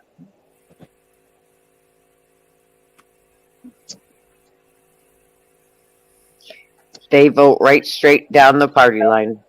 Yeah. I don't know, man. I think all those liberals and that are a bit fucking insane, if I'm honest. It seems to be going that way anyway. Like, way far left. Insanely left. Don't worry, Camel Toe Harris is going to fix everything. And I'm not saying everything should be, like, it's the other way for you guys, but to the far right either. But it's all gone a bit insane. The world's insane. It is. I mean, I wonder how many other countries are looking at this whole thing with president nearly being shot, and then watching this whole shit play out with the Secret Service. I mean, I don't know, man. It's not a great look. Oh, it's all not. of the people should have been sacked already. Why are they even still? Has she still got her job? Is she still sacked with her position? Yeah, right now she is. They should have. She stepped down. Yeah, In fact, if he had any kind of dignity, he should have showed a little bit of remorse and been like, "I fucked up. I'm going to step down." You know what I mean? I think they're trying to get rid of her. She was adamant that she didn't. She wanted to keep her job. Oh yeah. Fuck that bitch. She did. I think she's guilty of something, man. I really do think she's guilty of something more than incompetent. And if she's not, then like I said earlier, man, someone knows something, and they're gonna let her take the fucking flak for it. They're gonna let her take the fall. After all, the fucking butt stops with her, right? So, We will but yeah, see. definitely shouldn't be in that position still, man. No way. Like, some of the dumb shit she came out with, man. Like, she, either can't answer a question, or like where she was talking about the threat. Oh, there's many of threats that may be on that day. Come on, man. Someone's on the fucking roof with a fucking rifle. How much more fucking of a threat do they have to be? Oh, yeah, they have to let off fucking so many shots first. That's insane. That's insane. That's like literally saying, right, you can be there, future, former president, down the end of your sight, and you can pop off at least a round before, I don't know, man, that's crazy, before they're going to do anything. Yes. You ever heard anything like it? Nope. The whole thing fucking just stinks, man. I said since day one, that thing fucking stinks. Anyone play Xbox or PlayStation? Anyone like playing fucking shoot 'em up games and shit? Yes, one do. Yeah, even that, bro. Even fucking that. Like, are you telling me you ain't got those roofs checked already? Any roofs right now? You fucking got them checked, bro. Fucking elevated roof, fucking 150 yards away. Get out of here, man. Insane.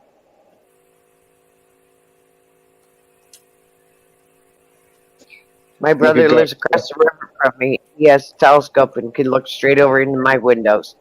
Now you tell me they didn't have freaking binoculars and high-powered rifles where they could look from anywhere. Listen, I guarantee if you simulate that whole situation, you were to run it in a simulator and just reenact the whole situation and put someone like, i.e., I don't know, like my stepson. Yeah, my stepson's like 10, right? Put like the average 10-year-old who plays a bit of gaming in that scenario. They've got that covered every fucking time. Every time. First time and every time. That's how, like, simple that should have been. Just standing up on that water tower and looking around in the water tower, you had a simulation point, and they've said over and over and over and over again that water tower was perfect vantage point from anywhere. Inferno, what's up, man? What's up? What's up?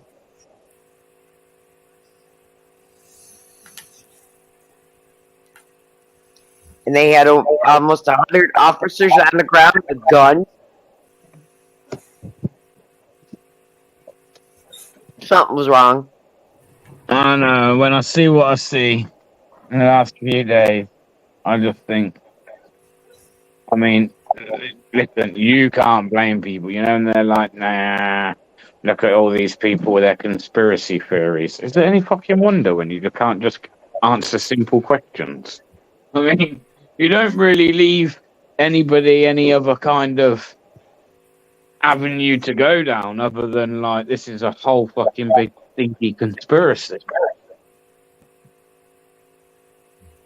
I mean, it's like almost a conspiracy that, like's gone like a little bit wrong, if that can happen with a conspiracy. I mean, like, I don't know, there just seems to be a lot of fucking cracks in something that, I don't know. What I do know is Trump was definitely meant to get a bullet in the head that day. That's what's certain.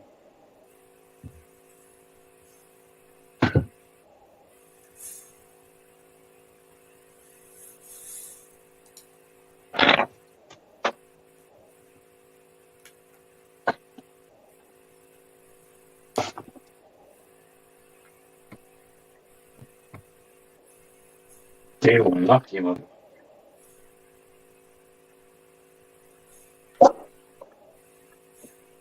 I'll be right back, Mellows. Be right back, Mellows. Really? I gotta make me something to eat.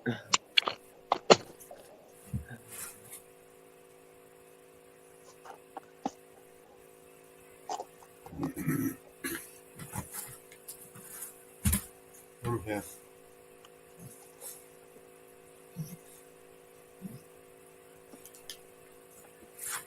I mean, anyway, when we can have an election like this, man, you know what I mean?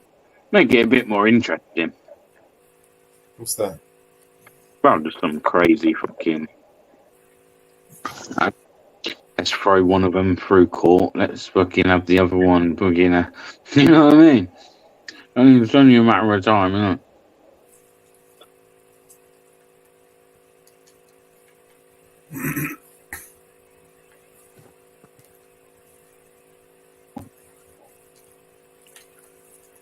Matt Hancock, Boris Johnson, all these people, man, should be made to face criminal charges.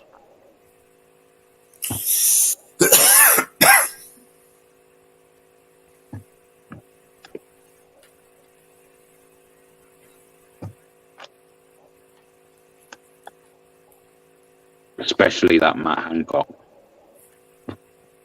He needs to go to jail. He needs to go to jail. I agree.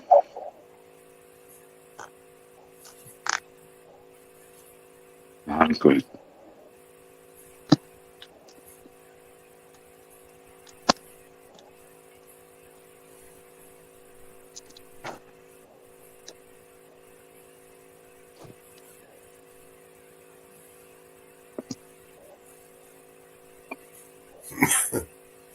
What time is it where you are, Josephine? Was it afternoon? 4:29 afternoon. Oh.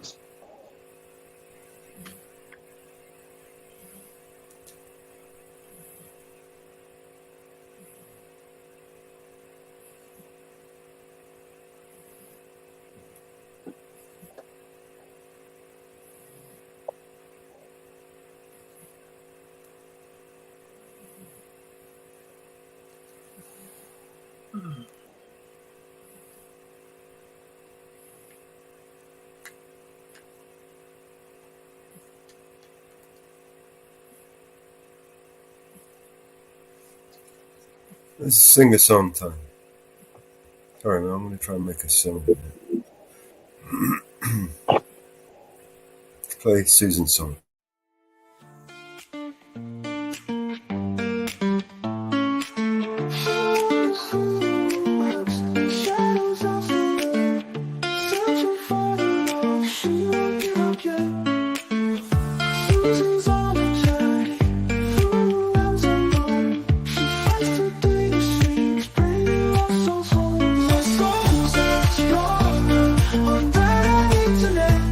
She finds a broken heart.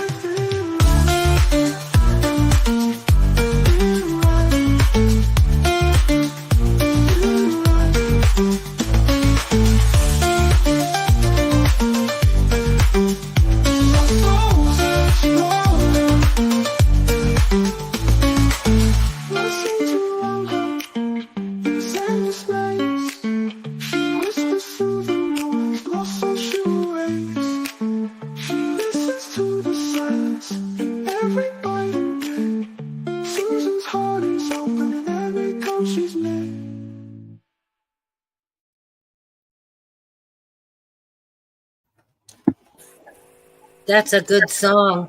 I stepped away for a minute. I thought I heard my name, Mellows. Yeah, that was Bear that hollered at you. Oh, hey, Bear. What's up? And not much. Watching it getting darker and darker. The clouds are coming in. Looks like rain. I hope not, because it triggers my asthma. Susan, how far from Boston are you? How far from where? Not you, sorry, Josephine. Your audio's cut out. Can't hear you, Bear. Barely. Your audio cut out, bro. He looks muted. Did he say how far am I from Boston? I'm not sure. No, he was asking Susan, I think.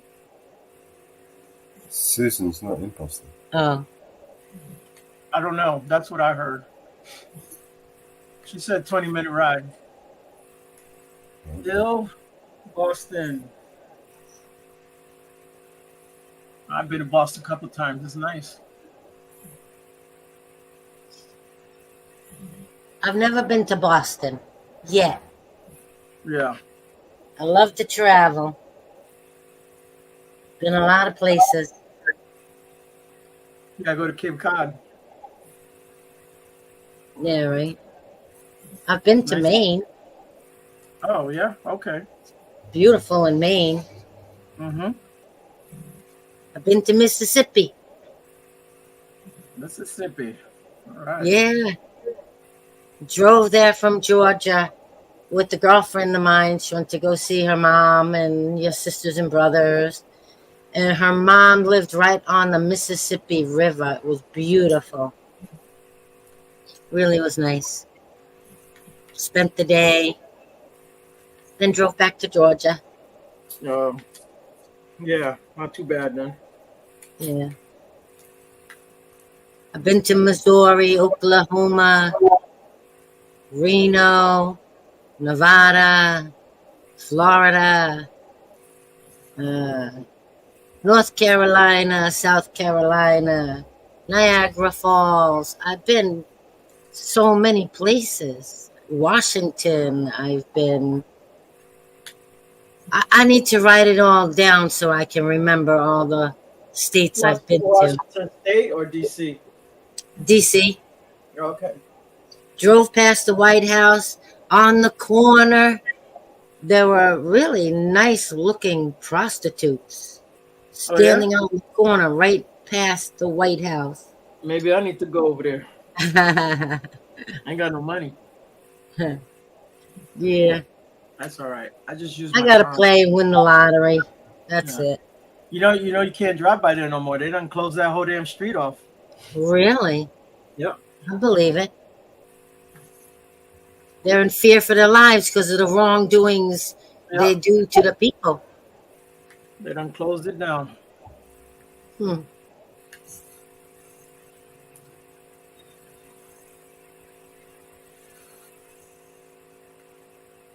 Yeah, I've been to a lot of states. Yeah, I ain't been to that many states.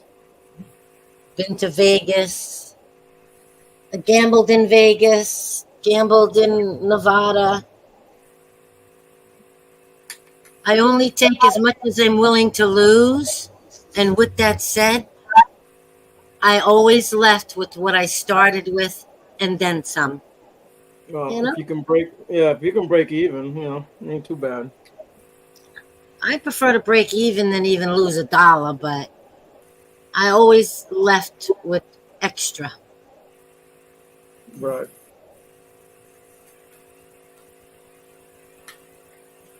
My friend one time, when I went to Oklahoma, he gave me $100 to gamble with. So I'm playing the slots. I'm winning. I won $400. So I'm offering him back the $100 he gave me. He's like, "What's that for?" I said, "Well, this is $100 you gave me." He goes, "No, you keep that." said, all right, cool. Right. Of course, you know, he was a millionaire, so, you know.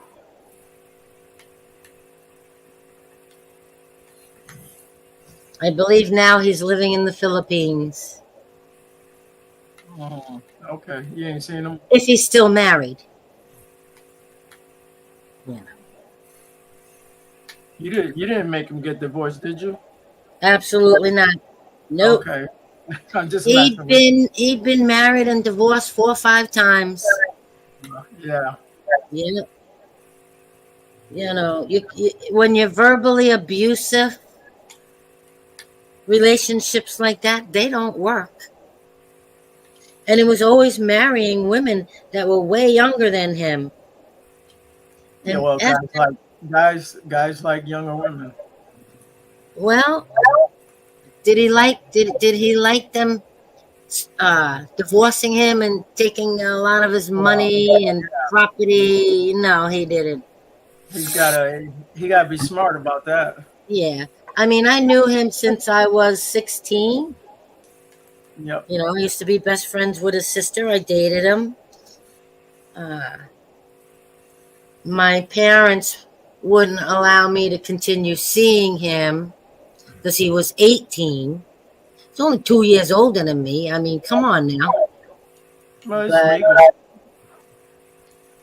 it was probably a good thing because I'm not one to, you know, I don't like being verbally abused. And he would tell me stuff that he would say to his wife about her handicapped son. Wasn't his, had braces on his legs, and just, you know, no, that's not for me. Not for me. Yep. I won't knowingly enter into a relationship like that. For damn sure. You know, like I say, I can't be bought. If I could be bought, I would have been bought years and years ago.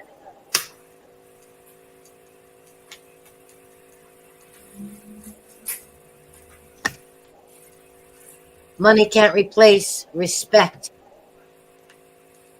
Well, I can't replace a lot of things. True.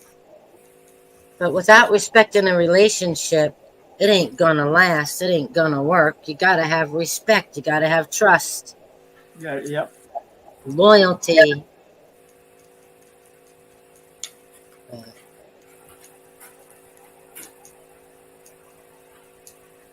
Seems my neighbors across the street, they're going to be evicted. Are they the ones giving you trouble? The one across the street, him and his girlfriend, they're bad alcoholics. They both do crack. You know, he stole $300 of her rent money to go buy beer and crack. So, you know, now the landlord yesterday served her a 30-day eviction notice. So I need to go and talk to her because since 2021, New York state law states any tenant renting month to month, living in the premises for a year or longer, are to be given a 3-month eviction notice, not a 1 month. You know, I told him, make sure you tell your girlfriend Heidi, make sure you tell her. I doubt that he did. But, yeah.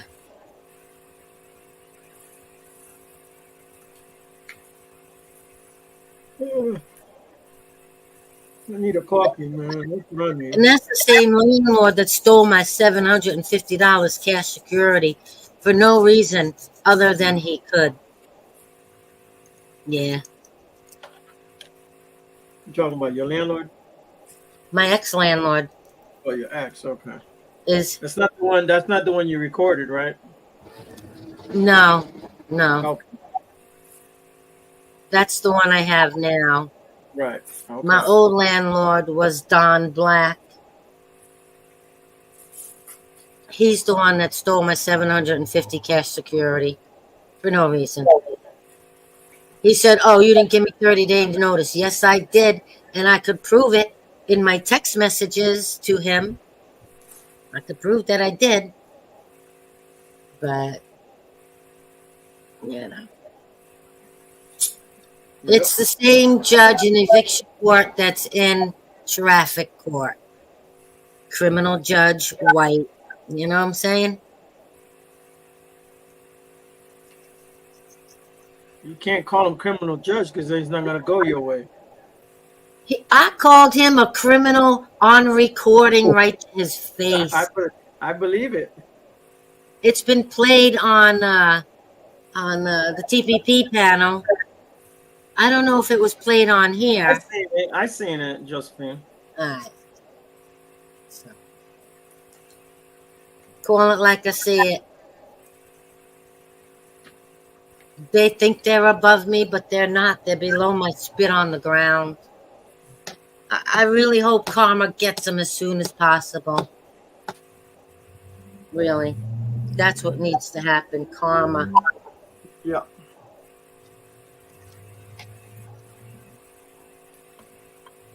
I need to put a damn curse on his ass. And his wife's ass.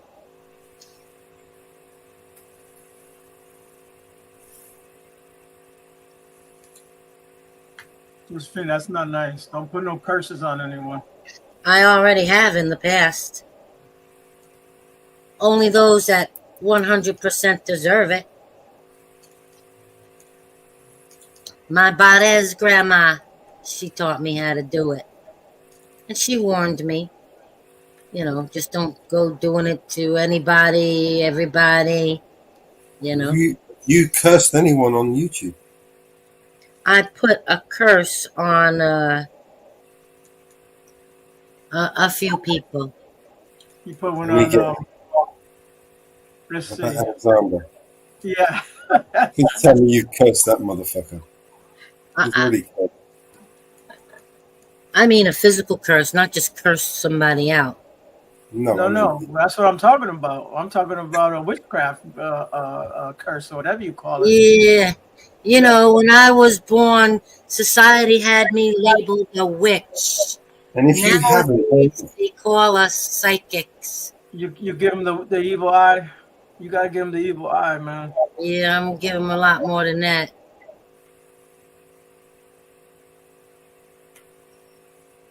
Yeah. And with that said, I can also remove the curse. Right. I don't believe in curses, but it doesn't mean that shit ain't real. True. I believe it is. My old landlord, my drug dealing landlord on Long Island, I put a curse on her.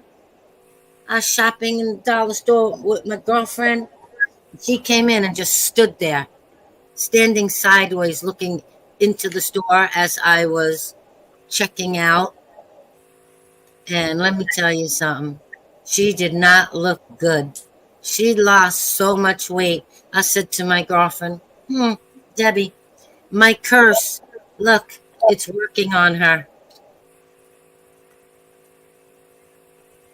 All she had to do was make things right, and I would have removed the curse. But you ever see the movie? You ever see the movie Thinner? What is it? Thinner. I think it's called Thinner. I'm not sure if I've seen that. Thinner? Where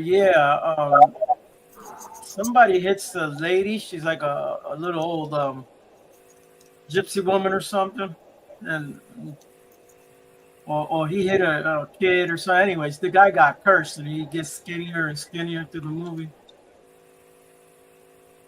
I think I might have seen that. I think it's John Lithgow that's in that, but I'm not sure.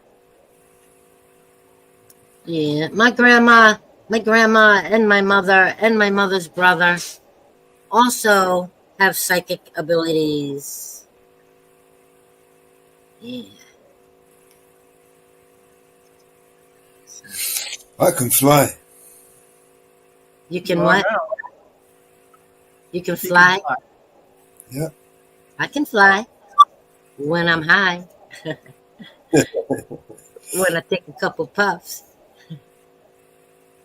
I can fly when I'm in an airplane. I can go flying down the street in my car. Depends on your definition of flying.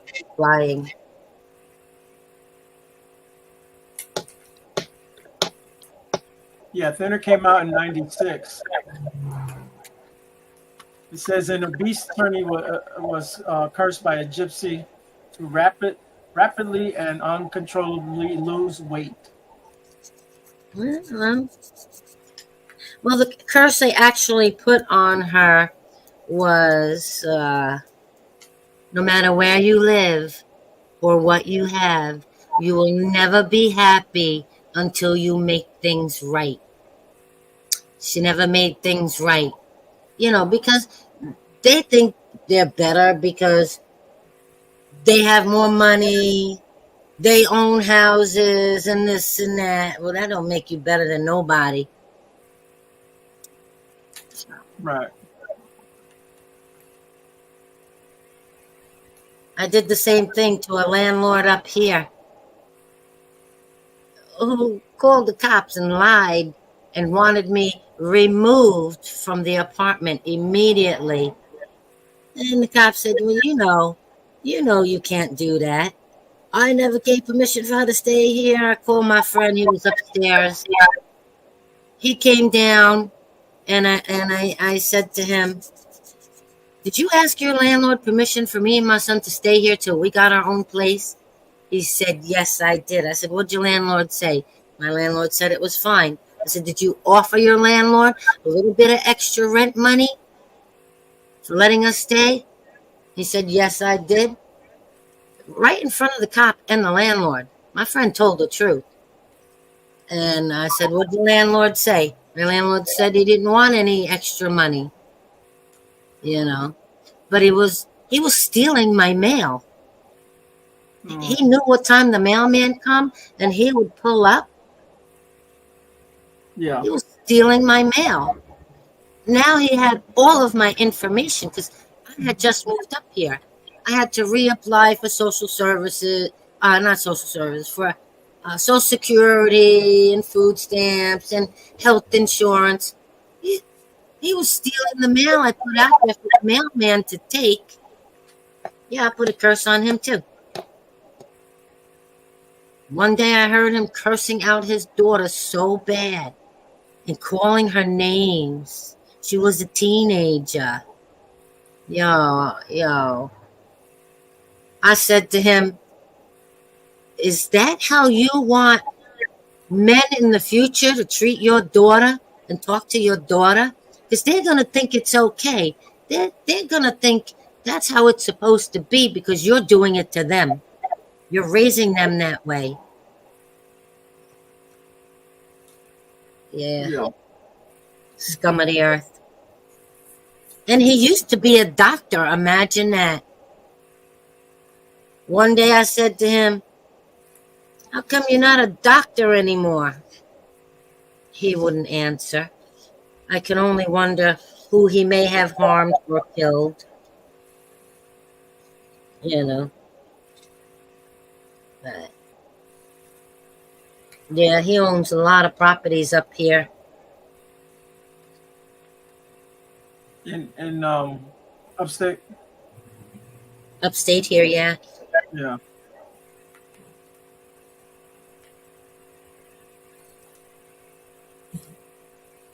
I don't know. I'm a good person. I try to help people when I can. Even strangers. If I can help them, I help. That's not a bad thing. No, I believe I was born to help people who couldn't help themselves. Been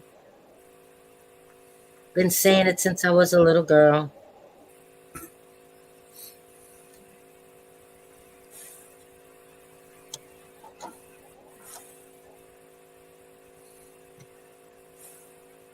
Boy, it looks like it's going to rain any moment.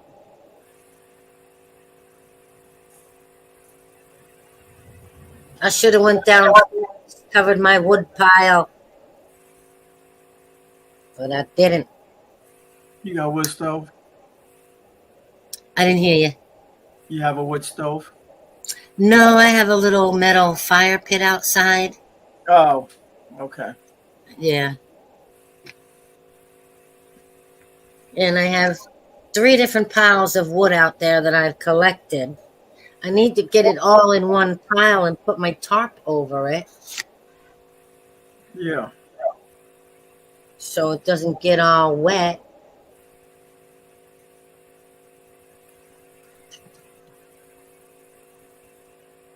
I'll be right back. I gotta run upstairs real quick. Okay. Give me a minute.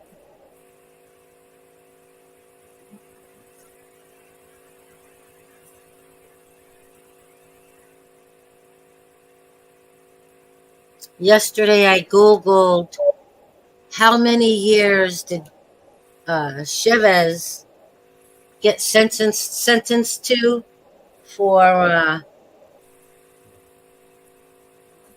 killing I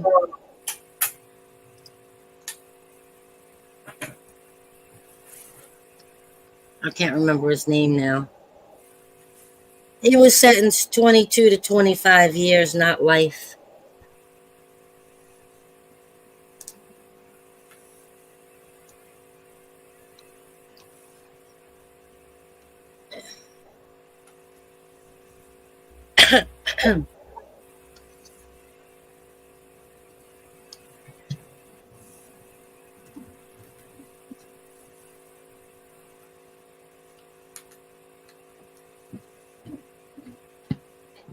I'm gonna mute up. I got company coming to knock on my door.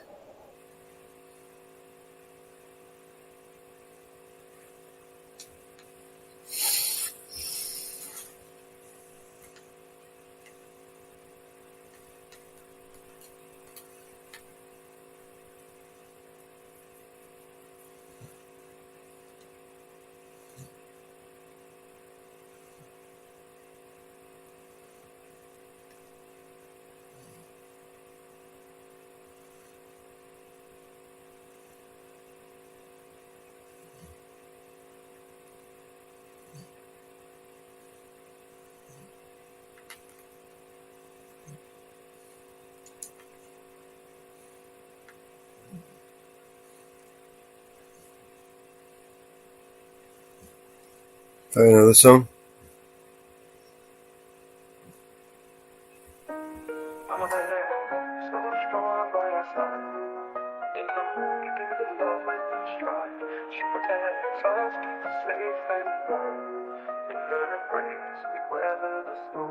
Mama bear so strong by our side. Oh, in the morning, giving love with each stride. Oh, she protects us, keeps us safe and warm. In her embrace, we weather the storm. Mama bear, always there when we cry. Oh, with her love, lifting spirits high. Oh, she watches over with a gentle smile. Her compassion makes it all worthwhile. Oh, Mama Bear, she cares all the time. Her love's a rhythm, a perfect rhyme. Oh, she brings us news with a touch so kind. In her embrace, we always find. Mama Bear, every day she fights. Oh, for our dreams makes the dark so bright. Oh, she's the hero, the one who stands tall. In her arms we never fall. Mama Bear, every word so wise.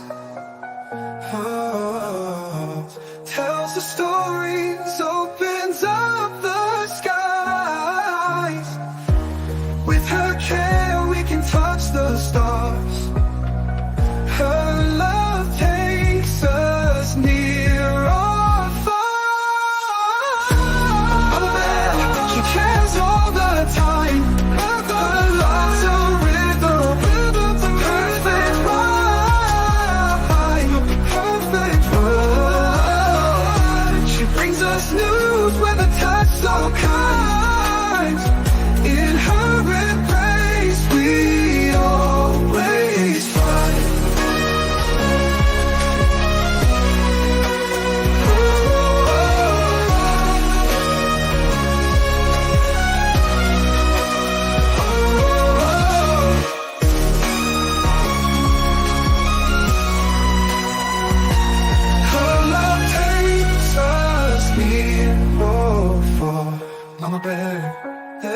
that's so wise. Tells the stories, opens up the skies. With her care we can touch the stars. Her love takes us near or far.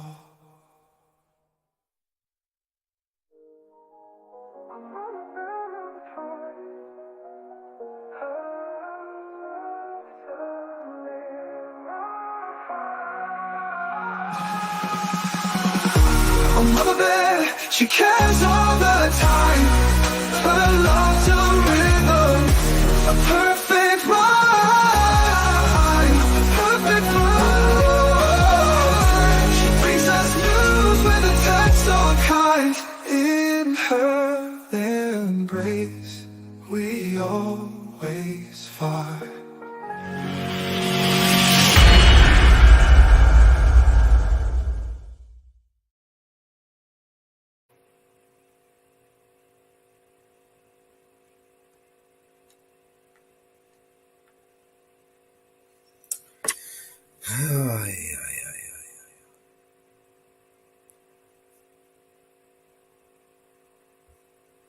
Who we got in the chat? I'm not even looking. Vinny, what's going on? Give me 2 more minutes and my dinner will be ready. Yeah, you take your time, Robert. If anyone wants to come up, click the StreamYard link in the chat and come on up. Let's see what you got. In the meantime, I'll play another tune.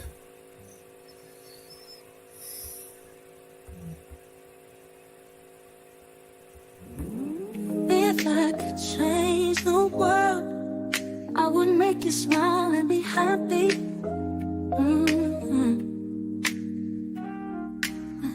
If I could change the world, I would make it safe for you to roll.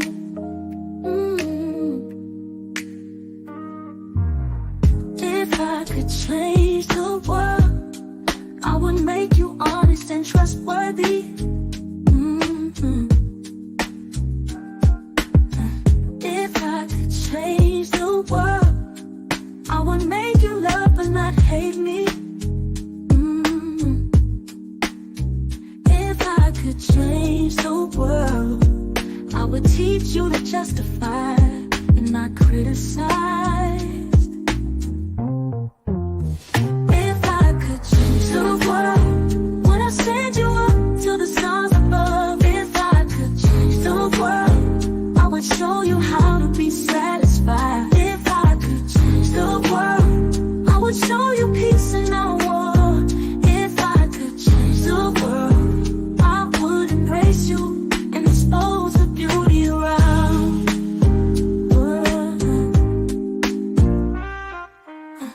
If I could change the world, I would want unity and not divisions. If I could change the world, I would show you how to feed and not go hungry. If I could change the world, I would clothe you when you would not go naked. If I could change the world, would I send you up to the stars above? If I could change the world, I would show you how to be satisfied. If I could change the world, I would show you peace in our war. If I could change the world, I would embrace you and expose the beauty around. If I could change the world, yeah. There is so much I would want to do, but as you can see, I'm not the world, and so I can only change me and not the world.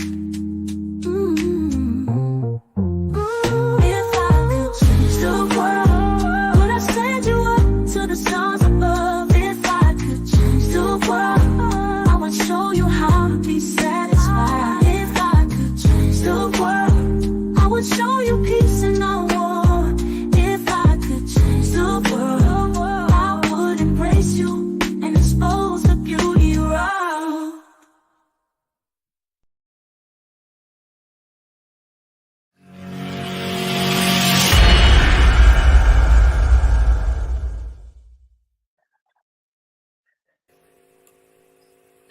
All good songs.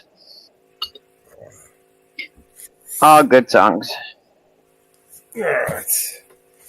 So we got to go back to work, haven't we? We got to go. Let's see what we got.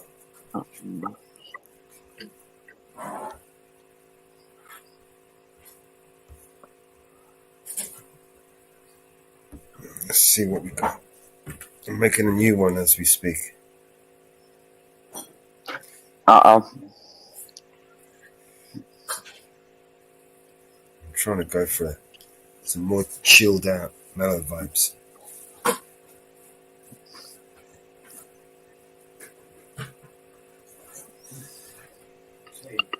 Yeah.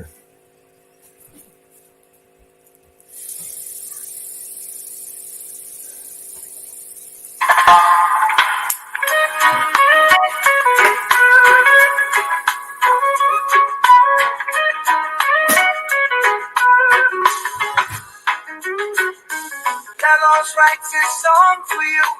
Every word is shining true. With his heart, he aims to guide. Show the world the light he'll provide.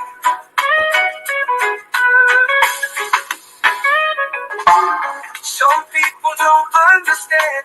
Try to hurt him, take a stand. But Melos, he won't back down. He's a warrior in this town. Melos sings, lifts us high. Truth and love reach the sky. No hate can dim his light. In the dark, he's burning bright.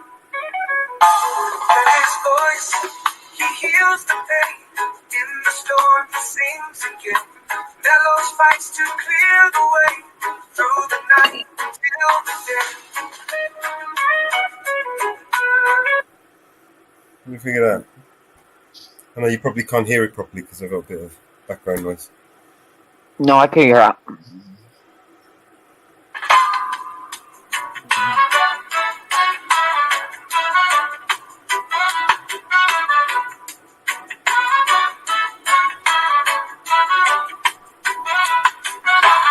Melos writes his song for you. Every word is shining true. With his heart, he aims to guide. Show the world the light he'll provide. Some people don't understand. Try to hurt it, take a stand. But Melos, he won't back down. He's a Ah, it's enough of that shit. God, we need some new songs, man. Where's Jenny's poems? I'm sure she sent me a new one. Did you see that about Manchester Airport? What, today? Yeah. What happened? Where they beat up a man on the ground, cops did. It's all over Twitter. Yep. Manchester. Airport security.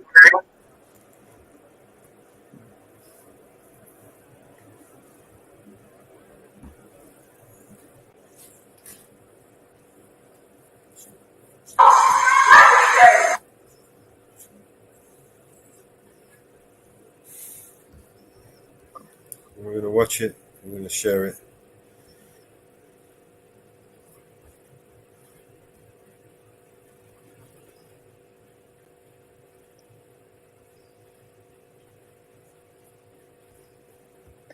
They did to the young boy. That's what I'm going to play now.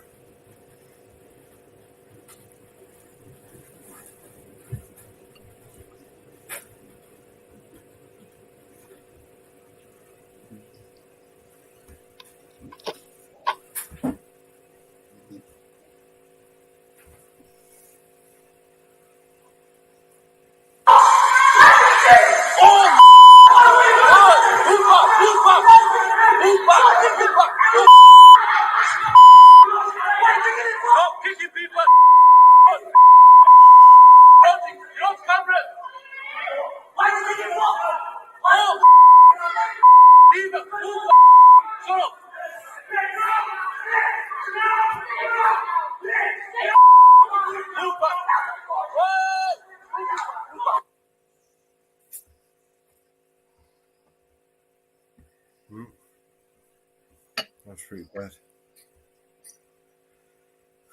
Yeah. What seems to have happened is there's some kind of fracas going on. Coppers have gone in to try and sort it out. It's flared up, and armed officers that feared a security incident. They came in. 3 coppers have been injured, taken to hospital. 1 female copper had her nose broken.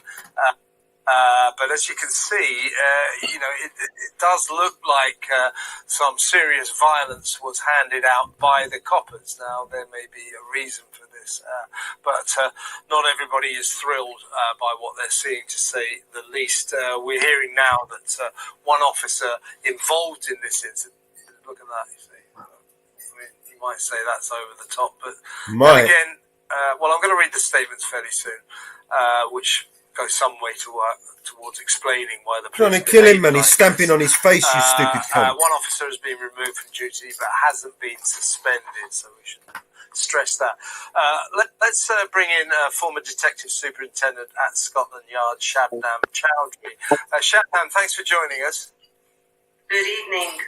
Now, can you bear with me, because but I have to read these.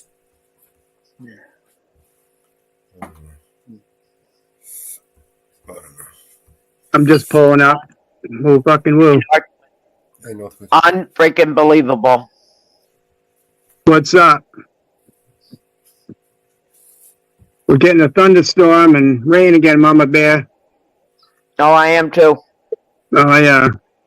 Damn. Never ends. I'm working on my song, guys. Your entry. And ladies. Working on my song back in there in the back. That cop needs to be arrested. That was totally disgusting. Yeah, man. What he did. It's way excessive. He's suspended, but he's not been. No, he's not suspended. He's just been relieved of duty, pending investigation. But there is no excuse. I mean, what could excuse him stamping on someone's face and kicking someone while he's on the floor? The guy was on the floor. Right?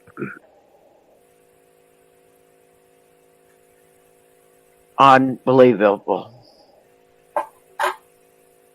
Shout out to the chat. Support BX Swag. Nightbot. Aid the Baseman. Woo fucking woo. What do you think, guys? Alright. Unfreaking believable. Ariel, Josephine. Good to see you. Love you, Mama Bear. Mello's my guy.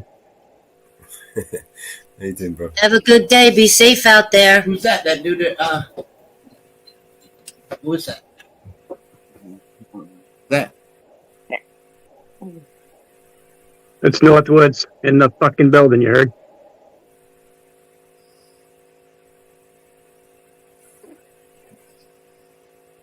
Well, Biden can't be resigning. She's in Indianapolis.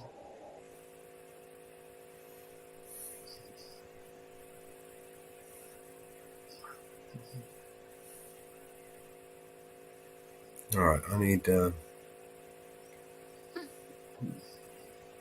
We need a song, Dirty Ass Cops. Yep, well, that's a hell.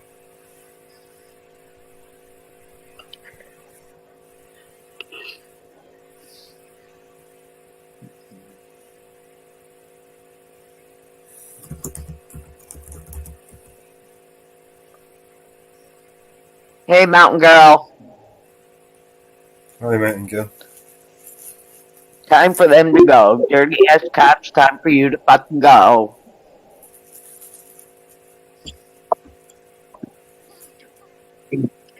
No reason for you to be suspended. Time for you just to be fired. Right.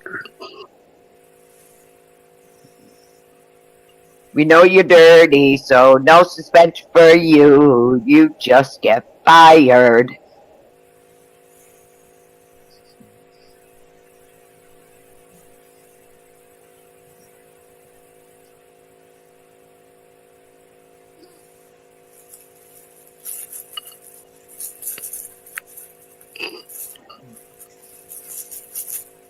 The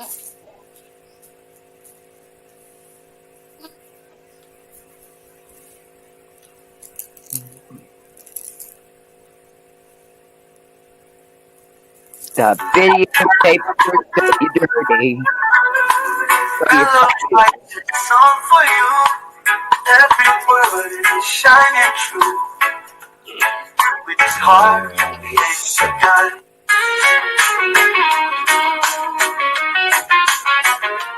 Mellows writes a song. Nope. I need some new lyrics. God damn it. the video proved that you're corrupt. So you're fired. You're a dirty cop. Dirty cop.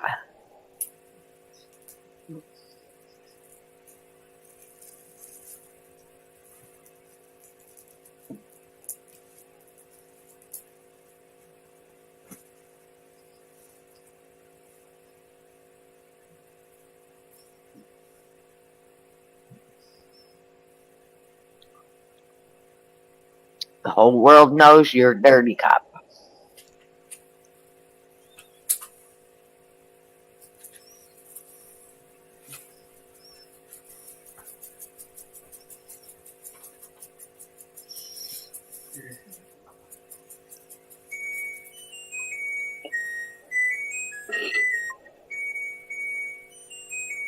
Somebody getting a phone call or a text message. Oh, it's my washing machine telling me it's finished. Oh, isn't that cute?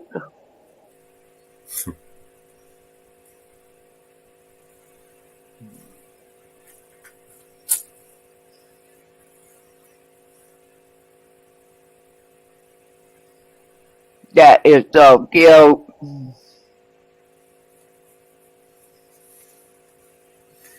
Oh, bro.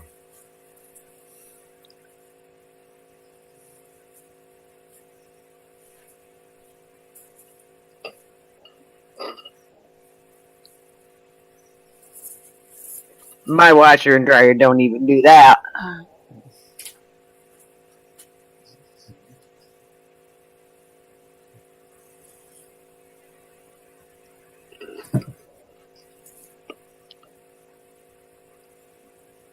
Alright.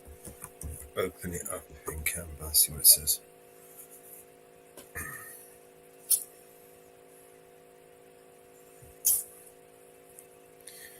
Video.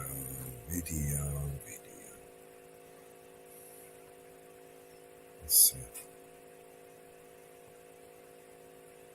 Dump.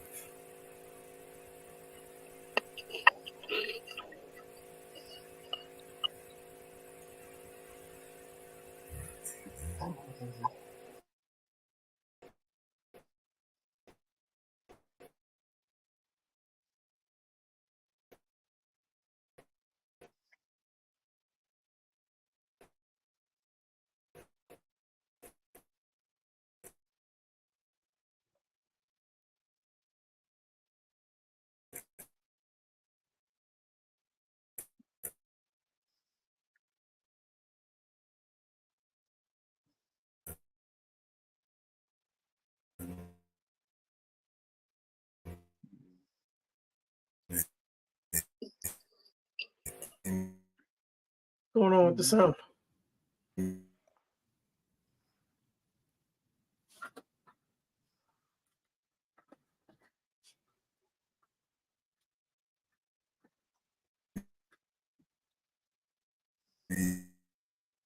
Ariel. Oh, you can hear. I was wondering what was going on. I just got back, man. I was making me a coffee. Ariel. Woo fucking woo. I can hear you. You were making lunch too? John Little. already. I did cheesy rice. Okay. With broccoli.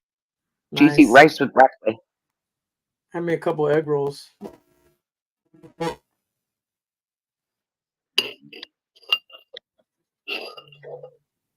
Now you're going to be seeing cross-eyed because Chinese. Yeah, I already see double vision. I already have double vision, Mama Bear. It doesn't go away either. That's right.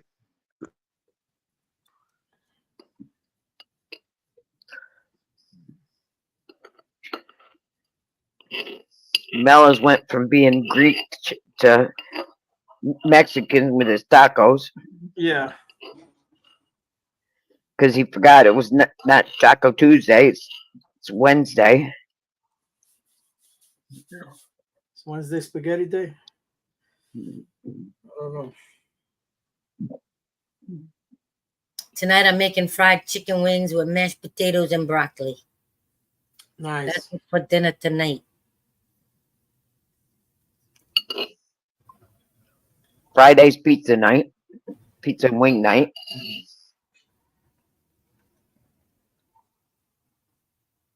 You order out pizza or you make your own pizza, Mama Bear? If I do pizza, I make it. Okay. And I usually make white pizza.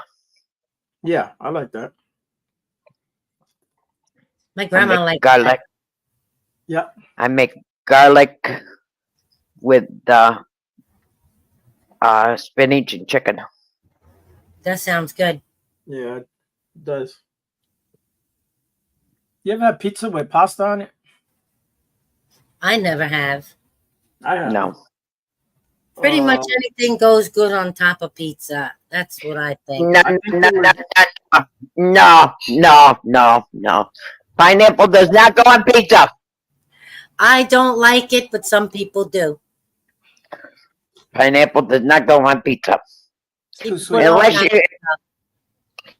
Unless you're having the cream cheese and the Cool Whip with now I used to make a Cool Whip with I did a Cool Whip with all kinds of fruit pizza. Oh yeah. Yeah, but not a real pizza. It's just you call it a pizza, but it's not a pizza. Right. It's a fruit pizza. Yeah. It's a fruit pizza. I used to make my own pizza dough, my own pizza sauce. Sometimes I'd walk in the door. As soon as I walked in the door from school, my mom would say, "You're going to Mrs. Capola's house and you're going to make pizzas for them for dinner and don't take any money." She'd have me going to her friend's house, making pizzas, the dough and everything from scratch. That's the way to do it, though. Yeah, and her mom's friend gave me money. I would say, "No, I'm sorry, I can't take it." My mom said not to take any money. She goes, "Well, take it anyway. Don't tell your mom." She'd pay me anyway. I make pizza sometimes. They don't come out. Sometimes they come out good. Sometimes they don't. Sometimes they're just okay. It's on Friday night of the music contest, maybe we could get Josephine to make us a bunch of pizzas. That'd be awesome. Yeah. I gotta get my recipe out. I haven't made my own dough. The sauce is in my head how to make pizza sauce. But to make the dough, I gotta find my recipes. I actually learned in school how to make pizza dough. Josephine, we don't want the sauce from your head. We just want you to make pizza sauce. Yeah, that's what I make. Good New York pizza. You heard? The memory of making the sauce is in my head. I know. That's a joke. I'm being sarcastic. I know. But really, the difference is for pizza sauce, you use oregano and not basil. That's really the difference. Oregano does give a nice flavor. Oh, yeah, I like oregano. Oregano is very good for your body. Yeah. I just dried some oregano that we bottled up. Nice. I make when I make my spaghetti sauce, I make it and freeze it because my brother comes over and takes it out of my freezer. Oh. Yeah. I do it once a month. You don't make that much then. You freeze it so he can come and take it? Yeah, he comes over and takes it. Sometimes I have it left over, not very often. Not very often I have it left over. Yeah. I put hamburger and sausage in it. Yeah. Oh, yeah. I like that. I put no less than 10 pounds of meat when I make sauce. It's usually more than 10 pounds. I make a big pot. I put over 10 pounds of meat in my sauce. So usually beef and pork. I put 6 number 10 cans of different tomato products in mine. I make a huge pot. I use puree to make my sauce. Mm-hmm. My grandma used to make the sauce the Barez way, and she always used crushed tomatoes. Yep. What's going on, bro? But With 10 pounds of meat, you're making a lot of pizza. Gotcha. yeah, Conversation was a little low. I love oxtail in my sauce. It flavors the You sauce. subscriber. There you go. I put Nice. crushed tomato. Okay, give us a sec. Crushed tomatoes. Be in the private chat, yeah? Give me a sec. I put crushed tomatoes, tomato sauce. Sure, hang on. Give me 2 minutes. I'll just copy the link over. I ain't never hit no link in the back. I don't know. I Hey, Mama Bear. Yeah. I got a guy over there coming in, Troy. I'm gonna just send him a link. You know him, right? Oh, Troy. Yeah. Yeah. Okay.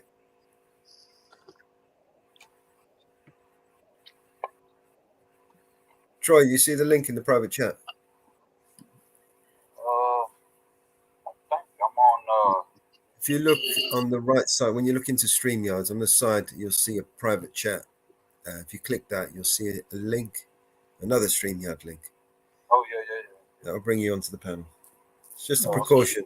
To close that one after he gets out of that one. Yeah, make sure you leave this one before you open that one. It'll miss your audio. All right. Kick him out. I might help.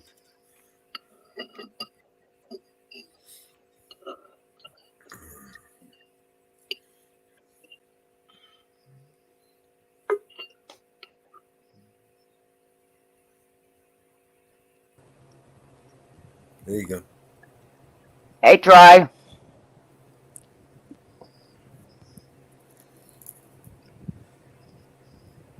He needs to leave the other. Troy, leave the other one page. All right, I kicked him. Troy, can you hear me? Is your audio? Oh. Vinny? Hello, Mellows. How you doing, bro? Is that you, yeah? I have a feeling I'm at the wrong time. Hey. Can y'all hear me? Vinny, count to 10 for me, bro. Say again? Hey, Troy. You're here, Troy. Oh, okay. Count to 10 Give for me, him bro. that. 10, 9, 8, 7, 6, 5, 4, 3, 2, 1. All right. And backwards. Link is in the private chat, mate. I like this, buddy. All right, I'll see you over there. It's in there. Close out this one, yeah? Vinny's wrapped up in his geezer. Don't forget to close out this one. There you go. Y'all got my own here? Yeah, we can. Yeah. I don't have but a minute. I might if I get knocked up of here now. I got I'm expecting a phone call. So if I bounce. Well, you got the link. You got the link, so you can just come right back up. Yeah. Good to see you, Troy. What's happening? Not much, Troy. I seen the conversation. I was just in the chat a little bit listening, taking 5, but I seen the conversation was a little low, so I figured I'd jump up. And I don't know if y'all want to talk about it or not, but I've been bringing it to people's attention the best I could, because it just blows my mind with this, pertaining to this shooting at that rally thing. Yeah. Oh yeah, we've been talking about it. Yeah, but check this shit out. Now I've been putting it on so many damn channels. I don't know. It just blows my. They keep talking about it, and I watched that. I guess it's fresh on my mind too. I just got finished listening to that Christopher Wray, right? To show you, I don't know if it's the level of incompetence or I don't know what it is, because it's even small channels that's been covering it and whatnot. You know, they talk about how there's not any access. You know, they don't know how he got up there. They still studying all this shit. And there's been everything from the dude went down there and filmed it live. You know, they got the body cam now. They let out about the dude on the roof and this, that, and other. All the way to the helicopter right after the shit. Now you can see the dude blurred out on the roof. And the blood ain't even made it off the roof yet, right? So it kind of gives you an idea relative how soon that video was took, you know.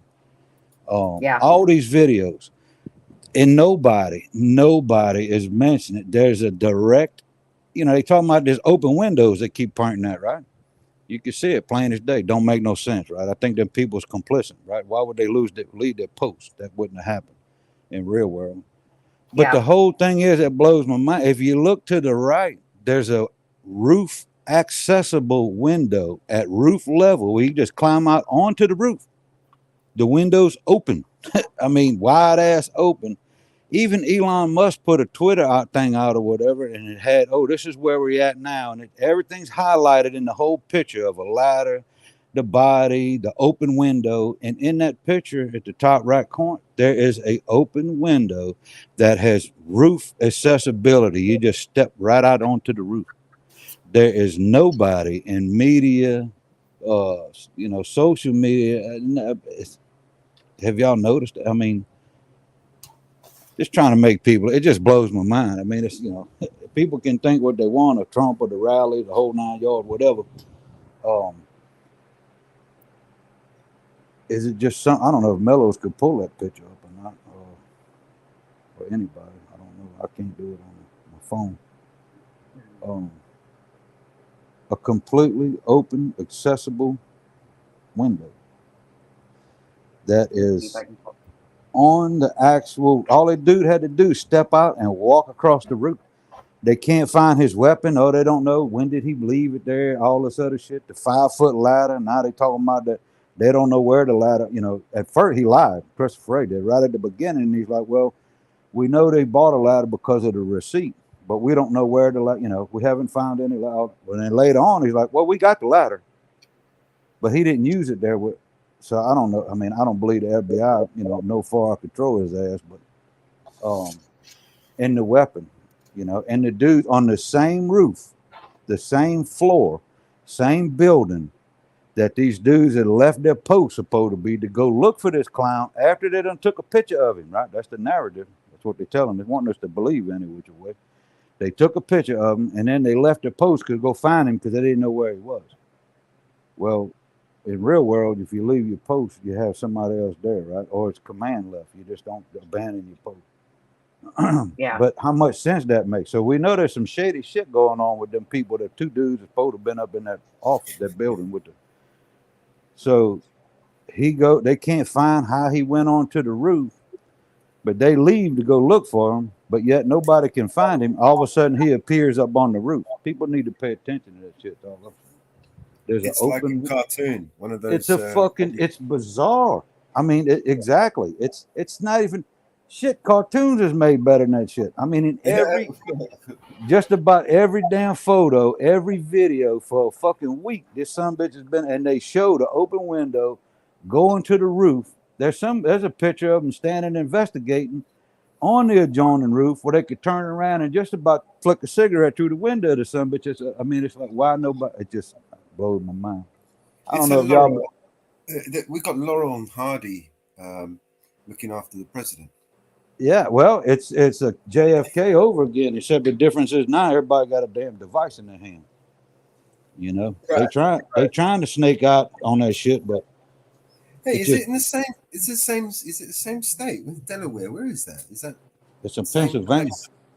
Isn't that where they assassinated? Who did they assassinate there? Didn't they assassinate someone else there?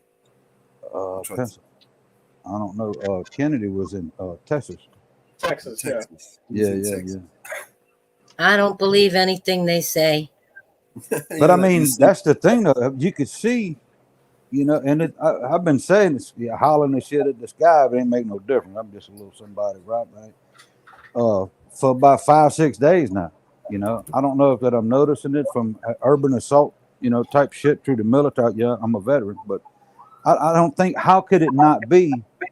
It's when they circle one window and just to the right of the screen, there's an open window that is only about 6 inches off the peak of the roof. All you do is step out on it.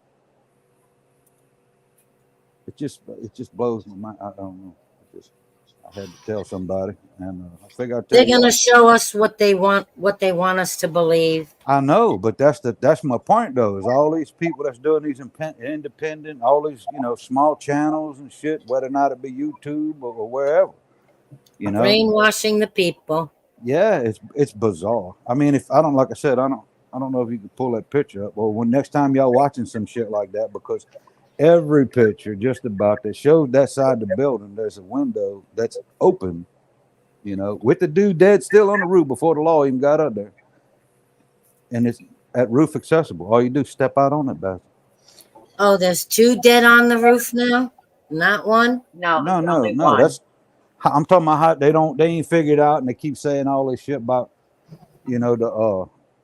how the shooter got up on the roof. That didn't come over 9 different reasons when there's an open window.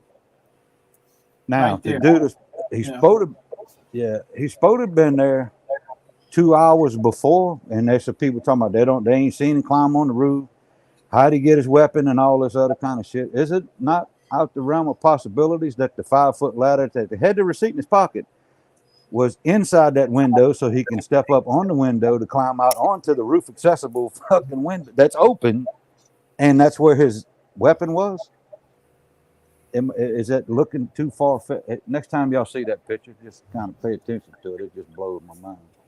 I figured I'd share it with y'all. I got a video for you that you might like. A song I made. Okay. I want to know why Trump hasn't shown his ear yet. Yeah, that's gonna be interesting too. See how boogered up it is. Yeah, but movie makeup can make it look like he was shot in the ear. Well, I was about to say, I hope they did something. If they had to snip it with some scissors or some shit, because if he comes out there and he says it's all healed up and you can't even tell, boy, that's gonna look bad. You get some plastic surgery, bro. Yeah, they need to snip that son bitch or something, cart her out, burn it up or something. Yeah.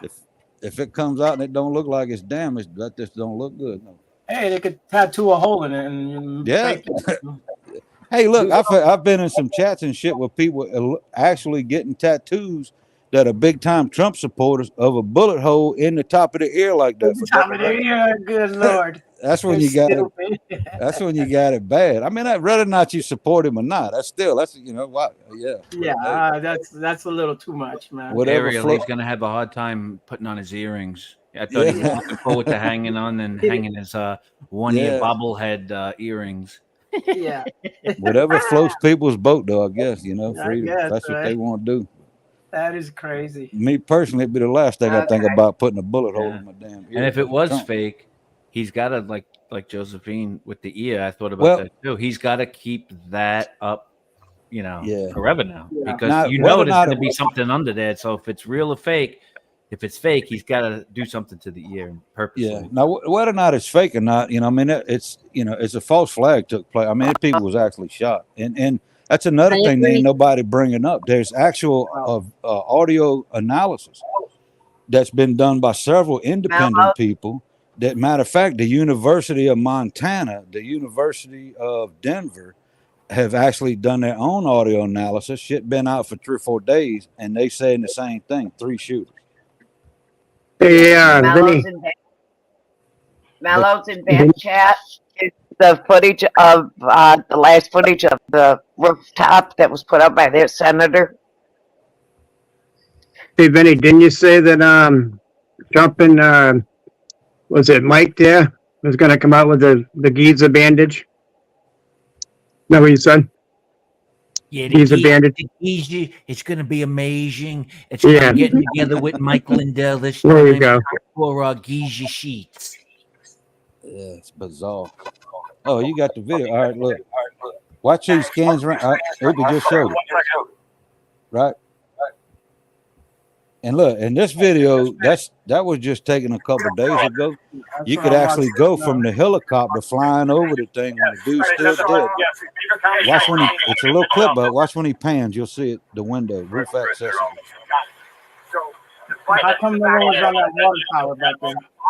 Oh no, that's dude still on the roof there. So there it is, right there. See, Oh, 1 second. I believe the Right sniper there. that needs to send the pictures is right inside see the it building. right there. All right, so if you It's go to not that going to window, stop. You have to pause. See the right there. See the window, roof accessible. But they can't figure out how this fool got on that damn roof. and then lost sight of them. Okay. Is that all your stuff? It's bizarre. Yeah, so someone came up looking to treat him. See it in the background right there. Yep. It's crazy. I mean, it's it. You know. Yeah. American Water was notified. They authorized. Maybe they were wrong. Maybe they will start somebody.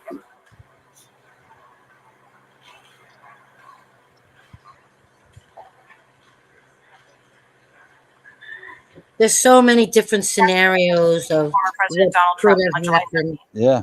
But that why is that one not? I mean, it's just roof accessible. Plain as you can climb out onto the roof and not nare some bitch in a week. Over a week now. Ain't even mentioned. People that's been there, people that's analyzed. I mean, they analyzing every little aspect of everything. Yeah. Water towers, all this other shit, but there's a roof accessible window right there. I saw a recording where the shooters were pointing in the opposite direction of Trump. Yeah, there's issues when it comes. I've studied several of the forensic audio analysis. You know, because you can determine. I don't know if y'all followed any of that, because you can determine whether or not one of a weapon's being fired towards you, or away from you, for one. And if it's being fired towards you, you know, you hear the bullet before you hear the muzzle of the gun, right? The bullet fires way faster than the speed of sound. So the bullet gets to you before you hear. It's called the click bang. It sounds like a snap. Is the bullet supersonic? Subsonic bullet won't make a crack.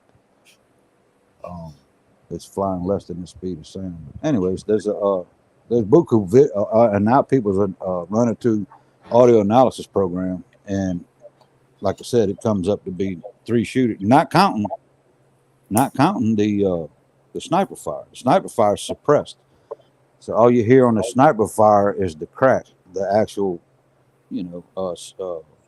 supersonic round. You hear the round, you don't hear the bang. And that's typical with a suppressed rifle. How did they not even know the guy was up there in the first place? Oh, they knew he was there. You know, they trying to cover that shit. Before he supposedly shot. Right. It's crazy.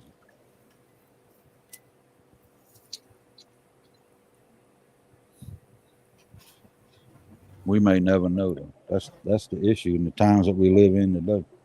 Yeah. You believe the narrative and shut up and do what do what they tell you, kind of thing. That's the mentality of it. Yeah.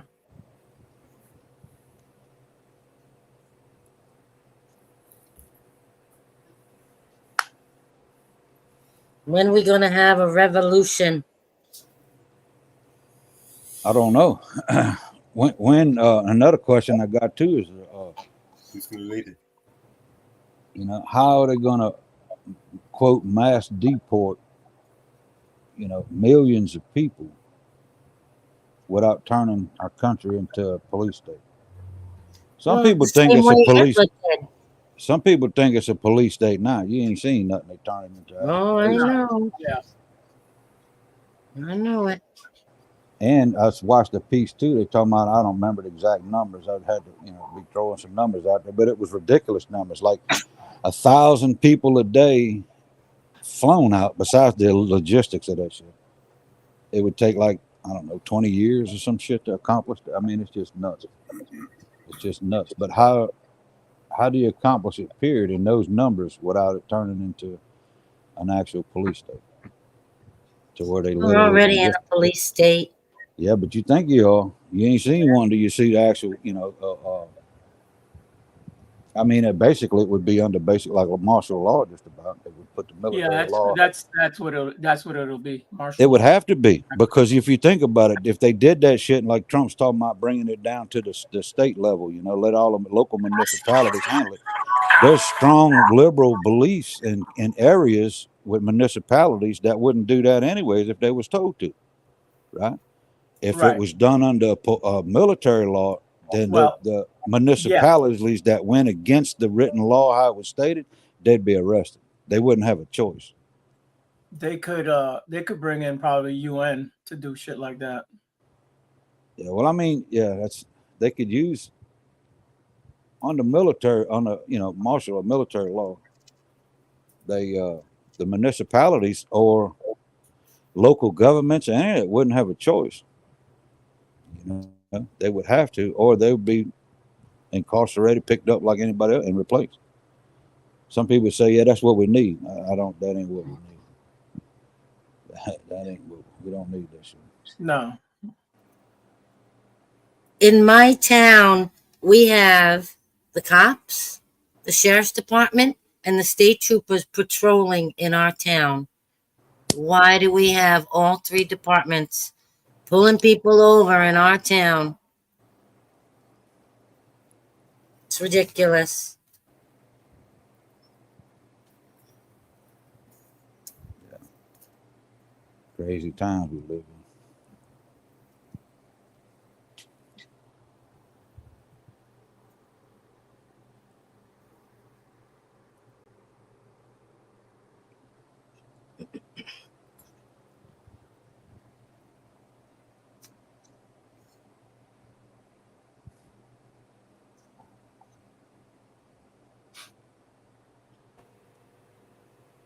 All right, I'm going to play this song.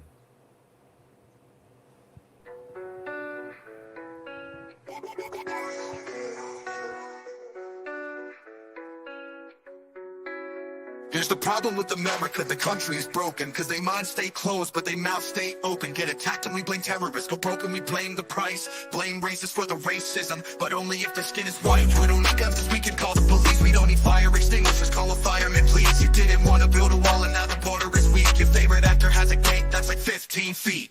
Racism is gay if you're offended, that's retarded. Intolerance is great until you speak and you're a target. If a white man paints his face like he's a racist piece of garbage, but you put him in a dress and he's courageous and he's gorgeous. All these double standards, man, I'm tired of the noise. Freedom's an illusion if they censor your voice. Call a dad a deadbeat for neglecting his boys, but a mom kills a baby and you call it pro-choice.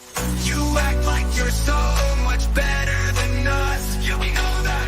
Who told you that you so special? Screw a new world order. Your facts ain't facts without censoring us. Yeah, we know that. Good job, you lose, here's your medal. Screw a new world order. Why they hate the flag? They try to burn it to the ground. Don't do that in front of me, I'ma let off a round. Ow. Scream loud, burn the city down now. Put it on the news, make them all feel proud. Look, make a system where 85% of black people fill the prison. Is it cause they black or they make bad decisions? I ain't good at math, but it seems like it's division. Or is it white privilege? I believe politicians need to be locked up. Try to take our freedoms, that's how you get shot up. Got our back against the wall, try to just stop us. More guns, more ammunition, please stock up. Election gets rigged, rights get infringed. Take the syringe, fight in your kids. Show up right where you live, make me wanna grab a rifle and just go. You act like you're so much better than us. Yeah, we know that. Who told you that you so special? Screw a new world order. Your facts ain't facts without censoring us. Yeah, we know that. Good job, you lose, here's your medal. Screw a new world order. Place folks for every little thing. We don't have no one to blame, we take responsibility. They tell you be a man, they call it toxic masculinity. Then when you act too feminine, they call it white fragility. I don't understand, treat a man with humility. I'm just trying to raise my kid the best of my ability. If I disagree, you try to cancel, get rid of me. You can't, so you can't be the answer, you killing me. And I hate white supremacy just as much as you, but I ain't feeling guilty for something I didn't do. The system's killing everyone, and everyone blames white folks forever.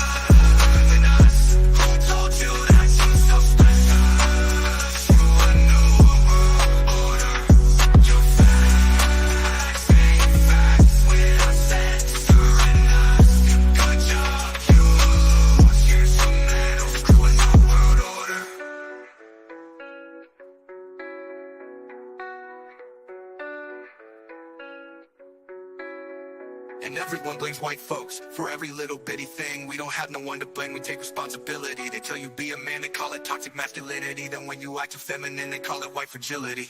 I don't understand trans man with humility. I'm just trying to rock my kid the best of my ability. If I disagree, try to cancel, get rid of me. You can't, so you can't be the answer, you killing me.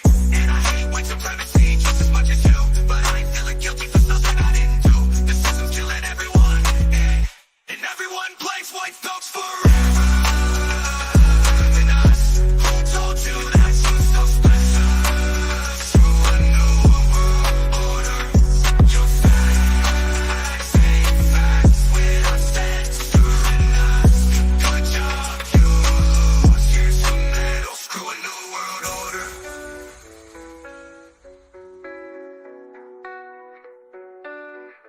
everyone blames white folks for every little bitty thing. That's a good one there. You know who that? You know who that dude is? That's Mellows. He put his face in there. No, I'm serious. You know who that dude in the hat is? No. That's Vincent. Vincent. I can't think of his last name. I could tell you all about him. Well, who is he? Except for his last name, apparently. Why is he moving around? Like, well, who is he? Who is Vincent? That's Vincent Picaro. I can't remember. I'll find his last name and post What's it. he do? I don't care about his last name. I'm asking you. Yes. Well, what is he? Who is he? What he is? He's a big time Trump follower, right? He's been following him for about 9 years. He's in every rally, whatnot. Now, going back to the QAnon theories, right? In those days with the QAnons and all this other stuff, he was popped up by then. There's a lot of people that still to this day believe it, even though it's been debunked. Some people swear up and down that, I almost said his last name, that Vincent is that is JFK Jr. in disguise. Oh, I've heard that, yeah. Yeah, that's him. It's Vincent. Damn, if I wasn't trying to tell, I'm bad with name. If I wasn't trying to tell you, I'd pop his name out, but yeah, they interviewed him and asked him how come he didn't react, his response and all that. And he, according to him, he claimed he was in shock of what he was seeing, but who knows? I've got a part 2 to that video. What do you guys see him doing in the audience? What does that video show on your eyes? He's like going around the blonde-headed girl. Like, I don't know what he's doing. No. Like, do you see, as I see certain things of why they're doing that. I just want to know who else sees anything. A lot of people think it's suspicious because of his lack of response. All right, let's watch part 2, right? And then especially the part when he pointed and he was pointing directly in his eye. Yeah. I've only used 6 minutes of this video, and I've got a total of 9 minutes of it, and you haven't seen the rest of it yet. Was that your song, Mellows? I played part 2, yeah. It's the same, this is the same song for part 2, but it's changed the lyrics style.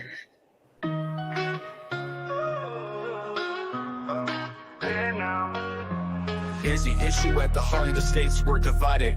Minds clamped shut, but the arguments are heightened. Blaming others when the trouble's deepen and stretching the truth when it's hatred based on color. Only wrong if it's white, we lose. Claiming guns are pointless because the cops are on speed down, but won't keep a fire extinguisher to save their own child. Omitted walls will leave our borders in despair. So let's preach from behind high gates, hypocrisy laid bare. Throw it around racist like it's only one shade, but dress a dude in skirts and suddenly praise gets paid. Tired of these double standards, chaos every day. When voices get censored, there's nothing left to say. Call a man a deadbeat, shaming him for his flaws. But when life is taken by choice, it's suddenly a cause. You think you're standing on higher ground? It's clear now. Sacred truth, twisted bound, pushing a new world order. You're crazy just without the whole sound. It's clear now. All swallows you where there's your crown, pushing a new world order. They despise the flag, aim to burn it down to ashes. Step against that, in my view, response comes in flashes. They're loud and proud, their violence taking center stage. Media spins it into pride while inside a rage. A system skewed where majority themselves unfairly. Is the color to blame when the choice is made barely? Not a math whiz, but the divide's crystal clear. Questioning if it's the shade of my skin I fear. Lock away those politicians, stripping freedoms bit by bit. Tread on us,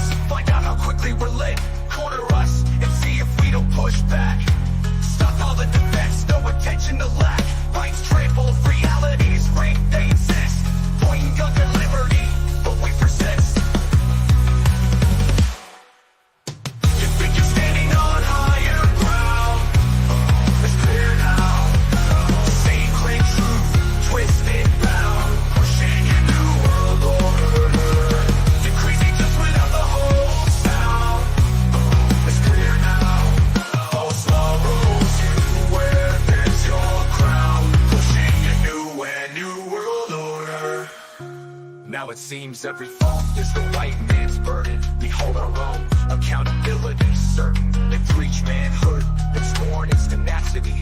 Show weakness, they mock with a hiss of frailty. Raising kids in a world where dissent is a risk. Speak out, get canceled, the punishment brisk. This culture of cancellation, a toxic remedy. A chasm fueled by blame, stealing our energy. Rejecting supremacy in all of its forms. Guilty not by my acts, but by the norms. One system grinding all, the evidence is there. Broadcasting our pain, as if they truly care. Wake up to screams that manipulate and bleed us. Stand firm, remember we're the home of the fearless. You think you're standing on higher ground? It's clear now. Sacred truth, twisted bound, pushing your new world order. Decreasing just without the whole sound. It's clear now.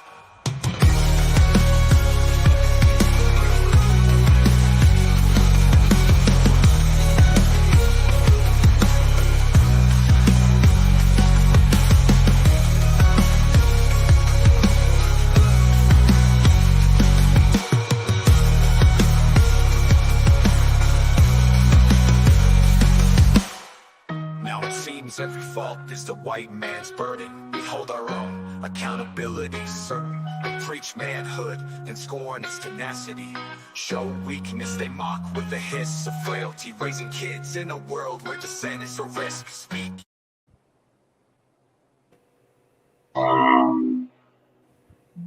Yeah, I think his last name's Foucault, Vincent Foucault. I think that's what that.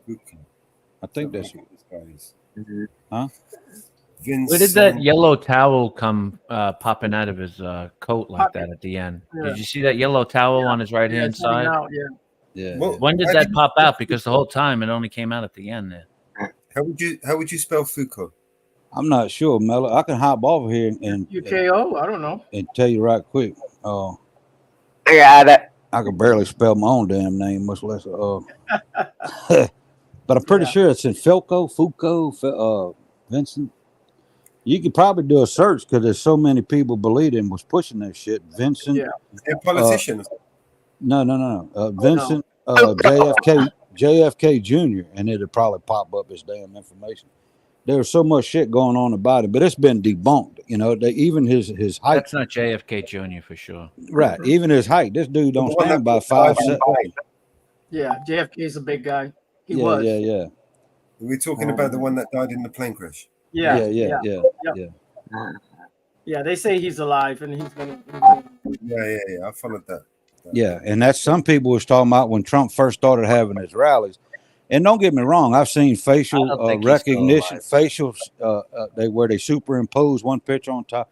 And his nose did look the same, his mouth and all that, but there's too many other features that don't, right? His ears.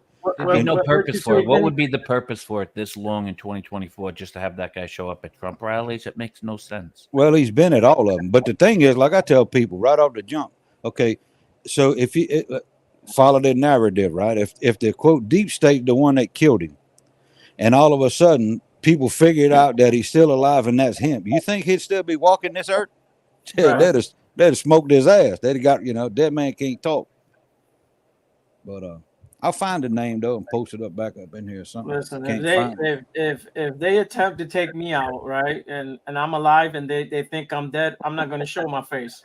That's what I'm saying, right? I mean, that'd be the last thing he'd go out there sticking his, The one thing you could always be sure of is that the people that are doing what they are doing, the people that are doing, the people that are doing. I got him. The people that are Vincent. doing. Oh my God. You got a delay. No, there's no delay. Vincent Foucault, Fusco. Yeah. Standing.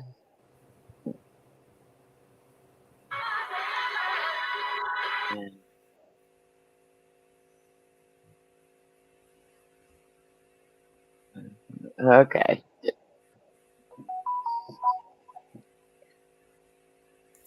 I've got a rare interview with him in 1998 before his death. Looks nothing like him. I mean, yeah, sure. Him. He can wear a disguise. JFK was a big guy. Yeah, you can see disguise.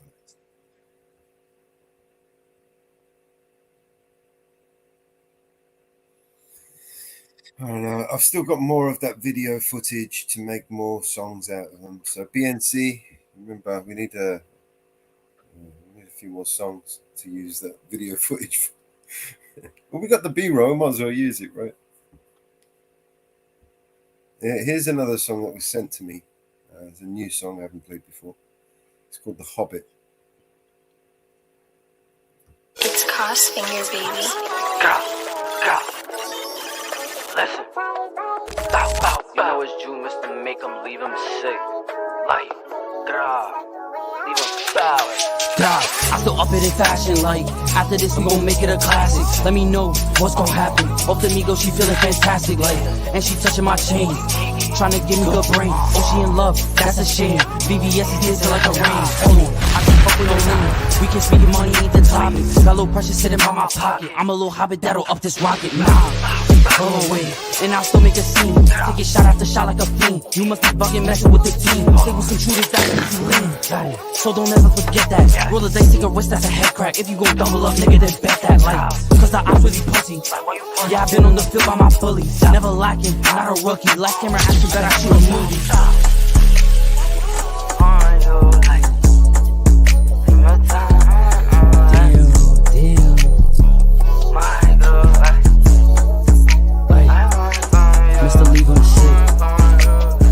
Don't trip, don't trip.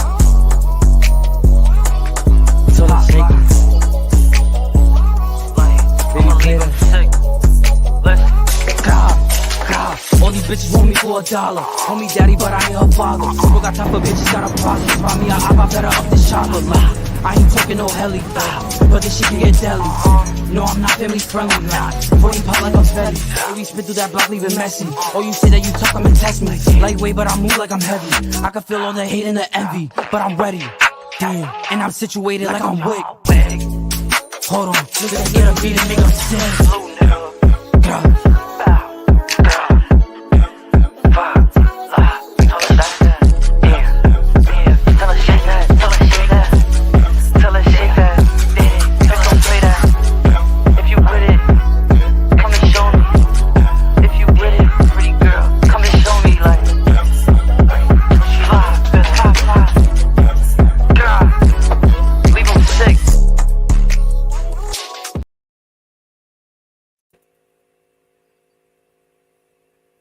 Thank you, PX Swag. That's fire. Hey, Eric.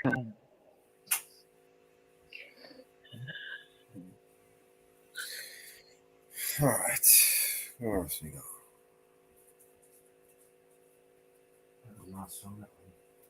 Yeah, we get some good songs, man, sent to me sometimes. So. What do you guys think of that one? Yeah, man.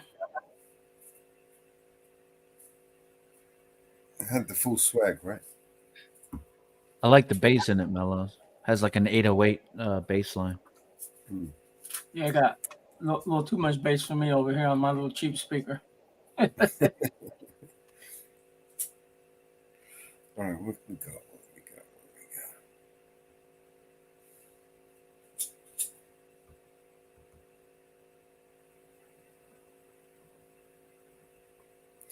I need to really do need to make more videos.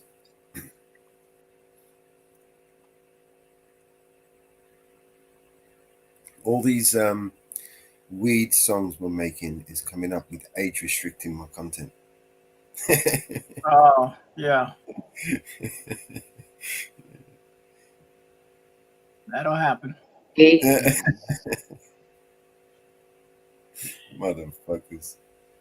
I mean, it's not for kids anyway. Yeah. You know, it's not for kids, but it's still age restriction. What happens is when people come to it, it says, oh, warning, your abuse is over 18. You got to be over 18 to watch this shit.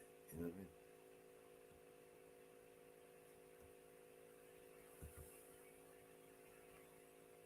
All right. Yeah. So, you got something for me to play, Mama Bear? Do I what? Do you have something to play? For me to play? No. I could look. See. Alright. Well, let's put another Jenny song. Oh, wait a minute. Where did Grim put that? Where did Grim put that? Hold on. Let me see where Grim put it. Where did Grim put it? Oh, man. Where did Grim put it? Did you stick it on mine? Don't know. You might need to change. Probably, yeah. Don't Fear the Reaper. Is that the one you want? Where did he put it? Ah, he did put it on mine. Hold on. Yep. Hold your horses.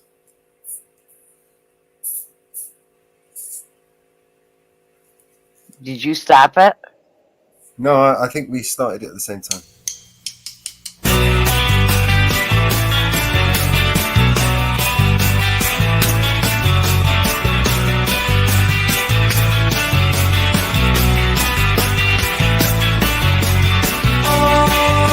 Times have come here, but now they're gone. Seasons don't fear the reaper, nor do the wind, the sun or the rain. It can be like day. Come on, baby, don't fear the reaper. Take my hand, don't fear the reaper. We'll be able to fly. Don't fear the reaper. Maybe I'm one day.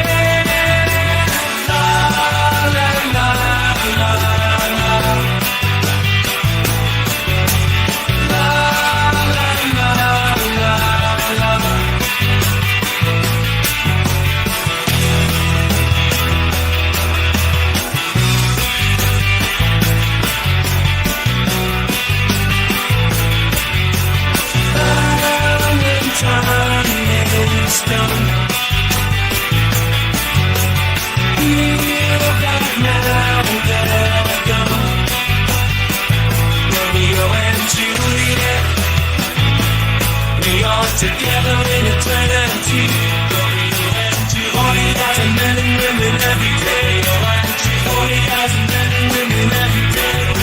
Another 40,000 coming every day. Come on, baby. Take my hand. We'll be able to fly.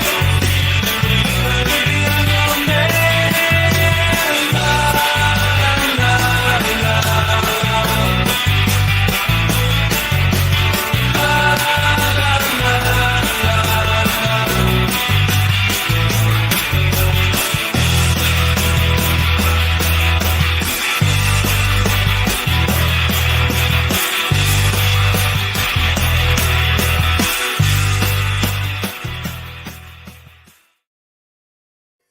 I thought that was her. I was like, wait a second, I know this chick. Who was that?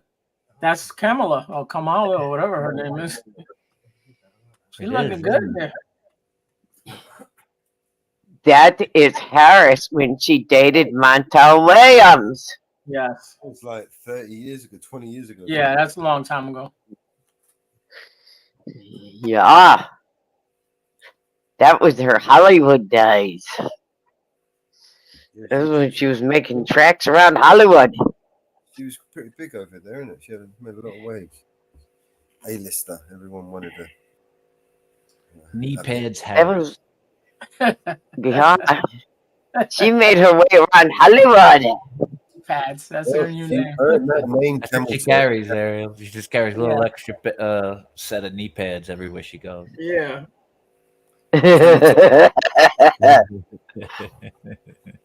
Red carpet Harris. She made her way around Hollywood. You didn't know that, Benny? I was too busy looking at the the monstrosity of what was under her dress. Unfortunately, not in a sexual way, but just like how you could see. I see like faces and shit in their clothing. These evil people. Yeah. Just like know, that but guy in the background who we were just discussing, but there was something about something in particular about his bedazzled pocket and that blonde lady that we mentioned earlier. yeah, the blonde, and there's a guy, Vinny. Her There's another timing guy. is. I'm sorry. Go With ahead. there's another guy with a blonde mustache and a goatee, kind of looking like Hulk Hogan for some reason. Yes. Weird Yeah. looking dude, you Yep. know. And since everybody's got the red, white, and blue colors, just like the American flag, it relates back to when I was staring. I said there's something about American flags when you put it to the blue sky. And just like in the photograph, they wanted that one picture. It kind of looks like, he has his hand in the air, and that American flag is above that Secret Service guy, who's not a Secret Service guy, by the way. That's just my opinion.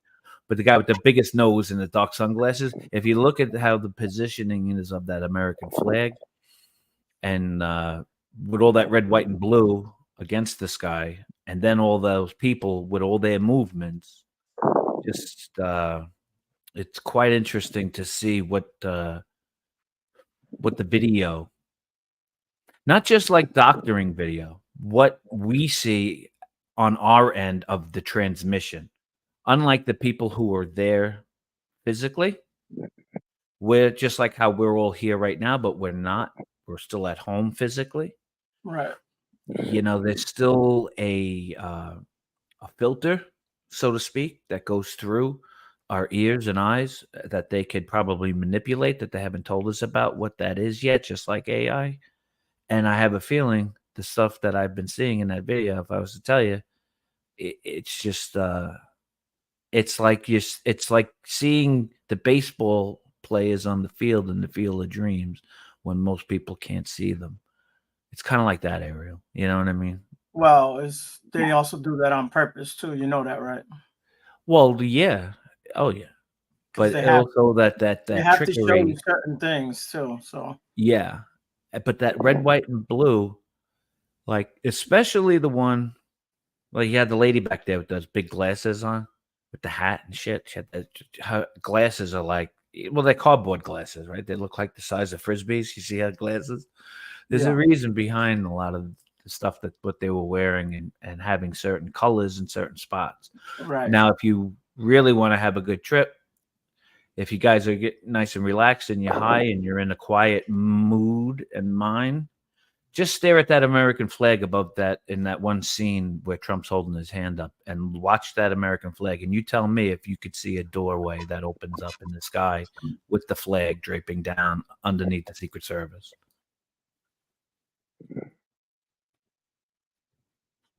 So where's the doorway leading us? Who knows? I don't know. We don't know, right? We don't know. But I know there's something to that, whatever that is, on multifacets. Obviously, on a universal scale area, I couldn't even comprehend. If my brain was to try to comprehend and get it, my head would probably explode. Yeah. What I'm saying is like a little dabble do you? Because really, in essence, Ariel, my whole YouTube thing really started when I got a testimony with God, looking at my American flag, and it's a video on my page. It's a Lauren Daigle's, and I just put my GoPro on my flag, and I let it sit. And it was 4 years ago, and that flag showed me more than I could ever tell you in that one video with that song playing. And it was draped against the sky, the way you see how I have it filmed, So I learned something about with the flags and the sky. And what led me to look at more of the sky about that was, a lot of other people, talking about chemtrails and stuff. And I always wondered why would they be doing it? What is the purpose of it? And then putting the red, white, and blue, Old Glory, in with some of the chemtrails in the sky at certain times in certain light. I don't know. My eyes just tell a completely different story than what anything else or anybody else is seeing. Yeah. Okay. Breaking news. The Democratic National Convention Rules Panel has approved the party's process for selecting its 2024 presidential nominee. The rules for Kamala expected to begin as early as August 1st. Candidates have until this Saturday to declare their candidacy and until July 30th to submit signatures from at least 300 delegates. Oh, Ariel, the other little tidbit on that. Oh, I'm sorry, Mama Bear. If only Kamala meets the requirements, as is likely, party leaders will submit the timeline for the nominated votes.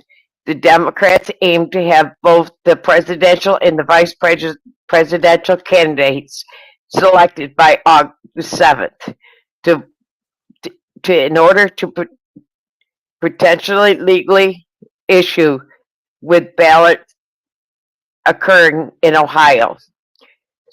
Super delegates will only be counted on the first nominated ballot if a candidate secures enough pledged delegates for a minority. After the nominee is chosen, they can pick a running mate without additional vote.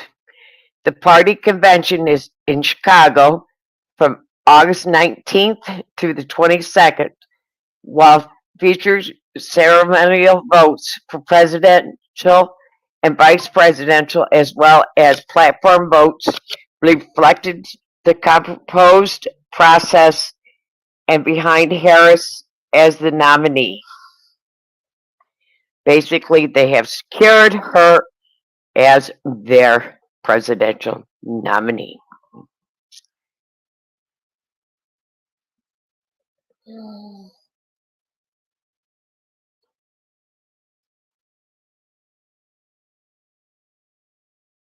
So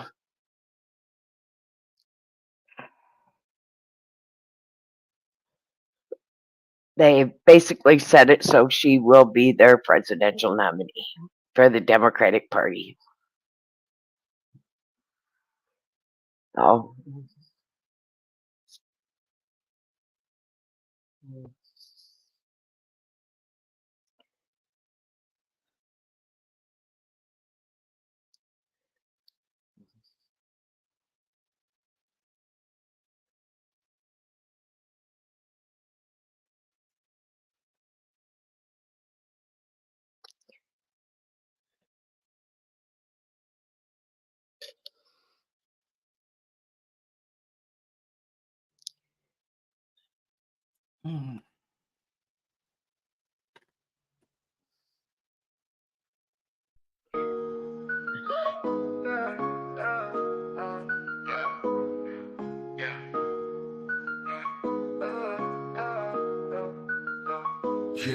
Yeah, I'm stepping out the shadows, real talk, no bravado. I'm masking all the fakes, man. Government's the puppet show, they're pulling strings from above. Got their hands soaking in our blood, preaching peace while they're waging war. Tell me what they fighting for. Eruptions and fires spreading like an inferno, preying on our fears, a world of chaos they churn, yo.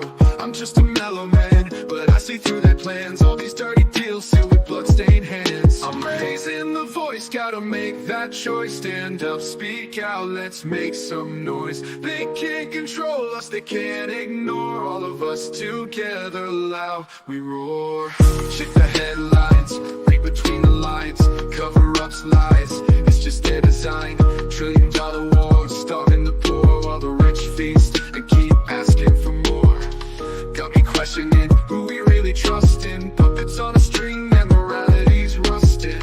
We're just pawns in the game, anonymity's a shame. But I'm breaking silence, exposing the violence. Skeletal secrets in the closet, bones laid bare. Decoding their deceit as a gasp for air. They muddy the truth with their polished lies, but I see clear now, no wool over these eyes. I'm raising the voice, gotta make that choice. Stand up, speak out, let's make some noise. They can't control us, they can't ignore. All of us together, loud we roar. Check the headlines, read between the lines. Cover-ups, lies, it's just their design. $1 trillion wars, starving the poor while the rich feast and keep asking for more. Got me questioning who we really trust in. Puppets on a string, their morality's rusting. We're just pawns in the game, anonymity's a shame. But I'm breaking the silence, exposing their violence.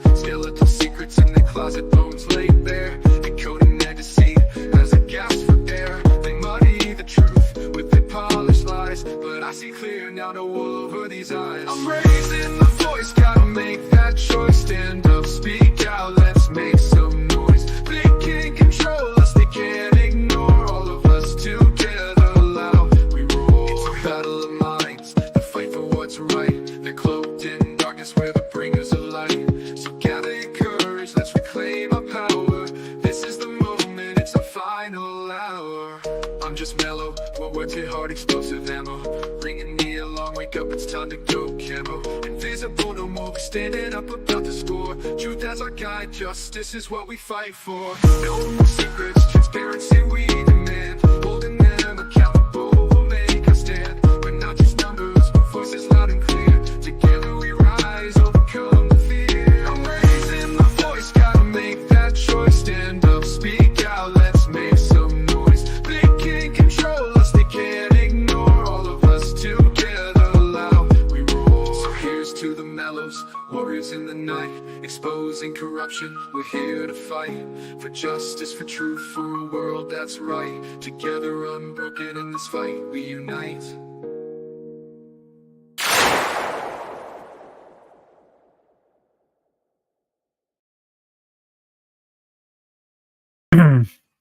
Okay. What's up, Mellows? What's up, y'all? Colonel? Mama Bear, how you doing? Hey, hey. Vinny. Hey. Inferno. What's up, man? Ariel, how you doing, bro? How's it going, Inferno? How you doing, man? Doing pretty good. Just Doing good. finished eating, so yeah. Finished eating, so like, yeah, I had a chance to get up here with you guys. So. Man, Yeah, I hope R2D2 there doesn't fall off that little curve there. He's making the turn on. I think it's going a little. But yeah, finally I figured out some settings how to get some of my picture to zoom in and where I want them to. I was like, oh shoot, okay, that's how you do that. So that's why I've been playing around with my pictures. Yeah. So I was like, yeah, I'm gonna show that one. He's got a ramp in the background. Look, he's got a ramp he could go and then jump. See the ramp in the back there. Yeah. He's in the back. Inferno, my brother. Good. What's up, brother? He's in the back. In the back. In the back. Inferno! Mountain girl. What's up? Whole family's in the building, you heard? Yeah, that's right. Yeah, heard. We got Vinny wrapped up in his geezers in the backside. Woo fucking woo. Checking out the deer and the turkeys. They get the geezers.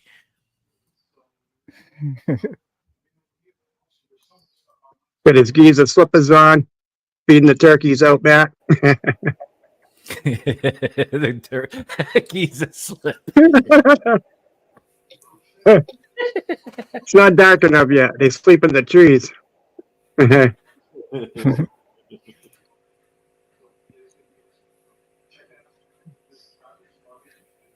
Working on my song.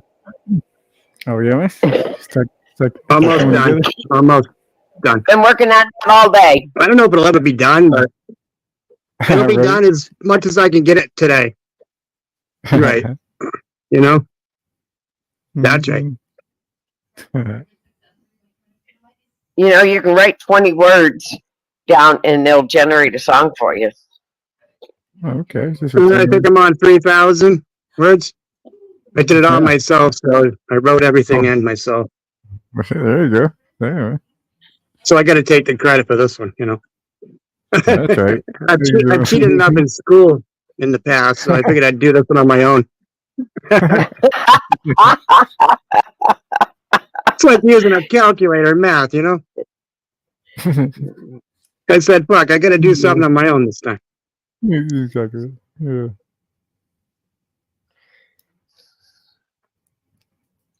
So he's going to write the whole song by himself. Now he's going to write the whole song. So it's going to be a long song. He better put his whole body and soul into it. Fucking Suno took off out the door. I had to send Mountain Girl out to get the sucker. Suno, get back here. Don't get scared yet. We're not done.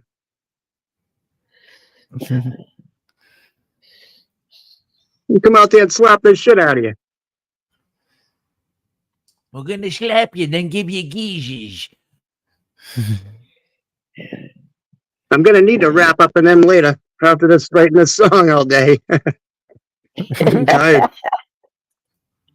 You know, you have to figure out what music you want with it now. Next. Yeah, I got a pretty good beat, but I kind of need to slow it down just a little, maybe. Maybe a little too fast. That's what I'm working on now, trying to get it to slow back a little bit so you can hear everything. I don't want to miss anything. Yeah, bro, can't be too fast, bro. Shout out to BX Swag and support, holding it down. Woo fucking woo. Oh, wait till you know what? Next week's topic, next week's song is about. Come on, we're gonna techno it.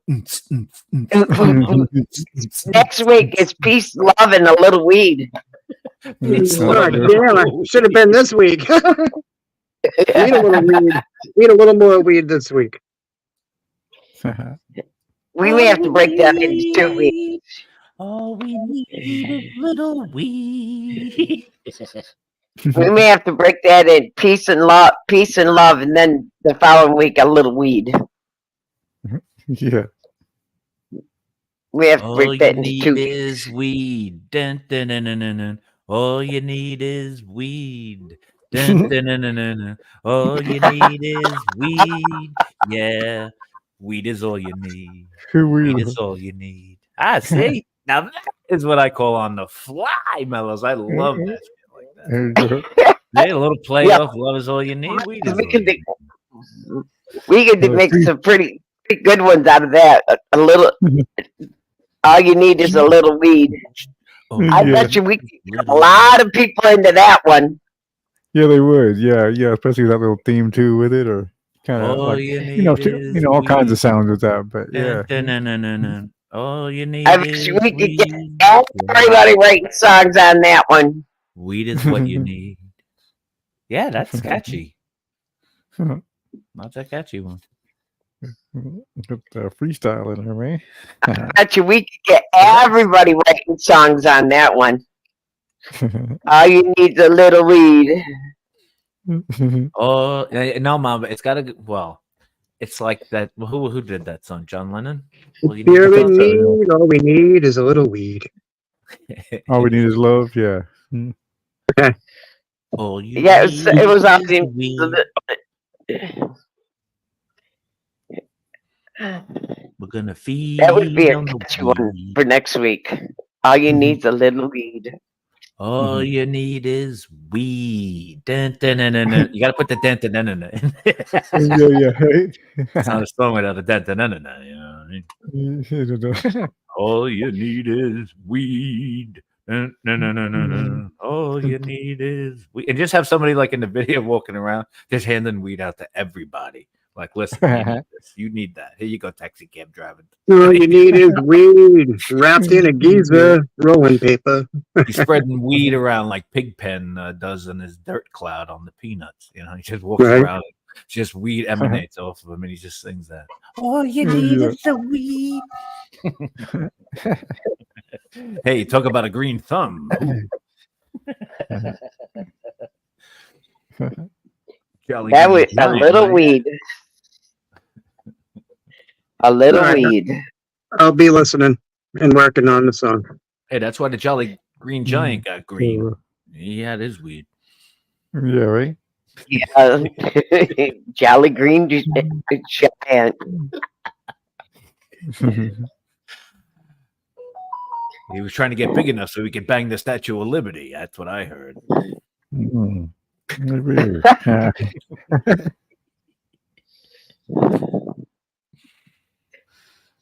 Yeah, she's a big bitch in the harbor. You know what I mean? She's a dock gal. She hangs out on the docks.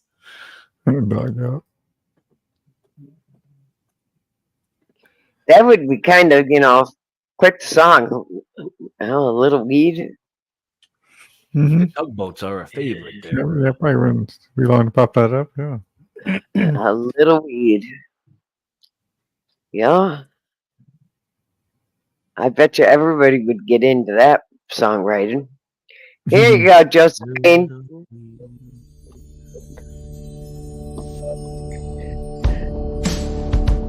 Neighbor screams like a symphony of pain, but in your arms I can stay sane. Josephine, let's light up the night.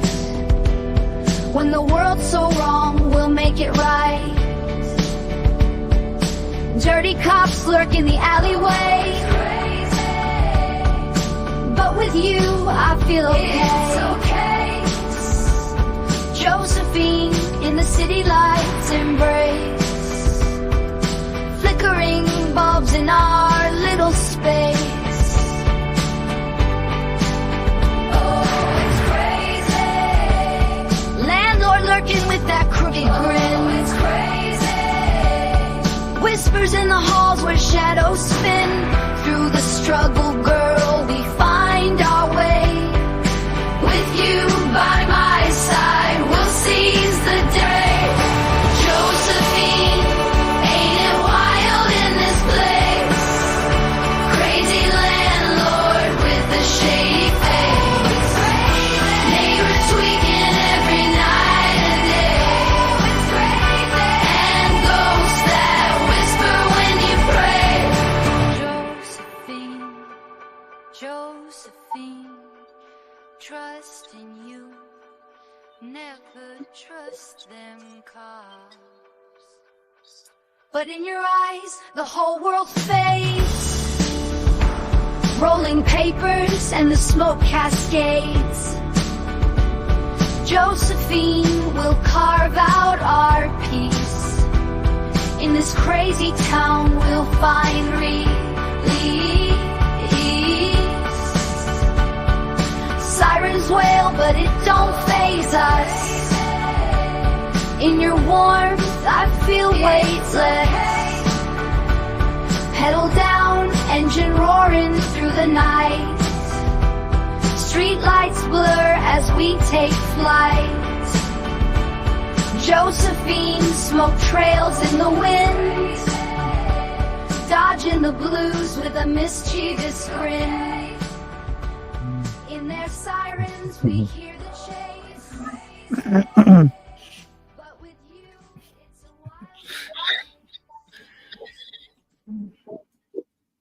wild. There you go, Josephine.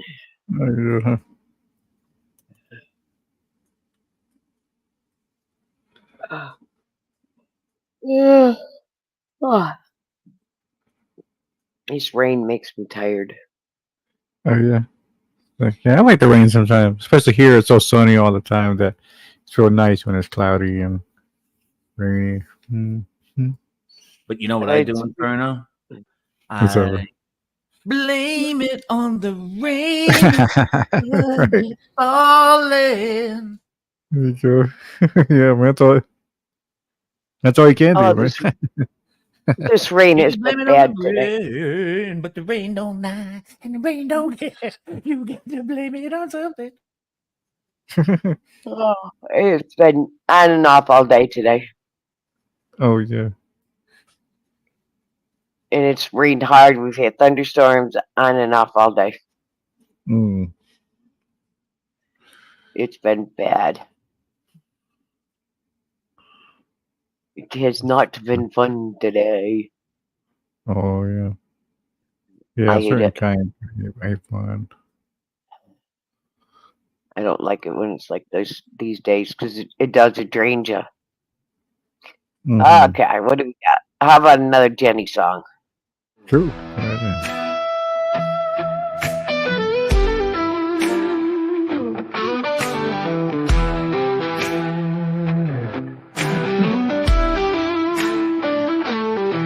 Like say a prayer, we may never depart.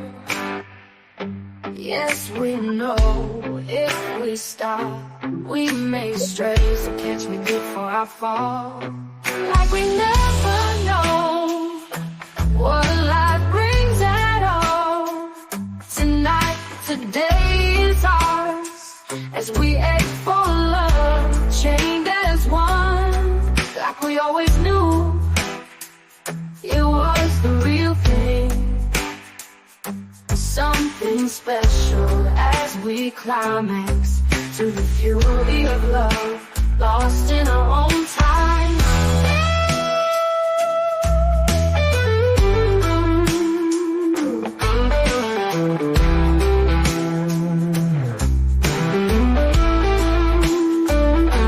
Step into the world outside, deeper I fall to you. Grasped for air, joy sounds it clings. Passions and emotions, this is the day the Lord has made. Like we never know what life brings at all. Tonight, today is ours, as we ache for love, chained as one. Like when emotion talks their own languages, a human touch. Word is beyond the form, only the touch of burning desires to heal the pains. As we come as one, I'm chained to your melody. Like we never know what life brings at all. Tonight, today is ours, as we ache for love, chained as one.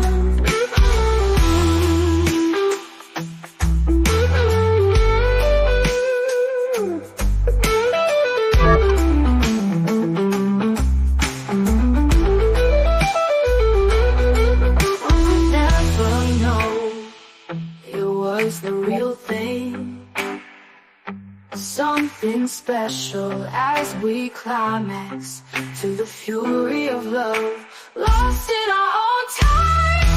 Step into the world outside, where I fall to you. Grasped for air, your sounds it clings. Passions and emotions, it's the day the Lord has made. Life will heal the pains as we come as one. Chained to your melody, like we never know what life brings at all. Tonight, today is ours, as we ache for love, chained as one.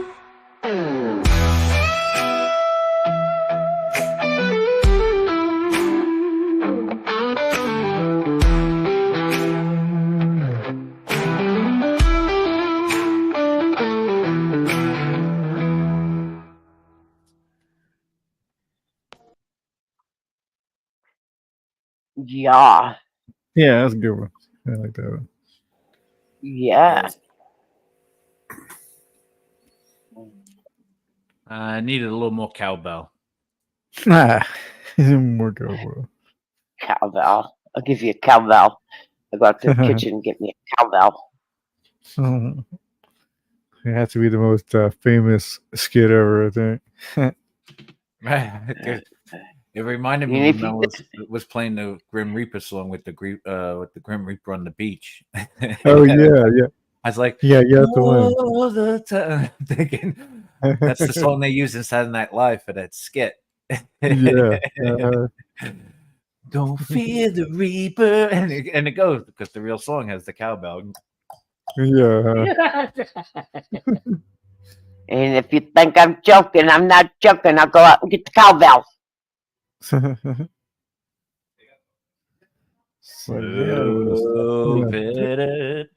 thing is, just it needs more cowbell. Yeah, so far, because we're walking. He's great, man. What does he say? Screw your freedom. Screw your freedom. Well, my freedom is being kind of disturbed here. Oh no! If it was really gonna be disturbing, I'd be banging the cowbell on until you go fill a pothole. Okay. I love arguing with Schwarzenegger. Okay. It just makes my day.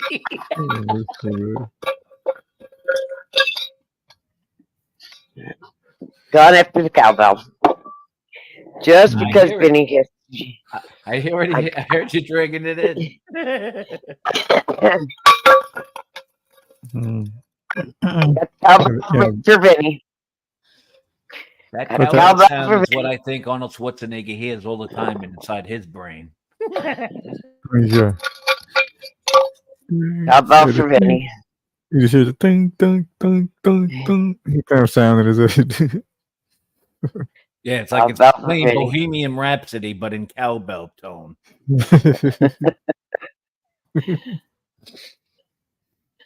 Galileo, screw you, Galileo. Screw you, Galileo. That's a hard word to say with the pause. It's actually one of my grandparents' cowbells. Gotta have more of it, Mama Bear. You can't ever have enough. Always remember. You gotta always have more cowbell. And I got sleigh bells on my door that were my grandparents. Oh, I did. Oh, yeah. Yep. It's like, that's a neat cowbells. I think the Swedish cowboys are pretty cool. You ever see the old Swedish ones? Are real neat. It's real art and thing behind it. Yeah. Yep. Always had the sleigh bells on their cows. Mm-hmm. Yep. You could hear them coming across the field. Like with that, but then also they had these ones that are real big old kind of ornate kind of bells, and they would paint them, and it was crazy. Yes. Yeah. Yes. Mm-hmm. You can buy them. Oh, yes, you can buy them. Yeah.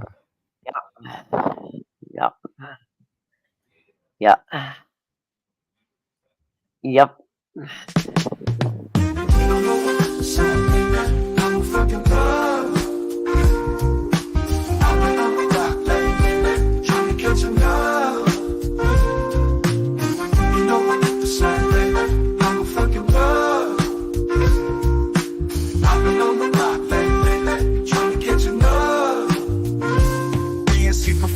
I'm up in her intestinals. Go Mad Max on the Toby, turn it to the Terradome. I don't need a stethoscope, I can smell the pheromones. Know I got that wood and I'm batting like I'm Barry Bonds. Hope you in my Pokemon, homie Ash catch 'em all. Show them air rollers, girl, we gon' play some basketball. Puffin' on these Scooby snacks, you know I'm a shaggy dog. Racing like a rally car, looking for the happy out. You know what I'm saying, baby?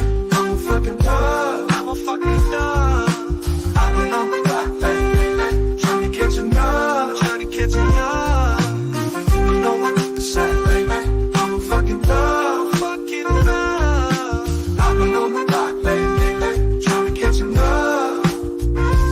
Oh, I got that wood and I'm batting like I'm Barry Bonds. Poke you with my Pokemon, call me Ash catch 'em all. Show them air rollers, girl, we gon' play some basketball. Puffin' on these Scooby snacks, you know I'm a shaggy dog. Racing like a rally car, looking for the happy out. Know I got that wood and I'm batting like I'm Barry Bonds. Poke you with my Pokemon, call me Ash catch 'em all. Show them air rollers, girl, we gon' play some basketball. You know what I'm saying, baby? I'm a fucking dog, I'm a fucking dog. I've been on the block, baby, trying to catch 'em dog, trying to catch 'em dog. You know what I'm saying, baby? I'm a fucking dog, fucking dog. I've been on the block, baby, trying to catch 'em dog.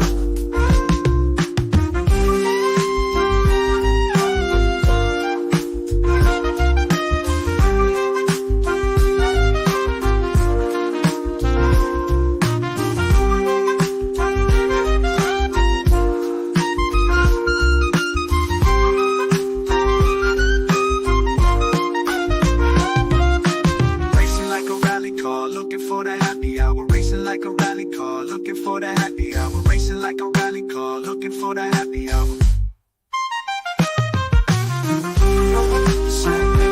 I'm a fucking dog, I'm a fucking dog.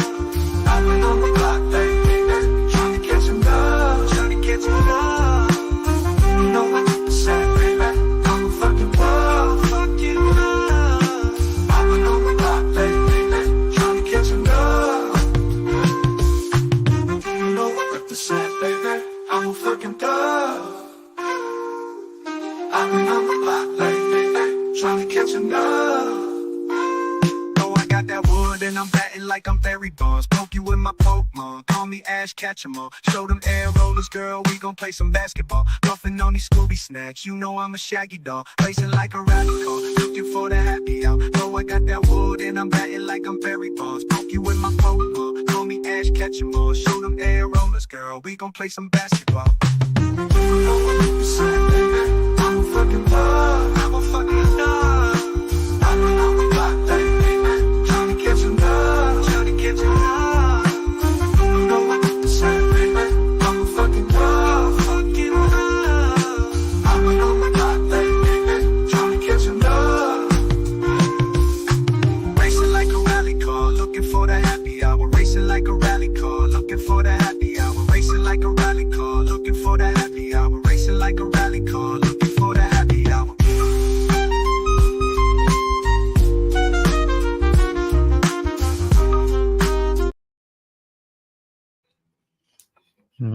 That's right.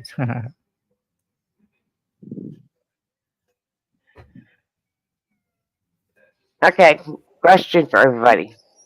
Yeah. Is it election interference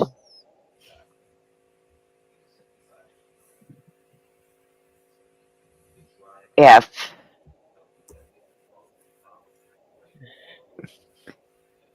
they tell a candidate that the FBI, Secret Service, whoever, tells them they can't A, hold outdoor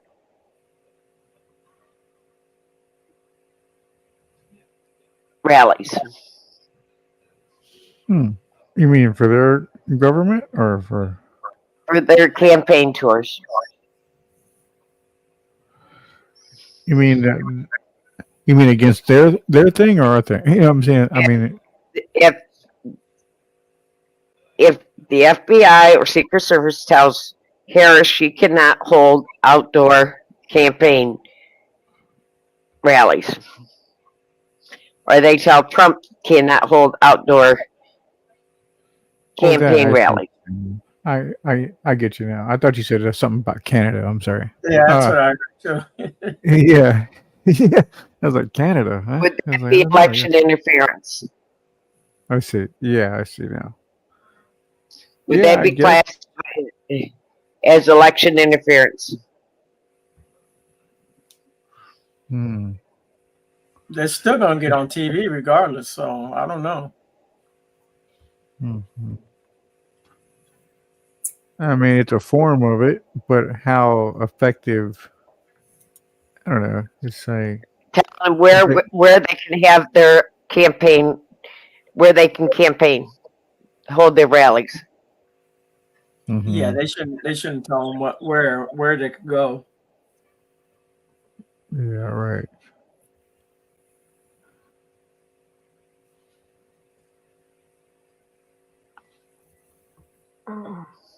Because I guess they've told Trump they can't have them outdoors anymore. Oh, I see. It's like, well, have them in a bubble or something, a glass bubble, yeah.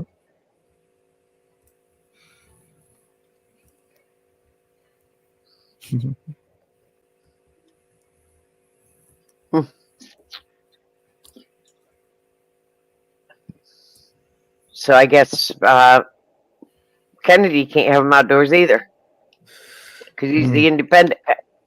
He's the independent, so he can't have him either. Yeah.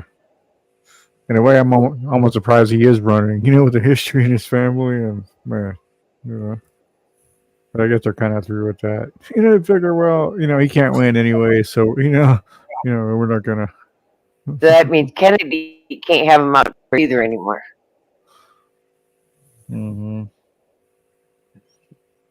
But he's just getting Secret Service, right? Because he hasn't had Secret Service protection. Yeah, right. They need to roll out Jeb Bush. Where are you, Jeb Bush? Where are you? You little. Just for the jokes, bring that motherfucker back out. Just for the jokes. Yeah, he's the one that I never could quite cut it. Yeah. Yeah, he's got like, hey, It was like everybody else is fine, and he was the one guy that was like, "Hey, you going?"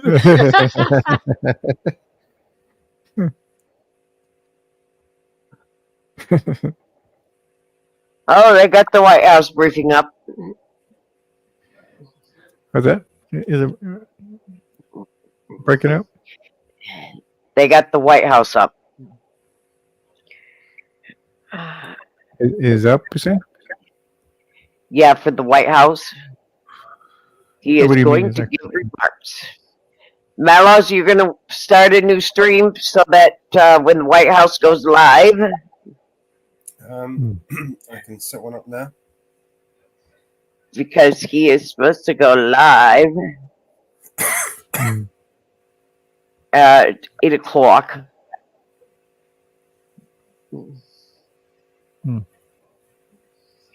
He used to go live at 8 o'clock.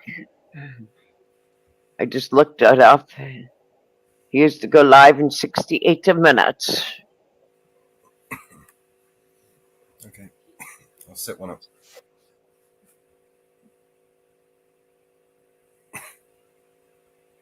And we end here in an hour.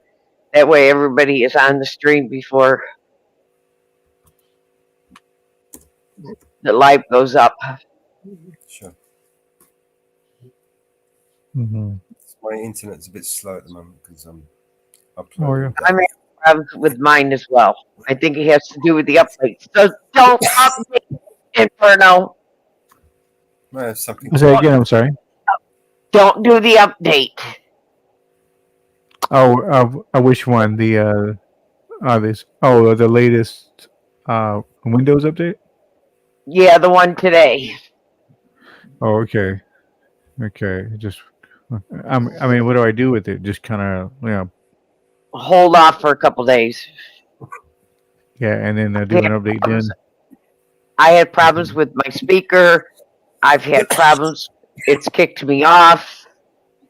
Mellows had problems with his this morning. Mm-hmm. Yeah, I haven't updated mine. I ain't touching that. Oh, okay. Yeah, well, I won't do Give that it, for a give little it a bit. few days. Yeah. Give it a Okay, few cool. Thank you. days. Give it a few days. Mm-hmm. Mellows had problems and I had problems. Oh, I see. A good thing I turned off the automatic update. I had that on for a while, and I think that was screwing me up a little bit too. Mellows and I both had problems this morning. Mm-hmm. I'm having problems right now. Oh yeah, yeah.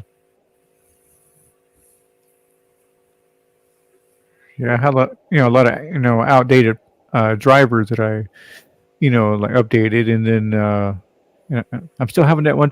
Oh yeah, man. You know what? When I tried to do that one thing that you told me, it said that it was missing or something.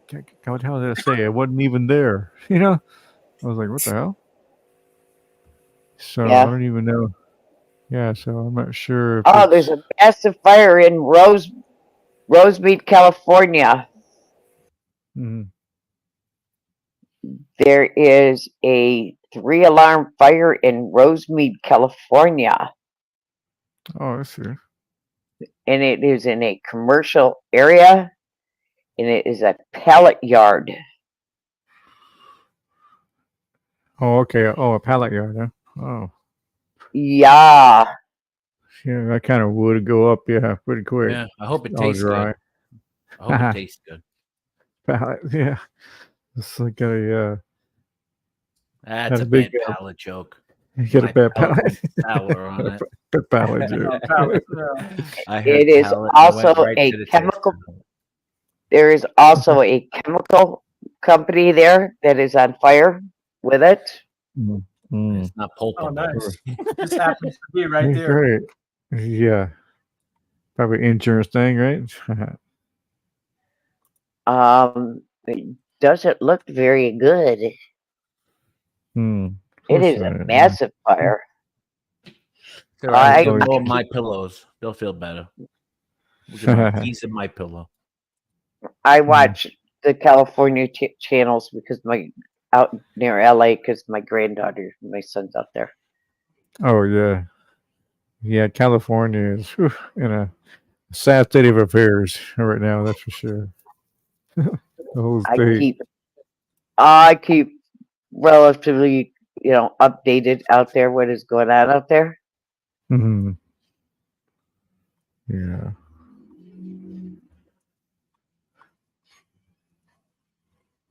Of what is happening out there? Mm-hmm. Yeah, it happened quick. It just, a lot of people left. For sure. And stayed gone. Yeah. I know tons of people. Moved to Texas. Moved to Austin and everywhere. Yeah. They screwed up our housing market, but everything's so damn expensive. But hey, whatever. I guess it kind of, there'll be more business and everything else will grow too. So I guess it will all kind of fall into place. Problem is, they take their politics and bring them over there. Yeah. I don't know. It's still pretty. Well, I mean, in the big cities it's purple, really, and then only in the small cities is it like hardcore red. Yeah. Yeah. Yeah. Over here, it's all Democrat in the cities, and out in the country, yeah, it's the opposite. Oh, I see. Mm-hmm.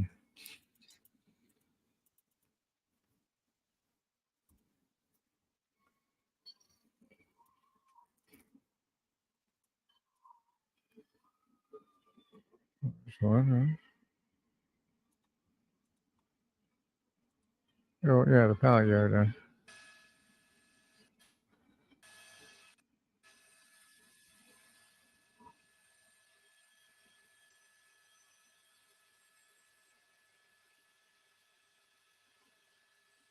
Yeah, some black smoke right there. Oof.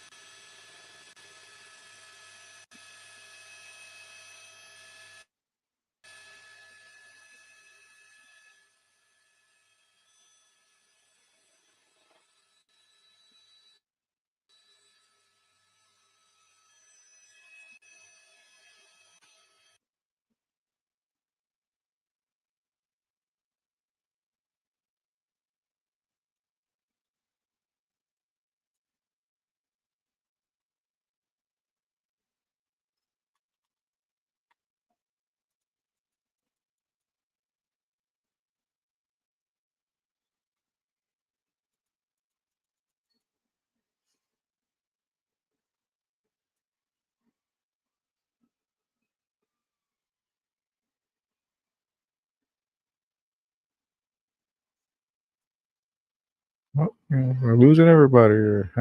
Like sands through the hourglass, so the days of these panels. Yeah. What's up, yo? I'm digging that city there, Inferno. It's like a hodgepodge of all cool cities as one city. Oh yeah. Well, actually, that's Dallas. Actually, it's a pretty close rendition. I made like an AI version of it, and it can, that's kind of how I put it together. But all those buildings are there. Yeah. Yeah. Uh-huh. Even the one on the left that looks like a microphone. Oh yeah. That's the Reunion Tower. Actually. What are they? What's at the top of that restaurant and shit? Yeah, it's like for the longest time there was a restaurant, like observation kind of thing, Mm-hmm. and but it's changed so many different things, and I'm not I'm not even sure what it is now, but also as a the whole floor even rotates too, and I it like takes that like green. Yeah, I figured. What's that? Guys, do you want to jump over to the next panel and I'll wind this one down? Okay, yeah. All right, bro. You have the other thing in a private chat, you said? Or in a private chat. All right, I'll see you in a little bit. Okay, all right, bro. All right, I'll see y'all soon. See you in a minute. All right, man. Link is in the back. Okay, yeah. All right, I'll Yeah, I go in here and try on it. Ariel, Josephine, you got the link? She had company. Oh. I'm gonna go visit Muckster. He started a live, so see what he's doing. Okay. Yeah. All right. I'll save the link. Tell him I said hello. All right, man. I'll see you guys later. All right. Take care. All right. Yeah. All right. Should we wrap this up? Wind this down. Thank you, everybody, for tuning in once again. Join us on the next panel, which should begin in a few moments. Panel, what are we on? Episode 21. Okay, episode 22 is about to start. Stay tuned. Peace. Want to say something, Inferno? Yeah. I'm backstage right now on the other one. Cool. All right. Get up. Over there in 2 minutes. Okay. Cool.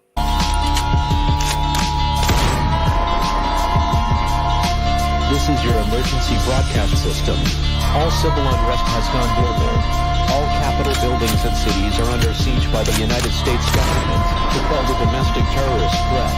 All residents of urban neighborhoods and cities are being ordered to stay in their homes until the threats are eliminated.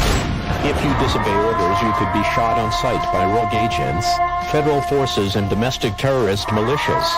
This is your emergency broadcast system. This is a national alert. Imminent threat is nationwide. You must stay in sight of your homes or risk being shot on sight. The conspiracy is upon you. Your conspiracy friends were right all along. Now you must learn to survive. If you hear this, you are the resistance. This is your emergency broadcast system. End of broadcast.